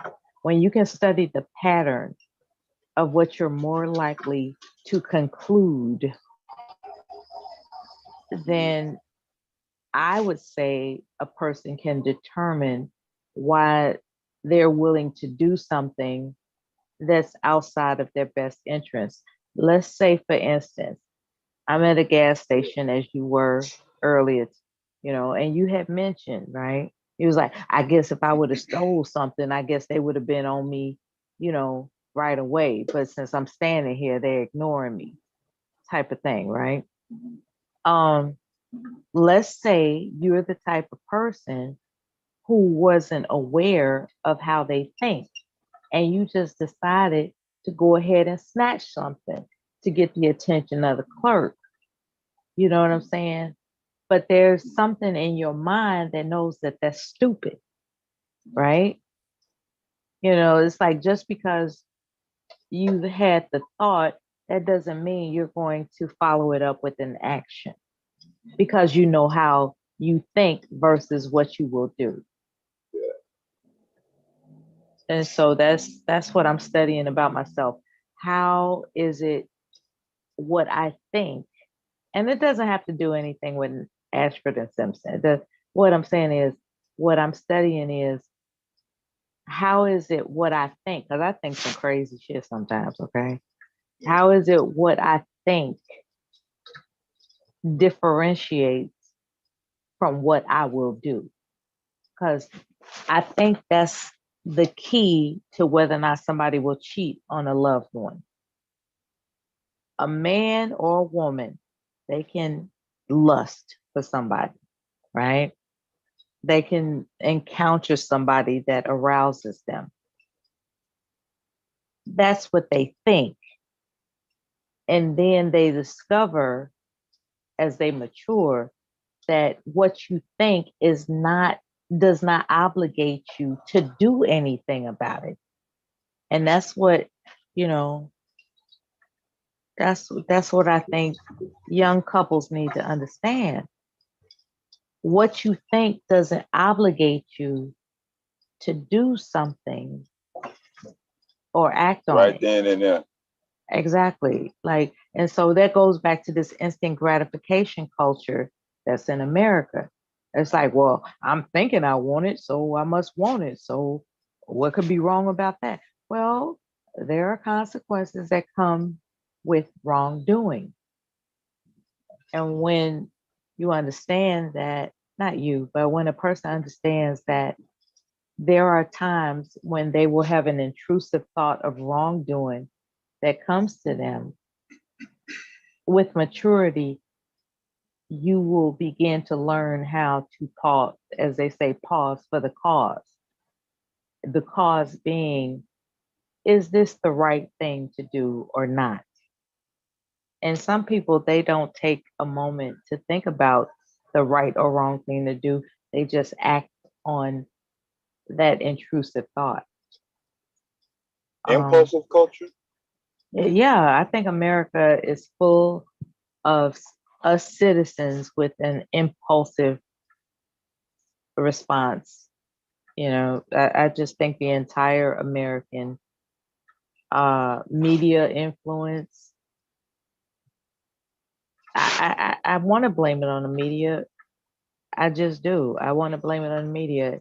It has taught us that it's okay to have an impulsive response and to expect that immediate gratification is okay. And I think practicing immediate gratification is a loser's game. I really do. Immediate gratification. Very few good things can come from immediate gratification. It's very passionate. It's very mind blowing, and hell, it could contain a lifetime of a oh wow memory. Nonetheless, you have to understand that sometimes our immediate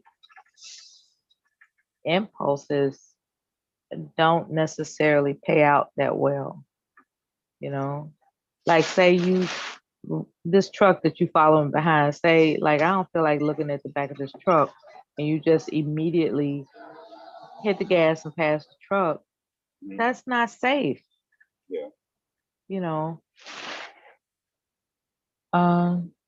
And I guess I'm saying all this I'm saying all this in concern of young people who practice immediate gratification as their standard of thinking. If they could just teach themselves to pay attention to how they think and where that correlates to whether or not they're going to make the right decision or wrong decision in a matter, I think they'll be all right. I remember Shazay was saying this boy that had his mother killed so he could get the insurance money. I have to conclude he was on drugs. I have to conclude that because in the event that he was in his right mind, he wouldn't do that, right? But then something in me says, what if he was in his quote unquote right mind? What if it was his his deep down determination that I got to get my mother out the way so I can get this money? You know, his objective was to create an insurance check with his name on it, payable to him at any expense, at the expense of his own blood. So. And that takes effort. Like you know what I'm saying? You don't everything that he didn't happen in one day. It's right, not like he right. That took planning. Yeah. And to plan it, you know, that's a sense of commitment. So maybe he was just me and Ms. Baum, we were just talking about the logical. How many people actually use logic in their reasoning? Right. So if he was born crazy, right? Like did his mother examine that he was actually crazy all his life and she just played it off like it'll be all right? Or did he just wake up one day and just became crazy? You know? So she said out of 100% of the individuals walking around, she said there's less than 10% of people that actually use logic and reasoning. 10%, less than 10%. Yeah, like single digits, not even 9. Or close, she said. She didn't give me a number, but that's wild. 5 to 7. Yeah. And we're not even gonna talk about the superstitious people that just really out their mind. You know, because there's superstitious people out there that affects their thinking too.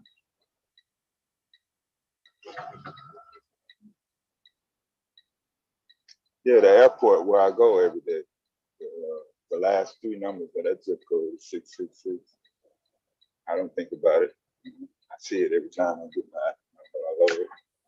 But I am superstitious to a certain extent. Yeah? Yeah, I won't pump gas at pump 13. I won't bag my truck into dock 13, even if it causes disruption. Yeah. That's oppressive. Yeah, can be. Yeah.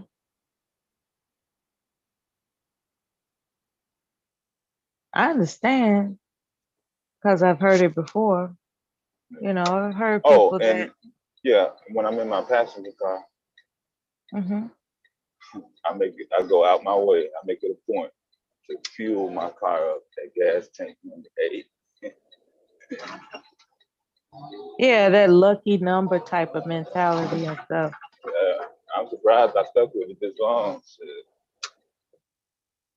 That's wild, man. Yeah. Some gas stations don't even have 8 pumps. There are people that believe in omens too. Like if they see a particular type of whatever, they think it's a quote unquote good omen or bad omen. Like the black cat that ran across the road in front of me. All that kind of crazy stuff. They just think that means something. Yeah. And you know, I had to let that go. Yeah. I had to let that go. It just became insane to me to even contemplate that it's significant that some random situation is foretelling what's to come. Yeah. Like if I don't do this, then that's gonna happen. As far as a random, like as you said, a black cat. Like just because some black cat crossed my path, that means something. Like I had to give that up. There was a time that was significant to me. No longer. I'm not playing those games with my brain at all. My brain is bigger and better than that bullshit. Okay. Yeah, and we also covered how much data and information, especially our younger generation and us, those as well, are we taking in and retaining information that is not useful, does not apply, is irrelevant to a degree? Are we spending large, long amounts of time, different things that would not impact or is not impacting what we do in life to sustain progression? Man, that's crazy, man. I just, like somebody believing that some witchcraft spell, black magic, blood magic, whatever the fuck magic they call it. If they believe that that shit is significant to them, it will be significant to them. I refuse to believe that bullshit. Period. Try me, okay? And I'll show you that you fail. It's crazy. Because it's the human condition to try to one up somebody. That's the human condition. And if they can do it by scaring you into believing that something greater than you exists, then that's exactly that bullshit. And that's what people get caught up at. Now, they might experience, some situations that are intimidating, but it's just what happens. It's not because somebody else is wishing it on you. It's not because somebody is practicing herbs, spices, blood, and spells casted upon you. You were born, your mother and father did not get together, produce you, raise you to be oppressed by somebody else's bullshit attempt against you. You have to be stronger than that in this life to make it. You have to. And that's the problem with a lot of us in our culture. We believe in that that spell casting bullshit. Now, do words have power? Yes, but only the words that you pronounce for yourself, not what somebody pronounces against you. That's the gag. When you let somebody cause you to believe that whatever they say against you matters, that's when you're hooked on the dumb side of life. Okay? And that's what we as a people have been practicing way too long, way too long.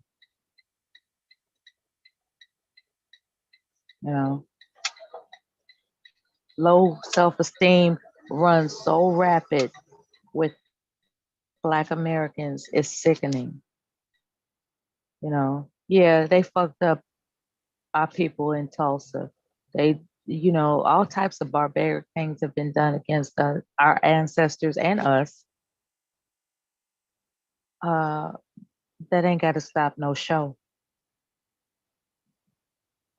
It's called determination toward victory. Period. That's how things get done. Determination toward victory. All you got to do is set a goal and make it happen for yourself. Now, when others oppose you, that's their problem, not yours. Unfortunately, our people have a bad habit of opposing one another. Unfortunately. What you mean oppose? Saying crazy shit toward each other like it's supposed to stick. Oh, using that. Yeah. Yeah, talking expecting negative. the reaction. Yeah. Talking negative and crazy, like it's supposed to stick. It's like we're focused on the wrong energy source. Yeah, spend a lot of time on shit that don't mean shit. Mm-hmm. It's like, okay, what is that supposed to do? You know, you told this, that, and the other negative thing. What is that supposed to really do? Not a damn thing, unless you choose to believe it will. And if you choose to believe it will, you're on the losing side of the game. You know, hopefully not.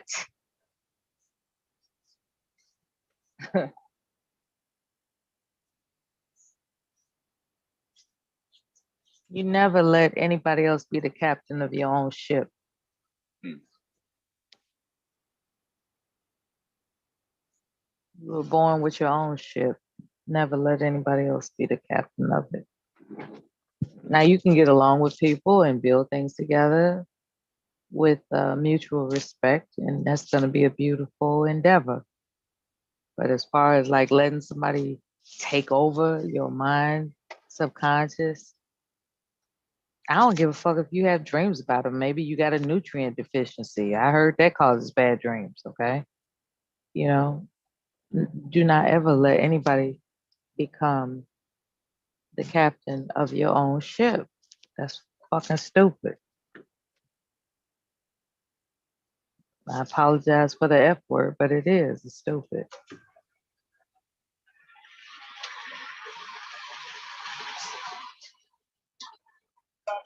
So,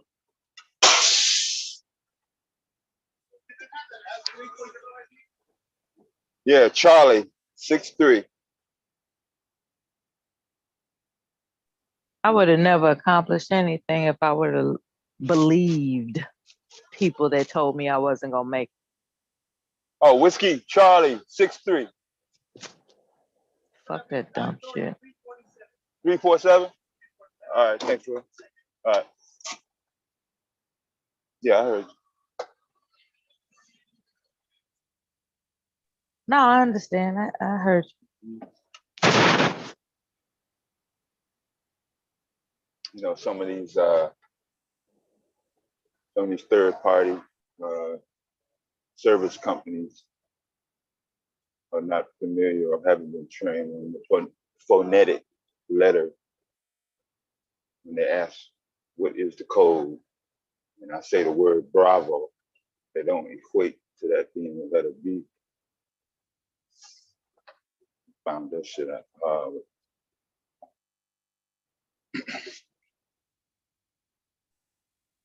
I knew a guy, he was working, I don't know what you call, he was driving train engineers, right? Yeah. People, and being a black man, the train engineers were Caucasian.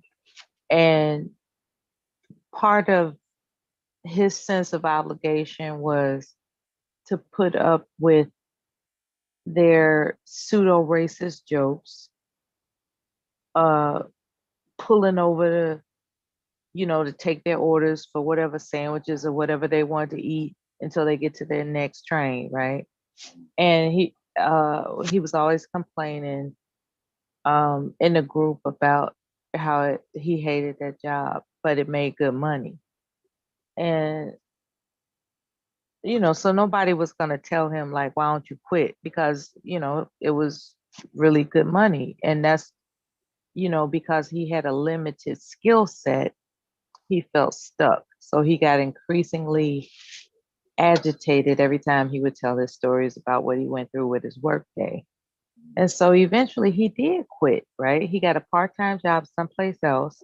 And eventually he did quit because he got with a woman that, he didn't mind being in a situation with. And he decided to sabotage the job, like, put that truck in a whole bunch of acts, like, just traffic. Yeah, traffic violations. He put that truck that he was responsible for in a bunch of traffic violations to the point where they had to let him go. And his license was revoked, all kinds of crazy stuff, because in his mind, that was his way of getting out of that job so he can collect unemployment. So after he was working that part-time job for a while, staying with his woman was accustomed to him making a certain amount of money. And when he lost that job, you know, she became more than discontent. She had a bad attitude from what he told me about the fact that he wasn't making the kind of money he used to. And so eventually they broke up because, you know,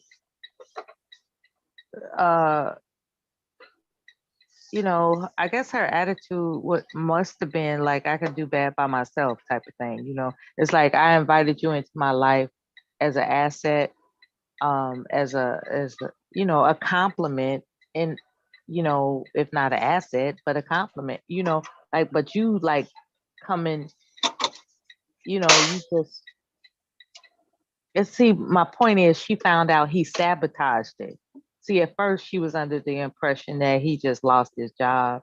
So she assumed they fired him because it's black type of thing. But when word got to her as to how many traffic violations he got, and she looked at it, she was like, "You did this shit on purpose. You purposely lost your job so you can collect the unemployment and just, sit at this cushy halftime ass job, and while I'm footing the bill, uh addition to you being here. Like what type of, let me see, can I get by shit are you trying to pull?" So she just didn't find him to add value to her life, and she broke up with him. And do after staying in some room for rent for a couple of months, he went back and got that job again. You know what I'm saying? Hell yeah, you got that motherfucker again. Yeah, because, he's staying in a room for rent instead of her, her house that her mama left her, or grandmama, or whoever left her. I forgot what he said which, but, she had a house. You know what I'm saying? She had a house. It was comfy, cozy, and he was like, yeah, I'm going to take you out and wine you and dine you on the money that I'm making with this job that I hate. But now that I'm established with you, I'm going to sabotage the situation to get myself fired and pretend like I ain't had nothing to do with it. So that's what her thing. I told him that. I said, you deceived her. You made it seem like they fired you because you was black, but you got fired because you sabotaged your obligation not to get any traffic violations. And he was like, well, what can I say? So I said all that to say that, when it comes to homosexuals, they come in all shapes and forms. Like sometimes a homosexual will come to a woman What was the overall objective? to find somebody to lay up on. I told him that to his face. I said, you was just looking for somebody to lay up on. You knew you hated that job and you found a nice woman and you wanted to lay up on her, and you found a way to do it by sabotaging your job. But when she let you go, lo and behold, you went back to that job. So your whole objective is to find somebody to use. What is it about you that thinks that's okay? And as it turns out, he's a criminal. He has a criminal background, I should say. So a criminal in terms of what? Theft? I don't know what he wouldn't say what his time, what he spent time in jail for, but he went to jail for something.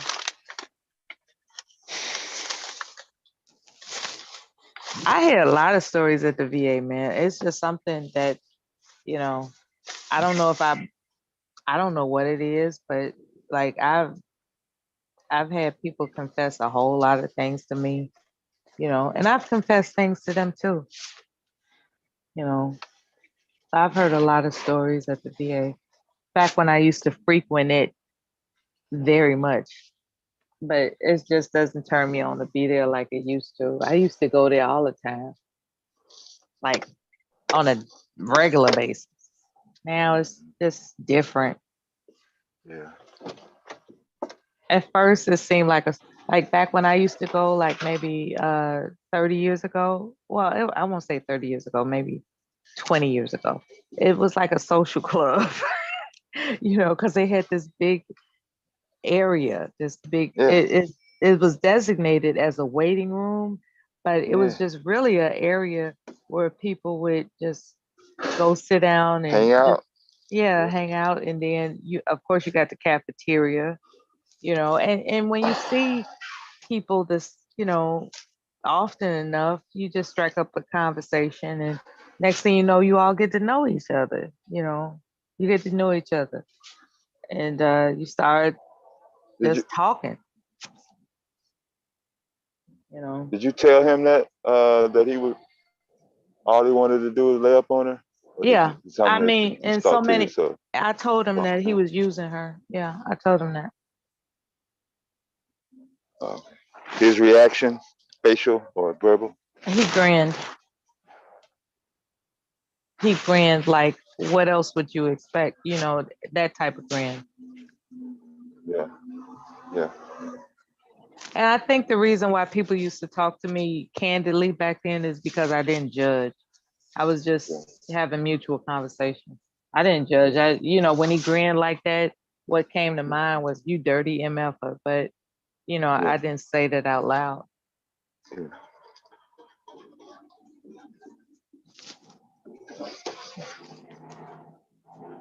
But I know I didn't grin with him.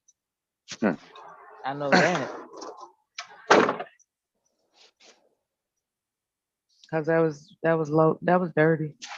I was like, so really, all you looking for is somebody to replace your parents' responsibility to be care. You're looking for somebody to care for you, as if they're your parent. So that's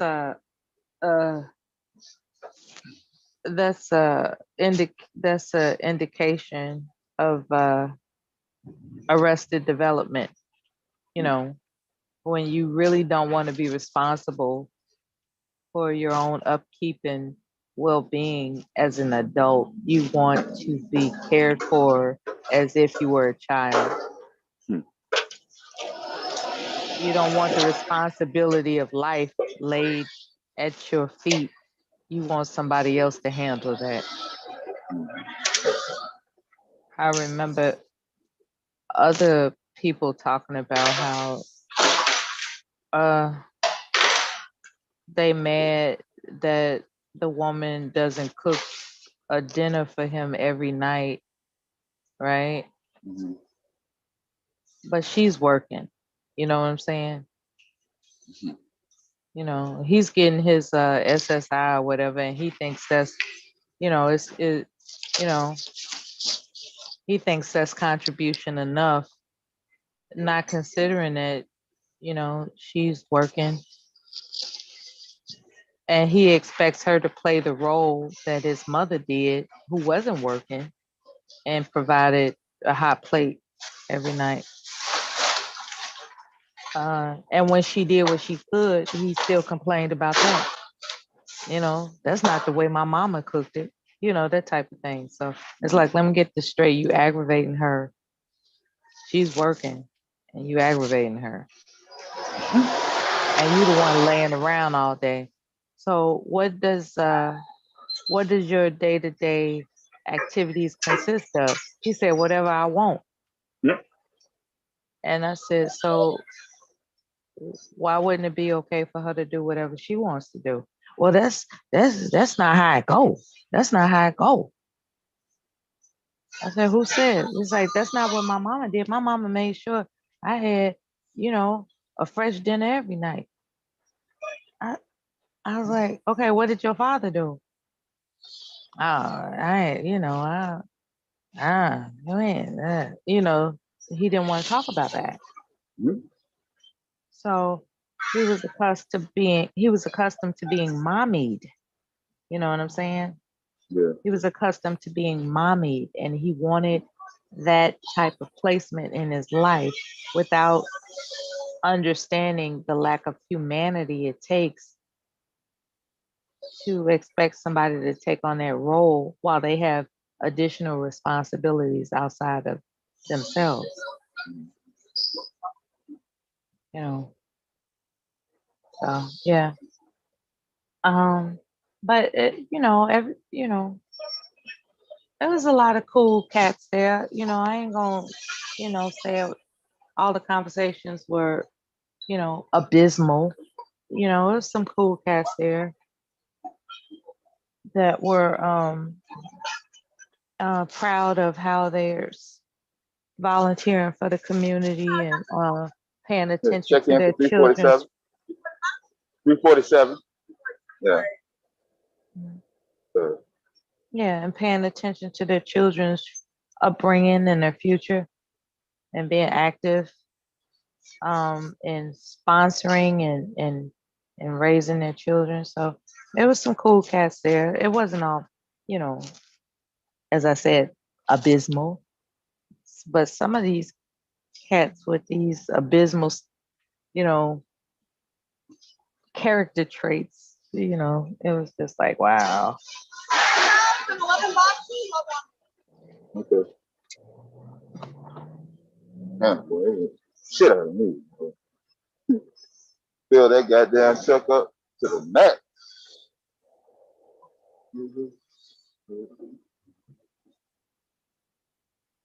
I've heard stories of a lot of guys that find it a trip that they won't be allowed to cheat. Like, what's the big deal? Like, I always come home to us like, she ain't doing what she's supposed to do, that type of thing.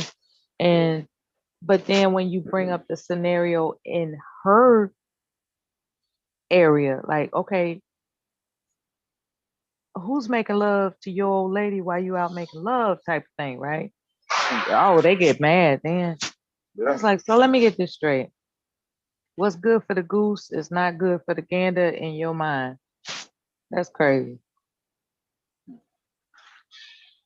And it goes back to, this entitlement mentality that America has.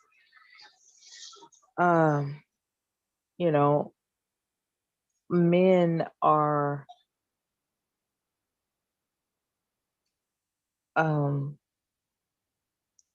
if I didn't know any better, I think in America, when I was growing up, there was an expected allowance for men to be promiscuous. That was the thing. Boys will be boys and type of attitude, right? And I heard that from white people first, though. First, before I heard it from our people that were watching us. I did hear it from white people first. Oh yeah, because in my circle, not necessarily the men, but the boys weren't given that much leeway as far as behavior is concerned. They got asses taught just as much as the girls. Let me say, it's kind of hard for me to judge since I'm the only child. I don't know what was said in other people's homes and shit. When they did that fucking much. But that boys will be boys shit was referring to a grown man the first time I heard it in the beginning. Spoken by a white lady. That's and deep. It was a cheating aspect, yeah. Yeah, so there's an allowance. When I was growing up, there was. Is it even today? I don't know. I don't pay attention to it. But it would seem so. It would seem that there is an expectation to allow promiscuity for men, even in the midst of a established commitment.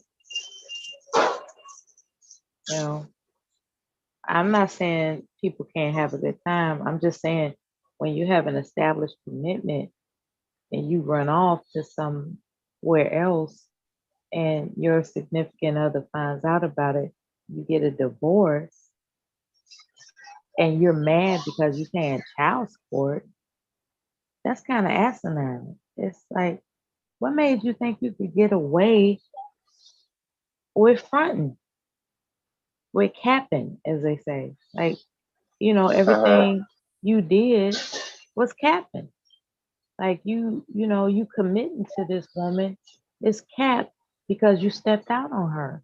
And then when she turns around and she retrieves all of the benefits afforded her by law because of your capping, now you mad. So then the guy in that situation, he doesn't understand why he can't just be allowed to do it. And the reason why they don't understand why they can't just be allowed to do it is because America has taught them that they are entitled to do it. And that's why they're confused about monogamy.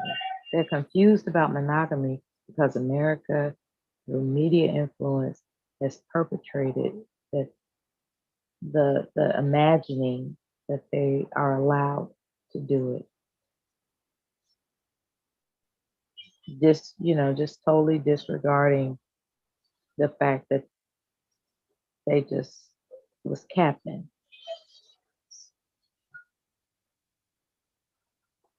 I was like, you're gonna portray one aspect in order to get me on board with you. And all the time you was capping. And when I discover it, you want to call what I'm doing to exercise legal resolution as retaliation. And it's not retaliation, it's resolution. That woman deserves compensation for what you left her with. You left her with deceit. Deceit costs money. And a lot of men don't want to accept that. Deceit costs money. So what is it that makes, and it's not just men, there are women that are deceitful too. What makes it in somebody's mind think that it's okay to deceive somebody into a commitment? And then when the deceit is discovered and they're held quote unquote accountable for it, they get an attitude. It's like, wait a minute, you supposed to let me do it. No, I'm not supposed to let you deceive me. And that's what that's what it all boils down to. You're not supposed to let anybody deceive you.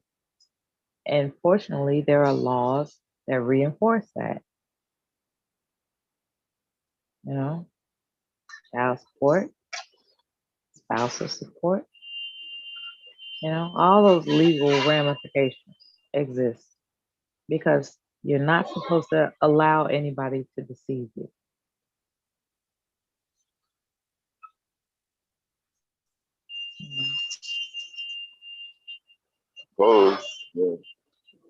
Yeah, a case of the supposed to, right?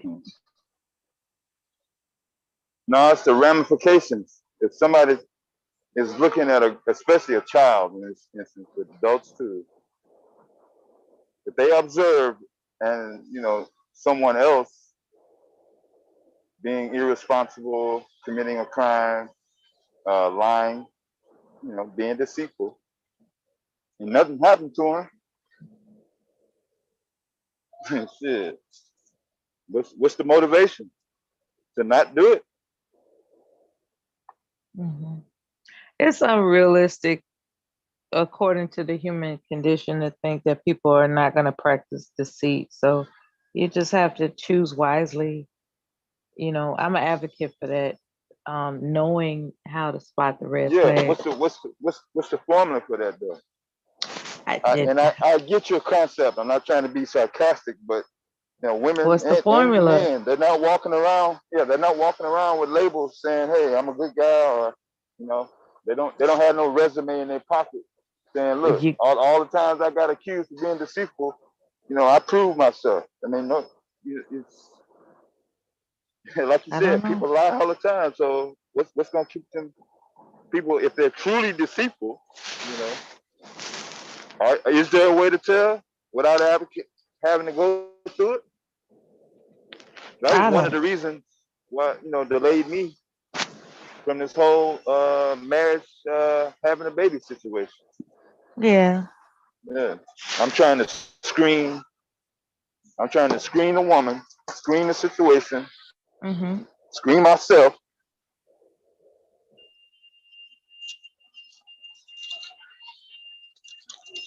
You know, that shit take time and money. It does. I know for me, when I made up my mind that I want to be with,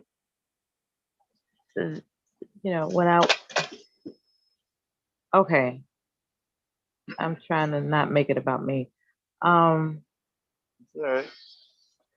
There comes a time when somebody's captivated enough to where they put their foot down in their emotions and say, I want to be with you. And I don't care who thinks what about it. And when you put that ball in their court like that, what red flags to look for as a response? I don't know what to tell you. I don't. I wish I did. I wish, like, for instance, how some people have this, if they kiss you with their eyes open, or if they don't open the door for you, just all that other kind of stuff, right? There's really not a formula there. There's not. I think in instances, understand what makes you feel good and be confident that their consistency of making you feel good will most likely continue is probably your best bet. Like, and that's why I'm agreeing with you about it takes time. When they demonstrate a consistency of making you feel whatever it took for you to say, I want to be with you, then you might have to ride with that until something comes up different. But just don't put your psyche, like the constitution of how you operate your mind out there so far that if they leave you or deceive you, that you're broken. And that's the only advice I can give anybody. It's like, it's nothing wrong with falling in love, but when you give somebody your everything and they pull a card on your ass that you can't match, it can be absolutely devastating. Okay. It can be totally mentally destructive. There are so many mentally messed up people in the Manosphere and other places around YouTube and out here in the world that have been like damn near brought to their knees because somebody that they gave their consciousness to deceived them. And I would advise it's okay to, be in love. It's okay. But when you give your consciousness to somebody acting like they can't do no wrong, that's when you're setting yourself up for a big fall. Don't ever think that just because you're attached to somebody that they can't do any wrong. You know what I'm saying? And be prepared for it. Just like, well, I didn't see that coming, but it's not gonna break me. That type of thing. It's like I really believe that you weren't the type of person that was going to quote unquote deceive me. But since you did, I guess we have to part, and it's not going to break me because I never gave you my consciousness. I never gave you my soul, you know, because your soul is your that's your consciousness. When somebody breaks your soul, that's like, there are people that are schizophrenic for that shit. That like, damn, I didn't see that coming. Well, okay, there's a lot of things we don't see coming. We don't see a car accident coming. But it doesn't have to break your soul if you didn't give your consciousness to it. Like your everything. You have to have something for yourself. You have to have something about yourself that you stand alone in that nobody can touch. But it doesn't make you an asshole toward the world. You know what I mean? It's like I'm open to love. But I'm not going to be a fool. Because it makes me uncomfortable. It would make me uncomfortable to be a fool. So I'm not going to submit my consciousness. It's like, well, you should let me control this about you and control that about you. It's like, wait a minute. I was running that before you came into my life. We can partner up and do some new shit. But, you know, giving you my, like, you know what I'm saying? It's like there are people out there, man, they don't know what love is because the first love of your life is yourself. That is the first love of your life. That's the great one.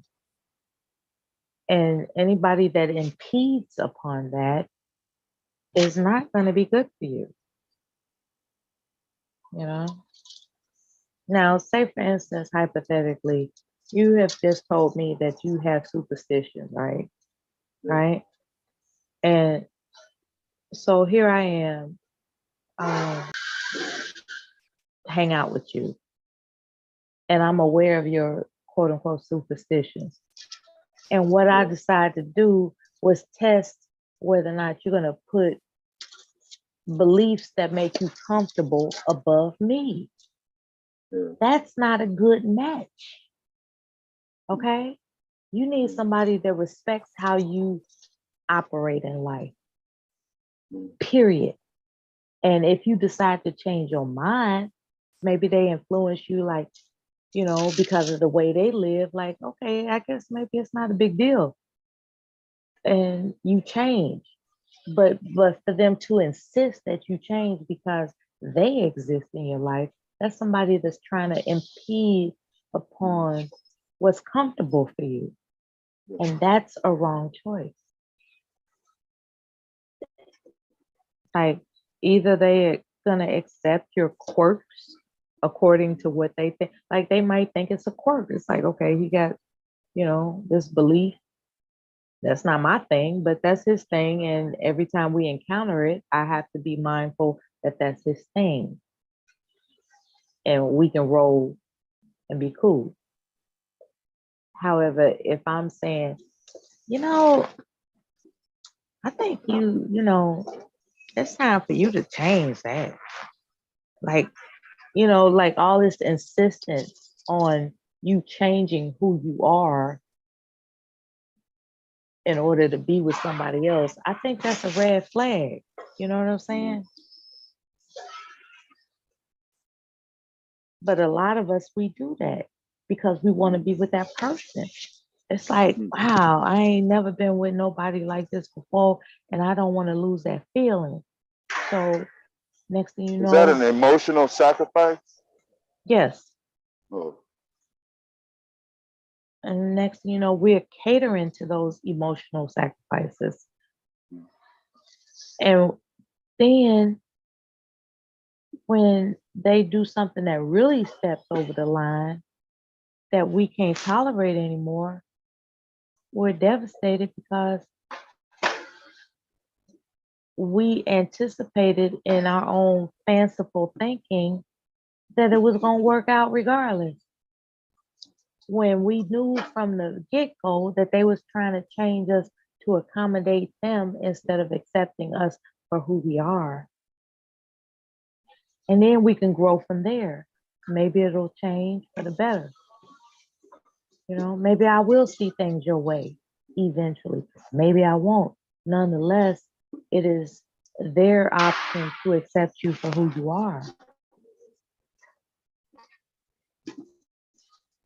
You know, I think that's the core thing. Like, be with somebody that accepts you for who you are. And if you're willing to see that things could be more improved, then do it. But first, they have to accept you for who they are. I mean, who you are. And vice versa. You have to accept them for who they are. But like insisting that somebody changes their grip just because you got equipped, that's compromising in a way that's unfair. And a lot of people, and those are called conditions, like, I'll be with you under this condition. And it's like, it's up to you to be sensible enough to know whether or not you'll accept those conditions. And if you will, what happens when they say, you know, I never really liked you to begin with. I just want to see if I could change you. And now that I have, I'm bored and I'm gone. Because that happens too. Yeah. Sometimes people want to see if they can change you just to entertain themselves. You know what I'm saying? So when it comes to this game called love, I just would encourage people to be very, very cautious about people that are so eager to change who you are when they met you. Maybe they're playing a game. And when you lose that game, can you bounce back from it? You don't want to find that out. Just don't play. Just don't play the game with somebody that's trying to change you.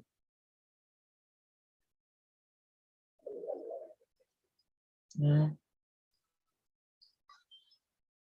Marriage is work, man. Work, especially when you call yourself getting together because you're in love. You know, it's work.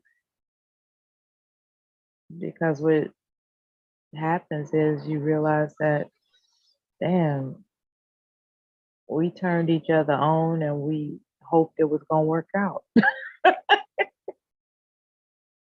And now we get some kids involved. You know, some marriages happen like that. Yeah. Strictly based on being just the thrill of it all. Just the thrill. Some people get married from a thrill, or thrills rather, you know, the thrills. It's like, it's thrilling. It's just, so that brings me roundabout to Solid as a Rock. And the lyrics were really interesting to me because it's like, man, I would look up the lyrics, but I don't feel like it. But if I can remember correctly, it indicates that they've been through the ups and downs and turnarounds, but they build it up, and now it's solid as a rock. But, you know, that's a really good hook, you know, in the song. But what people fail to listen to is all of the shit they had to go through. Remember the day, what did I say? I remember the time I made you cry and all this stuff. You know, I mean, listening to the lyrics of that song, as I recall it, they put each other through a lot of pain. And we're supposed to believe they're solid as a rock because, you know, that's the romantic side of their relationship. Or is it that they've come too far to look stupid and break up? You know what I mean? That's what I'm saying. Like, some people have been together so long that it would look stupid for them to break up. It's like, damn, y'all been married 20 years and you getting divorced, you know, and that's On some, yeah, at the expense of what? just for numbers, I guess. I don't Yeah. know. But yeah, the lyrics to this song is a trip. I'm gonna try to bring it up. Let me see.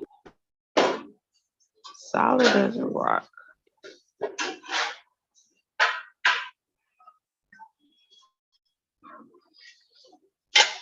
Lyrics.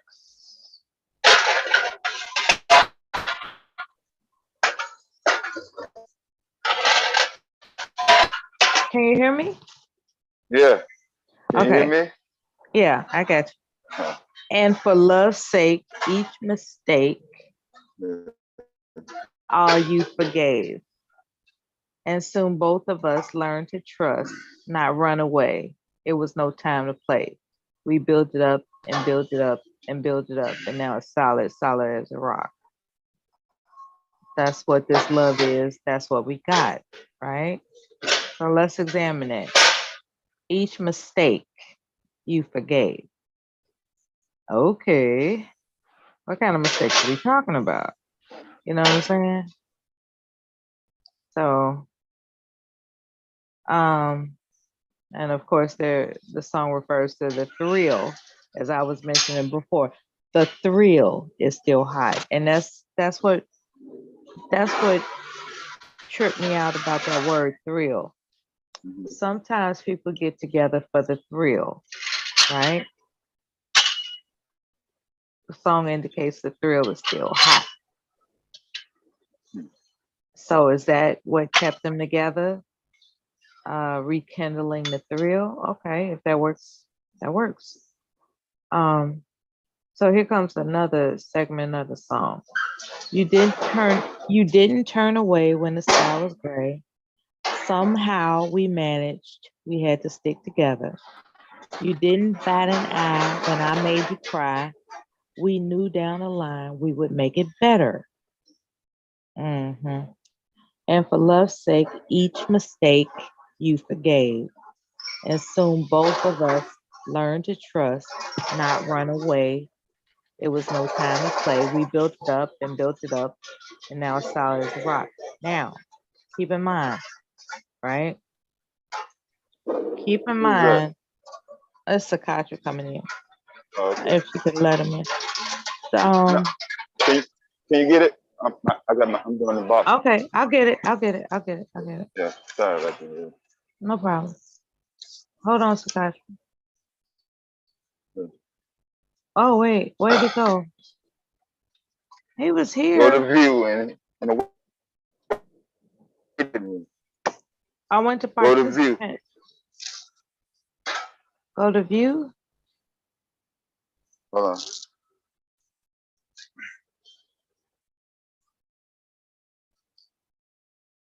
I forgot you was reading something off his phone. My bad. No problem. He'll come back. Come on back up, Creole. Yeah, I didn't. He tried to get off work. Yeah. He tried to just get off work. Go ahead and finish your stuff. I'll get him to come back. Go ahead.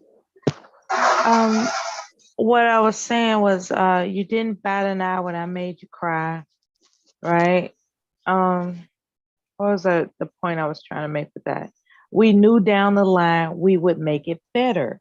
Now, my whole thing is they got together based on a thrill. Yeah. They got together based on a thrill. Nothing was really formulated. Planned out. Nothing was really formulated as respect for each other's feelings. It was based on a thrill. That's what this song tells me, that they didn't get together based on mutual respect. They got together based on mutual thrill. And that's the only thing that's holding them together. As long as they can recapture that thrill, all the mistakes, all the heartaches, you know, will be forgiven as long as they can do whatever happened for them to capture that thrill? Okay, here's another segment, right? Gone with the Wind, another friend got in between, tried to separate us. Knock, knock on wood, you understood. Love was so new. We did what we had to do, right? So apparently somebody got in between this thrill that brought them together. And because things weren't based on mutual respect, that's how somebody got between them in the first place. You know, so here goes, knock, knock on wood. You understood. Love was so new. We did what we had to do. And with that feeling, we were willing to take a chance. So against all odds, we made a start. We got serious. This wouldn't turn to dust. We build it up and we build it up and we build it up, and now it's solid as rock. So here it goes. With the feeling,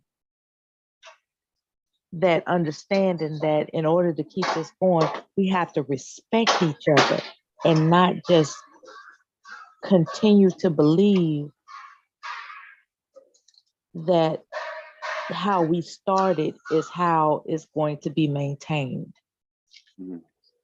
But knowing that how we started is the foundation, we can use that to reinforce the respect that we're trying to build together, the mutual respect we're trying to build together. Thereby, it will be solid as a rock. Damn, I crack myself up with these analyzations, man. I crack myself up. But I'm saying all this to just pass a lot of time. people were listening to those words when the song was out. I remember that shit. And for love's sake. Yeah, I had the acapella version, so I actually listened to the words one time. Yeah, they were an excellent songwriting couple, man. And it's not until you really look at these lyrics, and they wrote for very famous. They wrote for Diana Ross and other people, right? Yeah, they had like let me see collaborations. Yeah, Ashford and Simpson. Ashford and Simpson songs.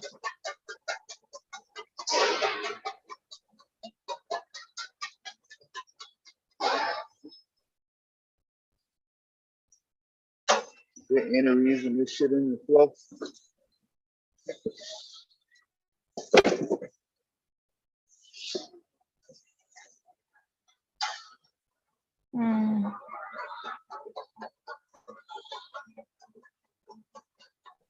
Okay.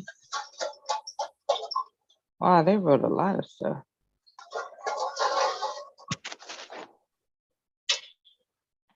Yeah, he got a lot of Grammy awards. Exactly. 12. Okay, here's one that says 12. Let's say 12.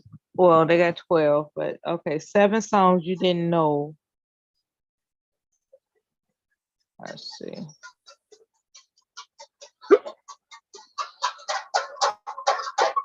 I mean, they wrote for everybody, sure.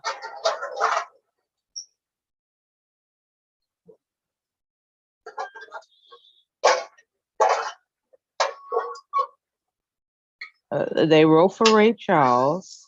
Yeah. They wrote for Marvin Gaye and Tammy Terrell. They wrote for Gladys Knight and the Pips. They wrote for Diana Ross.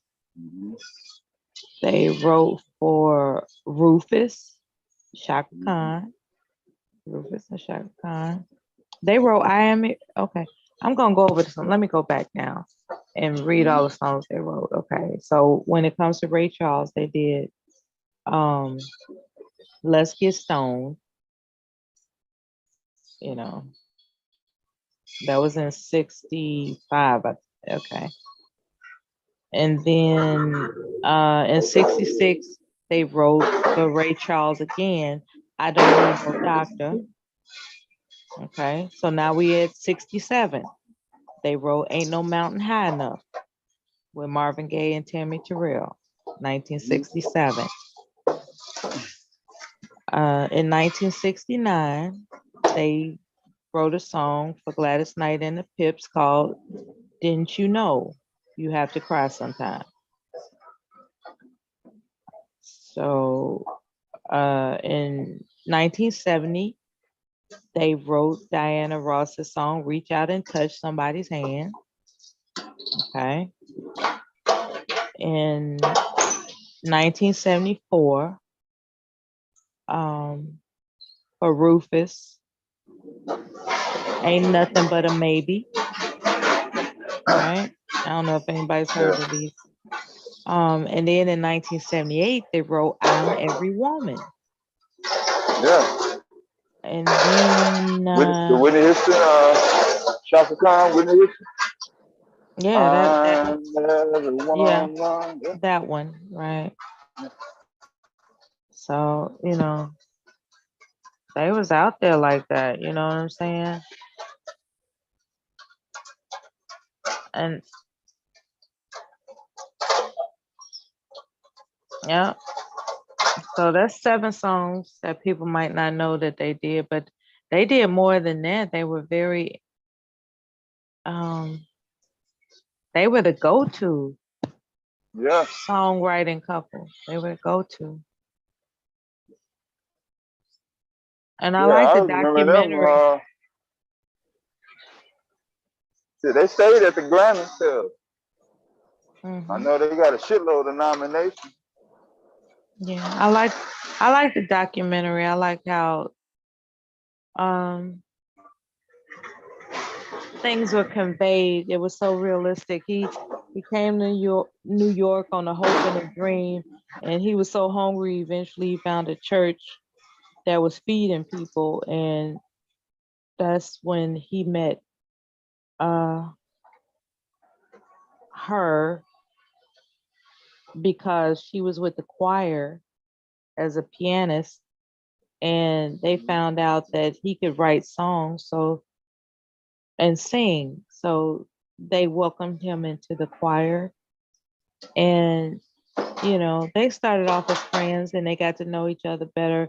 And eventually somebody found out that he could write songs and she could compose music, and they asked them to write something, and they wrote something for Ray Charles because they couldn't come up with nothing. They were under pressure. They was like, okay, we need you to write us a song by tomorrow for Ray Charles, and they couldn't come up with nothing.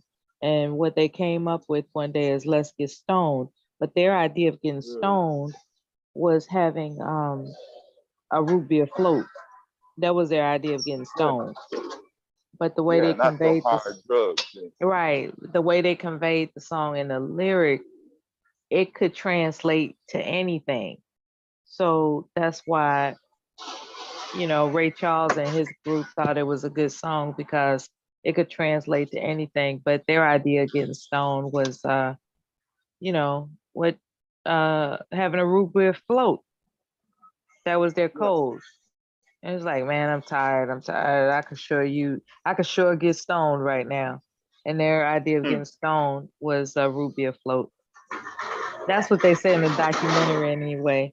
You know, I wouldn't blame them if they was lying, but that's what they said in the documentary. Yeah, but Valerie Simpson and Nicholas Ashford, their reputation, I don't remember them being tarnished or anything. Yeah, not even in the film. Yeah, they never came across as drug addicts. Scandal, scandal, cheating, National Enquirer, none of that shit. Every time I seen their picture, they was at some sort of event. They were helping. It was fun, production.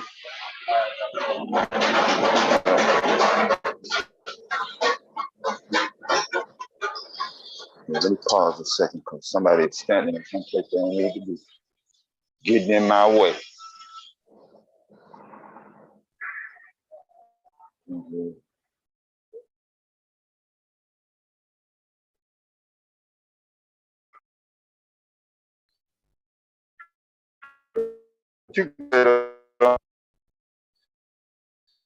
And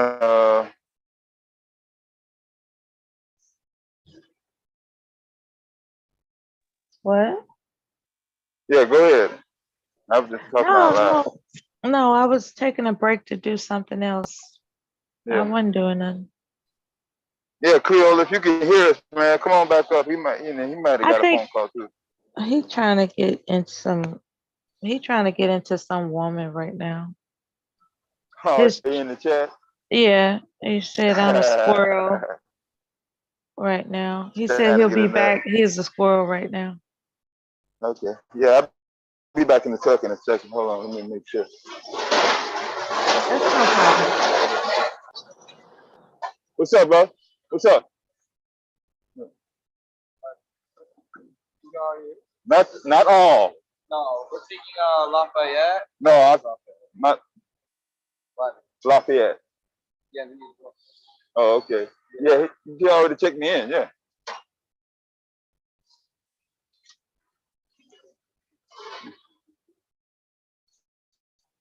Eight Lafayette. 8. Yeah. From here? Yeah. Okay. 347A. Yeah, 347A. Yeah. Oh. Yeah. So how many do you have Lafayette already? I scanned 8 of them already. Oh, you said Yeah. which one? All of them? All of them. Yeah.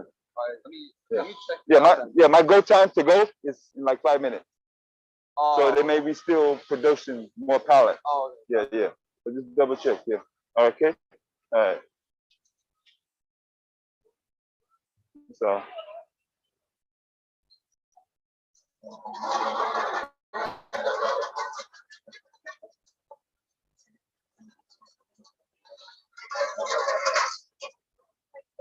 He's got some more Lafayette coming out, right?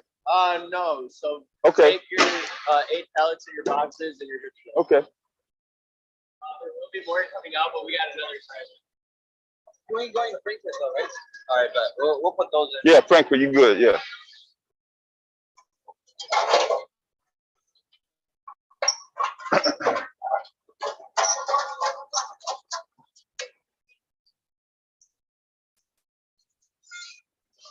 Shit, I should have let him take some. Yeah.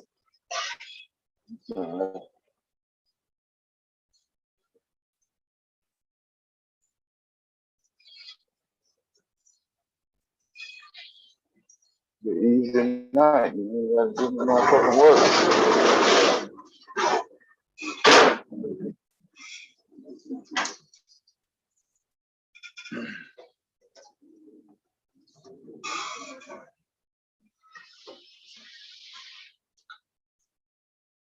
Still Christmas gifts. I should have put a bar. Let me see. Hold on one second.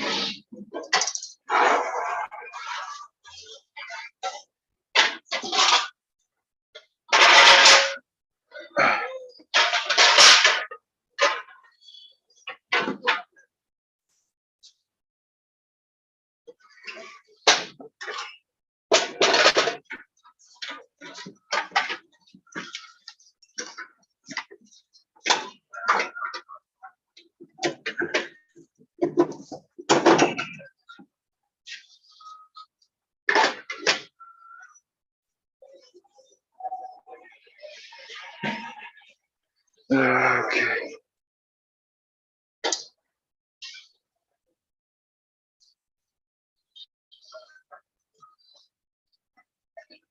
Yeah, this goddamn boxes took up all my goddamn time.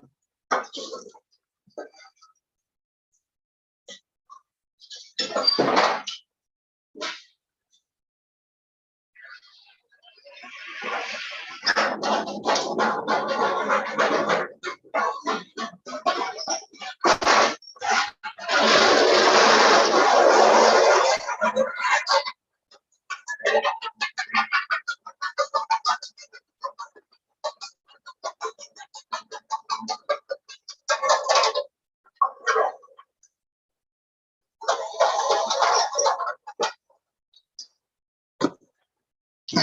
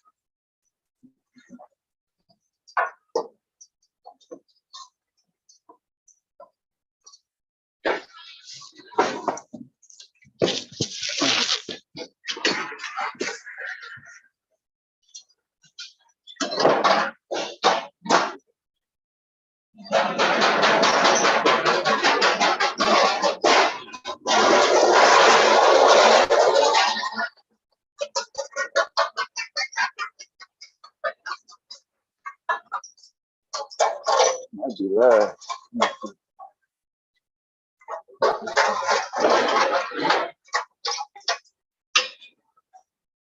Oh shit, I should have put that up there.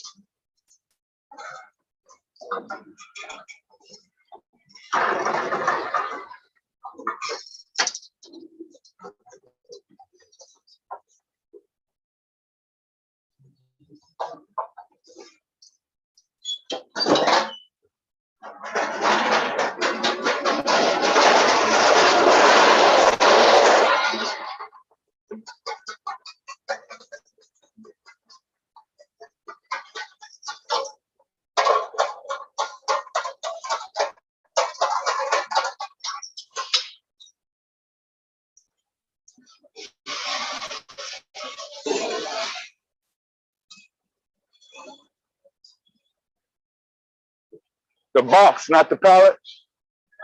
See, that shipping clerk told me they weren't gonna put no Lafayette down, but he just put a Gaylord over there, not the pallet. Yeah, for Lafayette, yeah. Lafayette, yeah, yeah. I'm done. I'm done. Yeah. See that Lafayette right there? This is it for me. This is my only other pallet I gotta put on the truck. He just put this here. Just now. Just now. Yeah.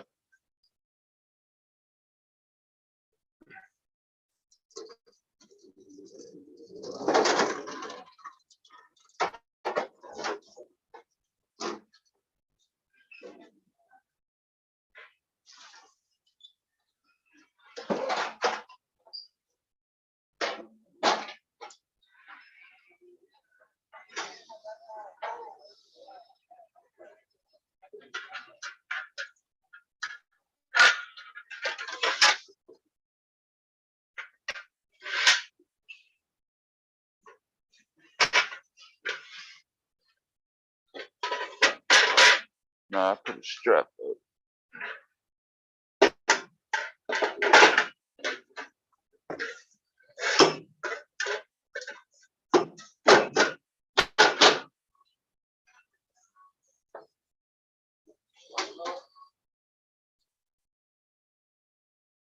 Go across the top.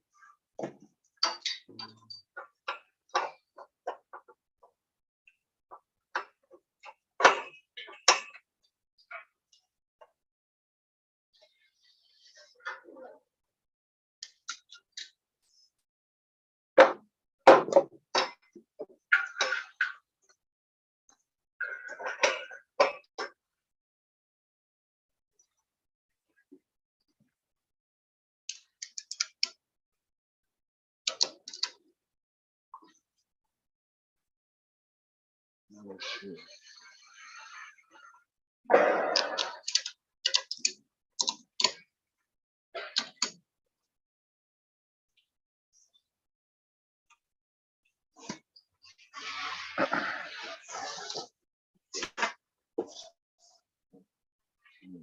Something like that.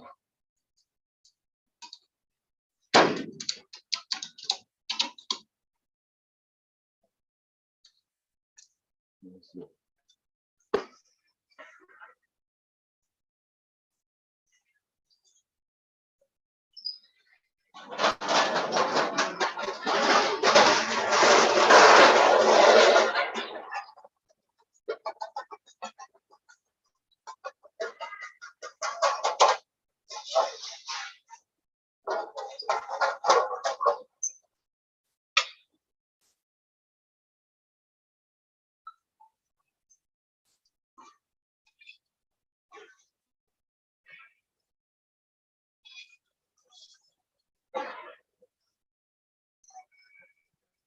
I think that's Frankfurt too, bro. I think that's Frankfurt too. He put that there. Okay. All right, y'all have a good one, man.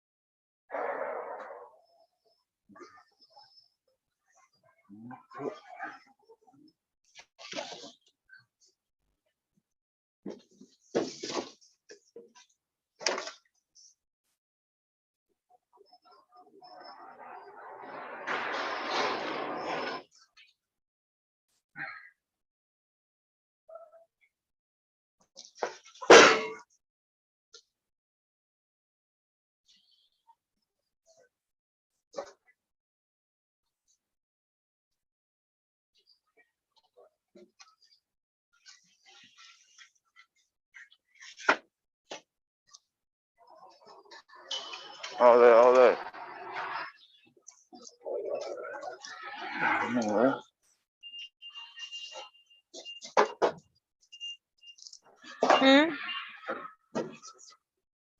No, I was just making sure my man had his shit. He was communicating with me, unlike some other drivers.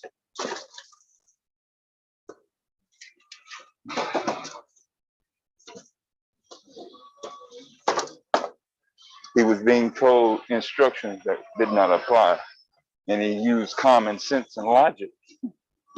So he don't fit into the irrational culture.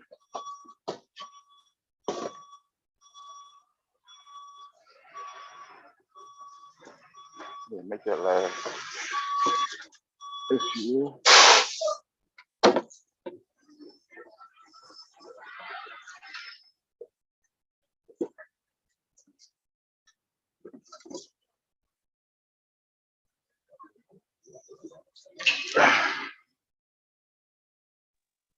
I got two nieces. One is about to graduate high school. She's got a job. I'm not sure what she's doing. Maybe she's a cashier or something like that. But I asked her, I said, I hear you're working. Do you like your job? And she said, no. I said, well, you can fix that by being a business owner. And then I have another niece. She's a police officer. Did you leave it at that? No, I had a deeper conversation with her about accentuating how it can be more pleasurable for her to be in control of how she makes her money when she becomes an adult, as opposed to working for somebody else. It's like, it seems to me that you don't like the idea of somebody telling you what to do, so you can embark upon being your own boss in the future, thereby being a business owner. So yeah, I had that conversation with her. And then I have another niece who's a police officer. And of course, she is very cool with the choice she made in life, because her ultimate goal is security, of her her security of status, security of income. And she thinks that being a police officer satisfies that. So, and her thought is to encourage her sister, her younger sister that I was just mentioning, to join the military. That's what she thinks she should do. She doesn't, she thinks that, like there's enough time to become a business owner. She thinks she should get her feet wet by being a service member first. That's what she thinks. It's like get the security of being affiliated with a government entity under your belt before you become a business owner. That's her thought. Okay. So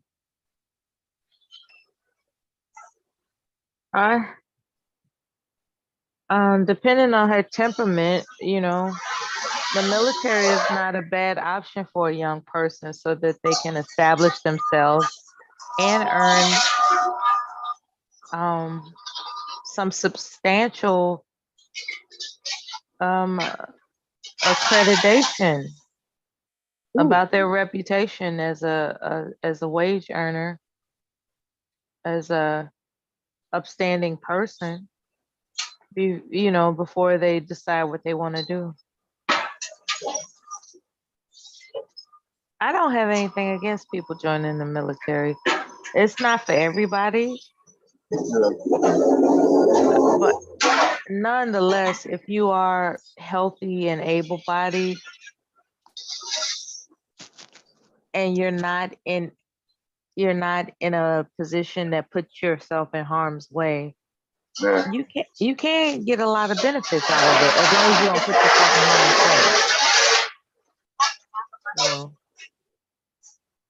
Like I wouldn't encourage somebody to, be in certain positions that puts them in harm's way if they're going to join them. You can get the same benefits without being boots on ground, to be honest with you. Like everybody gets the same damn benefits eventually. Everybody gets the same access to benefits eventually, even if you're not boots on ground. Do you get extra because you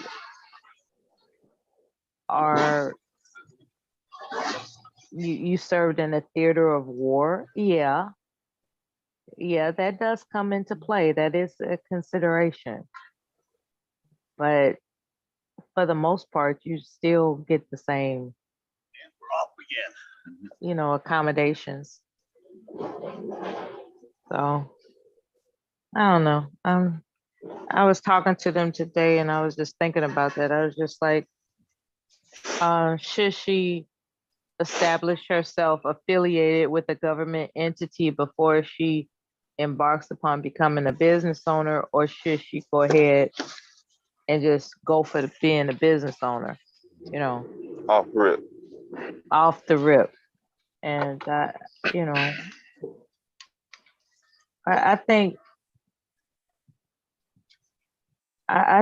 the discipline that you encounter is beneficial as long as you're not in harm's way. That's my concern.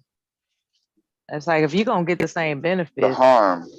Yeah, like being in a theater of war.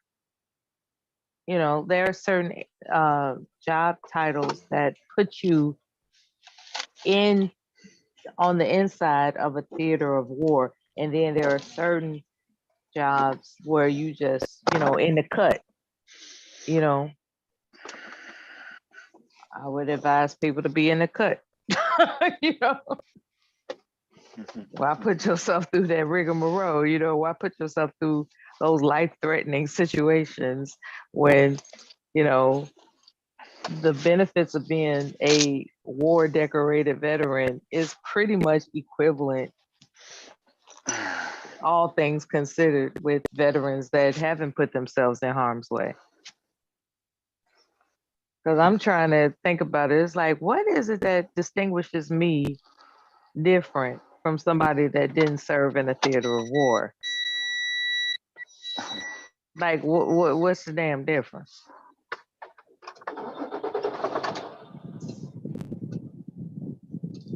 And as far as I know, I haven't ran across anything that said this is exclusive for people who served in a theater of war. You know, but then again, there are some things that were expedited because of my war status that other people are, you know, are still sitting there twiddling their thumbs waiting on.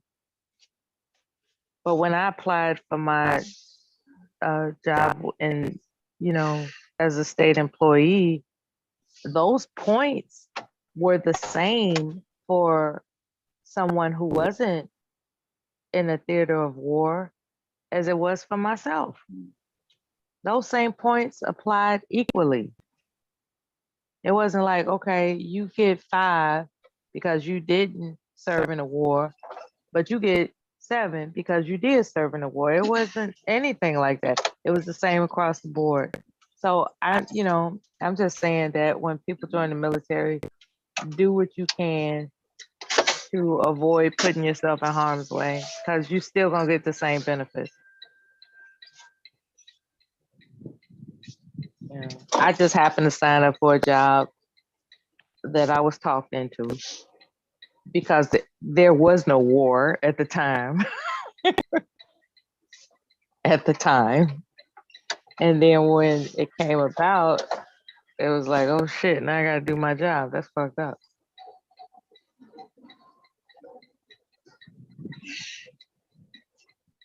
But, you know, c'est la vie.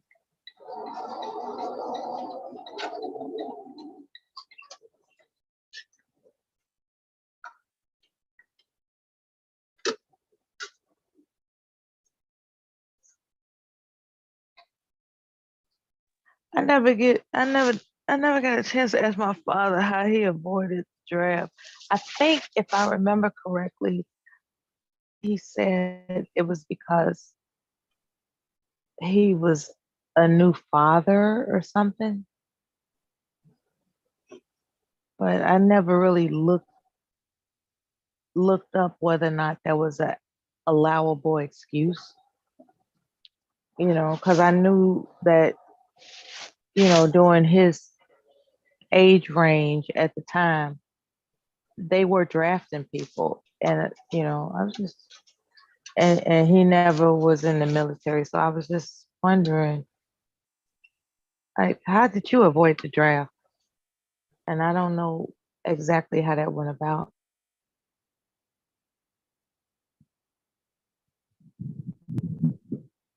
Yeah.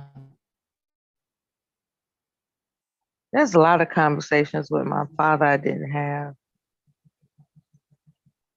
If he were here now, I would be just drilling him with questions, you know. My grandmother, my grandfather, my great grandma, I would just be drilling them with questions because I'm at the age where I want to, you know, find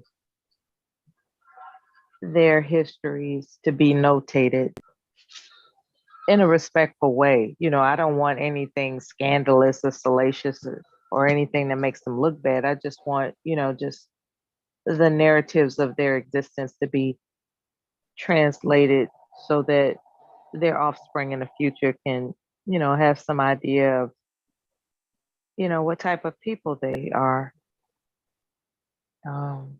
My experiences with them were just observance and not storytelling. You know what I mean?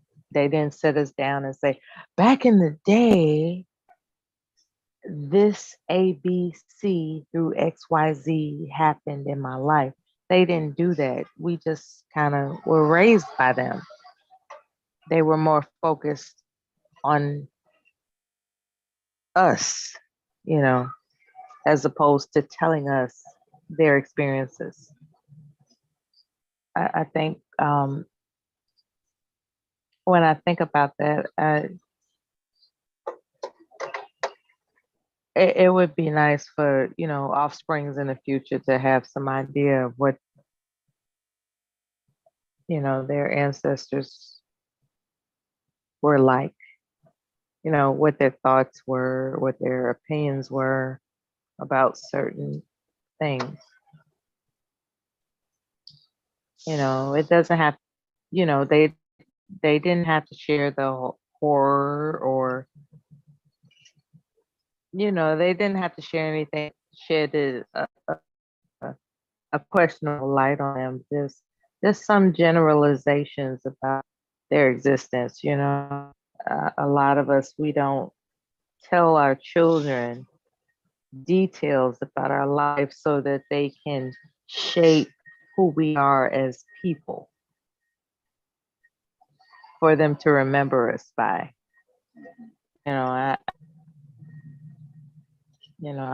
would hope that parents would be more forthcoming with their children about, that shape their lives in a way that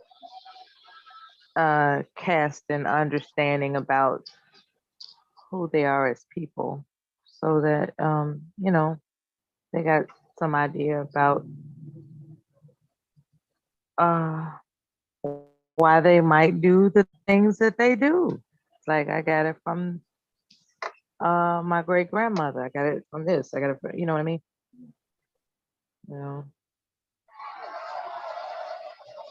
Cause I wanna get a family tree established, and there's a lot of information that I'm missing that's really distressing me. It's like, wow, like my grandmother's mother, there's like so much information missing because she died so young, and I haven't heard what she died from and what her experiences were as a child to an adult. So I think a family tree is important. Wouldn't you want to know, some of the things that constructed the lives of your ancestors?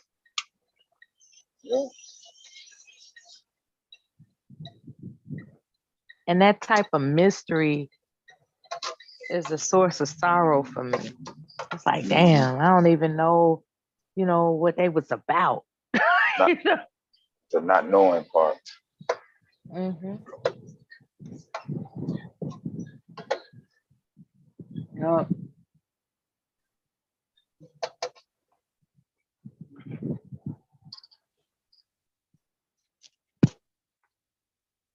Yeah.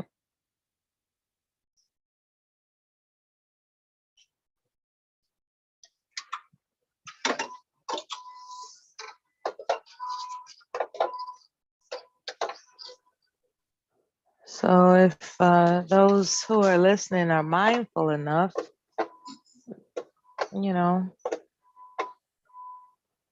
afford your offspring the opportunity to get to know you.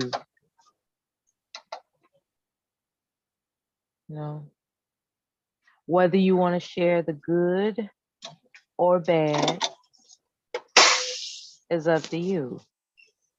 But, at least tabulate what it is that they can grasp an idea of who you are as a person, an individual, you know, to me, that's a semblance of glory. Your name will be carried forever along with your characteristics and your deeds, depending on how you want to express it. Proceed to route. You know what, Dad? Sometimes I think too damn deep for my own good. No, it's all right. Says you.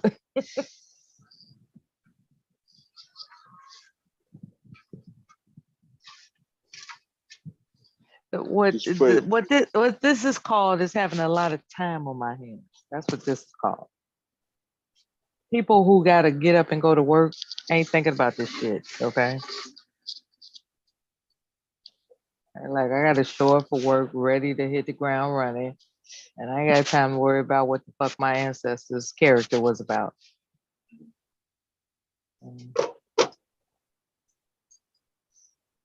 So, you know, I'm just talking. That's cool. And I'm glad destiny has found it fit that a person like me is spending time with a person like you. Isn't that marvelous? What would you do without me, baby?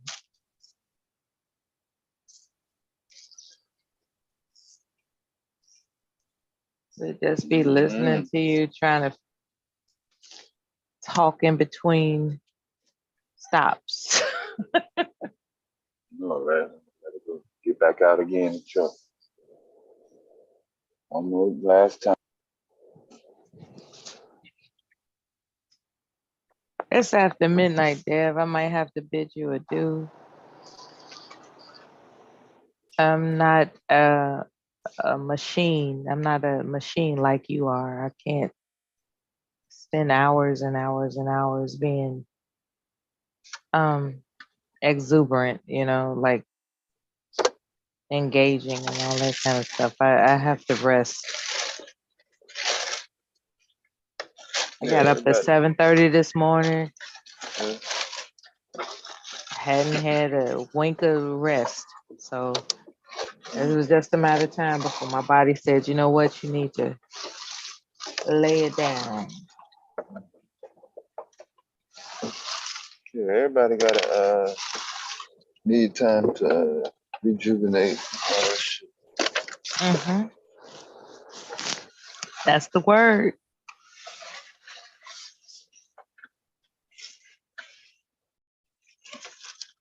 Thought Priya was gonna come back up. All right. Some of your bros will come up and talk to you about sports, stuff that you men are interested in. You men. Okay. Maybe there are women that are interested in sports. Okay, I'll give you that. No, what's her name? That one chick from the West Coast. Yeah, she would only bring it up if guy brought it up. But yeah, there are plenty of women that are in sports.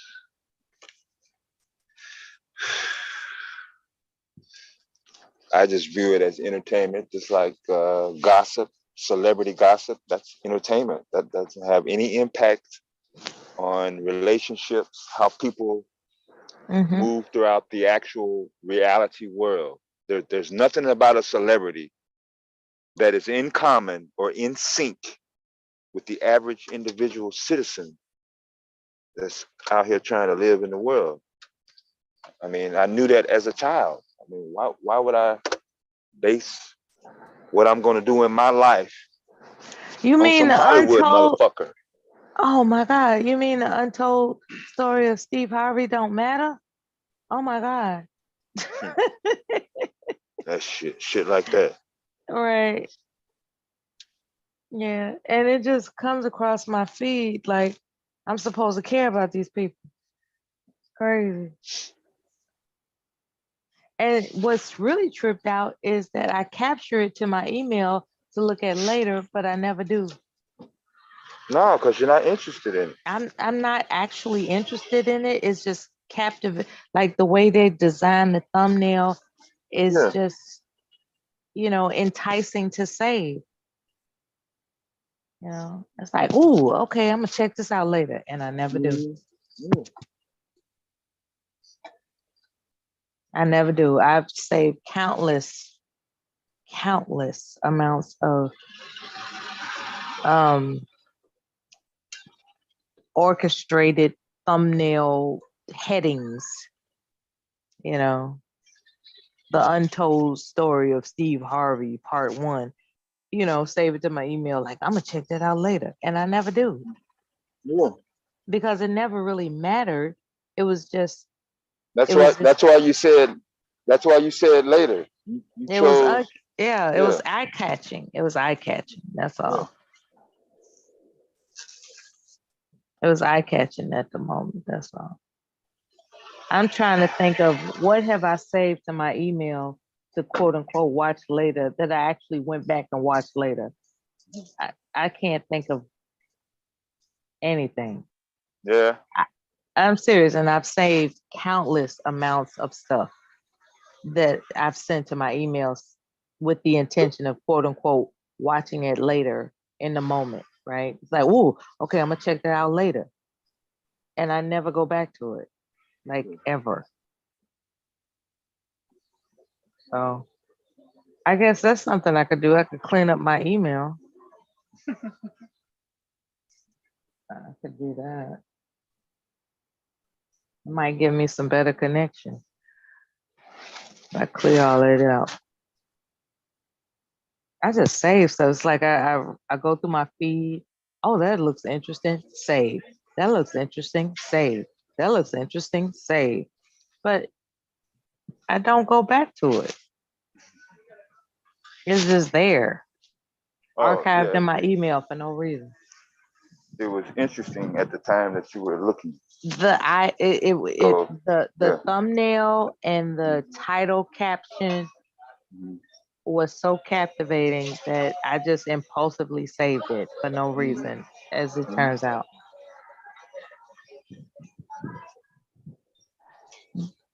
I'm trying to figure out that there might have been 1 or 2 times where I went back to my email and typed in keywords to find something, but it's usually stuff relating to my own personal business as opposed to some YouTube upload.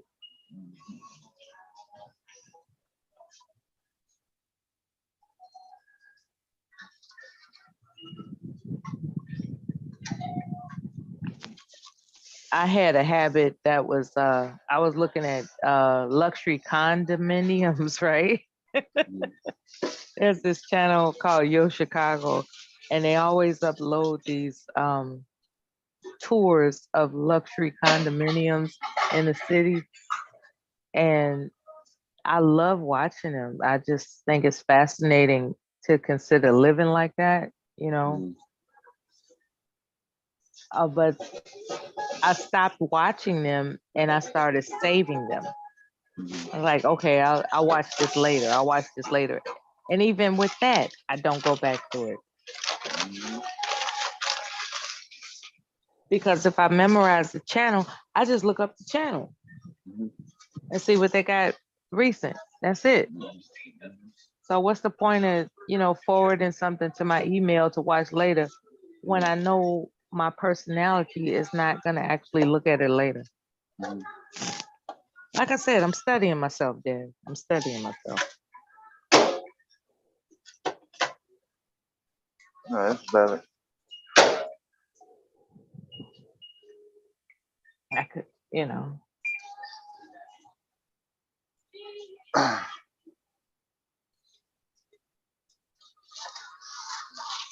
I'm not going to miss anything if I know the channel by heart. If I know the channel is Yo Chicago, there's no need of me saving their new uploads because I could just go to the channel and find out what they're doing.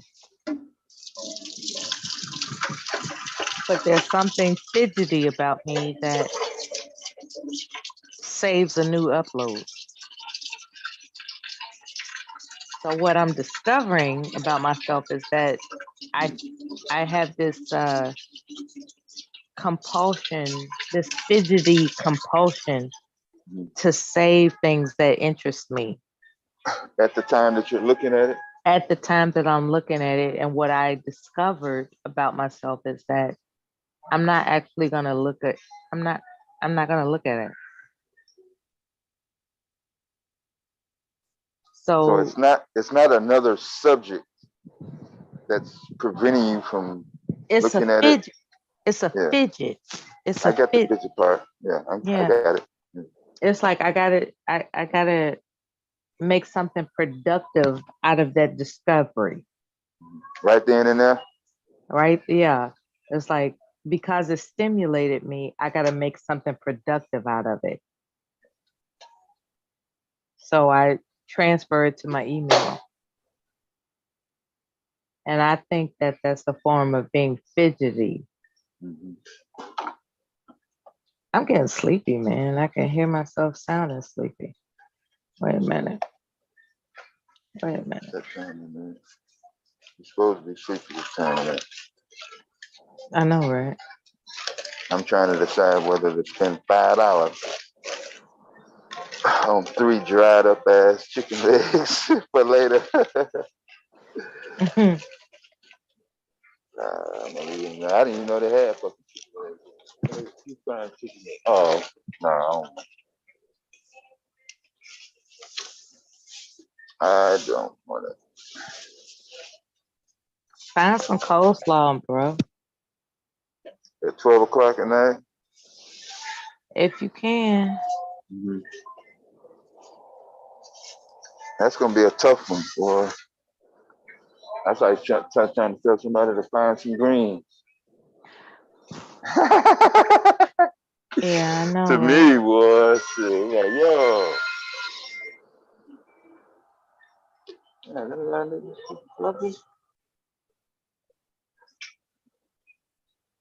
Oh, I guess my man wasn't here.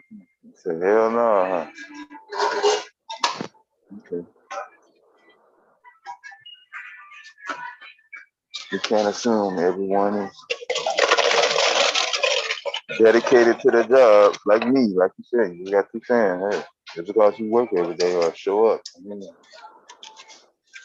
the level of production.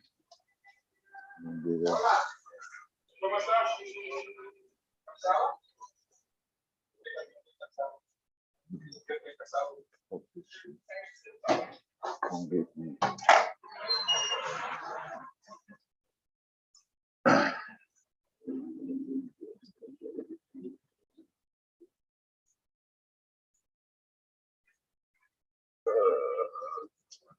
Get off the coffee and plus I don't need no coffee anyway, so.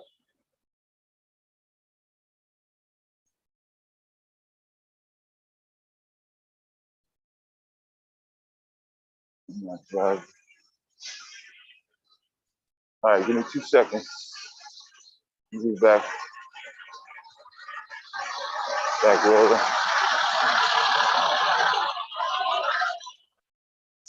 Say what? Huh? Getting back in the truck now, so we can roll. Okay. Going back to Indiana. Indiana, here I come.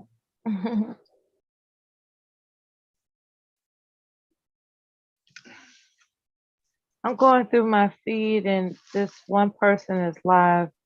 The title says stepdad putting their foot down.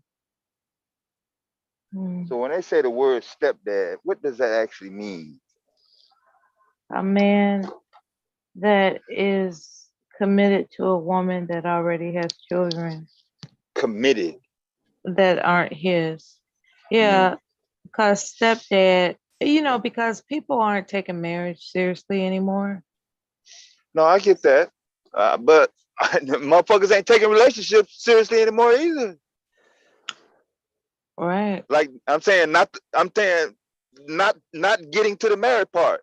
Before that, the same level of what do you call it? Nonchalantness about someone's life. I mean, damn, how that ain't value to you?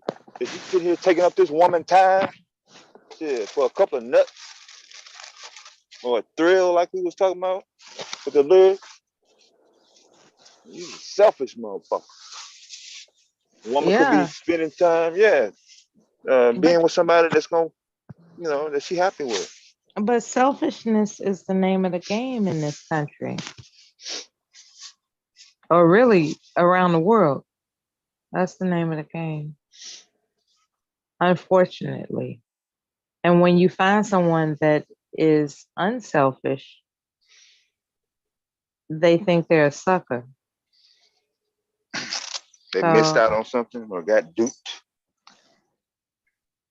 Pretty much.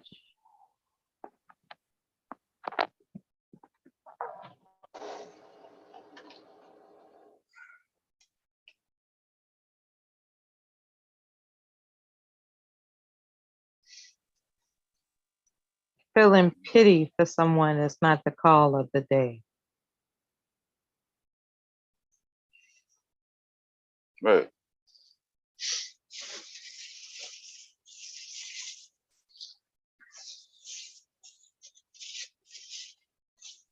And when you do find that someone has a story about how they took compassion upon somebody, unfortunately, as it turns out, they received the short end of the stick. I don't know any stories where someone has taken compassion upon somebody and they came out on the winning end. That's just not what America is about. America is about dog eat dog. Okay. And shit dog out. Period. And that's sad. That's rough. It is. That's rough, not in rough. that brochure though. That's not in that little pamphlet that they hand out to foreigners. They said everything gonna be laid out on the red carpet for you. Mm-hmm. You're gonna have rights automatically just because you exist in life. But no, I get what you're saying.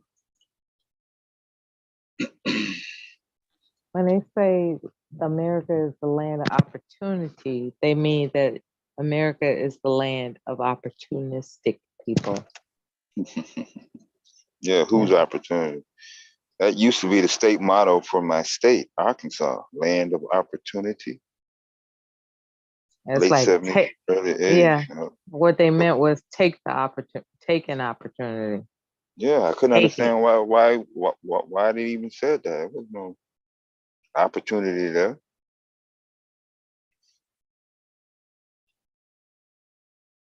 That was the deep south.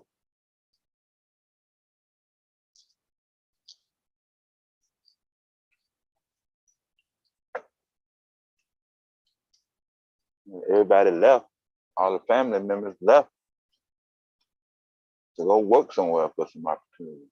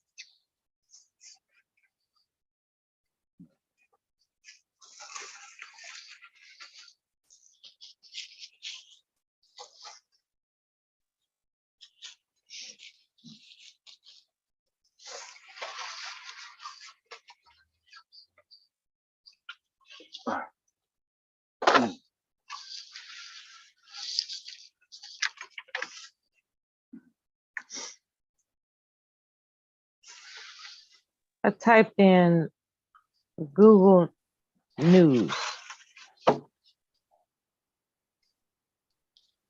Okay. So they got some volcano in Mexico City spewing ashes, and it's disrupting 2 major airports. Tim Scott joins the 2024 Republican race. Let's see. Southwest states strike landmark deal with Biden to conserve Colorado River water. Ron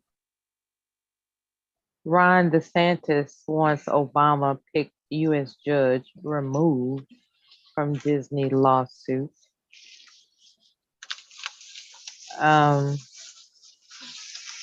Melania Trump allegedly took advantage of Donald Trump's court case to renegate. Okay. Took advantage. Yeah. A huge prehistoric looking creature was spotted in California lake. An iguana, a lizard, crocodile, alligator. So it's just not a whole lot. What about your NPR feed? Let me see. Let me check it out. NPR. Yeah, that sounded like some. Yeah, those headlines. I don't even think PBS The first thing that came up was The Little Mermaid. Yeah, there you go. There you go. They brought back up the Colorado River again. What's going on with the Colorado River? Let me bring that up. Okay.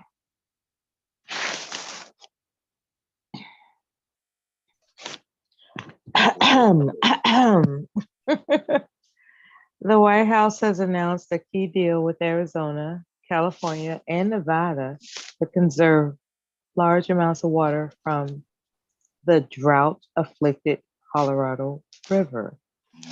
The breakthrough agreement aims to keep the river, which has been shrinking at an alarming rate due to climate change and overuse, from falling to a level that could endanger the water and power supply for major cities in the West and vast stretches of huge productive farmlands. Water managers in Arizona, California, and Nevada have agreed on a plan to cut their water use by well over a third of the entire traditional flow of the Colorado. What? They're going to cut it by a third? Yeah, you didn't know Lake Mead had dried up? No, but people who are in Arizona, California, and Nevada had to succumb to the water manager's decision to cut their usage by a third. That would bother me. It's like, yeah, it's like the citizens don't no even trust have in the matter.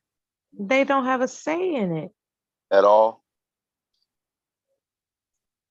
The deal, which only runs through the end of 2026, amounts to the largest reductions of water use in modern times and are very likely to require significant water restrictions for farms and residents across the Southwest. Now, hold on for a minute.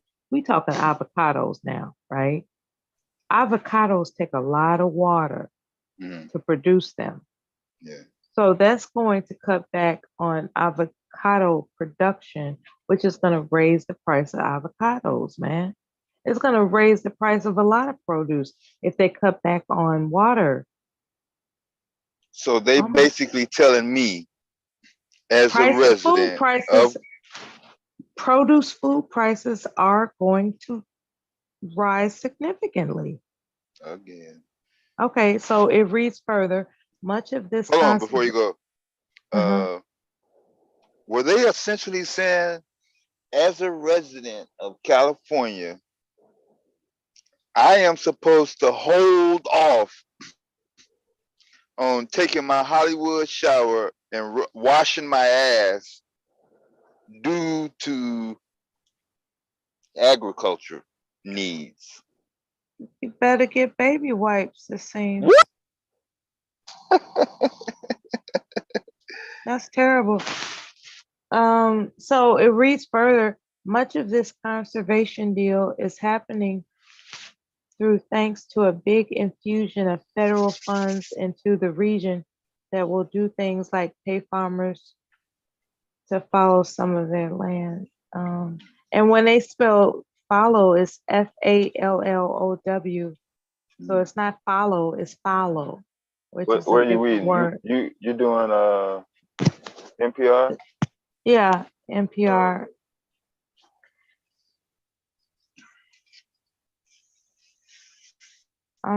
The government is also compensating water districts and tribes to voluntarily keep some of their legally entitled water in the nation's largest reservoir, Lake Mead. Mead, yeah, remember I was telling you that. In order to prevent it from going dry. So they guilt tripping them too.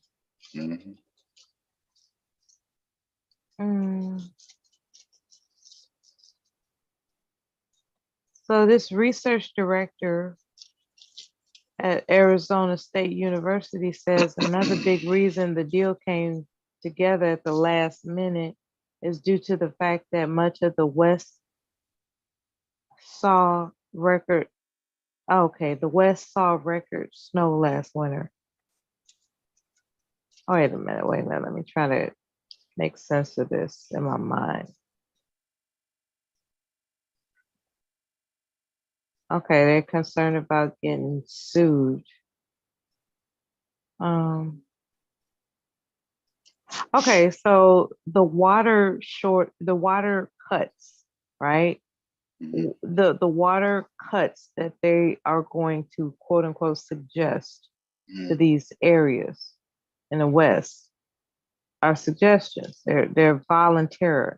It's voluntary. Damn, I'm tired. Anyway, the cuts in the deal are entirely voluntary, right? But at the same time, which leads open to the government to be sued, and I don't know why. It's a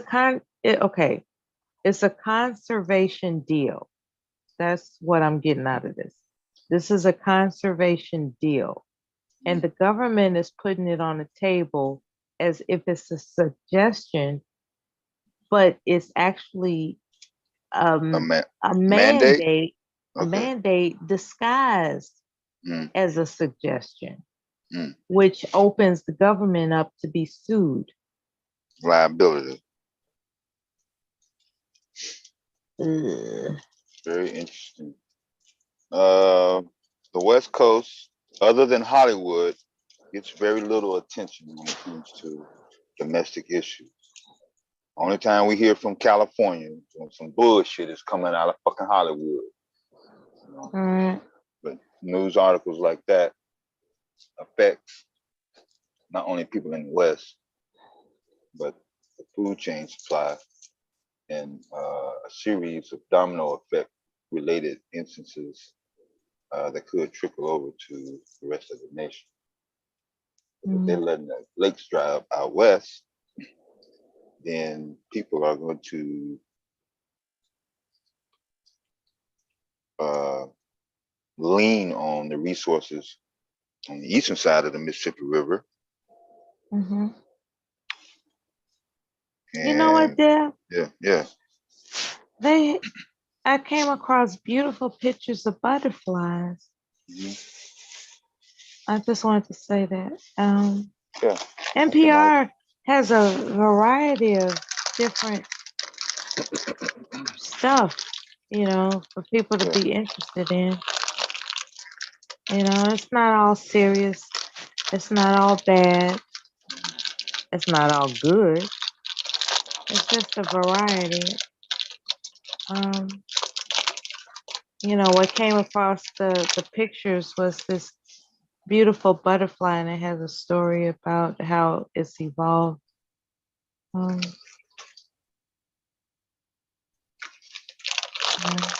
Of course, they're talking about the Pentagon.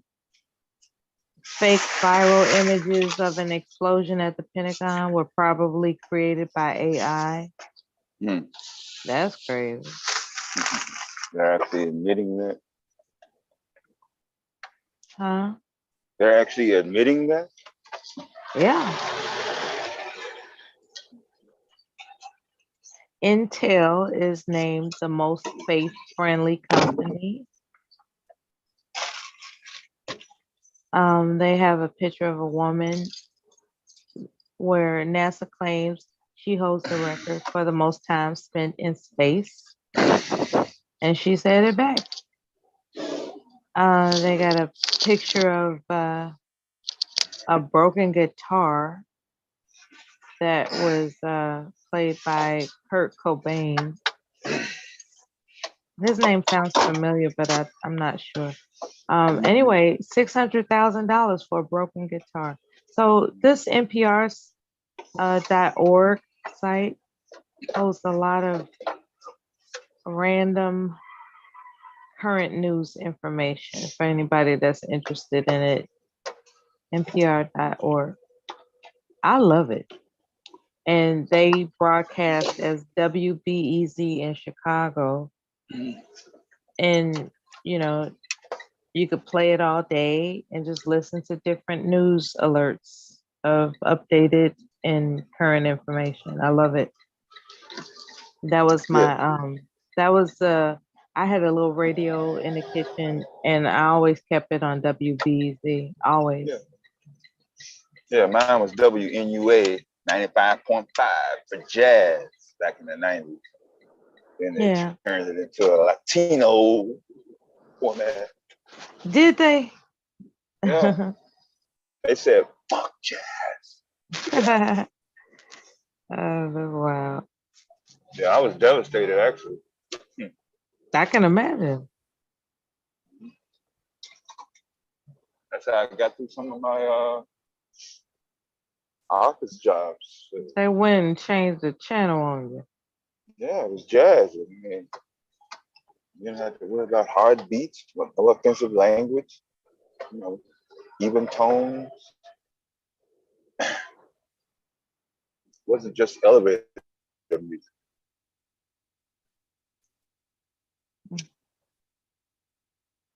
Let me get out of here, Dev. I'm gonna lay down.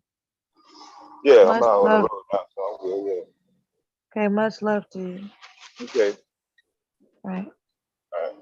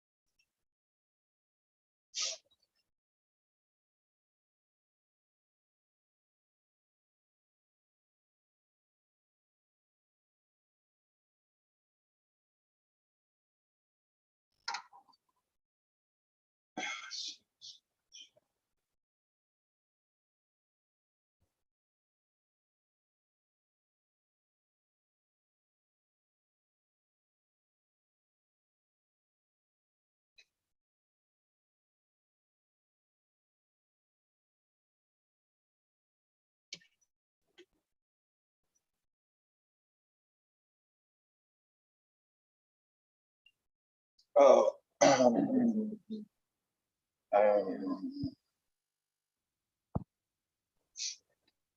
are you back, Phil? I don't know how long. I'll come back when I can. I just gotta lay down for a Not little you. while. I thought you was gone. No, I just gotta lay down for a little while. I'll come back when I can. I'm reading the chat. Okay. Yeah. Don't be sweating over it. Get your sleep out. Okay, peace.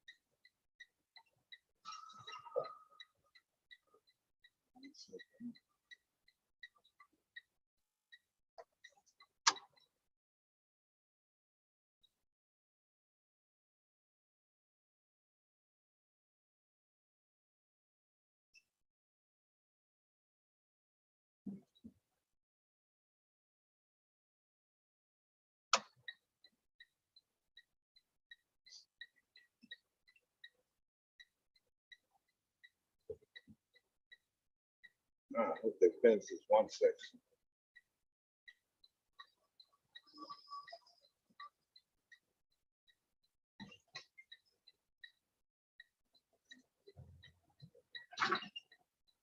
Shit, I'll ride the goddamn left lane.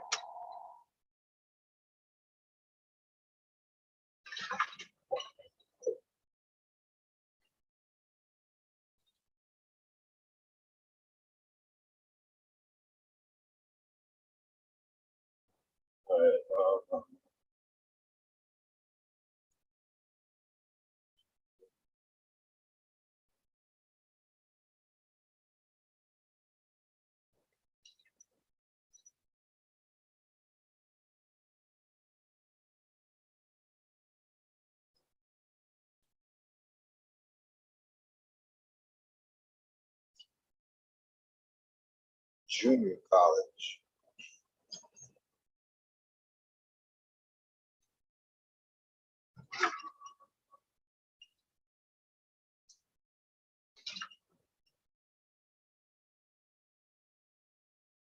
Yeah, I don't think these lights are on.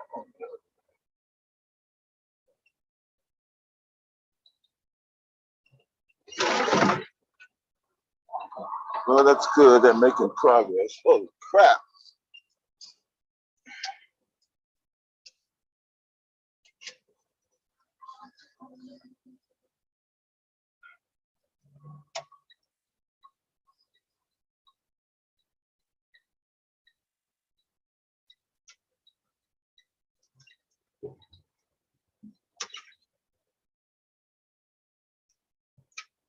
Wonderful.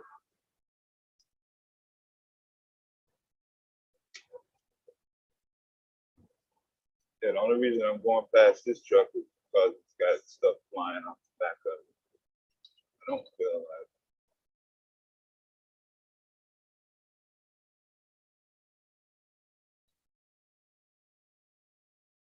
listening to that.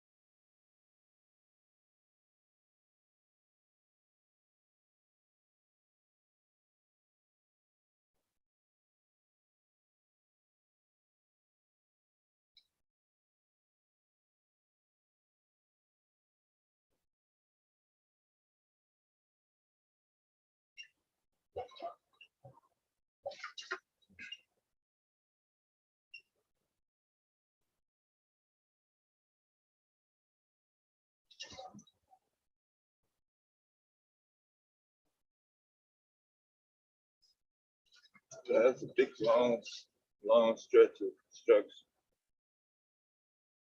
Miles, probably 60 to 80-mile stretch.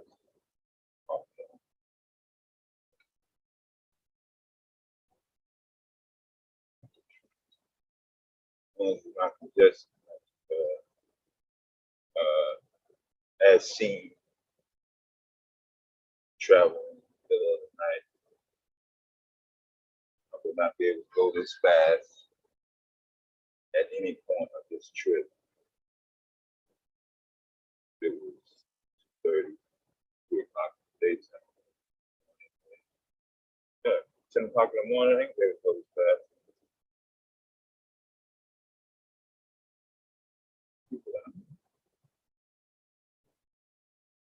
Just like the chapter.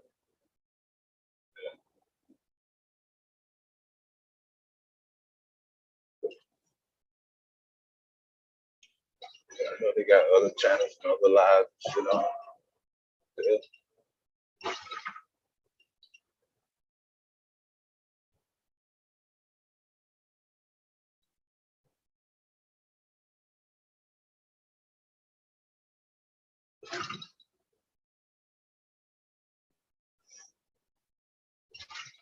Saw Linwood on somebody's channel.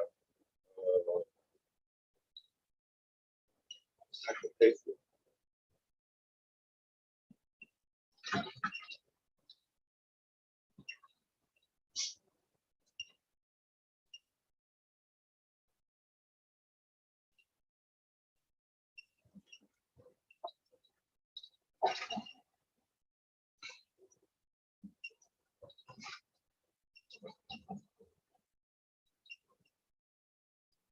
So what is it that we want our younger generation to grow up to be?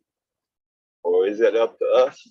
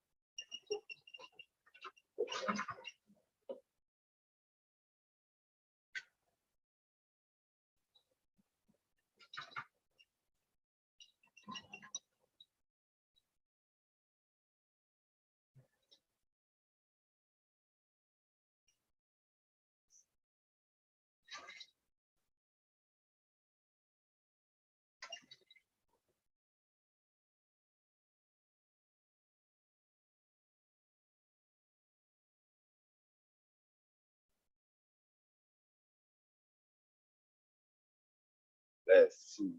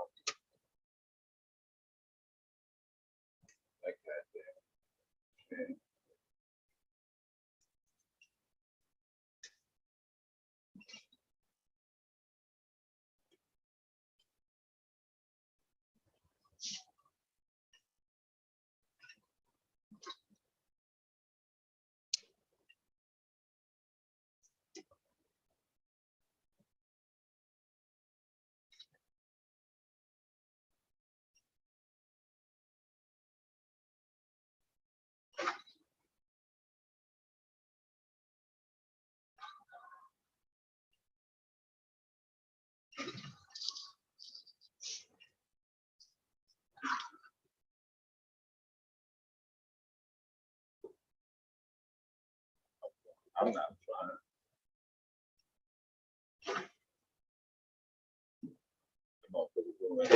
80.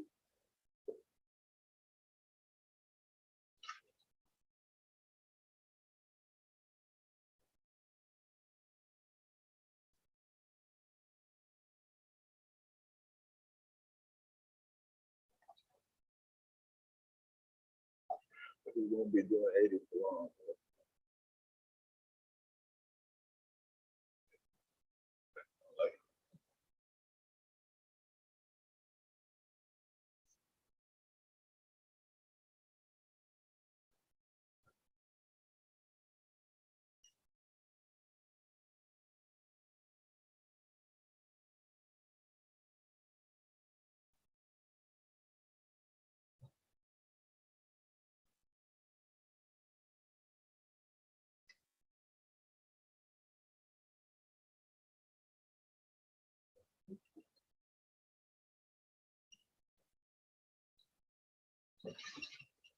Still gave you so much life.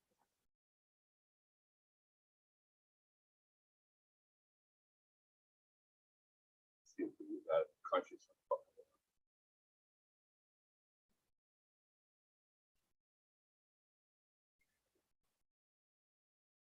That's really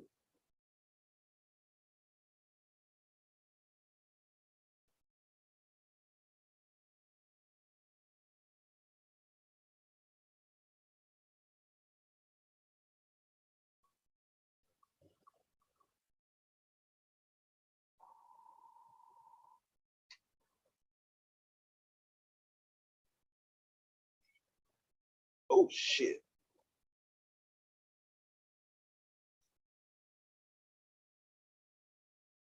That's in response to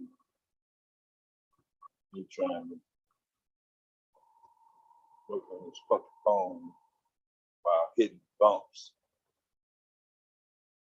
keeping my fingers still, unable to do it.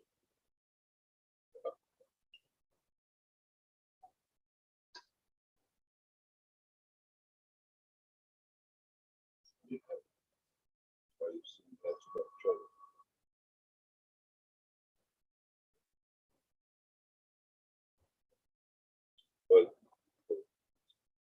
got that. But it's enough of that.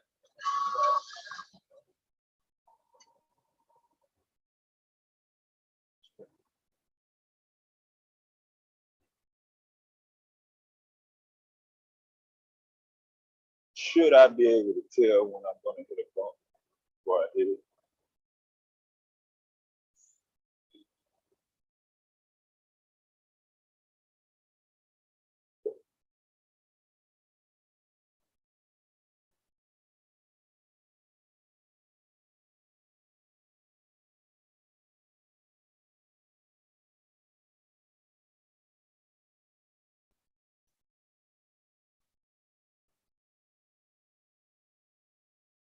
Oh, pass the blunt.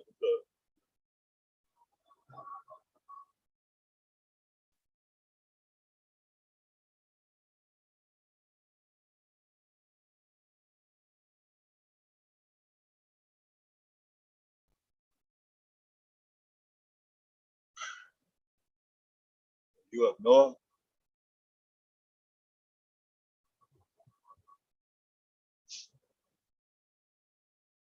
65, good. Maybe I ain't got my window down, so it must be loud. Like,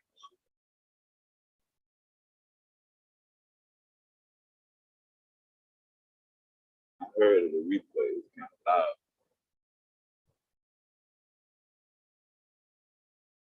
Y'all 17, that's 16 that's listening. It's not annoying to y'all, that noise? Because I heard the replay a second ago.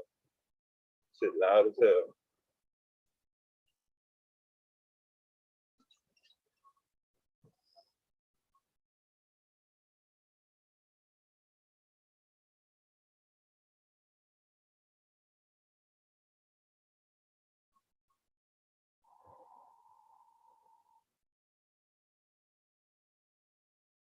Yeah, that would get on my nerves. I can't lay back. Those off.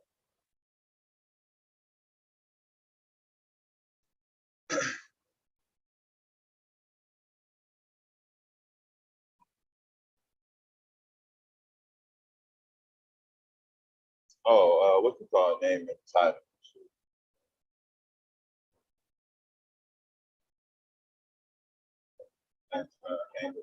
All that.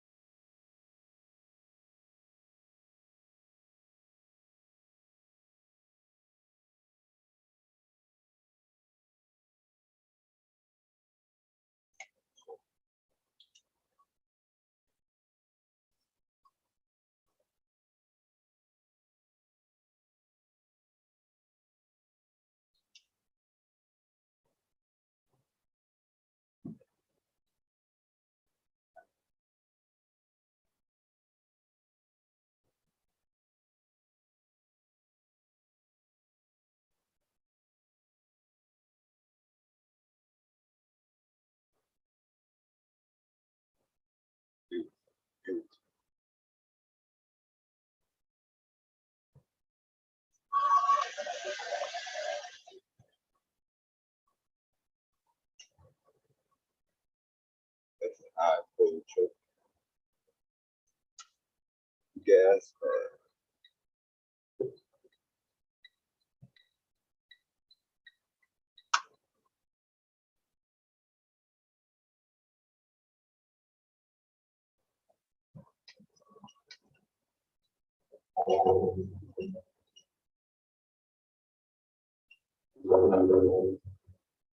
yeah, that's the sound. Wow. With those off driving, it's supposed to wake you up. Shit.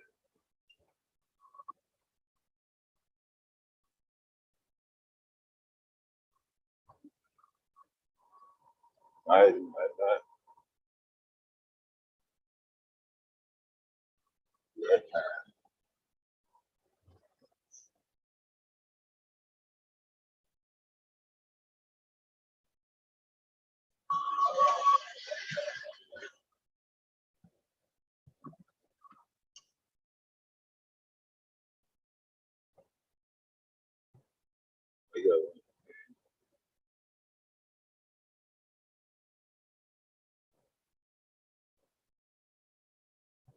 Yeah.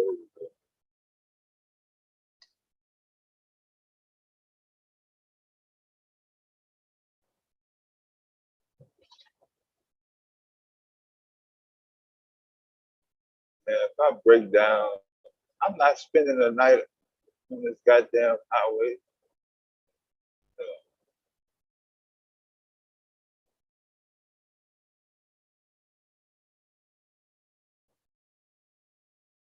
Fuck that shit. Not unless you sign the goddamn title of the truck over to me, then I spend the night on this bitch.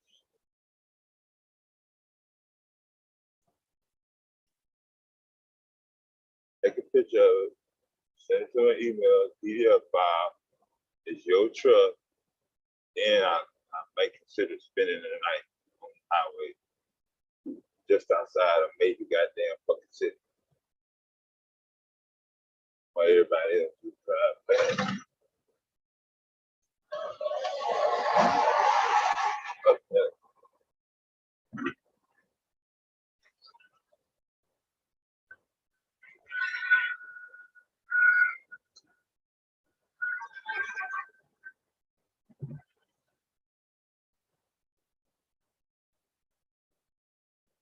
Oh.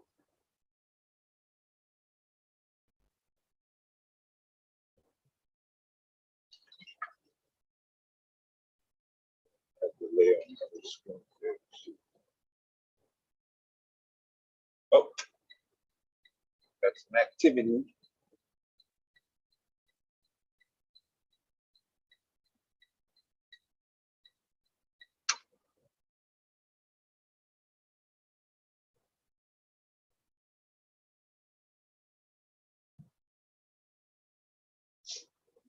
Getting ready to close that lane on.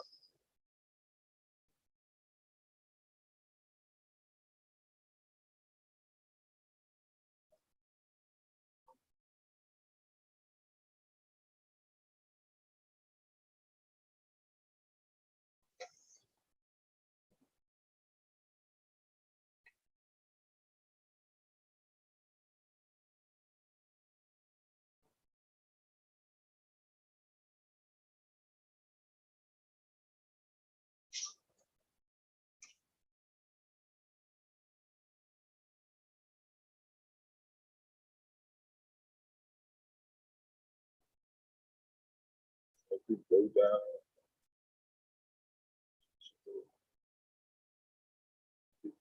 Oh.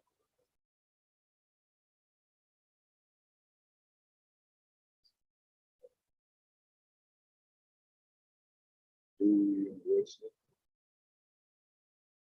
This is downtown where they got the blue lights.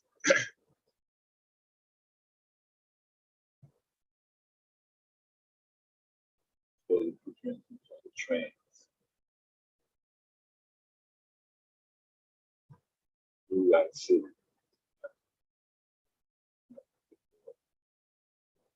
It's not best known for its college. Blue University. Not there.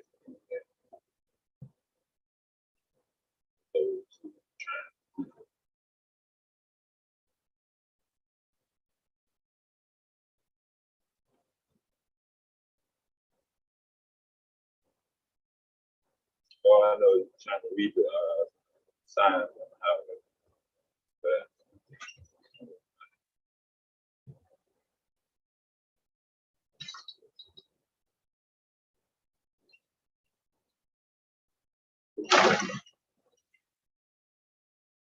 I'm worried about doxing myself. They might do that if you can. That's 1, 2 minutes long. Up.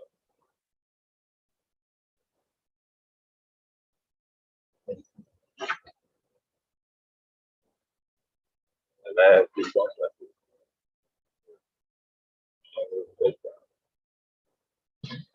See what's going on.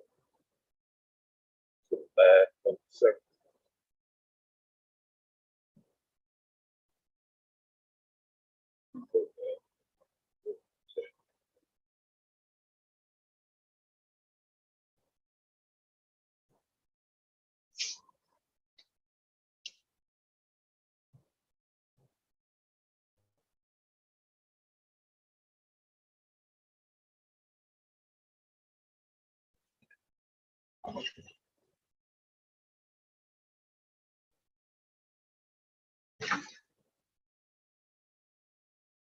When to pull over the hood, question.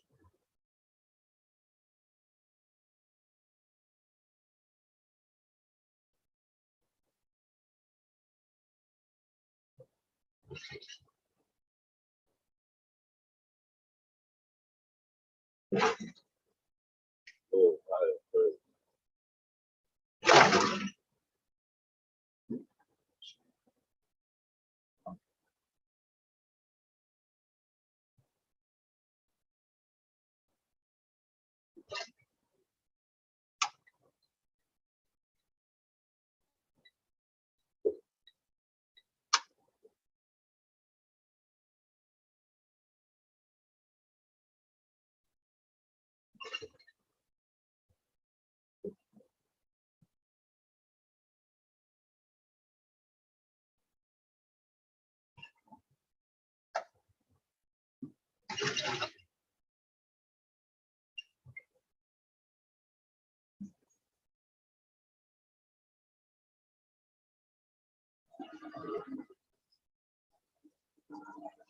It just is that.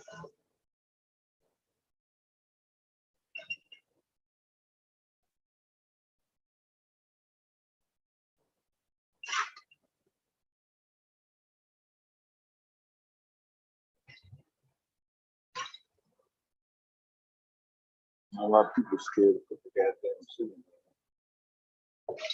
I know they're not that lazy. Yeah,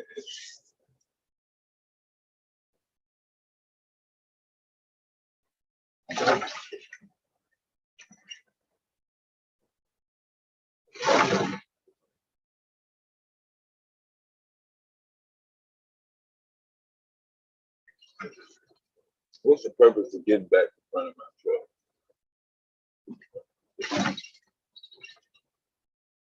That logic.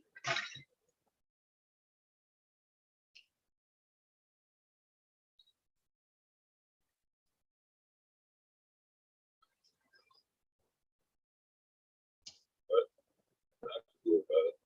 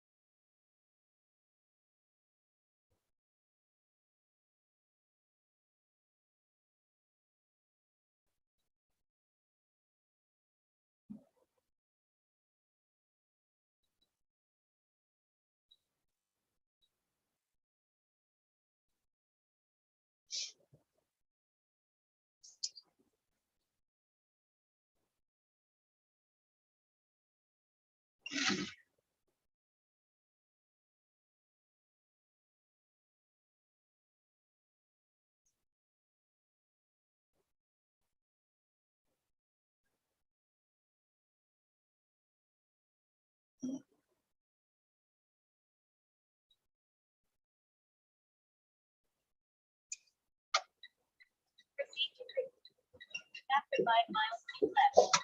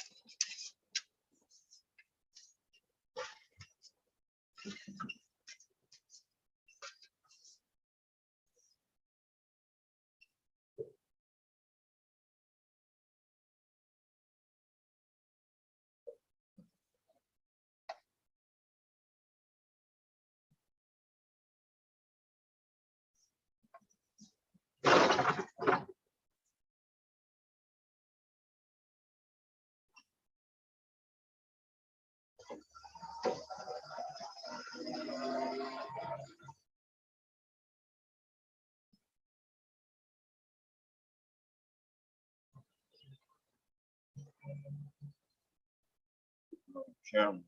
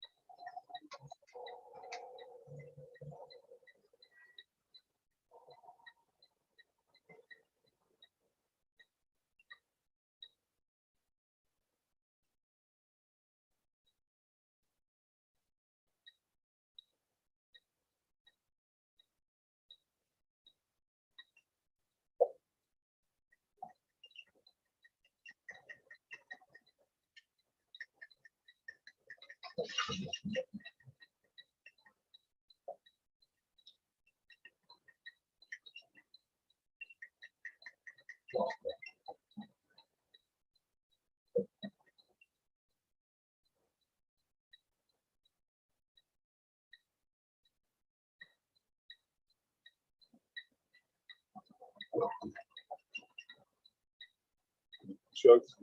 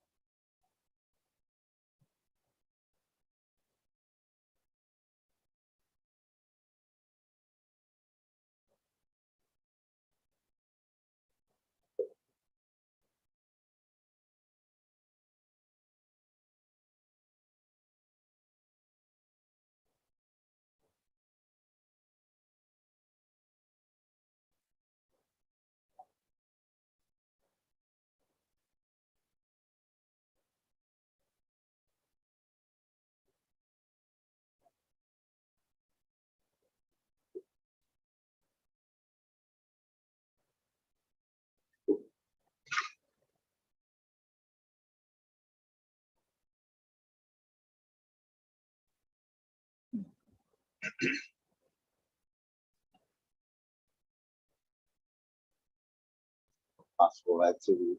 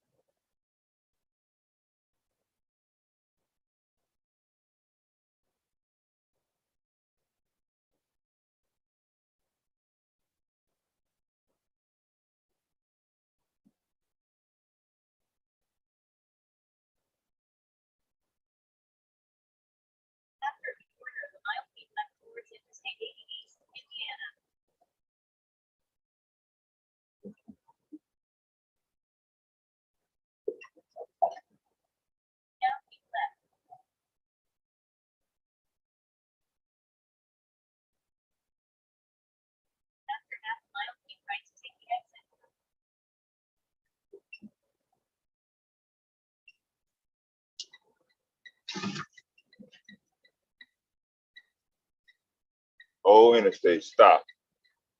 Block off. We've got to make a decision.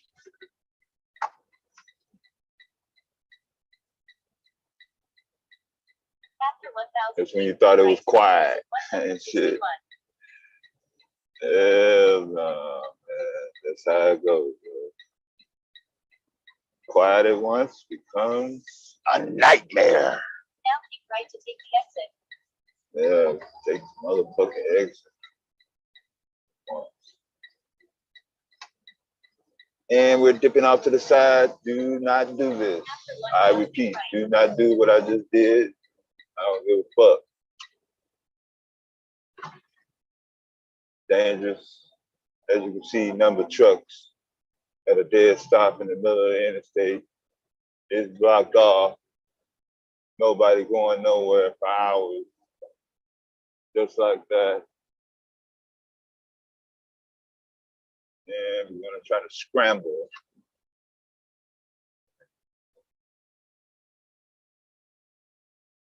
Looks of it. It don't look good at all. Oh,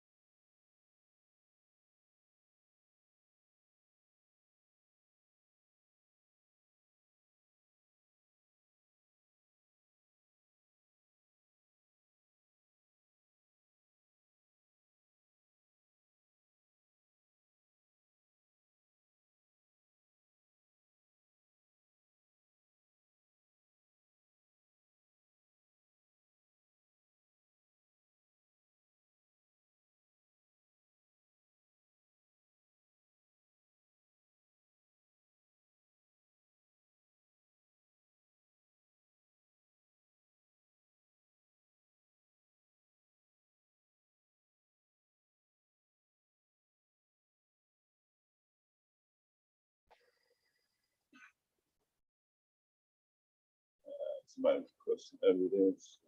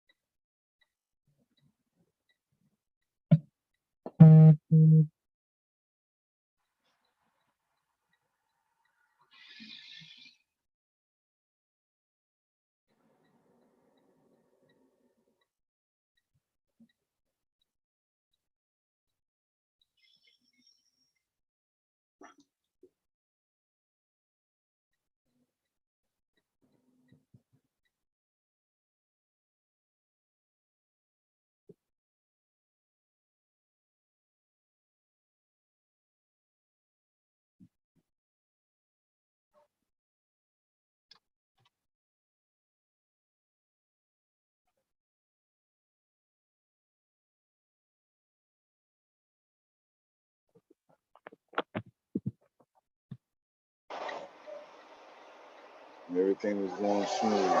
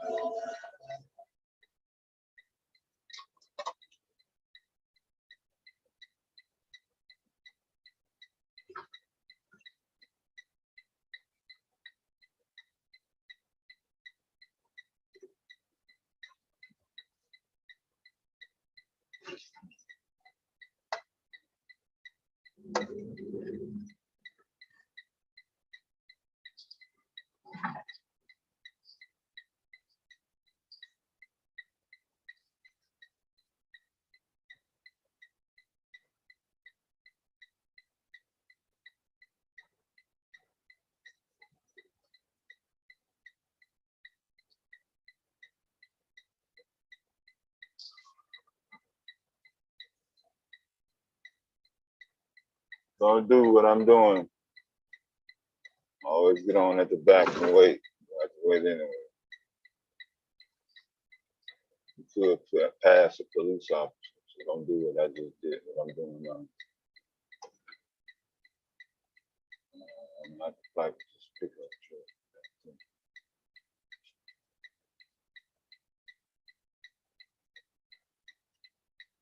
I don't know.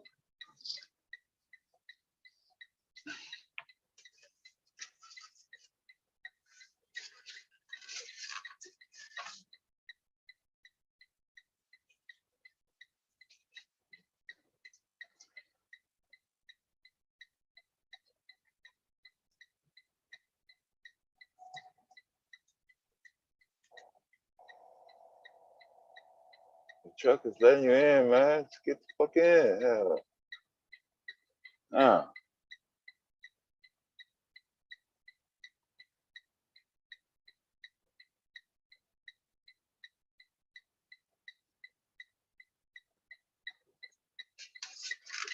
I could have got over there.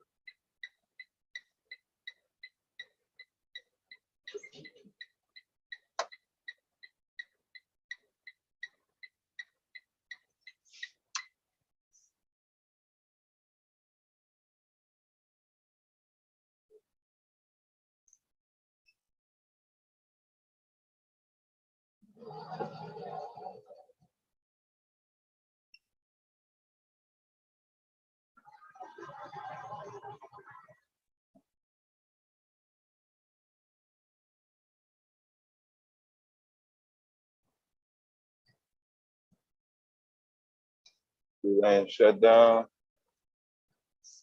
They said it's gonna be at least one semi. Something's gonna be flipped over. Oh, that shit full. Shit, everything about that.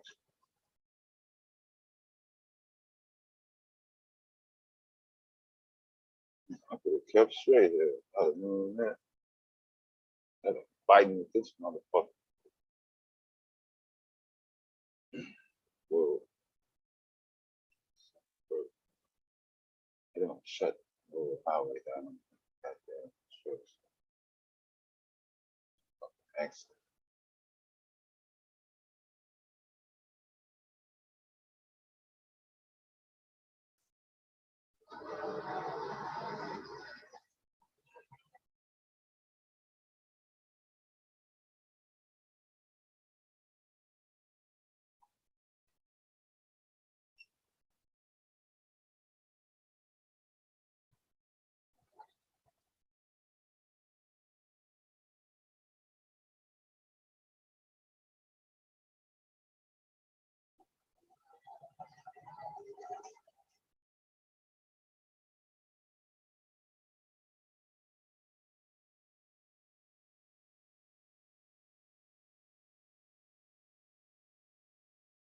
to shut the whole interstate down, to change the sign.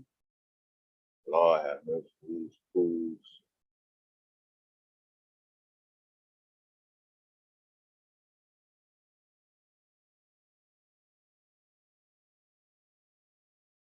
Lord, move to Discover Indiana, whatever.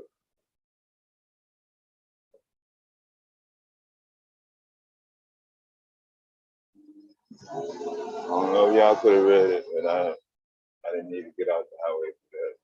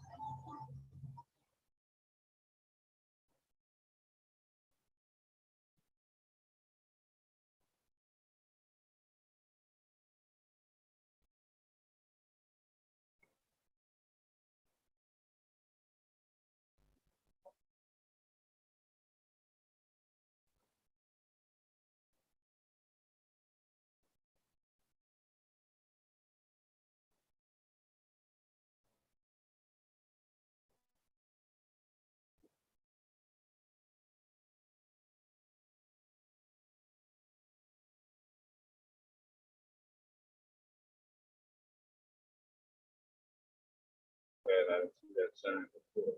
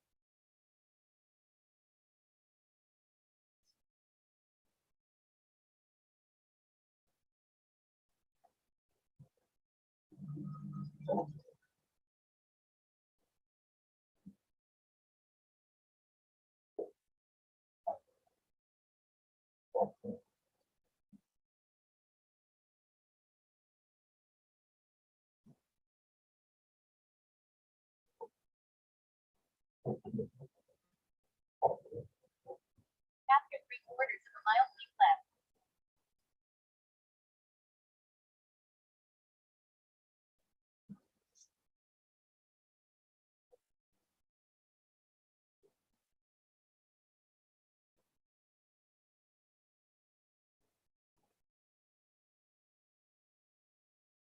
After a quarter, the mile picked up towards Interstate 88.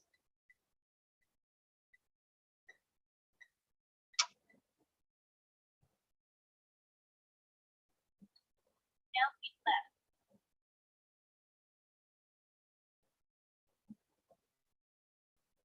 Follow the highway.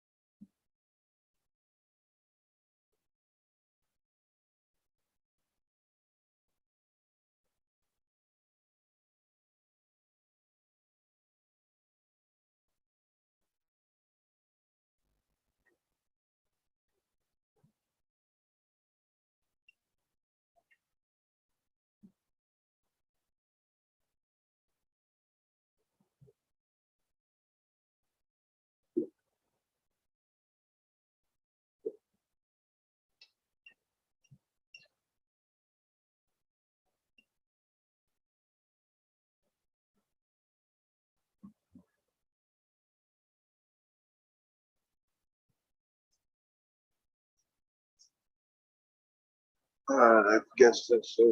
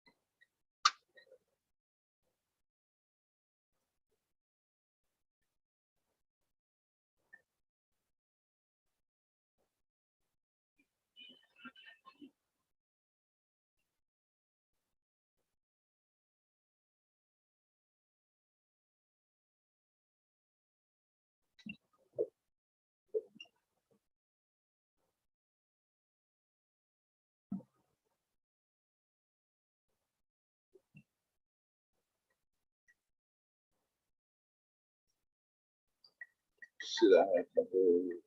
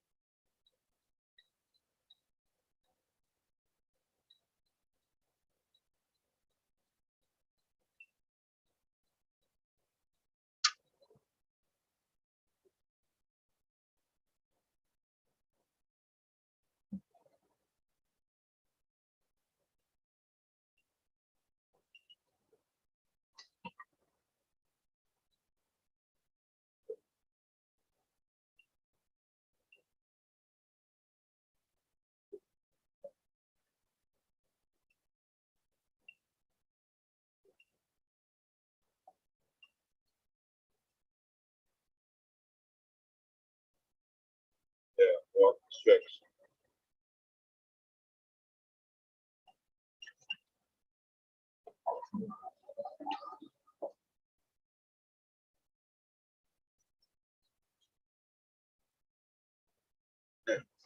Do what you tired. I breathe some love.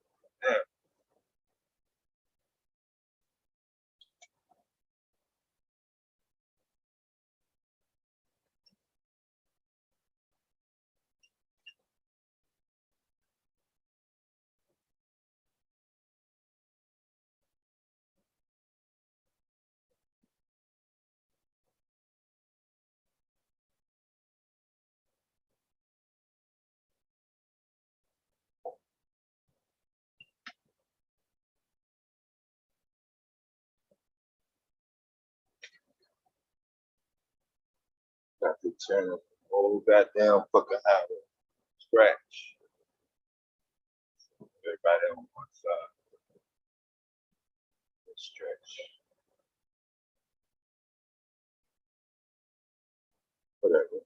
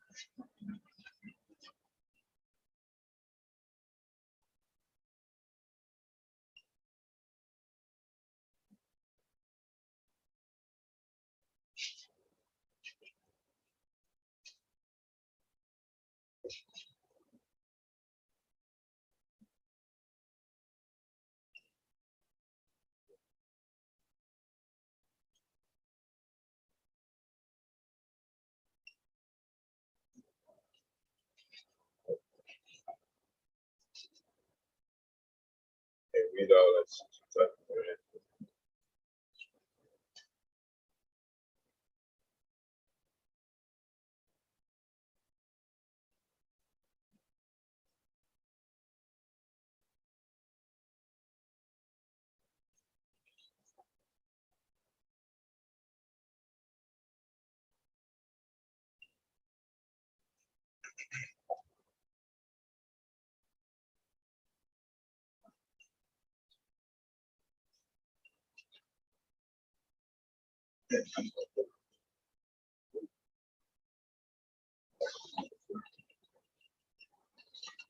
Truck rate. I'm not it.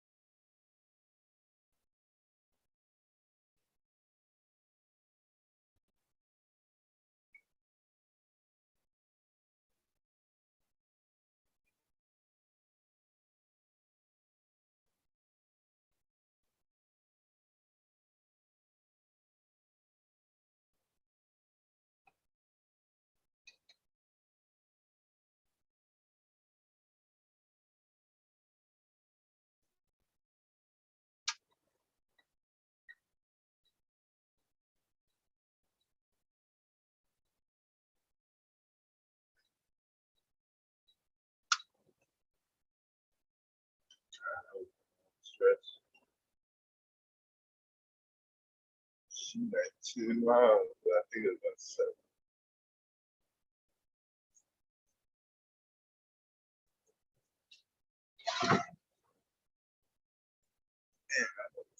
Big ass. Oh crap. But I'm sure.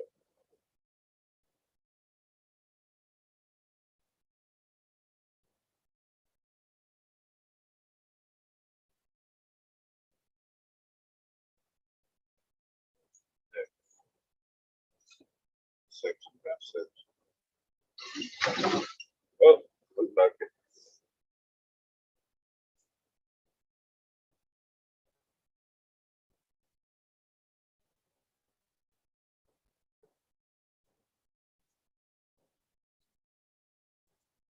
sort of